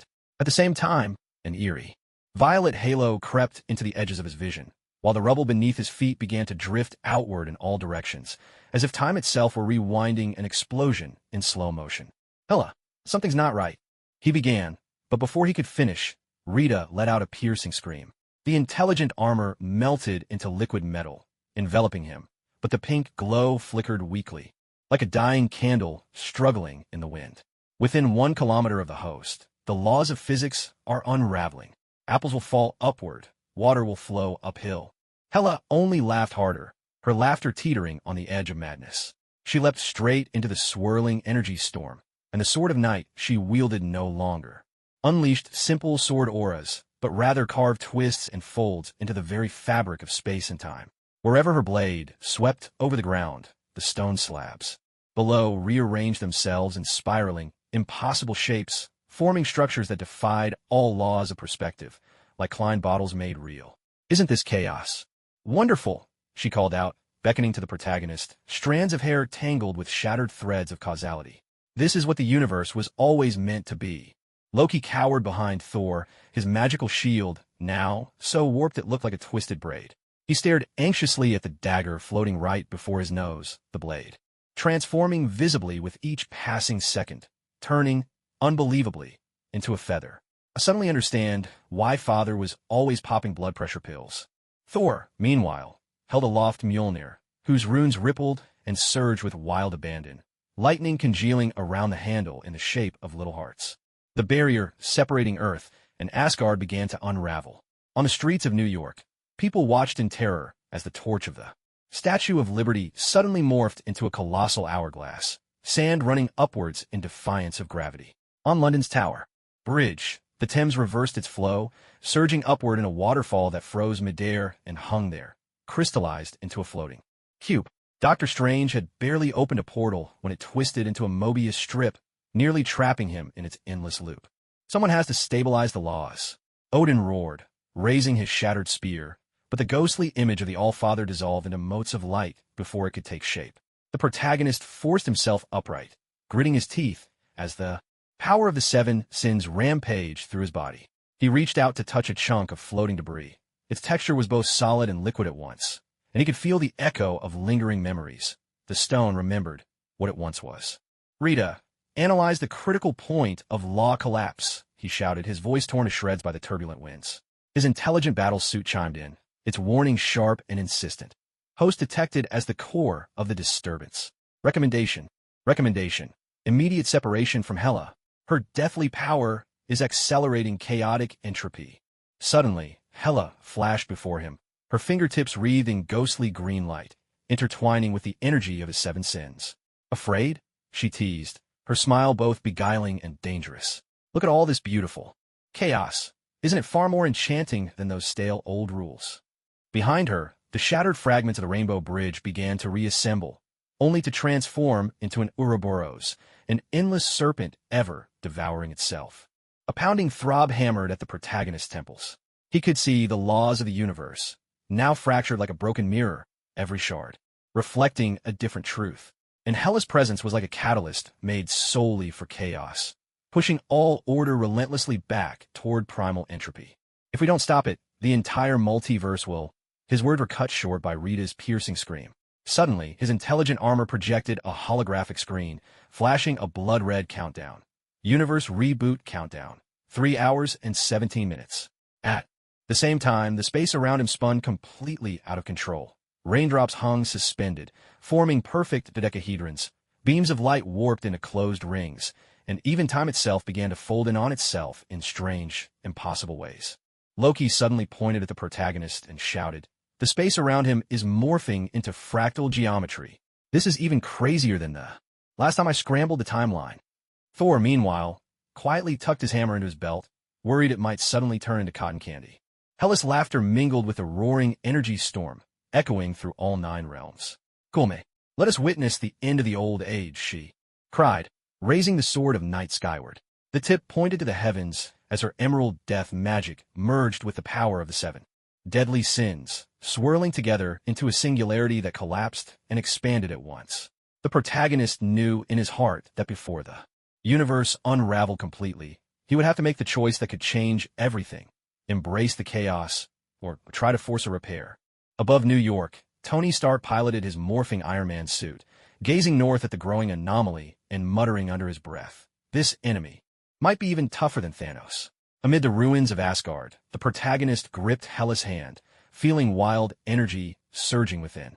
For a fleeting moment, he wondered if perhaps the so-called laws of reality were never meant to be an unbreakable cage.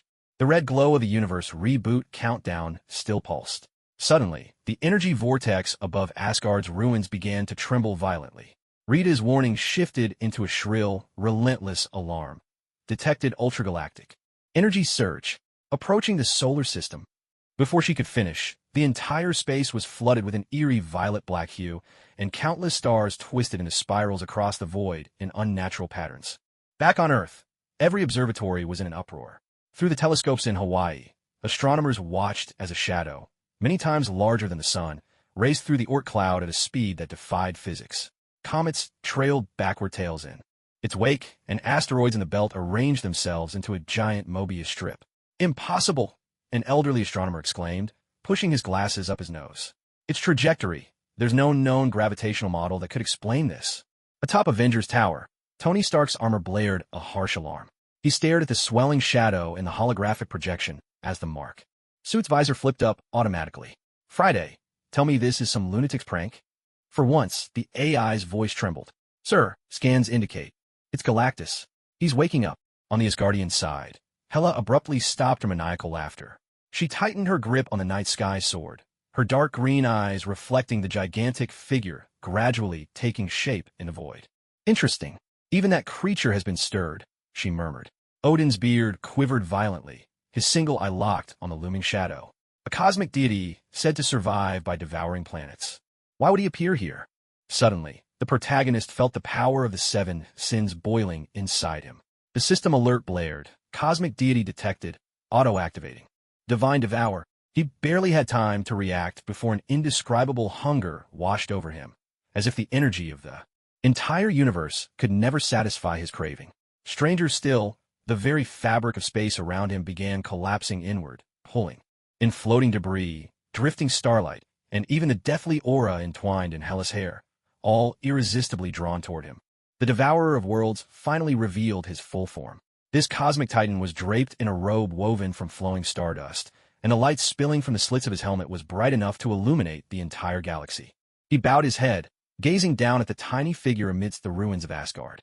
His deep voice resonated so powerfully that the ionospheres of all 9 realms trembled at his words. Detected an ultra-high energy source. What is this? Yet, the instant he reached out his colossal hand, an inky black aura erupted around the protagonist. The sigils of the 7 sins spun wildly behind him, each inscription swirling with dark matter potent. Enough to devour star. The Devourer of Worlds recoiled as if struck by an invisible force, his massive form stumbling back 3 paces, while web-like cracks splintered through the void beneath his feet. I'm not hungry anymore.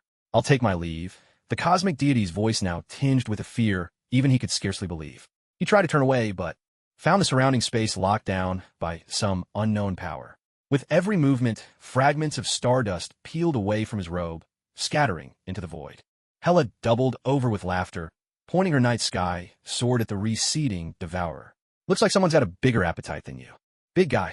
She glanced at the protagonist, a dangerous glint in her eye. Darling, if you could put that power to use at the dinner table. Suddenly, Rita transformed into liquid metal, coiling around the protagonist's arm, her data streams flickering chaotically like a blizzard. Warning. Divine Devour is spiraling out of control. Host is unconsciously absorbing the Devourer's core energy. Even as she spoke, the protagonist's fingertips brushed the edge of the cosmic deity's robe, and the stardust fabric instantly dissolved into streams of light, flowing straight into his palm.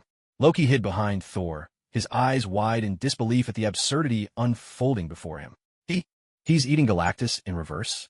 That's even crazier than when I knitted the timeline into a sweater. Thor, clutching his now warping Mjolnir, swallowed hard. From now on, maybe we should call him the Cosmic King of Chow. Galactus let out a roar of agony that echoed through the entire solar system. The aftershock of his cry reached every corner. On Mars, dust storms suddenly froze, each grain of sand hovering midair to form a terrified human face. On Jupiter, the great red spot began to spin in reverse, twisting itself into a gigantic exclamation mark. Meanwhile on Earth, the Ancient One gazed into Kamar-Taj's astral pool, which reflected the protagonists. Divine devouring. Silently, she poured herself a glass of whiskey. Looks like I'll have to redefine what counts as a cosmic-level threat. Enough. Odin raised his broken spear, the spectral image of the All-Father flickering behind him. Such power should never be abused. Yet his words were swiftly drowned out by the thunderous clash of colliding energies. Darkness surged around the protagonist, entangling furiously with Galactus's stellar might, and together they formed a rapidly collapsing supernova. Suddenly, Hela leapt into the fray, her emerald death energy melding with the power of the seven sins. She bared her fangs in a wicked grin at Galactus. Trying to run? Too late. When she swung the sword of a night sky, it no longer unleashed simple sword energy, but a blade of chaos capable of severing the very threads of fate. The cosmic deity watched in terror as his existence was stripped away piece by piece, memories of devoured worlds pouring from the core of his being. You will regret this. Galactus's voice faded to a whisper as his form became increasingly translucent, dissolving into a shimmering storm of stardust. At that moment, after absorbing a portion of divinity, the seven deadly sins sigil on the protagonist's back burst into dazzling light. The system's notification chimed again. Divinity assimilation progress, 37%. Temporary skill unlocked. Stellar vision.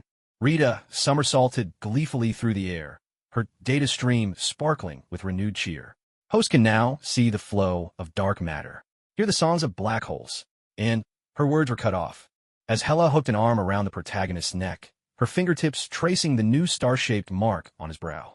It seems our plan for universal conquest will have to start ahead of schedule. On Earth, people gazed up at the night sky in a mix of horror and awe, watching the sudden appearance of a black star. At its heart, the silhouettes of the god of original sin and the goddess of death stood together, gazing out across the universe. They knew that from the moment Galactus was devoured in reverse, the balance of the 9 realms and the entire multiverse would be utterly transformed. After all, when a being is born that can send even the gods fleeing in terror, every rule and order in existence must be rewritten. The ruins of Asgard still reeked of char and smoke when, without warning, 3 colossal rifts split the void, stretching across entire galaxies. Rita's alarm cut off abruptly. The once vivacious AI battlesuit now melted into a trembling stream of liquid metal, sliding down the protagonist's arm. Detecting a presence beyond dimensions. Cognitive module on the verge of collapse. All the light in the universe suddenly twisted into spirals. In the observatories on Earth, every telescope shattered at once, their lenses floating midair to form a dense swarm of unblinking eyes. On the edge of the galaxy, a supernova's explosion froze, its searing energy suspended between moments and coalescing into the shape of a vast cosmic balance. In Loki's grasp, his spellbook ignited spontaneously, and as the ancient incantations turned to ash, they assembled in the air to form 3 blurred faces. The Supreme Court of the Cosmos. The living tribunal has arrived.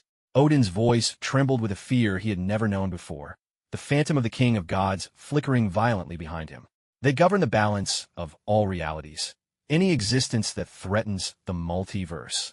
3 faces, as vast as the sky itself, emerged from the rifts. The one on the left shimmered with starlight, its gaze filled with sorrow and compassion. The one in the center was veiled by chaotic mists, a cold, merciless smile playing on its lips.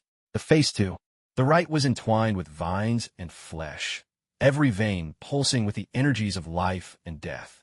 3 utterly distinct voices resounded at once, making the ears of every creature across the 9 realms bleed. The incarnation of original sin must be erased. Before the protagonist could react, the power of the 7 deadly sins erupted within. The golden light of pride became an impenetrable bulwark. Crimson anger formed a roaring, gaping maw. Violet gluttony condensed into a vortex that threatened to devour all. 7 forces intertwined and spiraled around him, forming a constantly spinning diamond-shaped shield. As the living tribunal's judgment descended, countless rainbow sparks burst and danced across the surface of the barrier. A system alert blared with mechanical excitement. Ultimate defense activated. Concept immunity, in effect. Causality-based attack detected. Logical paradox automatically rewritten. Rita, suddenly back to her lively self, somersaulted inside the shield, her voice brimming with excitement. Master, that was amazing. This is the ultimate skill. It can even nullify the very concepts of existence and non-existence. Hela gripped her night sky sword, her emerald eyes blazing with fury. You'll have to get through me first if you want to touch him. With a leap, she slashed at the judgment light, her blade sending waves of death rippling into the void, exploding into a nebula of emerald stars. But the central face of the living tribunal merely sneered, raising its hand with a casual flick. In an instant, Hela was tossed aside like a puppet with cut strings, crashing hard into the ruins below. Hela, the protagonist, tried to rush forward, but realized the sound coming from his throat was no longer his familiar language. A string of strange syllables spilled out, thick with trembling tones and guttural growls. It was the ancient frost tongue of Jotunheim. He opened his mouth to call for Rita, but what burst forth instead were searing incantations from Muspelheim, every word scorching the air with fiery heat. The system's cold prompt chimed in just in time. Restriction penalty triggered. Host temporarily loses access to universal language. Only 7 ancient dialects of the 9 realms are available. You sound like a drunken dwarf right now. Hela wiped the blood from the corner of her mouth and climbed out of the rubble. But it's fine. I understand. You. She turned and glared at the living tribunal. If you want to kill him, you'd better be ready to take the entire universe down with you. Thor raised his twisted Mjolnir and watched as judgmental energy ricocheted off the shield, his atoms apple bobbing with unease. Brother, your defense. This is even wilder than the Rainbow Bridge's shield. Loki, meanwhile, hid behind him, weaving spells to record the battle and muttering, I have to put this in my new book, How to Make the Living Tribunal Eat Crow. All 3 faces of the living tribunal scowled at once. The right face extended a vine-like arm, trying to pierce the shield, but the moment it made contact, it was devoured, disintegrated down to basic particles by the power of gluttony. The left face sighed, sweeping a wave of starlight in an attempt to purify the force of the 7 sins. Instead, that holy brilliance was reflected back by the power of pride, bursting into dazzling, silent fireworks in the void. Interesting. The central face finally dropped its cold smile, crimson eyes blazing in the swirling chaos. You're actually immune to both order and chaos conceptual attacks. He lifted a hand, summoning an orb of energy brighter than the sun itself. Let's try this. Zero Ray, the ultimate judgment that erases all existence. The instant the Zero Ray struck the shield, the entire multiverse froze in a momentary standstill. Time on Earth ground to a halt, the Avengers locked in their battle stances like statues. In the galaxy, stars ceased to twinkle in black. Whole accretion disks crystallized into motionless spirals. The protagonist felt every inch of skin being torn apart by agony. But the power of the 7 sins seemed to develop a will of its own, frantically rebuilding the shattered defenses. Suddenly, Rita's voice rang out in a piercing alarm. Energy overload. The shield can hold 4, 3 seconds. 2 seconds. With disaster looming, Hela leapt up once more. Driving the sword of night into the ground, she forcibly drew the death energy from all of Asgard's ruins, gathering it into a towering pillar of inky green light. Father always said I was the embodiment of destruction. Her voice thundered alongside the surging power. Then let me show you just how mad the power of death can be. At the very instant when the pillar of death collided with the zeroing ray, chunks of space itself began to peel away. The protagonist's protective shield finally showed signs of fracturing. Yet in that crucial moment, a strange new force surged up. From deep within him, it was the divinity he'd gained after devouring the World Devourer. 3 utterly different energies exploded across the surface of the shield, weaving together to form a microcosm, collapsing and expanding in perpetual flux. All 3 faces of the living tribunal wore expressions of shock. As the blinding light faded, the protagonist's shield remained perfectly intact, while the zeroing ray had already dissolved into the void. The central face was silent for a long time before speaking at last. Consider yourself lucky this time. But remember this, embodiment of original sin. The universe will not tolerate your existence forever. With those words, the living tribunal's form gradually faded away. The protagonist's legs suddenly buckled, and he nearly collapsed to his knees. He wanted to reassure Hela that he was unharmed, but what tumbled out was dwarvish from Nidavellir, thick and nasal. All right, I know what you're trying to say. Hela caught him, her lips curling into that familiar, mischievous grin. Save the thanks for when you're able to speak properly. She turned, her gaze sweeping over the universe as it slowly returned to normal, a dangerous gleam flickering in her eyes. But after this, well, it looks like we've officially declared war on the entire multiverse. Rita reverted to her bracelet form, wrapping herself around the protagonist's wrist, her pink glow a little dimmed. Master, could you please try not to be so terrifying next time? I honestly thought I was about to be wiped clean. Thor came over and clapped the protagonist on the shoulder, but the lingering shockwave of arrogance sent him stumbling back 2 steps. Brother, when you get your words back, we really need to talk. Like, how we're going to handle the next trial. Loki had already launched into a speech to the empty air. Ladies and gentlemen, you've just witnessed history. A human, no, a god, stood up to the living tribunal and sent them packing. He suddenly turned toward the protagonist. By the way, is there any good dwarvish cursing in what you're babbling right now? I want to take notes.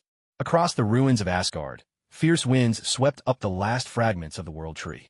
The protagonist gazed up at the starry sky, slowly knitting itself whole again, though ancient words still spilled uncontrollably from his lips. An unspoken heroism surged in his heart. After all, to make the universe's highest court retreat in defeat, there might not be another soul in the entire multiverse capable of that. And as for his legend with Hela, it was only just beginning. Charred black smoke still curled from the shattered remains of Asgard, and the tremors in the universe did not subside with the living tribunal's departure. The protagonist's throat rumbled with dwarvish mutterings, when suddenly, the air around him thickened, viscous as blood. Rita's data stream glitched violently, erupting in blinding red light around his wrist. Warning, detected death energy beyond all dimensions. It's breaking through the fabric of reality. Hela's sword of the night sky began to tremble violently, the inky green blade beating with fine droplets of water, cold sweat, the very embodiment of death's power. Narrowing her eyes, she stared at the black vortex slowly appearing in the void, her fingernails digging deep into her palm. Interesting. Even that one has been disturbed. Out of the pitch-black, misty darkness, a figure draped in a robe of swirling stars stepped forward at a measured pace. Her face was indistinct, yet somehow seemed to hold every visage of life at its end. Within her hollow eye sockets, bands of light shimmered like a flowing galaxy. With each step she took, the space beneath her feet faded and cracked like an aging photograph. At last, Death herself, the very embodiment of the Marvel Universe's end, revealed her presence. Her voice was woven from the sighs of countless souls at their final moment. My other half, are you certain you wish to stand on the side of destruction? Thor instinctively gripped his hammer, only to find frost crystallizing across its surface. Loki's spellbook fluttered open on its own, each page now inscribing new prophecies of endings. Odin's single eye twitched fiercely, the phantom of the Allfather behind him twisting into a skeletal form, a presence he had never faced directly, not once in all his millennia ruling the 9 realms. The protagonist struggled to speak, but what escaped his lips was the lilting ancient tongue of the Vanir elves. As he reached for the power of the 7 sins, Hela stepped forward, cutting him off. The hem of her dress roiled like boiling tar as she clasped his arm, still aglow with dark light, her smile more brazen than ever. Destruction? I call it renewal. Death's hollow eyes narrowed, and her robe of stars billowed in an unfelt wind. Look at what you have done. With a wave of her hand, the ruins of Asgard began to grow backward in time. Shattered pillars mended. Themselves, broken stars reassembled in the sky. The balance of this universe has been broken. The trial of the living tribunal is only the beginning. Yet you choose to stand with the source of chaos. Suddenly, the system notification chimed in with a jittery, mechanical undertone. Dual death concepts detected. Acquired status.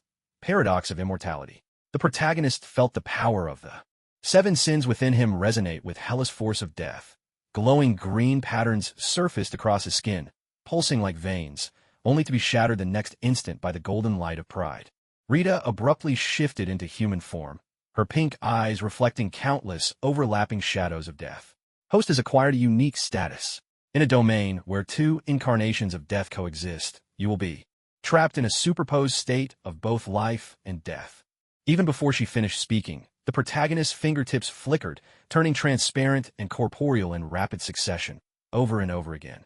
He is not the source of chaos, but the spark of a new era. Hela suddenly drew the sword of night, its blade rending the void. From the fissures of deep green light, countless withered hands reached out. You're always talking about preserving balance, but look at what you call order. The cold judgments of the living tribunal, the decaying reign of the Odins, she turned to the protagonist, wild flames flickering in her eyes, the power of change that even the universe itself fears. Death itself fell silent for a long while. Within the swirling mist at the hem of her robe, visions of countless parallel universes' destruction emerged. Earth crushed into a singularity, Asgard reduced to dust, the Milky Way twisted into a Mobius strip, Do you know how much I've borne just to keep the universe alive? For the first time, her voice trembled. Every end of a civilization, every life that fades away, each is a choice I must make. So you intend to let everything remain unchanged forever? Hela suddenly let out a laugh. She released the protagonist's arm and leapt into the air. Death's power gathered around her, coalescing into a massive skull. From its hollow eyes, emerald flames blazed. Well, I'll shatter this damned balance myself. The protagonist felt a tightness in his throat, and this time, the words he uttered came in ancient Asgardian. Hela. The three syllables rasped, torn and raw. The sigil of the seven sins spun wildly across his back, pride forging itself into a shield, wrath solidifying as a spear, gluttony opening a gaping maw. He readied himself to battle this being who commanded life and death. Enough. Death raised her hand, and instantly, all surging energy stilled. Her gaze swept over the protagonist's glowing sigils of the seven sins, then rested on Hela. Her smile stained with blood, yet still fiercely unyielding. It seems the threads of fate have slipped from my grasp. Her form began to dissolve, turning into a swarm of black butterflies. But remember, my other self. Every transformation comes with a price beyond imagining. As the last butterfly vanished, the protagonist suddenly collapsed to his knees. The paradox of immortality pulled his consciousness again and again between life and death. Rita hurriedly transformed into liquid metal, enveloping him. Stabilize your mind. If this state lasts more than 3 hours, your consciousness could fracture. Hela landed, her knees trembling ever so slightly. Still forcing herself upright, she walked to the protagonist's side, gently wiping the blood from the corner of his mouth. Don't worry, I'm here. She turned her gaze to the starry sky, which was slowly returning to calm, her eyes shining with a resolve fiercer than ever. Even if the whole universe stands against us, I'll stay by your side, and together we'll smash this old world to pieces. Thor scratched his head, breaking the silence. So, does this mean the crisis is over now? But suddenly, Loki pointed at the protagonist and cried out, his hair, it's half black and half white. Only then did everyone notice. The protagonist's hair, split right down the center of his brow, had turned a ghostly green on one side, the shade of death, while the other side still shone with an arrogant golden luster. Rita's voice buzzed with electronic astonishment. This is the manifestation of a dual death concept. The master now theoretically possesses the paradox of both dying and coming back to life and eternal immortality. She abruptly switched to a plaintive tone. But can we deal with the language issue first? I really can't understand these repair commands in Dwarvish. Over the ruins of Asgard, the wind swept up the last remnants of the world tree. The protagonist looked at Hela's resolute profile and suddenly felt that the path of defying the highest order of the universe was bound to be fraught with thorns. Yet as long as this goddess of death, who dared to challenge the gods, stood by his side, any price seemed worth paying. After all, once the spark of revolution has been ignited, nothing and no one can ever extinguish it again. Under the moonlight, the ruins of Asgard shimmered with an eerie bluish-gray, and the ghostly green and golden hues in the protagonist's hair continued to flicker and turn. The dizzying sensation, brought on by the paradox of immortality, had yet to fade. Suddenly, Rita blared a shrill alarm, and liquid metal on his skin formed razor-sharp spikes. Danger! God King level energy surge detected. Hela whipped around, her pupils narrowing in alarm. They saw Odin leaning against his shattered throne, silver hair billowing as though caught in an invisible wind, his one eye blazing with a near-mad crimson light. Shards of the eternal spear hovered around him, absorbing every ounce of energy within a 100-mile radius. Even the faint glow of the distant Bifrost was being drained into dim, colorless threads. Father, are you insane? Hela raised the Sword of Night, only to feel an icy chill stab through her arm. The deathly power of all Asgard was being forcibly drawn away, forming chains that wound themselves around Odin's arm.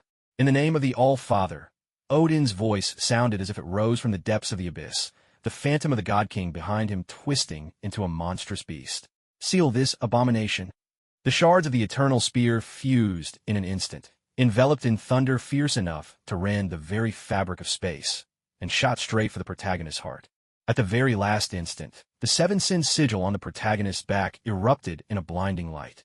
The shield forged from the power of pride shattered with a thunderous crash, but the moment the spear's tip touched his skin, the power of gluttony devoured the God King's energy like a black hole, while the power of wrath transformed into savage fangs, biting back in retaliation. The The system's notification chimed with mechanical exhilaration. God King level attack detected. Automatic countermeasure, denial of royal authority, activated. The Spear of Eternity began to wail under the strain. Millennia-old runes etched along its shaft bloomed with sinister black marks, while the metal surface rusted and disintegrated at a speed visible to the naked eye. Odin's single eye widened in disbelief. His full divine strike had landed as if into a cauldron of boiling acid, the spear shattering inch by inch into black dust. Impossible. Odin staggered backward, the phantom of the God King dissolving like a bubble. In all his thousands of years ruling the 9 realms, he had never imagined that the artifact symbolizing supreme sovereignty would become so fragile before a mortal. The protagonist clutched their chest, blood seeping through their fingers, glimmering with a faint, dark violet light. The paradox of immortality forced the wound to endlessly heal and reopen. Gritting their teeth, they looked up and managed, in a hoarse voice, to speak in the restored common tongue. "It's over, Odin. Let it go." But Hela suddenly froze in place. She stared at her father's faltering form, the sword of the night dropping to the ground with a metallic clang. Memories surged through her like a tidal wave. The warmth of her father's hand as he taught her to wield a blade in childhood, the unyielding silhouette he cast at Ragnarok, and now, the single eye filled with defiance and despair. "Hela, you've been deceived." Odin's voice grew fainter as his body began to turn translucent. He forced his last divine strength to gather, but the rampant power of the 7 sins surging around the protagonist drove him back at every step. "No, it's you who've been blinded by so-called order." Hela surged forward, the hem of her emerald dress sweeping across the scattered stones.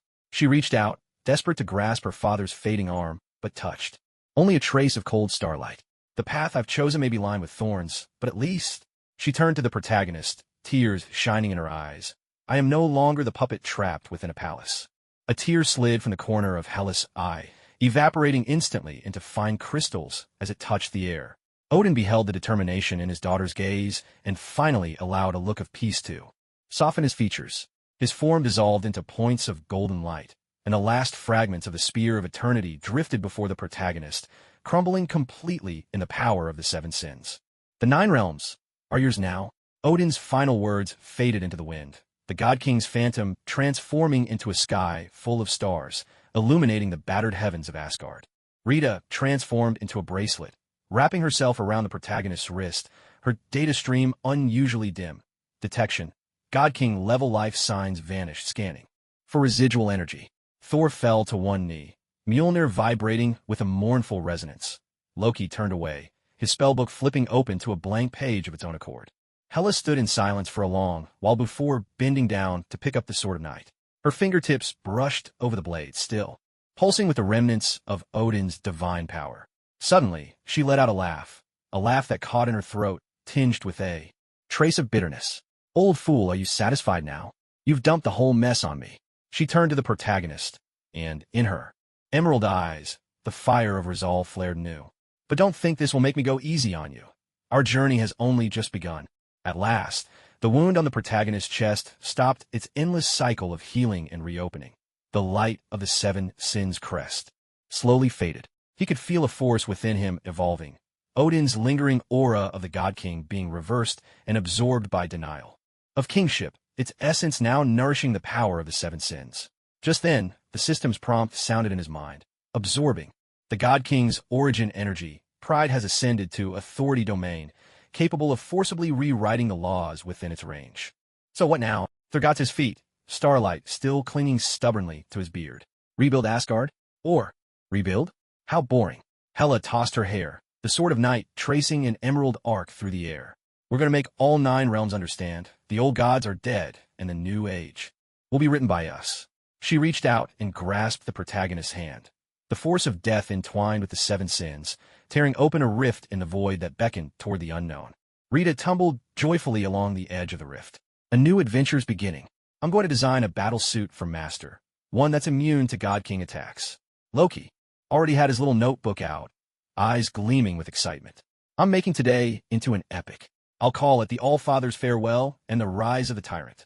On the ruins of Asgard, the wind swept up the last shreds of Odin's divinity. The protagonist stared at Hela's determined back, fists clenched. He knew that the struggle against the order of the cosmos was far from over, but at least he was no longer fighting alone. As the sound of the eternal spears collapse faded into the starry sky, an era of original sin and revolution dawned at last. Even after Odin's passing, golden stardust still drifted over the ruins of Asgard. Suddenly, the protagonist felt something inside him erupt with explosive force. The power of the seven sins, once a chaotic torrent, now began to spin in harmony, 7 stars in perfect orbit. Rita's shriek nearly pierced his eardrums.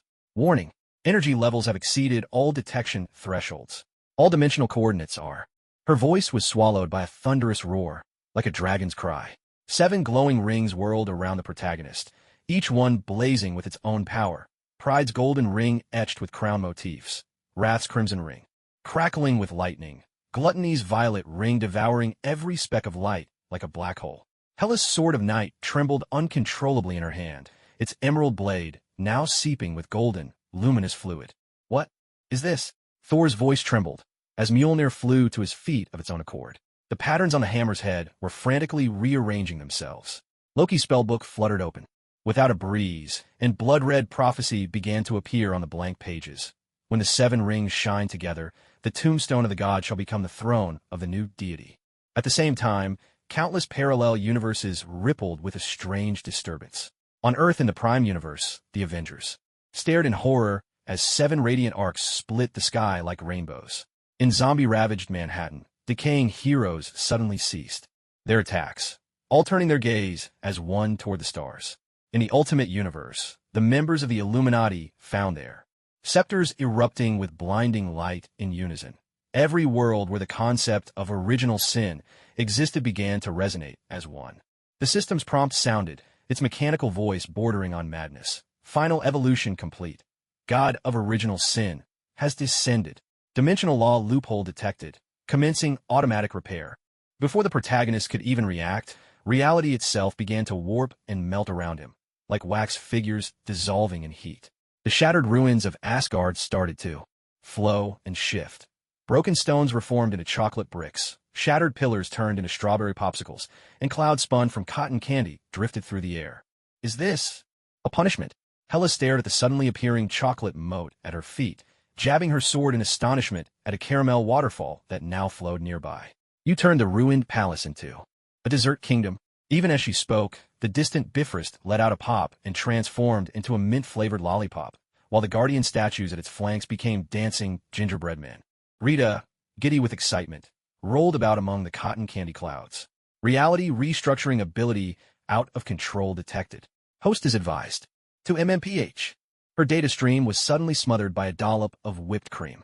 Advised to calm down first. Excess sugar may impair system operations. The protagonist tried to rein in this wild power, only to find that every stray thought triggered some new absurd transformation. As soon as he thought, we need a path here, a staircase of moving biscuits unfurled at his feet. When he worried that Hela's boots might get sullied by chocolate, the goddess of death's footwear instantly morphed into waterproof wafers. Enough! Hela doubled over with laughter, reaching up to pluck a toffee cloud from the air. This is amusing, but we can't exactly conquer the universe on a bridge of jelly, can we? She turned to the protagonist, as 7 halos of sin spun behind him, reflecting countless parallel worlds in their glow. Try focusing. Channel your power into a single dimension. At that moment, countless cracks suddenly split open in the fabric of space. From these fissures emerged versions of himself. From different universes, the god of original sin, rotting in the zombie universe, the god of original sin, ascended into ultimate machinery in a world of machines, and even a chibi, cartoonish original sin god with a noodle bowl haircut from the comic universe. All these figures spoke at once, their voices layering into an eerie chorus. At last, we found each other. Thor was nearly swept away by a sudden, strawberry-scented tornado. He clung tightly to the pillar of the rainbow bridge, which had transformed into a giant peppermint stick. This is even crazier than the time Loki knitted the timeline into a sweater. He shouted. Loki, his eyes shining with excitement, was snapping pictures of all the main characters from parallel worlds as quickly as he could. Inspiration. This is all pure inspiration. My next book is going to break every sales record. The protagonist felt as if his head was about to explode, a storm of countless consciousnesses boiling in his mind. Pride urged him to rule over all the universes. Wrath screamed for the destruction of every challenger. Gluttony yearned to devour the energy of every parallel world. Just as he was about to lose control, a cold hand suddenly closed around his palm. Hella's emerald eyes were close enough to fill his vision. "Look at me." Her voice, calm and steady with the power of death, anchored him. "You are not the slave of the 7 sins. You are their master." The sword of the night sky sliced through the air, cleaving to rampaging reality-shaping energies in two.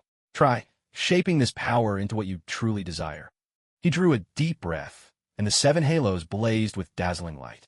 No longer resisting the storm of madness, he transformed pride into a domain, condensed wrath into a blade, and gathered gluttony into a molten furnace. The whimsical desert landscape of Asgard faded away, replaced by an entirely new palace, forged from dark matter and stardust. Each pillar was etched with intricate patterns, where the 7 sins entwined. The system's chime echoed again. Reality-shaping ability has entered a controllable state. Skill, multiversal forging unlocked. Rita poked her head out from a mound of whipped cream, a stream of joyous data flowing around her. "Master, you're amazing. Now we can turn the whole universe into—" "Let's not get ahead of ourselves," Hela interrupted with a soft laugh, her fingertip tracing the new diamond-shaped divine mark on the protagonist's brow. "But perhaps it's time we gave this new palace a name. After all, it will be the throne of the god of original sin." In the distance, gingerbread guards stood in perfect rows, while the chocolate moat shimmered with mysterious light. Gazing at the world he had created, the protagonist realized that uncontrollable power wasn't so frightening as long as he knew what kind of future he truly wanted to shape. As the 7 halos of sin illuminated the night skies of the 9 realms, the entire multiverse would understand the collapse of the old order was inevitable, and the era belonging to the god of original sin had only just begun.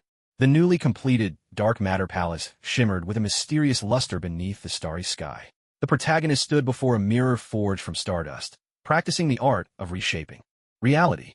With a casual wave of his hand, his reflection in the mirror transformed into a chibi cartoon version of himself, 2 silly little strands of hair bobbing atop his head.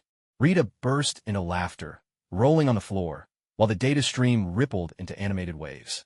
"Master, this look is perfect for a fan meeting in the children's universe." Hela was just about to make a witty remark when her expression suddenly changed. The deathly power coursing through the palace began to tremble violently, and her night sky sword jerked uncontrollably, pointing to the heavens. A lot of somethings are tearing through the fabric of space. The protagonist barely had time to react before a familiar metallic roar thundered through the air. Looking up, he saw an enormous fleet pouring through rifts in every direction. Quinjet fighters, spaceships, even magical broomsticks, all emerging one after another. Each vessel, drawn from countless universes, bore familiar insignias: shields, webs, the Star-Spangled Banner, and a gleam of iron armor. Allied heroes from across the multiverse. Loki had somehow sidled up to the window, his notebook now floating in midair, recording everything. "Interesting. Are they planning a housewarming party for the new palace?" Thor suddenly gasped, gesturing toward a colossal warship at the fleet's core. "That's the Illuminati's Ark, and the Avengers from the zombie universe. They've teamed up with the Ultimate Squad." His voice was tinged with disbelief, Mjolnir trembling restlessly in his grip. At the very front of the armada, Iron Man's suit blazed with jets as he broke from the formation. The helmet snapped open, and Tony Stark's face appeared in holographic projection, his expression so grim it could have frozen water. "Jarvis, calculate our odds." "Sir, it's 0. For once, the AI's voice quivered with unease. "Their energy readings are 300 times greater than the combined total of all known civilizations, and climbing." The protagonist looked at this old friend from the Prime Universe, 7 halos of sin slowly turning behind him. Pride lifted his chin unconsciously, while wrath throbbed hotly. In his veins, these heroes he once fought beside were now his enemies. A timely system prompt chimed, resistance detected, automatically releasing original sin domain. In an instant, the entire starfield began to twist. Around the Coalition's ships, immense spectral chains appeared, forged from dark matter and wrapping around hulls. Each contraction ringing tortured. Groans from the metal. At the vanguard, zombie Captain America charged forward with a battered shield, only for his decaying arm to be swallowed by a black hole conjured from the power of gluttony. "Stop!" Steve Rogers of the Prime Universe raised his shield, the stars and stripes snapping sharply in the warped space. "We don't want to be your enemy, but your violation of universal laws threatens all of reality." Hela suddenly burst into laughter, leaping onto the palace's watchtower as her dark green dress dissolved into 1,000 bats. Threaten? The so-called order you cling to is the greatest prison of all. The sword of the night sky traced a gleaming arc. Among the warships bound in chains, several began to disintegrate into flickering pixels. Rita sounded an urgent alarm, her data streams turning into flashing red warning stripes. Detecting the Coalition's activation of a special weapon. Analyzing energy composition. It's an interuniversal resonance cannon. Even as she spoke, a colossal turret rose from the center of the fleet, its muzzle gathering a sphere of energy that reflected countless parallel worlds meeting their doom. The protagonist felt the 7 deadly powers boiling within. Pride scoffed at the idea of dodging. Wrath burned to crush the enemy. Gluttony hungrily fixated on the energy sphere. Raising his hand, he unleashed his reality-warping ability. The turret's barrel abruptly turned into a limp, rubbery tube, and the beam it fired twisted into a string of colorful balloons that exploded in midair, showering the battlefield with welcoming streamers. This is ridiculous. Spider-Man of the Ultimate Universe swung in, but instead of webbing, strawberry-flavored cotton candy shot from his wrists. We're trying to fight for real here. His protest was swept up by a sudden tornado of sweets, spinning him head to toe and sending him crashing back to the deck, entirely coated in chocolate syrup. Iron Man's armor suddenly blared with a shrill alarm, the arc reactor on his chest flickering out of control. Damn it, my systems are being rewritten. Why are my thrusters playing Happy Birthday? Cartoon smiley face stickers popped up all over his suit, and a pair of flapping butterfly wings sprouted from his back. The Coalition's assault descended into chaos amidst the absurdity of this warped reality. Doctor Strange of the Prime Universe tried tearing open the domain with magic, only to find his cloak transformed into a biting python. Cyclops of the X-Men unleashed not lasers, but firework-spewing ribbons. Loki was doubled over with laughter, magically projecting these ridiculous scenes to every corner of the battlefield. Do you see? Hela drew the protagonist close, her eyes gleaming with unhinged delight. This order you guard so dearly, against true power, it's nothing but a farce. With a flick of her fingers through the air, the Coalition fleet's command channel suddenly blared with cheerful square-dancing music. The protagonist gazed over the chaotic battlefield, and suddenly realized that these heroes were not true enemies. They were merely prisoners shackled by the old order. The radiance of the Seven Sins aura softened unexpectedly. Raising his hand, he dispelled part of the domain's effects, and the distorted warships and heroes gradually returned to their original forms. We are not here to destroy. His voice resonated through the original Sin domain, reaching all corners of the battlefield. It's arrogant authority entwined with a gentle compassion.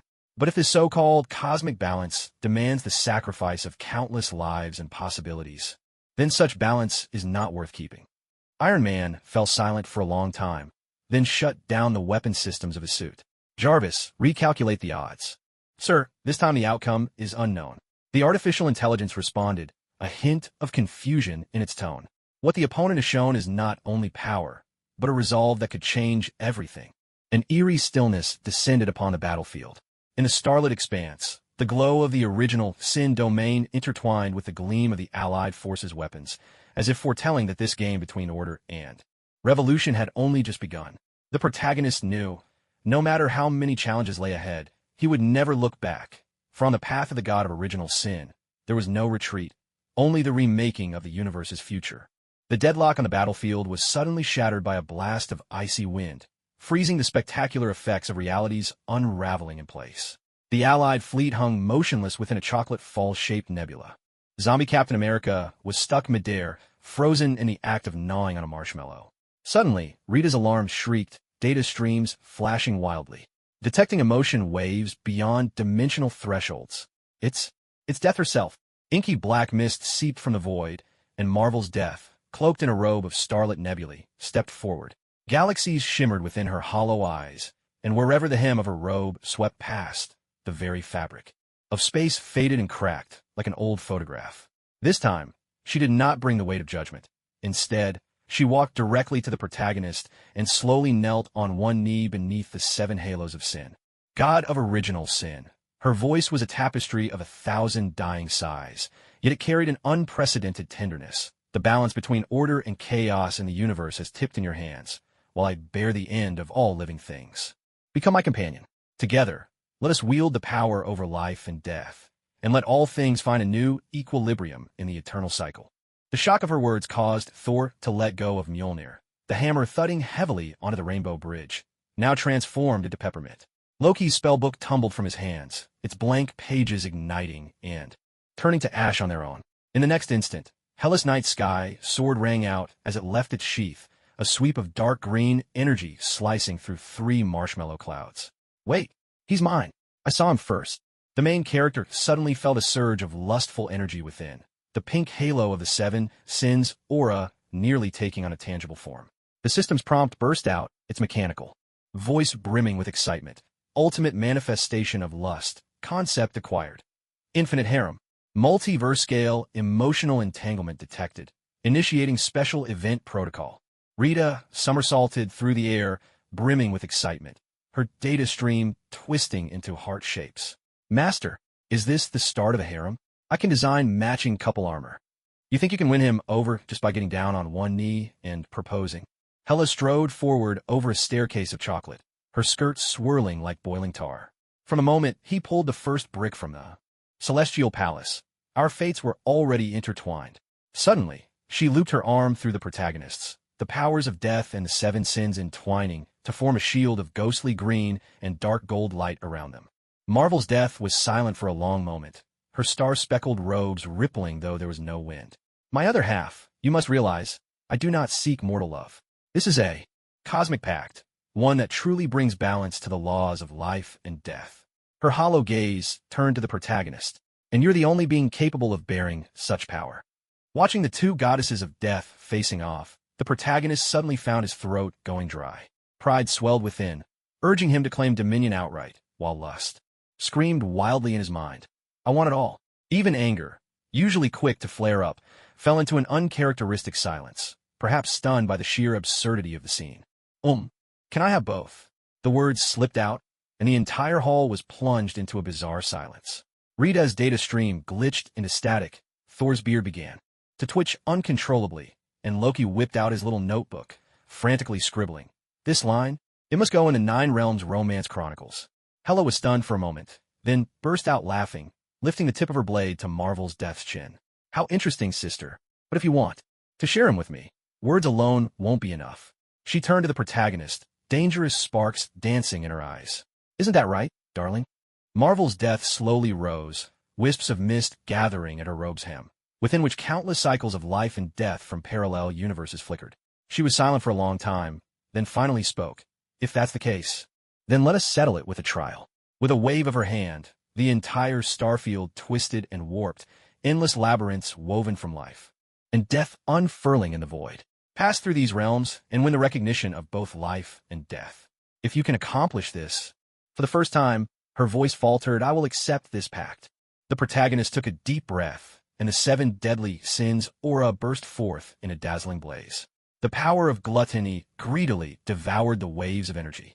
Within the labyrinth, pride carved a straight path forward, and lust transformed into invisible threads, binding the auras of the 2 goddesses of death tightly. Let's begin, then. He stepped into the maze, as hellish laughter rang out behind him, followed by the low, somber sigh of Marvel's death. Rita shifted into liquid metal, coiling around his arm, her stream of data bubbling with excitement. Go for it, master. I'm ready to record this epic tale of love and legend. Thor scratched his head and picked up Mjolnir. So, are we supposed to keep fighting, or just watch? Loki had already conjured a grandstand with magic, complete with popcorn and drinks. Just spectate, of course. A spectacle like this, one might not see it once in 100,000 years across the 9 realms. In the starry sky, the labyrinth of life and death slowly turned, and the protagonist's figure vanished into the heart of the light. Thus, the trial of authority, love, and the laws of the cosmos had only just begun. After all, when the god of original sin encounters 2 goddesses of death, every rule stands to be rewritten, including, perhaps, the possibility of having it all.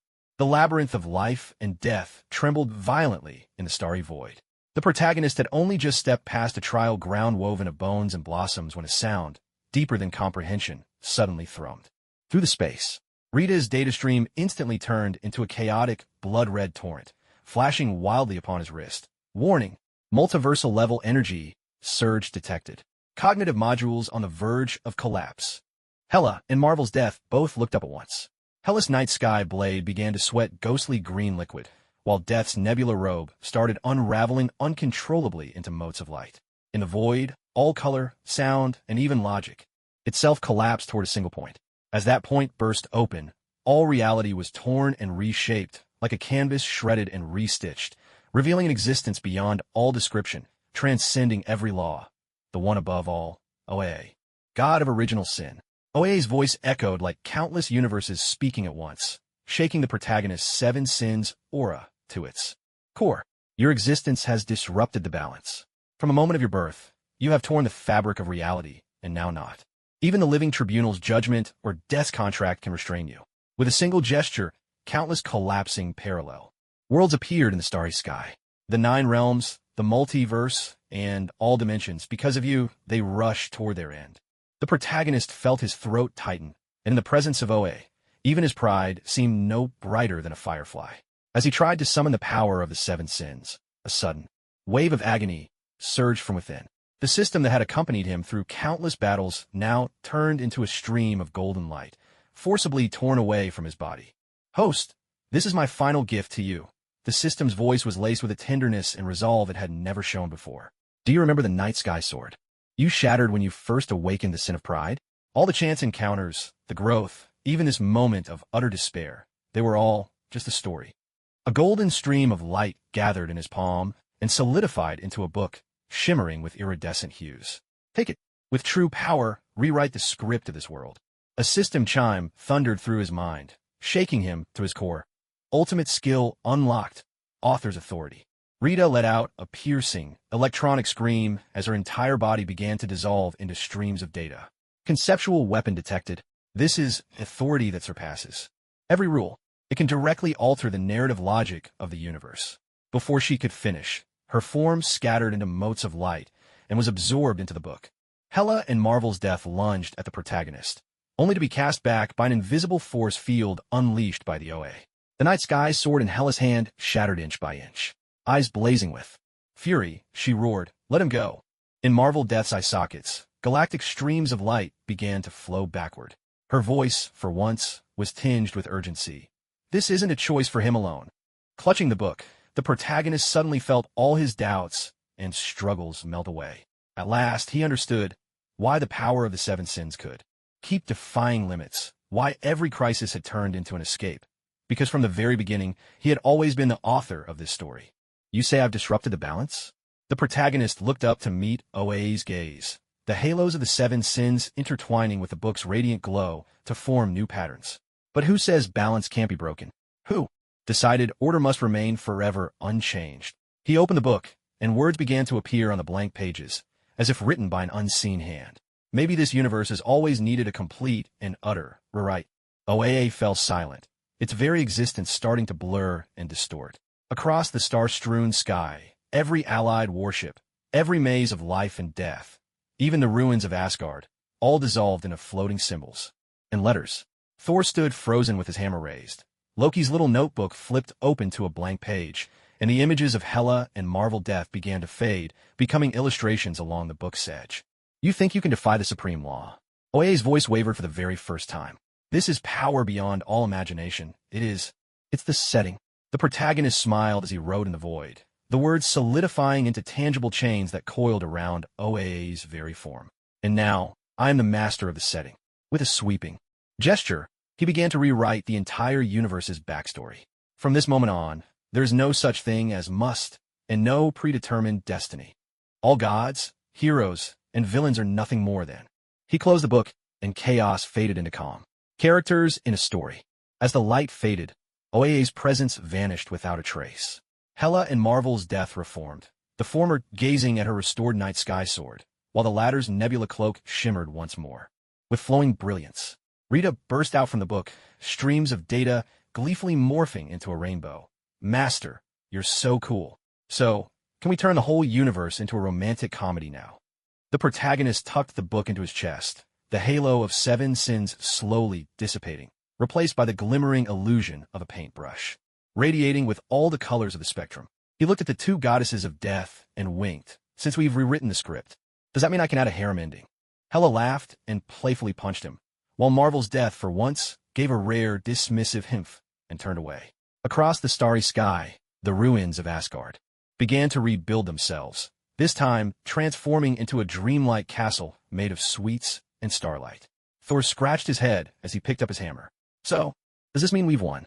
No. The protagonist gazed into the boundless universe, his eyes gleaming with the light of complete control. This is only the beginning of a new story. After all, with a snap of his fingers, neon signs lit up across the multiversal night sky. From now on, every plot twist will be decided by me.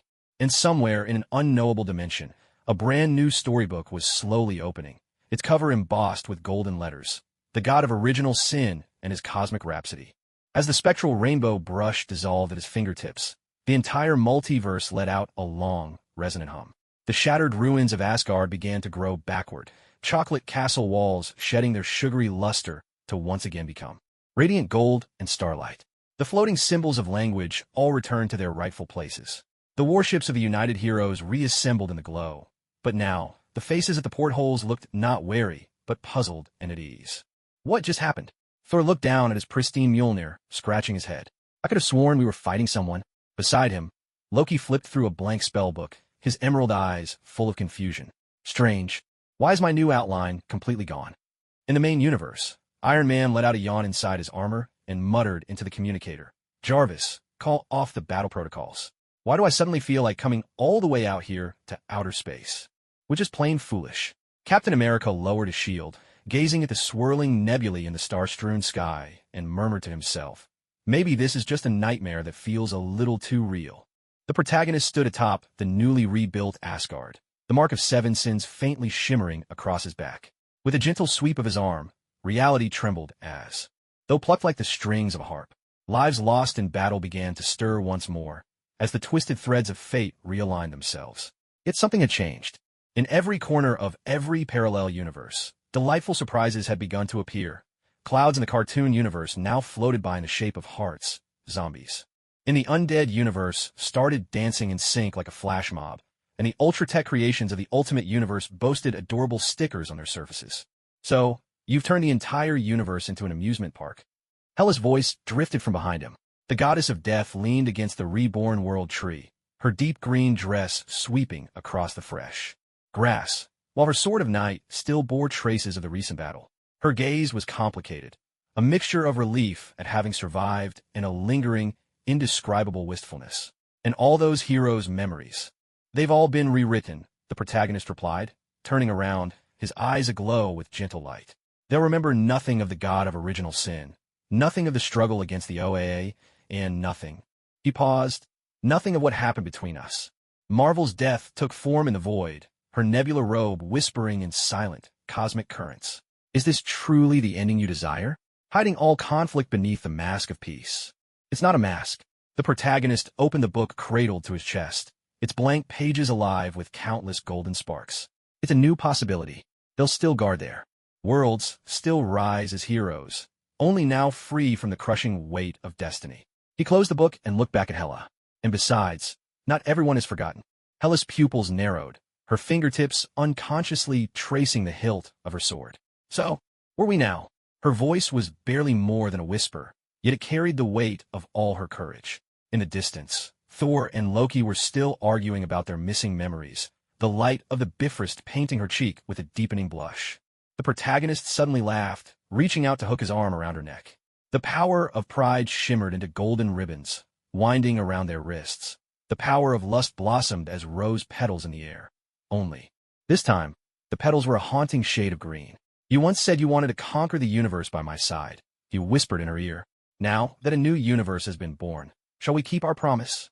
Rita suddenly leapt out from the pages of the book and transformed into her human form, clinging to the protagonist. Her pink eyes sparkled with excitement. I want to join too. I can be your travel guide, assist you in battle, and even help you plan romantic dates.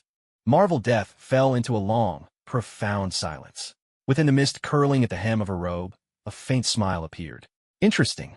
Perhaps this universe you've rewritten truly has the potential to bring a new balance. Her figure gradually faded away, but before she vanished completely, she left a final remark.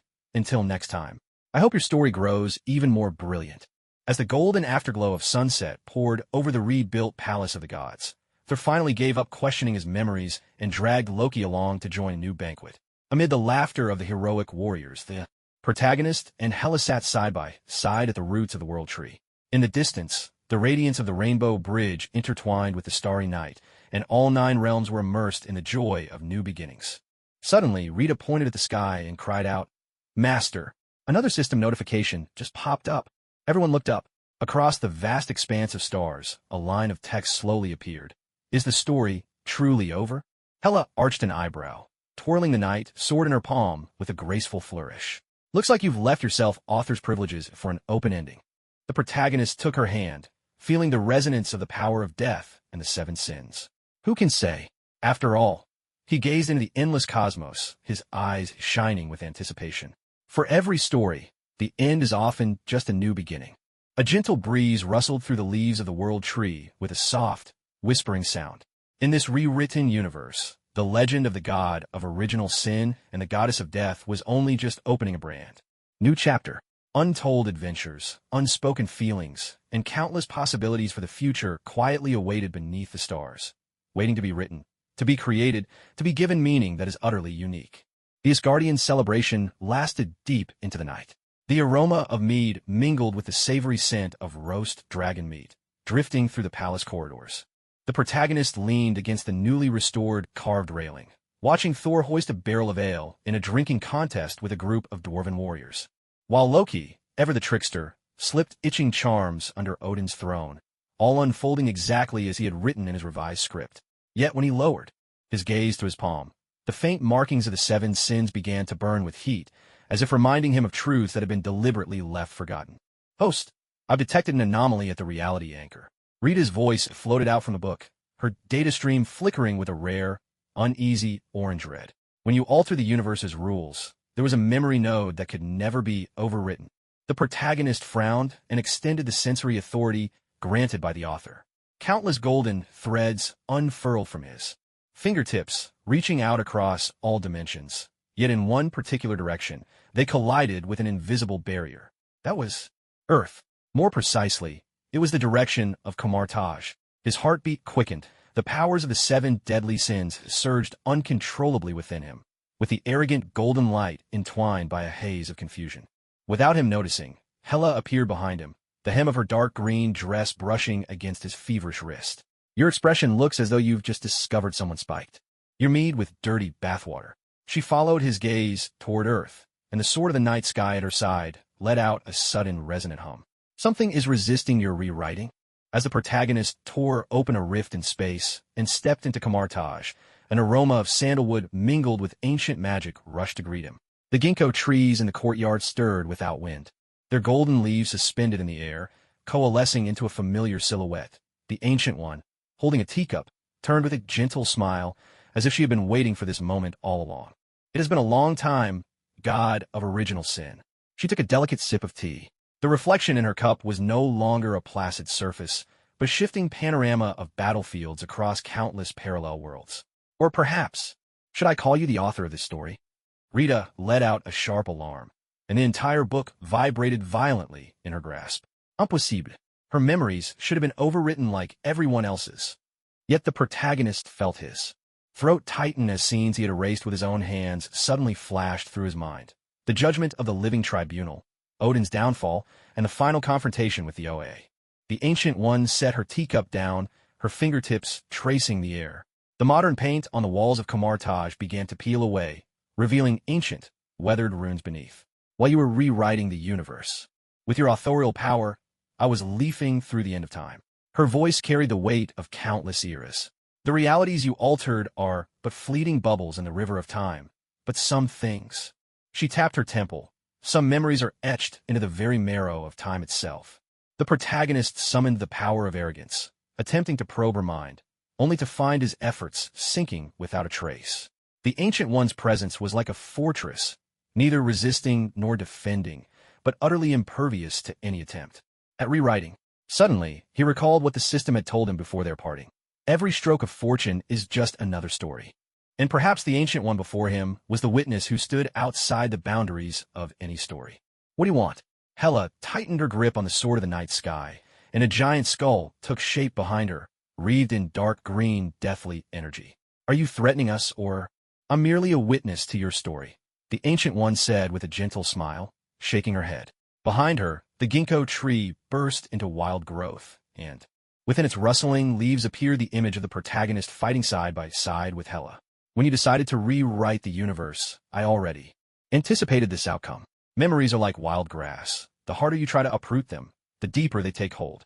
She lifted her hand and plucked a floating ginkgo leaf. In her palm, the leaf transformed into an hourglass. In some secrets, perhaps it's better to let them sink forever to the bottom of time. The protagonist stood in silence for a long time, slowly reigning in the restless power of the seven sins. At last, he understood why his authorial authority could never fully erase the Ancient One's memories, not because he lacked power, but because this universe itself needed a witness, someone who knew the whole truth, yet chose to remain a silent outsider. Will you keep your silence? He asked, locking eyes with the Ancient One's calm gaze. Unless one day, this story you've rewritten needs to begin again.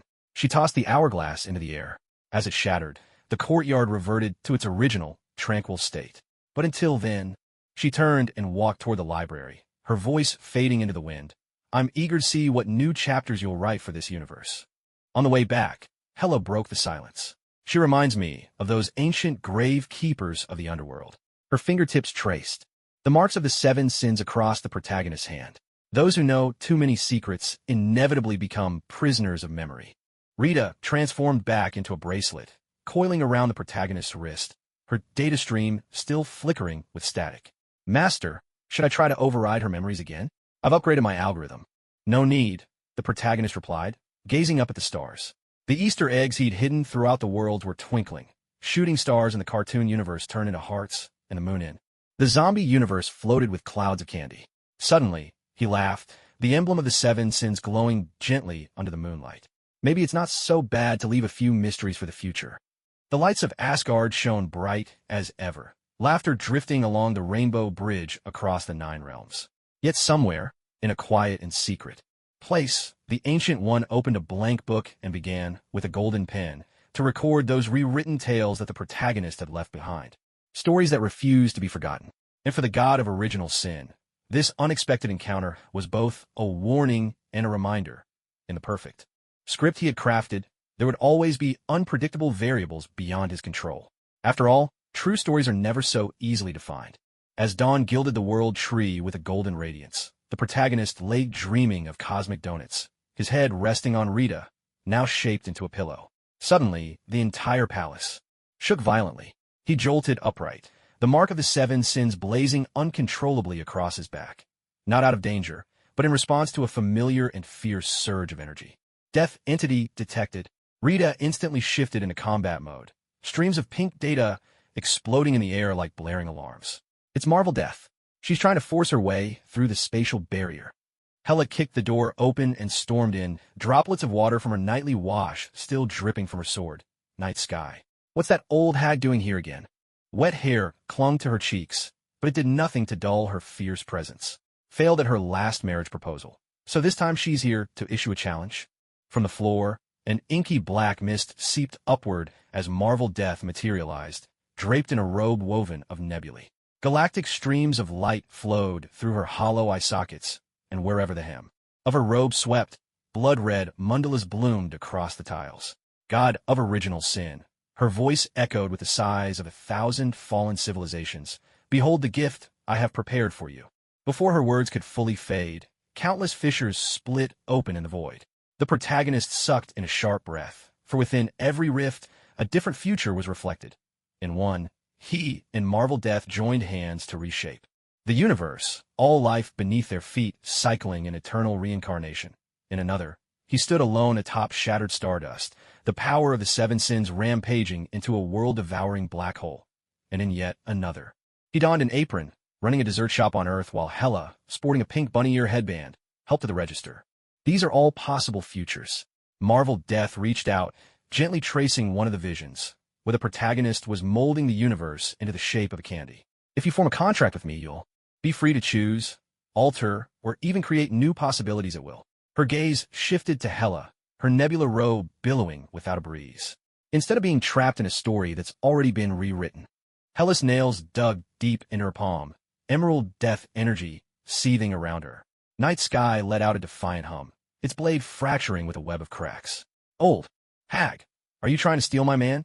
she snarled, launching herself forward, sword energy slicing through the mist. "Let's settle this with strength, if you dare." The two surges of deathly power collided with a tremendous roar, sending a spiderweb of fractures across Asgard's protective shield. Thor charged and wielding Mjolnir, only to be blasted off his feet by the shockwave. Loki, hiding behind a pillar, kept recording with magic while yelling, "Don't wreck the furniture." This place was just redecorated. At the heart of the chaos, the protagonist watched as the two women faced off, both the power of lust and arrogance surging inside him. Marvel Death raised her hand, and reality began to twist. Hellas' attack folded into a Mobius strip, looping endlessly, never reaching its mark. Yet Hellas summoned her legion of the underworld, skeleton warriors brandishing their rusted weapons, charging and howling toward the lady in the nebula robe. "Enough!" the protagonist roared, his voice booming across the battlefield as the sigil of 7 sins flared with a blinding light. The power of gluttony churned into a black hole, devouring the lingering shockwaves, while wrath forged chains that bound the raging energies. Spiraling out of control, striding forward, he positioned himself squarely between the two women, gripping Hellas' sword-wielding wrist with one hand and blocking Marvel Death's attack with the other. "Stop! Are you two planning to tear Asgard down and rebuild it from scratch?" "Look at her."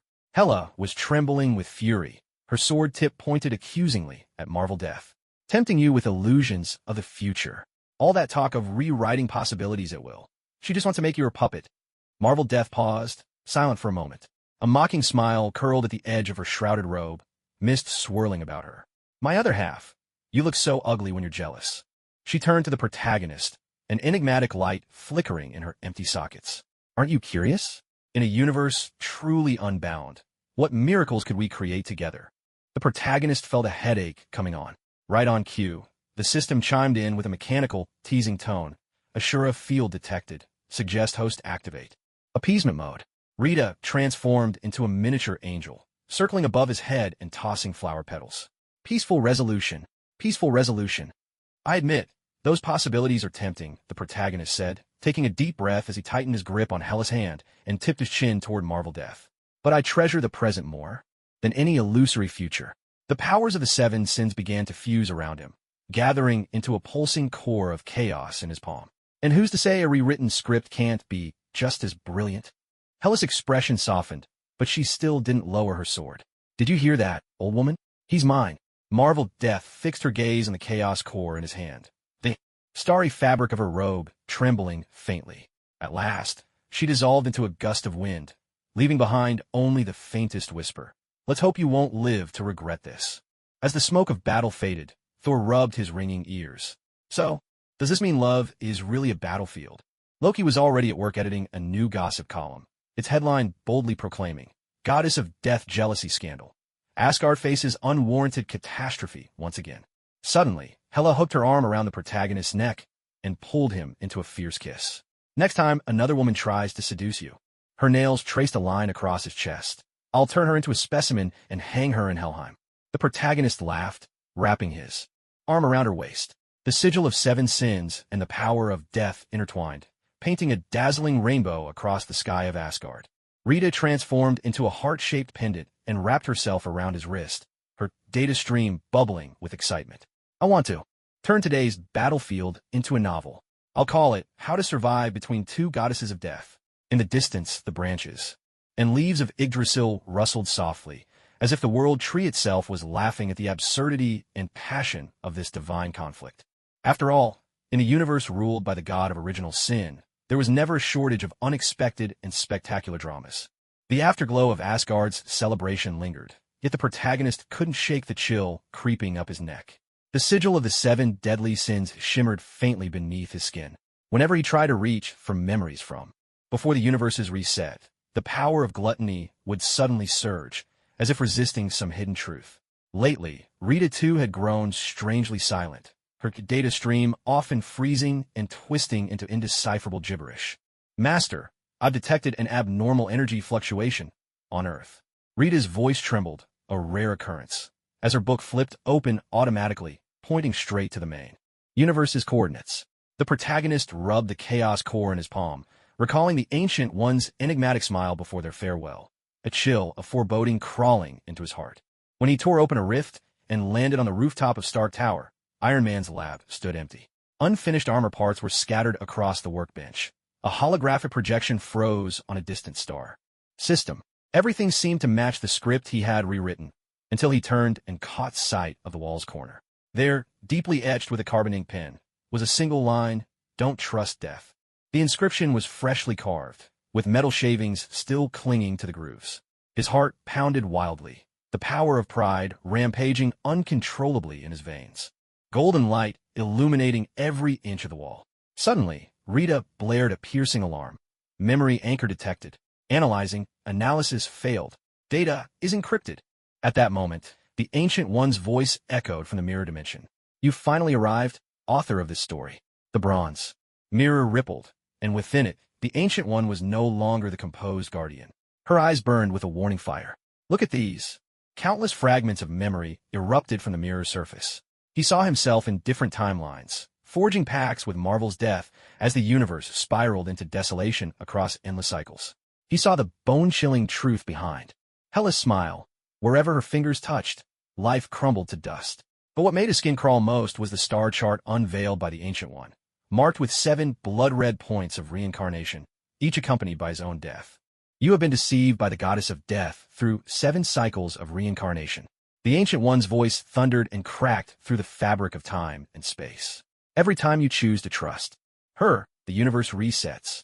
In your memory," she pointed to the protagonist's arm, now turning translucent, the force of the 7 sins raging visibly through his veins. "Is rewritten each time." The system's lingering alert suddenly exploded in his ears. "Warning. Current world line stability at only 19%. Rita's book burst into flames, the data stream turning to ash, but before it vanished, it pieced together a blurred line of text. "She is not Hela. She is not." Suddenly, the void split open.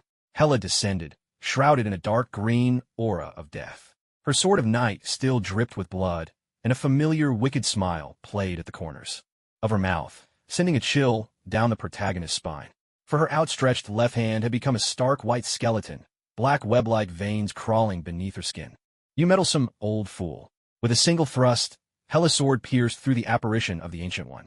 As the mist dissipated, the Ancient One's voice echoed faintly. "Look at her eyes. That is not the Hela you knew." Hela turned and strode toward the protagonist, her skeletal fingertips gliding across his now transparent cheek. "Darling, don't listen to that old witch's nonsense." Her voice dripped with cloying sweetness, but her eyes were utterly devoid of warmth. "Didn't we agree to conquer the universe together?" The protagonist felt the power of wrath boiling inside him, only for it to be devoured by the force of gluttony the moment he touched Hela. Suddenly, he remembered an image from among the countless futures, shown by Marvel's death, a scene always shrouded in fog. In that world, Hela stood atop the ruins of the universe, sneering at some unseen presence. "This toy is far more interesting than the last few." "Hela, who are you really?" The protagonist took half a step back, the sigil of the 7 sins glowing to form a protective barrier around him. His skin grew even more transparent, revealing that where his heart once beat, now pulsed a chaotic energy woven from pride, wrath, and lust. Hela's smile vanished completely. Her skeletal hand grew massive, casting the protagonist in shadow. "What a shame, you figured it out so quickly." Her voice dropped, becoming deep and unfamiliar. "But that's all right. Your memories will be wiped again soon. This time, I'll lock you in a far more entertaining script." From the direction of Asgard, a violent tremor erupted. Thor's furious roar mingled with Loki's shrill scream, tearing through the fabric of space. "Again? Who's wrecking the place this time?" Staring at Hela's face as it twisted and warped, the protagonist finally understood what the Ancient One meant by prisoner of memory. He was not just the author of the story, but also its captive prey. And the goddesses of death, through countless cycles of reincarnation, had already woven his fate into the most perfect of traps. Rita's lingering consciousness suddenly echoed in his mind. "Master, go to the end of time. There lies the true." Her words never finished, completely dissolving amidst the raging torrent of the 7 sins' power. Clenching his fist tight, the protagonist felt the 7 forces beneath his transparent skin spiral out of control. Perhaps This time, he would tear apart this carefully woven lie with his own hands, even if it meant utterly destroying this tampered timeline. The alarms of Asgard still rang out, but the protagonist was seized by a cold force and dragged into darkness. When his awareness reassembled, he found himself in a realm adrift, with swirling nebulae. Beneath his feet stretched a transparent glass floor, and below it slumbered countless glowing cocoons, each one curled around a figure identical to himself. Welcome to the perfect world. The voice of Marvel's death resounded from all directions, her form splitting endlessly in the void. Every incarnation cloaked in a robe of a different hue. Here, Hela has become the undisputed queen of the 9 realms, and you. The scene shifted in a heartbeat. The protagonist now saw Asgard's palace, resplendent and golden. Hela sat upon the throne, crowned, her deep green gown trailing across floor tiles inlaid with the patterns of Yggdrasil. He, meanwhile, was dressed as an ordinary mortal, aged and white-haired, lying on a hospital bed. At his side stood Thor and Loki, both weeping in silence. You will live an ordinary life. No war, no pain. The prime avatar of Marvel's death approached, galaxies swirling within the hollows of her eyes. Is this not what you have always longed for? The protagonist tried to protest, only to realize he could not summon the power of the 7 sins within him. The golden light of pride, the crimson of wrath, all had been sealed by some unknown force. Rita's book thrashed violently in his pocket, but could not materialize. His gaze was drawn, against his will, to Hela in the illusion, watching her wipe away tears from the corner of her eye. A dull, indescribable ache welled up in his chest. This is a lie. At last, he reclaimed his voice, though it trembled with uncertainty. His skin began to turn transparent once more, the 7 sins within raging against their bonds like caged beasts. Marvel's death let out a soft, mocking laugh, and all the illusions shattered in a thunderous instant. Beneath the glass floor, countless corpses in his likeness surged upward, some impaled by the sword of night, others reduced to ashes, and still others staring blankly into the void with hollow smiles. Did you think there was only one perfect world? She lifted her hand, and in the distant darkness, more cocoons emerged. With every news cycle, I have prepared a different ending for you. The system alert blared suddenly, crackling with a piercing electrical surge. Detected infinite reincarnation, trap, initiating pride to break the cycle. A scorching force erupted from the protagonist's heart, the power of pride surging forth like a golden key, tearing the seal apart by sheer will. His skin regained its solidity, while the sigils of the 7 sins spun wildly behind him, branding the darkness with searing cracks. Enough, he roared, golden light coalescing into chains that wrapped around Marvel Death's avatar. Did you really think a trick like this could hold me? At that moment, the air warped again. Hela tumbled out from a rift, the sword of night sky aimed straight for his back. In a heart-stopping instant, her wrist twisted. The blade grazed his shoulder, plunging instead into the ground, and she collapsed into his arms. Remember, I will always choose the way to love you that hurts the most, Hela whispered, blood flecking her lips as her bone-white fingers clung to his back. Only then will you never forget me. Her body began to fade, and within the emerald glow, the protagonist saw a swirl of chaotic energy at her heart. So like his own, Marvel Death let out a shrill, mocking laugh. Look at that. Your little lover is helping you break the trap. But it doesn't matter. I have all the time in the world to play this game with. You. Her form gradually dissolved, and as she vanished, those dormant cocoons all split open at once. Countless protagonists opened their eyes, staring at him with blank, soulless gazes. Cradling the fading Hela, the protagonist felt fury and lust warring within him. At last, he understood. Whether it was the illusion of a perfect world or Hela's tangled, self-contradictory betrayal, it was all a snare woven by death, using the gentlest blade to pierce the softest part of him. Why? He murmured, as the power of the 7 sins wove itself into bandages, desperately trying to mend Hela's broken form. Hela lifted her head, her familiar wicked grin tinged with a fragility he'd never seen before. Because I am death's other half. Love and destruction, they're 2 sides of the same coin. Her fingers traced the sigils on his back. Next time we meet, you'd better be stronger, or, her voice faded like mist, I won't let you go so easily. When Hela's presence vanished completely, the protagonist clenched his fists, unleashing the full domain of the 7 sins to rend the realm of death apart. At last, Rita's book broke free of its shackles, transforming into a stream of light that coiled around his arm, its data trembling with the fear of one who has barely survived. Master, what do we do now? The The protagonist gazed toward the door at the far end of the space, its eerie light casting strange shadows. The power of arrogance solidified in his eyes. Since this is a game, he declared, then I will be the one to set the rules. He strode forward, the aura of the 7 deadly sins blazing behind him. Next time, I will make every goddess of death pay the price for this game. Behind him, countless shattered cycles of reincarnation began to reassemble themselves, and in every corner of time and space echoed the laughter of Marvel's death. This contest, a tangle of love and lies, of power and freedom, had only just begun its most breathtaking chapter. Fragments of the realm of death were ground to dust beneath the rampage of the 7 sins' power. In the midst of the spatial fissures, the protagonist caught a flicker, a familiar ripple, unique to a data stream's blue glow, uncannily, reminiscent of Rita before her awakening. He clenched his fist around the void, and suddenly a fragment of dissolving code materialized in his palm, a line of characters endlessly scrolling across its surface. Game over, restarting. Master, this is... Rita's voice broke off abruptly as countless cracks spread across the surface of her book. The protagonist stared at those fine fractures, suddenly recalling how every system prompt he ever received was always accompanied by a jarring mechanical chime, an awkward attempt at mimicking human emotion. Once again, his skin turned translucent, the power of the 7 sins boiling through his veins. Golden arrogance and crimson wrath twisted together in a furious vortex. Space began to warp. All the stars and darkness dissolved, reassembling as pixelated fragments. When his vision cleared, the protagonist found himself inside a pure white cubic room. The walls were covered with countless screens, each one displaying a different version of himself from other universes and timelines. On some, he fought side by side with Hela. On others, he was a puppet of Marvel's death. And in a few, he had already turned to cosmic dust. Welcome to the backstage, dear player. A voice, dripping with mockery, echoed from every direction.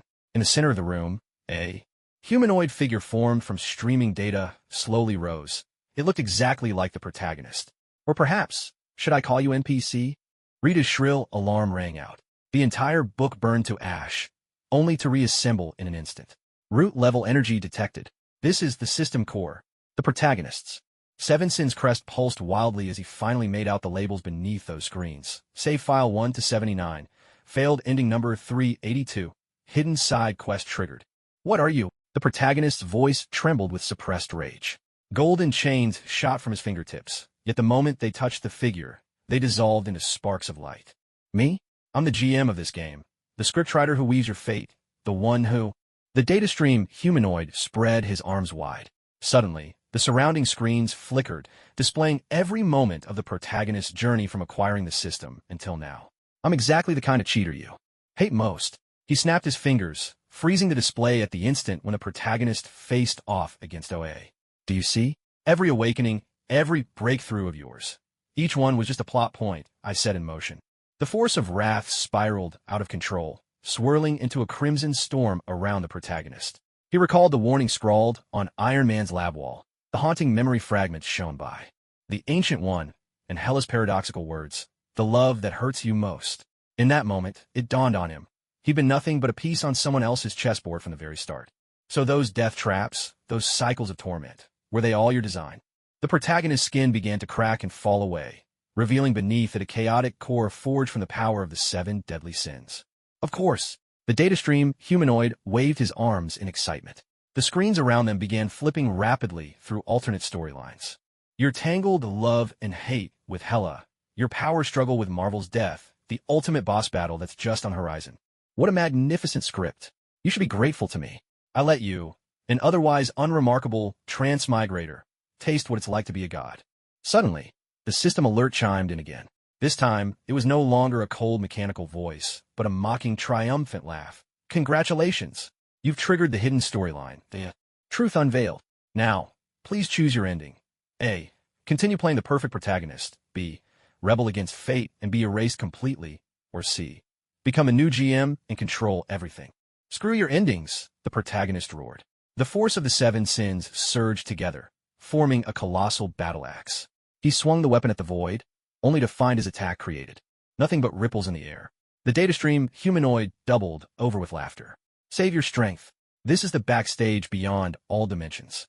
Did you really think your power could Before he could finish, the protagonist abruptly halted his assault. He glanced down at the chaos core swirling in his palm, remembering the author's privilege the system had gifted him before its departure. The power of pride transformed into a golden staircase, wrath into a spear capable of breaking worlds. Step by step, he advanced toward the black door at the end of the room, emblazoned with the words "Fourth Wall." "What are you doing?" The data stream humanoid finally panicked. Countless lockdown programs erupted from the ground, only to be instantly vaporized when they touched the force of the seven sins. Break the fourth wall, and you'll collapse the entire universe. You'll doom everyone. I was never some kind of savior. The protagonist gripped the doorknob, his skin turning completely transparent as his whole being dissolved into a swirling vortex of chaos. But I will never be anyone's puppet, either. With a sudden force, he flung the door open. In that blinding white light, he heard the system's final scream and the startled gasp from countless parallel worlds. Those versions of himself, trapped within their scripts, now finally glimpsed the truth beyond their cages. The sky over Asgard split open without warning.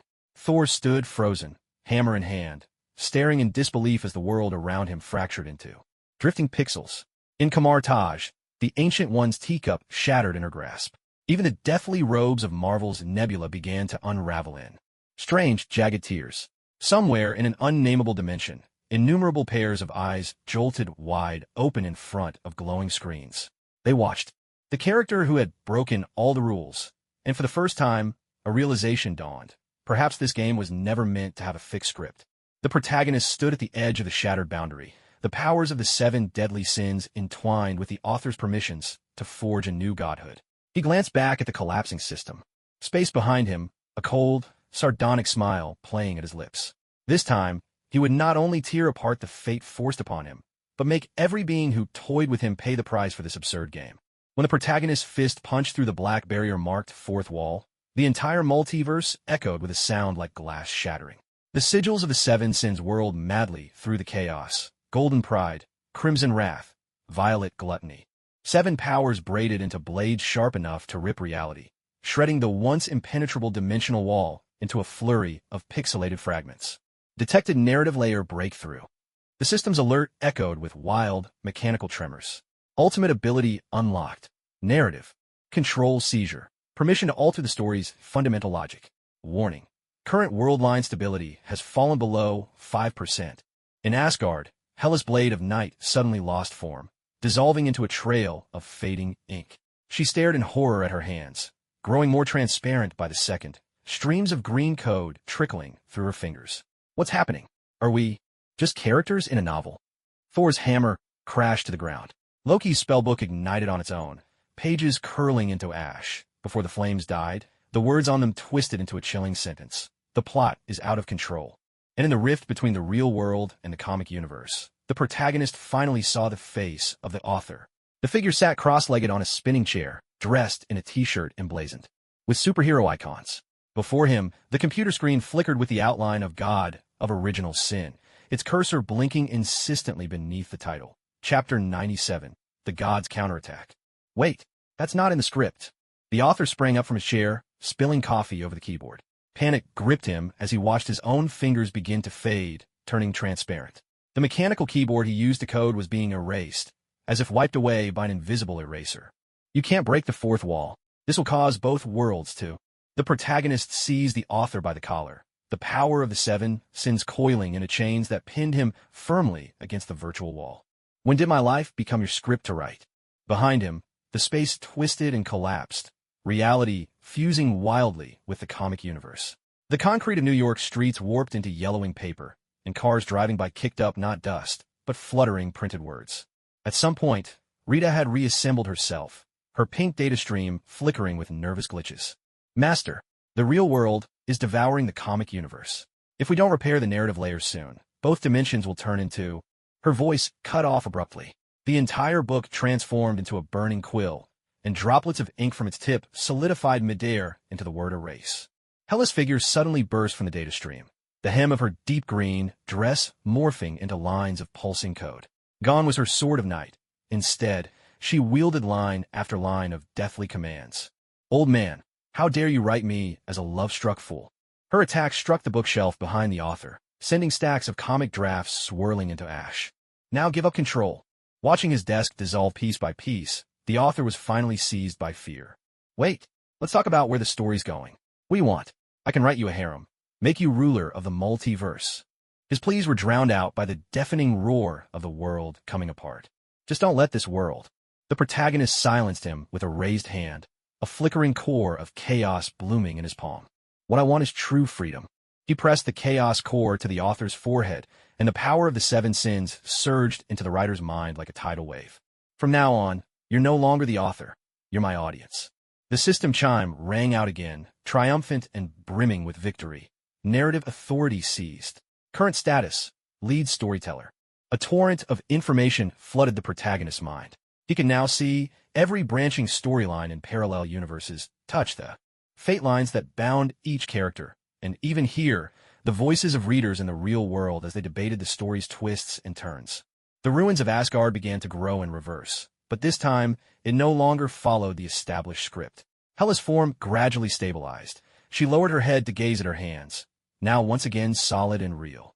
Suddenly, she burst out laughing. So, now we could do whatever we want, however we want? A dangerous gleam flickered in her eyes.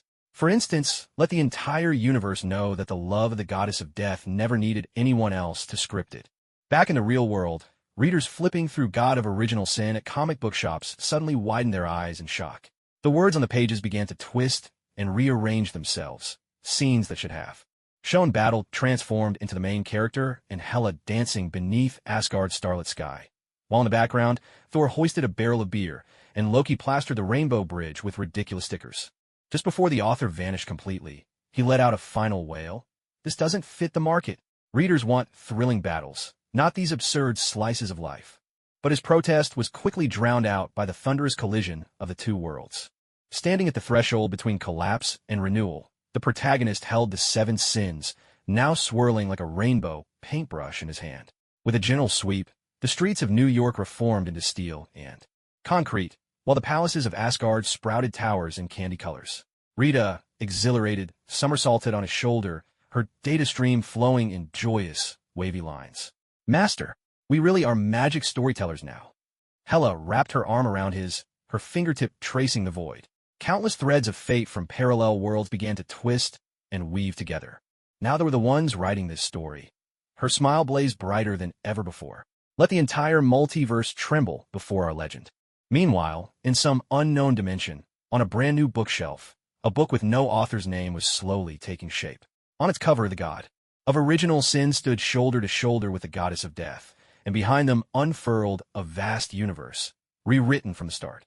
As the protagonist wielded his narrative power to transform Asgard's palace into a glowing jelly castle, an eerie silence suddenly fell over the entire multiverse. Rita's data stream froze to icy blue in an instant. She pointed skyward. If a machine body could have fingers, they would have been trembling, detecting energy beyond the narrative layer. It's the OAA. Space itself crumpled and reformed, like a painting crushed and kneaded by an invisible hand. When his vision cleared again, the protagonist found himself standing atop a colossal chessboard suspended in the void. Black and white squares stretched as far as the eye could see, and at the center of the board, the OA, an entity beyond words or description, radiated a brilliance that transcended every possible concept. Welcome, O Alterer of Stories. OA's voice sounded like the whispers of every universe rising in unison, so powerful that the protagonist's seven sins sigil began to tremble. With a wave of his hand, 3 game pieces slowly floated into the air, a black piece etched with the phantom of the goddess of death, a white piece bearing Hela's likeness, and a red piece, unmistakably, carved in the protagonist's own image.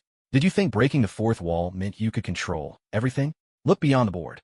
The protagonist whipped around, pupils constricting in shock.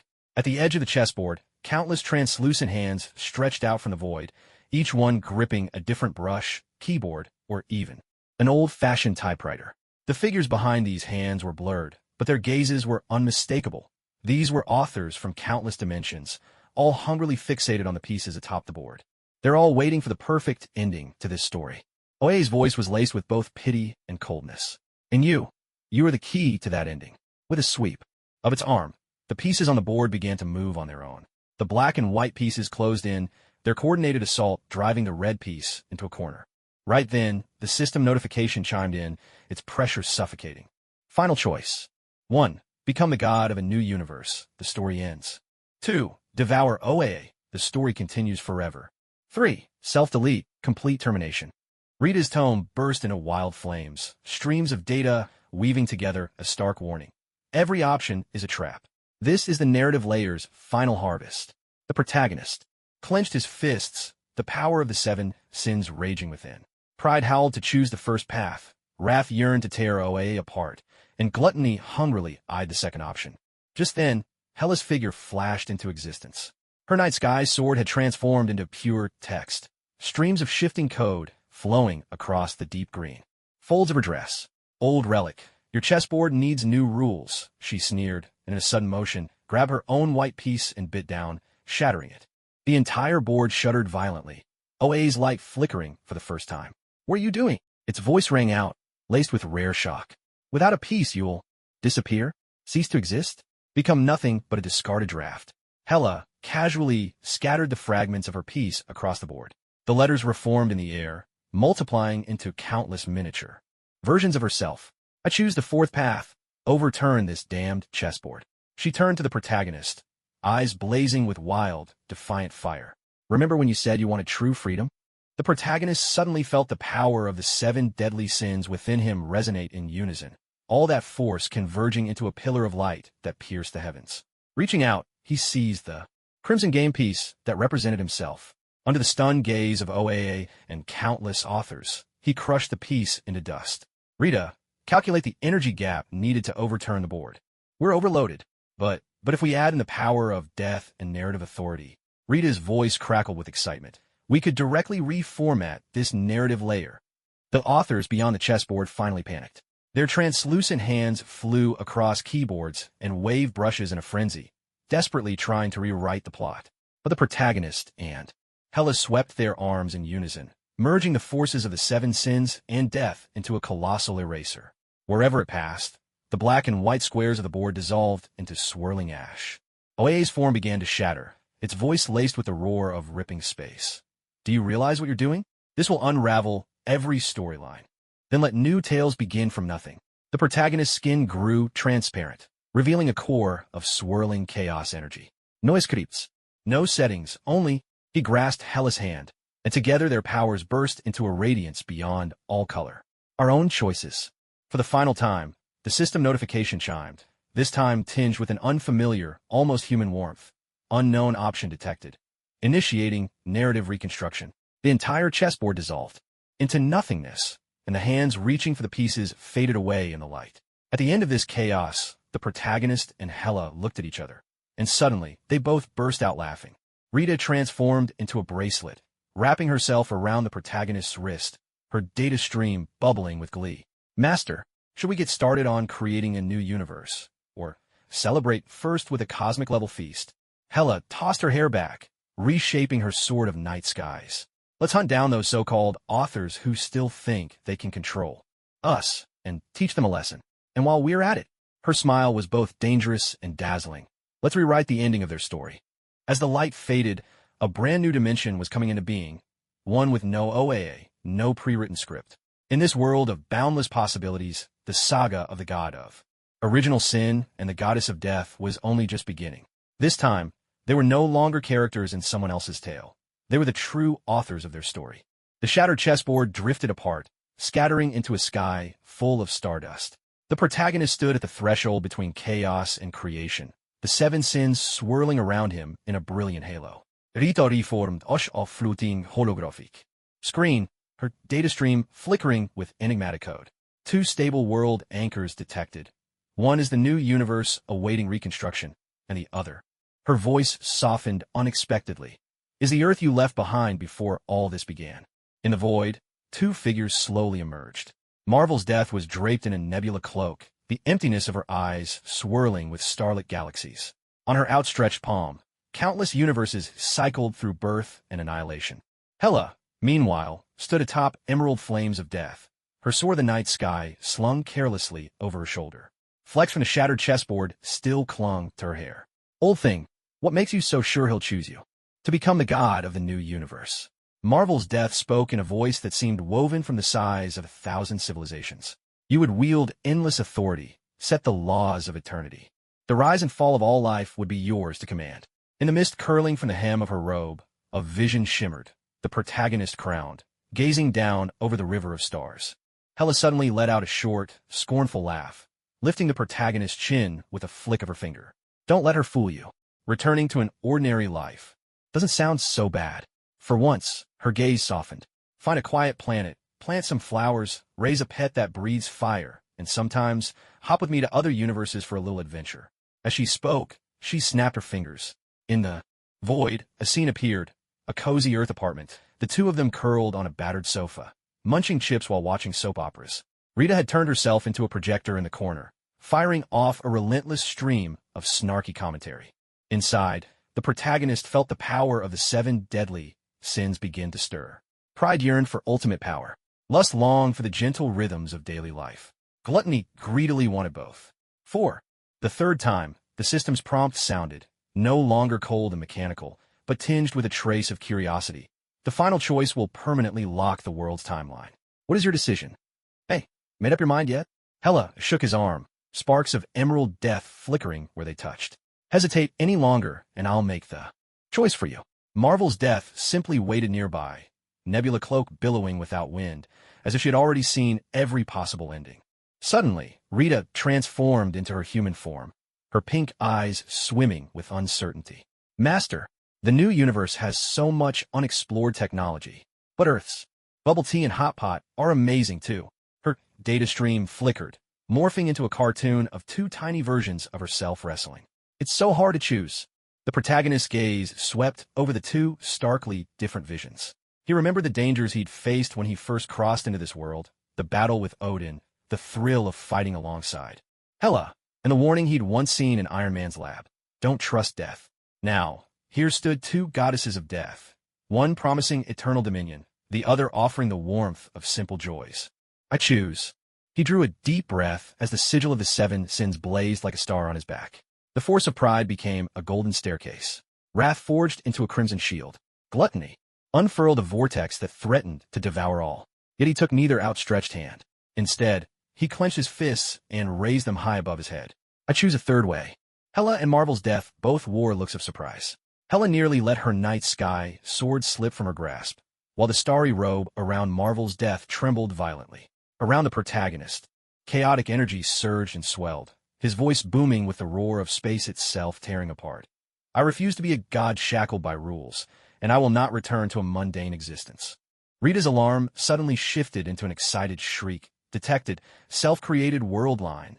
Generating. In the void, a brand new domain slowly took shape. There was no predetermined script, no supreme deity, only countless possibilities waiting to be explored. I'm going to create a truly free universe. The protagonist turned to Hela, then to Marvel's death, a confident smile tugging at the corner of his lips. And if you wish, you both can become co-authors of this new world. Hela was the first to recover. She burst into laughter, leaping onto the protagonist's shoulder and tapping his head with the hilt of her sword. Why didn't you say so earlier? I thought you were about to pick one of those boring options. Marvel's death was silent for a long moment, then slowly nodded, a ripple of approval shimmering in the mist swirling from the hem of her robe. Rita was already skipping along the edge of the new domain, her streams of data transforming into vibrant, multicolored ribbons. I'm going to design the coolest portals and a snack machine that feeds you automatically. In the distance, the shattered chessboard pieces reassembled, merging into a floating library filled with blank tomes, all awaiting their new stories. As the first ray of light, unbound by any law, illuminated this newborn dimension, the protagonist knew. This adventure, crossing countless universes and defying every rule, had now truly begun, and the so-called final choice had never been a single-answer question. For real freedom is writing your own ending by your own hand. The newborn universe's breeze swept stardust across the protagonist's fingertips. He glanced down at the pen molded from the power of the 7 deadly sins. Pride glimmered as golden filigree winding around the barrel. Wrath dripped from the nib as crimson ink, and gluttony swirled in the cap as a dark violet vortex. Rita hovered nearby, her data streams now calm and gentle, a soft blue glow. Master, All world lines have stabilized. Is it time to start a new story? Hela leaned against an obsidian bookshelf forged from the power of death, her night sky sword used as a bookmark in a blank volume. She arched an eyebrow at the protagonist. Tell me you're not actually planning to follow those cliched creation myths. Make the sun and moon, shape a few races, then set up some prophecy of war for the grand finale. She stifled a yawn. Utterly boring. The shadow of Marvel death suddenly appeared in the mirror. As the hem of her nebula robe swept by, the blank pages on the bookshelf began to flip on their own. Perhaps we can break in at a crucial point, for example. She raised her hand, and in the air, a projection appeared at the very moment the protagonist first crossed over, the instant he was chosen by the system. A burning heat surged from the protagonist's 7-sin sigil. Memories flashed. Countless brushes with death, the fury of being manipulated by the system, and the bond with Hela that spanned countless cycles of rebirth. For a long while, his pen hovered over the blank parchment. Then, with fierce determination, he pressed down. Hela awakened in a blaze of golden light, only to find herself entangled by something called the system. The instant these words took shape, the entire library shuddered violently. Rita let out a piercing alarm. Narrative layer anomaly detected. The storyline is being reconstructed in reverse. Hela's pupils contracted sharply.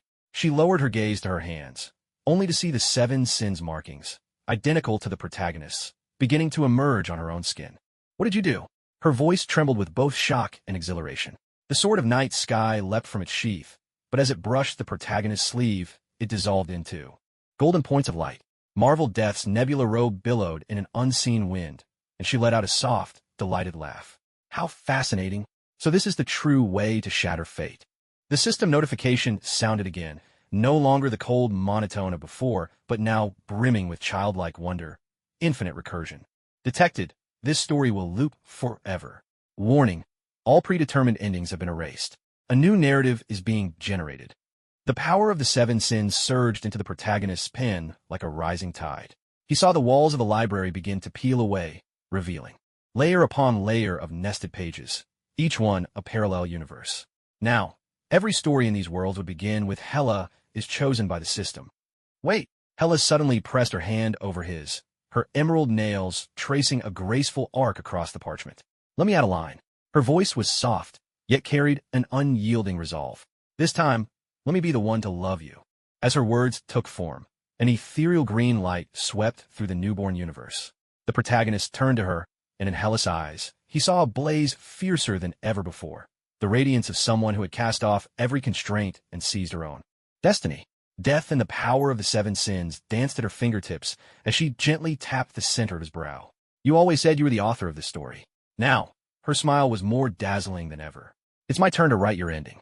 Rita suddenly transformed into a gigantic holographic screen, frantically scrolling through previews of freshly generated storylines. Hela thrashing anyone who tried to control her system. Hela opening a dessert shop across the 9 realms while saving the world on the side. Hela teaming up with alternate versions of herself from different universes to mock the whims of fate. Master, the new stories are so much fun, she bounced excitedly on the screen. And this time, we're just side characters. Zo relax ingenieur. Marvel Death's shadow gradually faded away, leaving behind a whisper as she departed. When all cycles finally reach their end, perhaps a new story will be born. Her words mingled with the soft rustle of turning pages, as if hinting at the countless possibilities waiting to unfold. The protagonist let Hela snatch the pen, watching as she wrote freely on the parchment. The words were no longer shackles of fate, but signposts pointing toward freedom. Outside the library, the stars of a newborn universe began to move along brand new paths. And in some unremarkable corner, a pristine book was taking shape, no author's name upon its cover, only a line of gold-embossed letters, the infinite recursion of the goddess of death. Rita suddenly leaned in close to the protagonist's ear, her data stream shimmering with gossip pink. Master, I sneaked a peek at the plot outline. You and Hela have loads of romantic scenes in the next story. Her announcement was cut off by an ink bottle hurled her way by Hela, but she cheerfully continued her broadcast. Breaking news. There's a Princess Carrie in the very first chapter, and that's not all. Starlight illuminated Hela's focused profile as she wrote, and suddenly the protagonist realized that so-called eternal cycles weren't a punishment, but another kind of gift bestowed by fate. As the gears of story began to turn again, he finally understood True legends are never lives merely written down, but the courage to break free from the script itself. In this infinitely recursive tale, there are no predetermined protagonists, no fixed endings. There are only countless meetings, endless possibilities, and the words the goddess of death would cross all cycles to say, "This time, let me be the one to love you." The pen, forged from the power of the 7 deadly sins, traced its final arc across the parchment, and the newborn universe let out a deep, relieved sigh. The protagonist set the pen down, watching, as the words still floating in the air drifted, not into neat paragraphs, but scattered like dandelion seeds on the wind, each carrying its own edge and warmth, growing in different directions. Rita turned into a glowing star, spinning circles above his head. Core construction of a universe detected as complete. Wait, something's off. None of the laws have perfect operating parameters. Her data stream morphed into a swirl of puzzled question marks. Master, you're actually allowing planetary orbits to be irregular? And letting stars have lifespans long or short as they please. Because perfection itself is a false proposition. The protagonist rose with a smile, the sigils of the 7 sins slowly fading behind him, leaving only a faint, elusive glow. He reached out and touched the empty air before him, and instantly, a holographic star map unfurled. On one planet, volcanoes coexisted with seas of flowers. In another galaxy, technological civilizations and magical city-states shared the same expanse of sky. In yet another dimension, even the laws of physics seemed to shift and change as whimsically as a child's doodles. At some point, Hela had sidled up beside him, the hem of her dark green dress brushing against the back of his hand with a chill like the touch of moonlight. She arched an eyebrow at the chaotic yet vibrant star map. Is this your idea of a cosmic hot pot?" she teased. Her night sky sword was casually stuck into the ground, its hilt wrapped in vines wrought from the essence of death, blooming with flowers at once eerie and endearing. In the distance, Thor's hearty laughter rang out. The golden hair of the God King gleamed beneath the newborn sun of this universe as he competed with a group of alien creatures in a rock-lifting contest. Those rocks, astonishingly, cheered on the participants in a chorus of different languages. Loki, meanwhile, lurked in the shadow of the Rainbow Bridge, secretly enchanting the contestants' shoes to make them slippery, and when caught, transformed into a cat and darted away in a flash. The specter of Marvel's death drifted among the nebulae, fading in and out of sight. No longer striving to control all things, she had become an observer of the cosmos, the hem of her robe trailing through the stars, bestowing revelations of life and death on the fledgling civilizations she passed. Sometimes, she would pause to watch a new species born from some cosmic accident. In the depths of her hollow eyes, a strange light would flicker. Suddenly, Rita transformed into an enormous bucket of popcorn, bouncing excitedly across the star map. "Look, there's a new team of superheroes on Earth, and their costumes are actually made of chocolate." Her data stream shimmered in rainbow hues. "And check out the zombie universe. These days, the zombies spend their time doing square dances, and infection now comes with a friendly hug." The protagonist and Hela exchange a smile. Together, they walk toward the rebuilt palace of Asgard, a place that once symbolized order and majesty, now reimagined as a haven full of warmth and the sense of daily life. Glowing vines crawled up the walls, talking cacti flourished in the courtyard, and even the Rainbow Bridge had become a slide that could change colors at will. "Seriously, are you planning to just retire like this?" Hela perched on the palace rooftop, the night sky sword resting across her knees as she idly traced her fingers along its blade. She turned to the protagonist, the new universe's starlight reflected in her gaze. "Aren't you worried that some crazed author will stir up trouble again? Or that a brand new OA might suddenly pop out?" The protagonist picked up a pebble and casually tossed it toward the sky. The stone traced a crooked arc, and as it brushed against the atmosphere, it burst suddenly into fireworks, brilliant colors lighting up the sky, and within their glow, a few mischievous, smiling faces could just be made out. "If that day truly comes," he murmured, stretching out his hand, letting the 7 sins' power scatter into fine points of light falling gently into his palm, "I believe that every living being in this universe has the courage to break the rules." Rita suddenly transformed into a miniature projector, beginning to play scenes of everyday life from across different universes. The Einherjar of Asgard were throwing a barbecue party, with a fire giant Surtur flipping skewers, a chef's hat perched comically atop his flaming head. In Kamartaj, the sorcerers used magic to play mahjong, while the Ancient One's luck was so terrible that her beard seemed to bristle in frustration. Even The once dignified living tribunal was now caught up in a heated game of who's the undercover, their cosmic energies clashing in endless debate.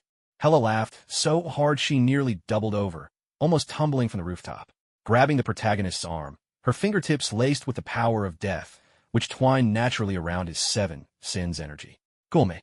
To think of it, shouldn't we find ourselves some new mischief? Her eyes sparkled with a dangerous light. For example, what if we became villains in some universe, just to watch those heroes scramble in confusion? The protagonist slipped an arm around her shoulders, gazing at the newborn universe's sky as it gradually blushed with the colors of dawn. Those imperfect stars, those planets spinning off. Their mark, those lives daring to defy convention, all whispered the same eternal truth. True freedom was never found in flawless order, but in the boundless embrace of every possibility. Rita suddenly fell silent, her stream of data softening into a gentle, warm yellow glow. Floating between the two of them, she spoke quietly. Master, Lady Hela, perhaps this is what happiness looks like. Wind swept over the rooftops of the celestial palace, carrying with it the laughter and clamor from every corner of the universe. Leaning into one another, the protagonist and Hela watched beneath the new sky as countless stories blossomed with dazzling brilliance in their very imperfection. And at the end of original sin, there was neither destruction nor salvation, only a brand new beginning, where every life was free to grow, however it chose.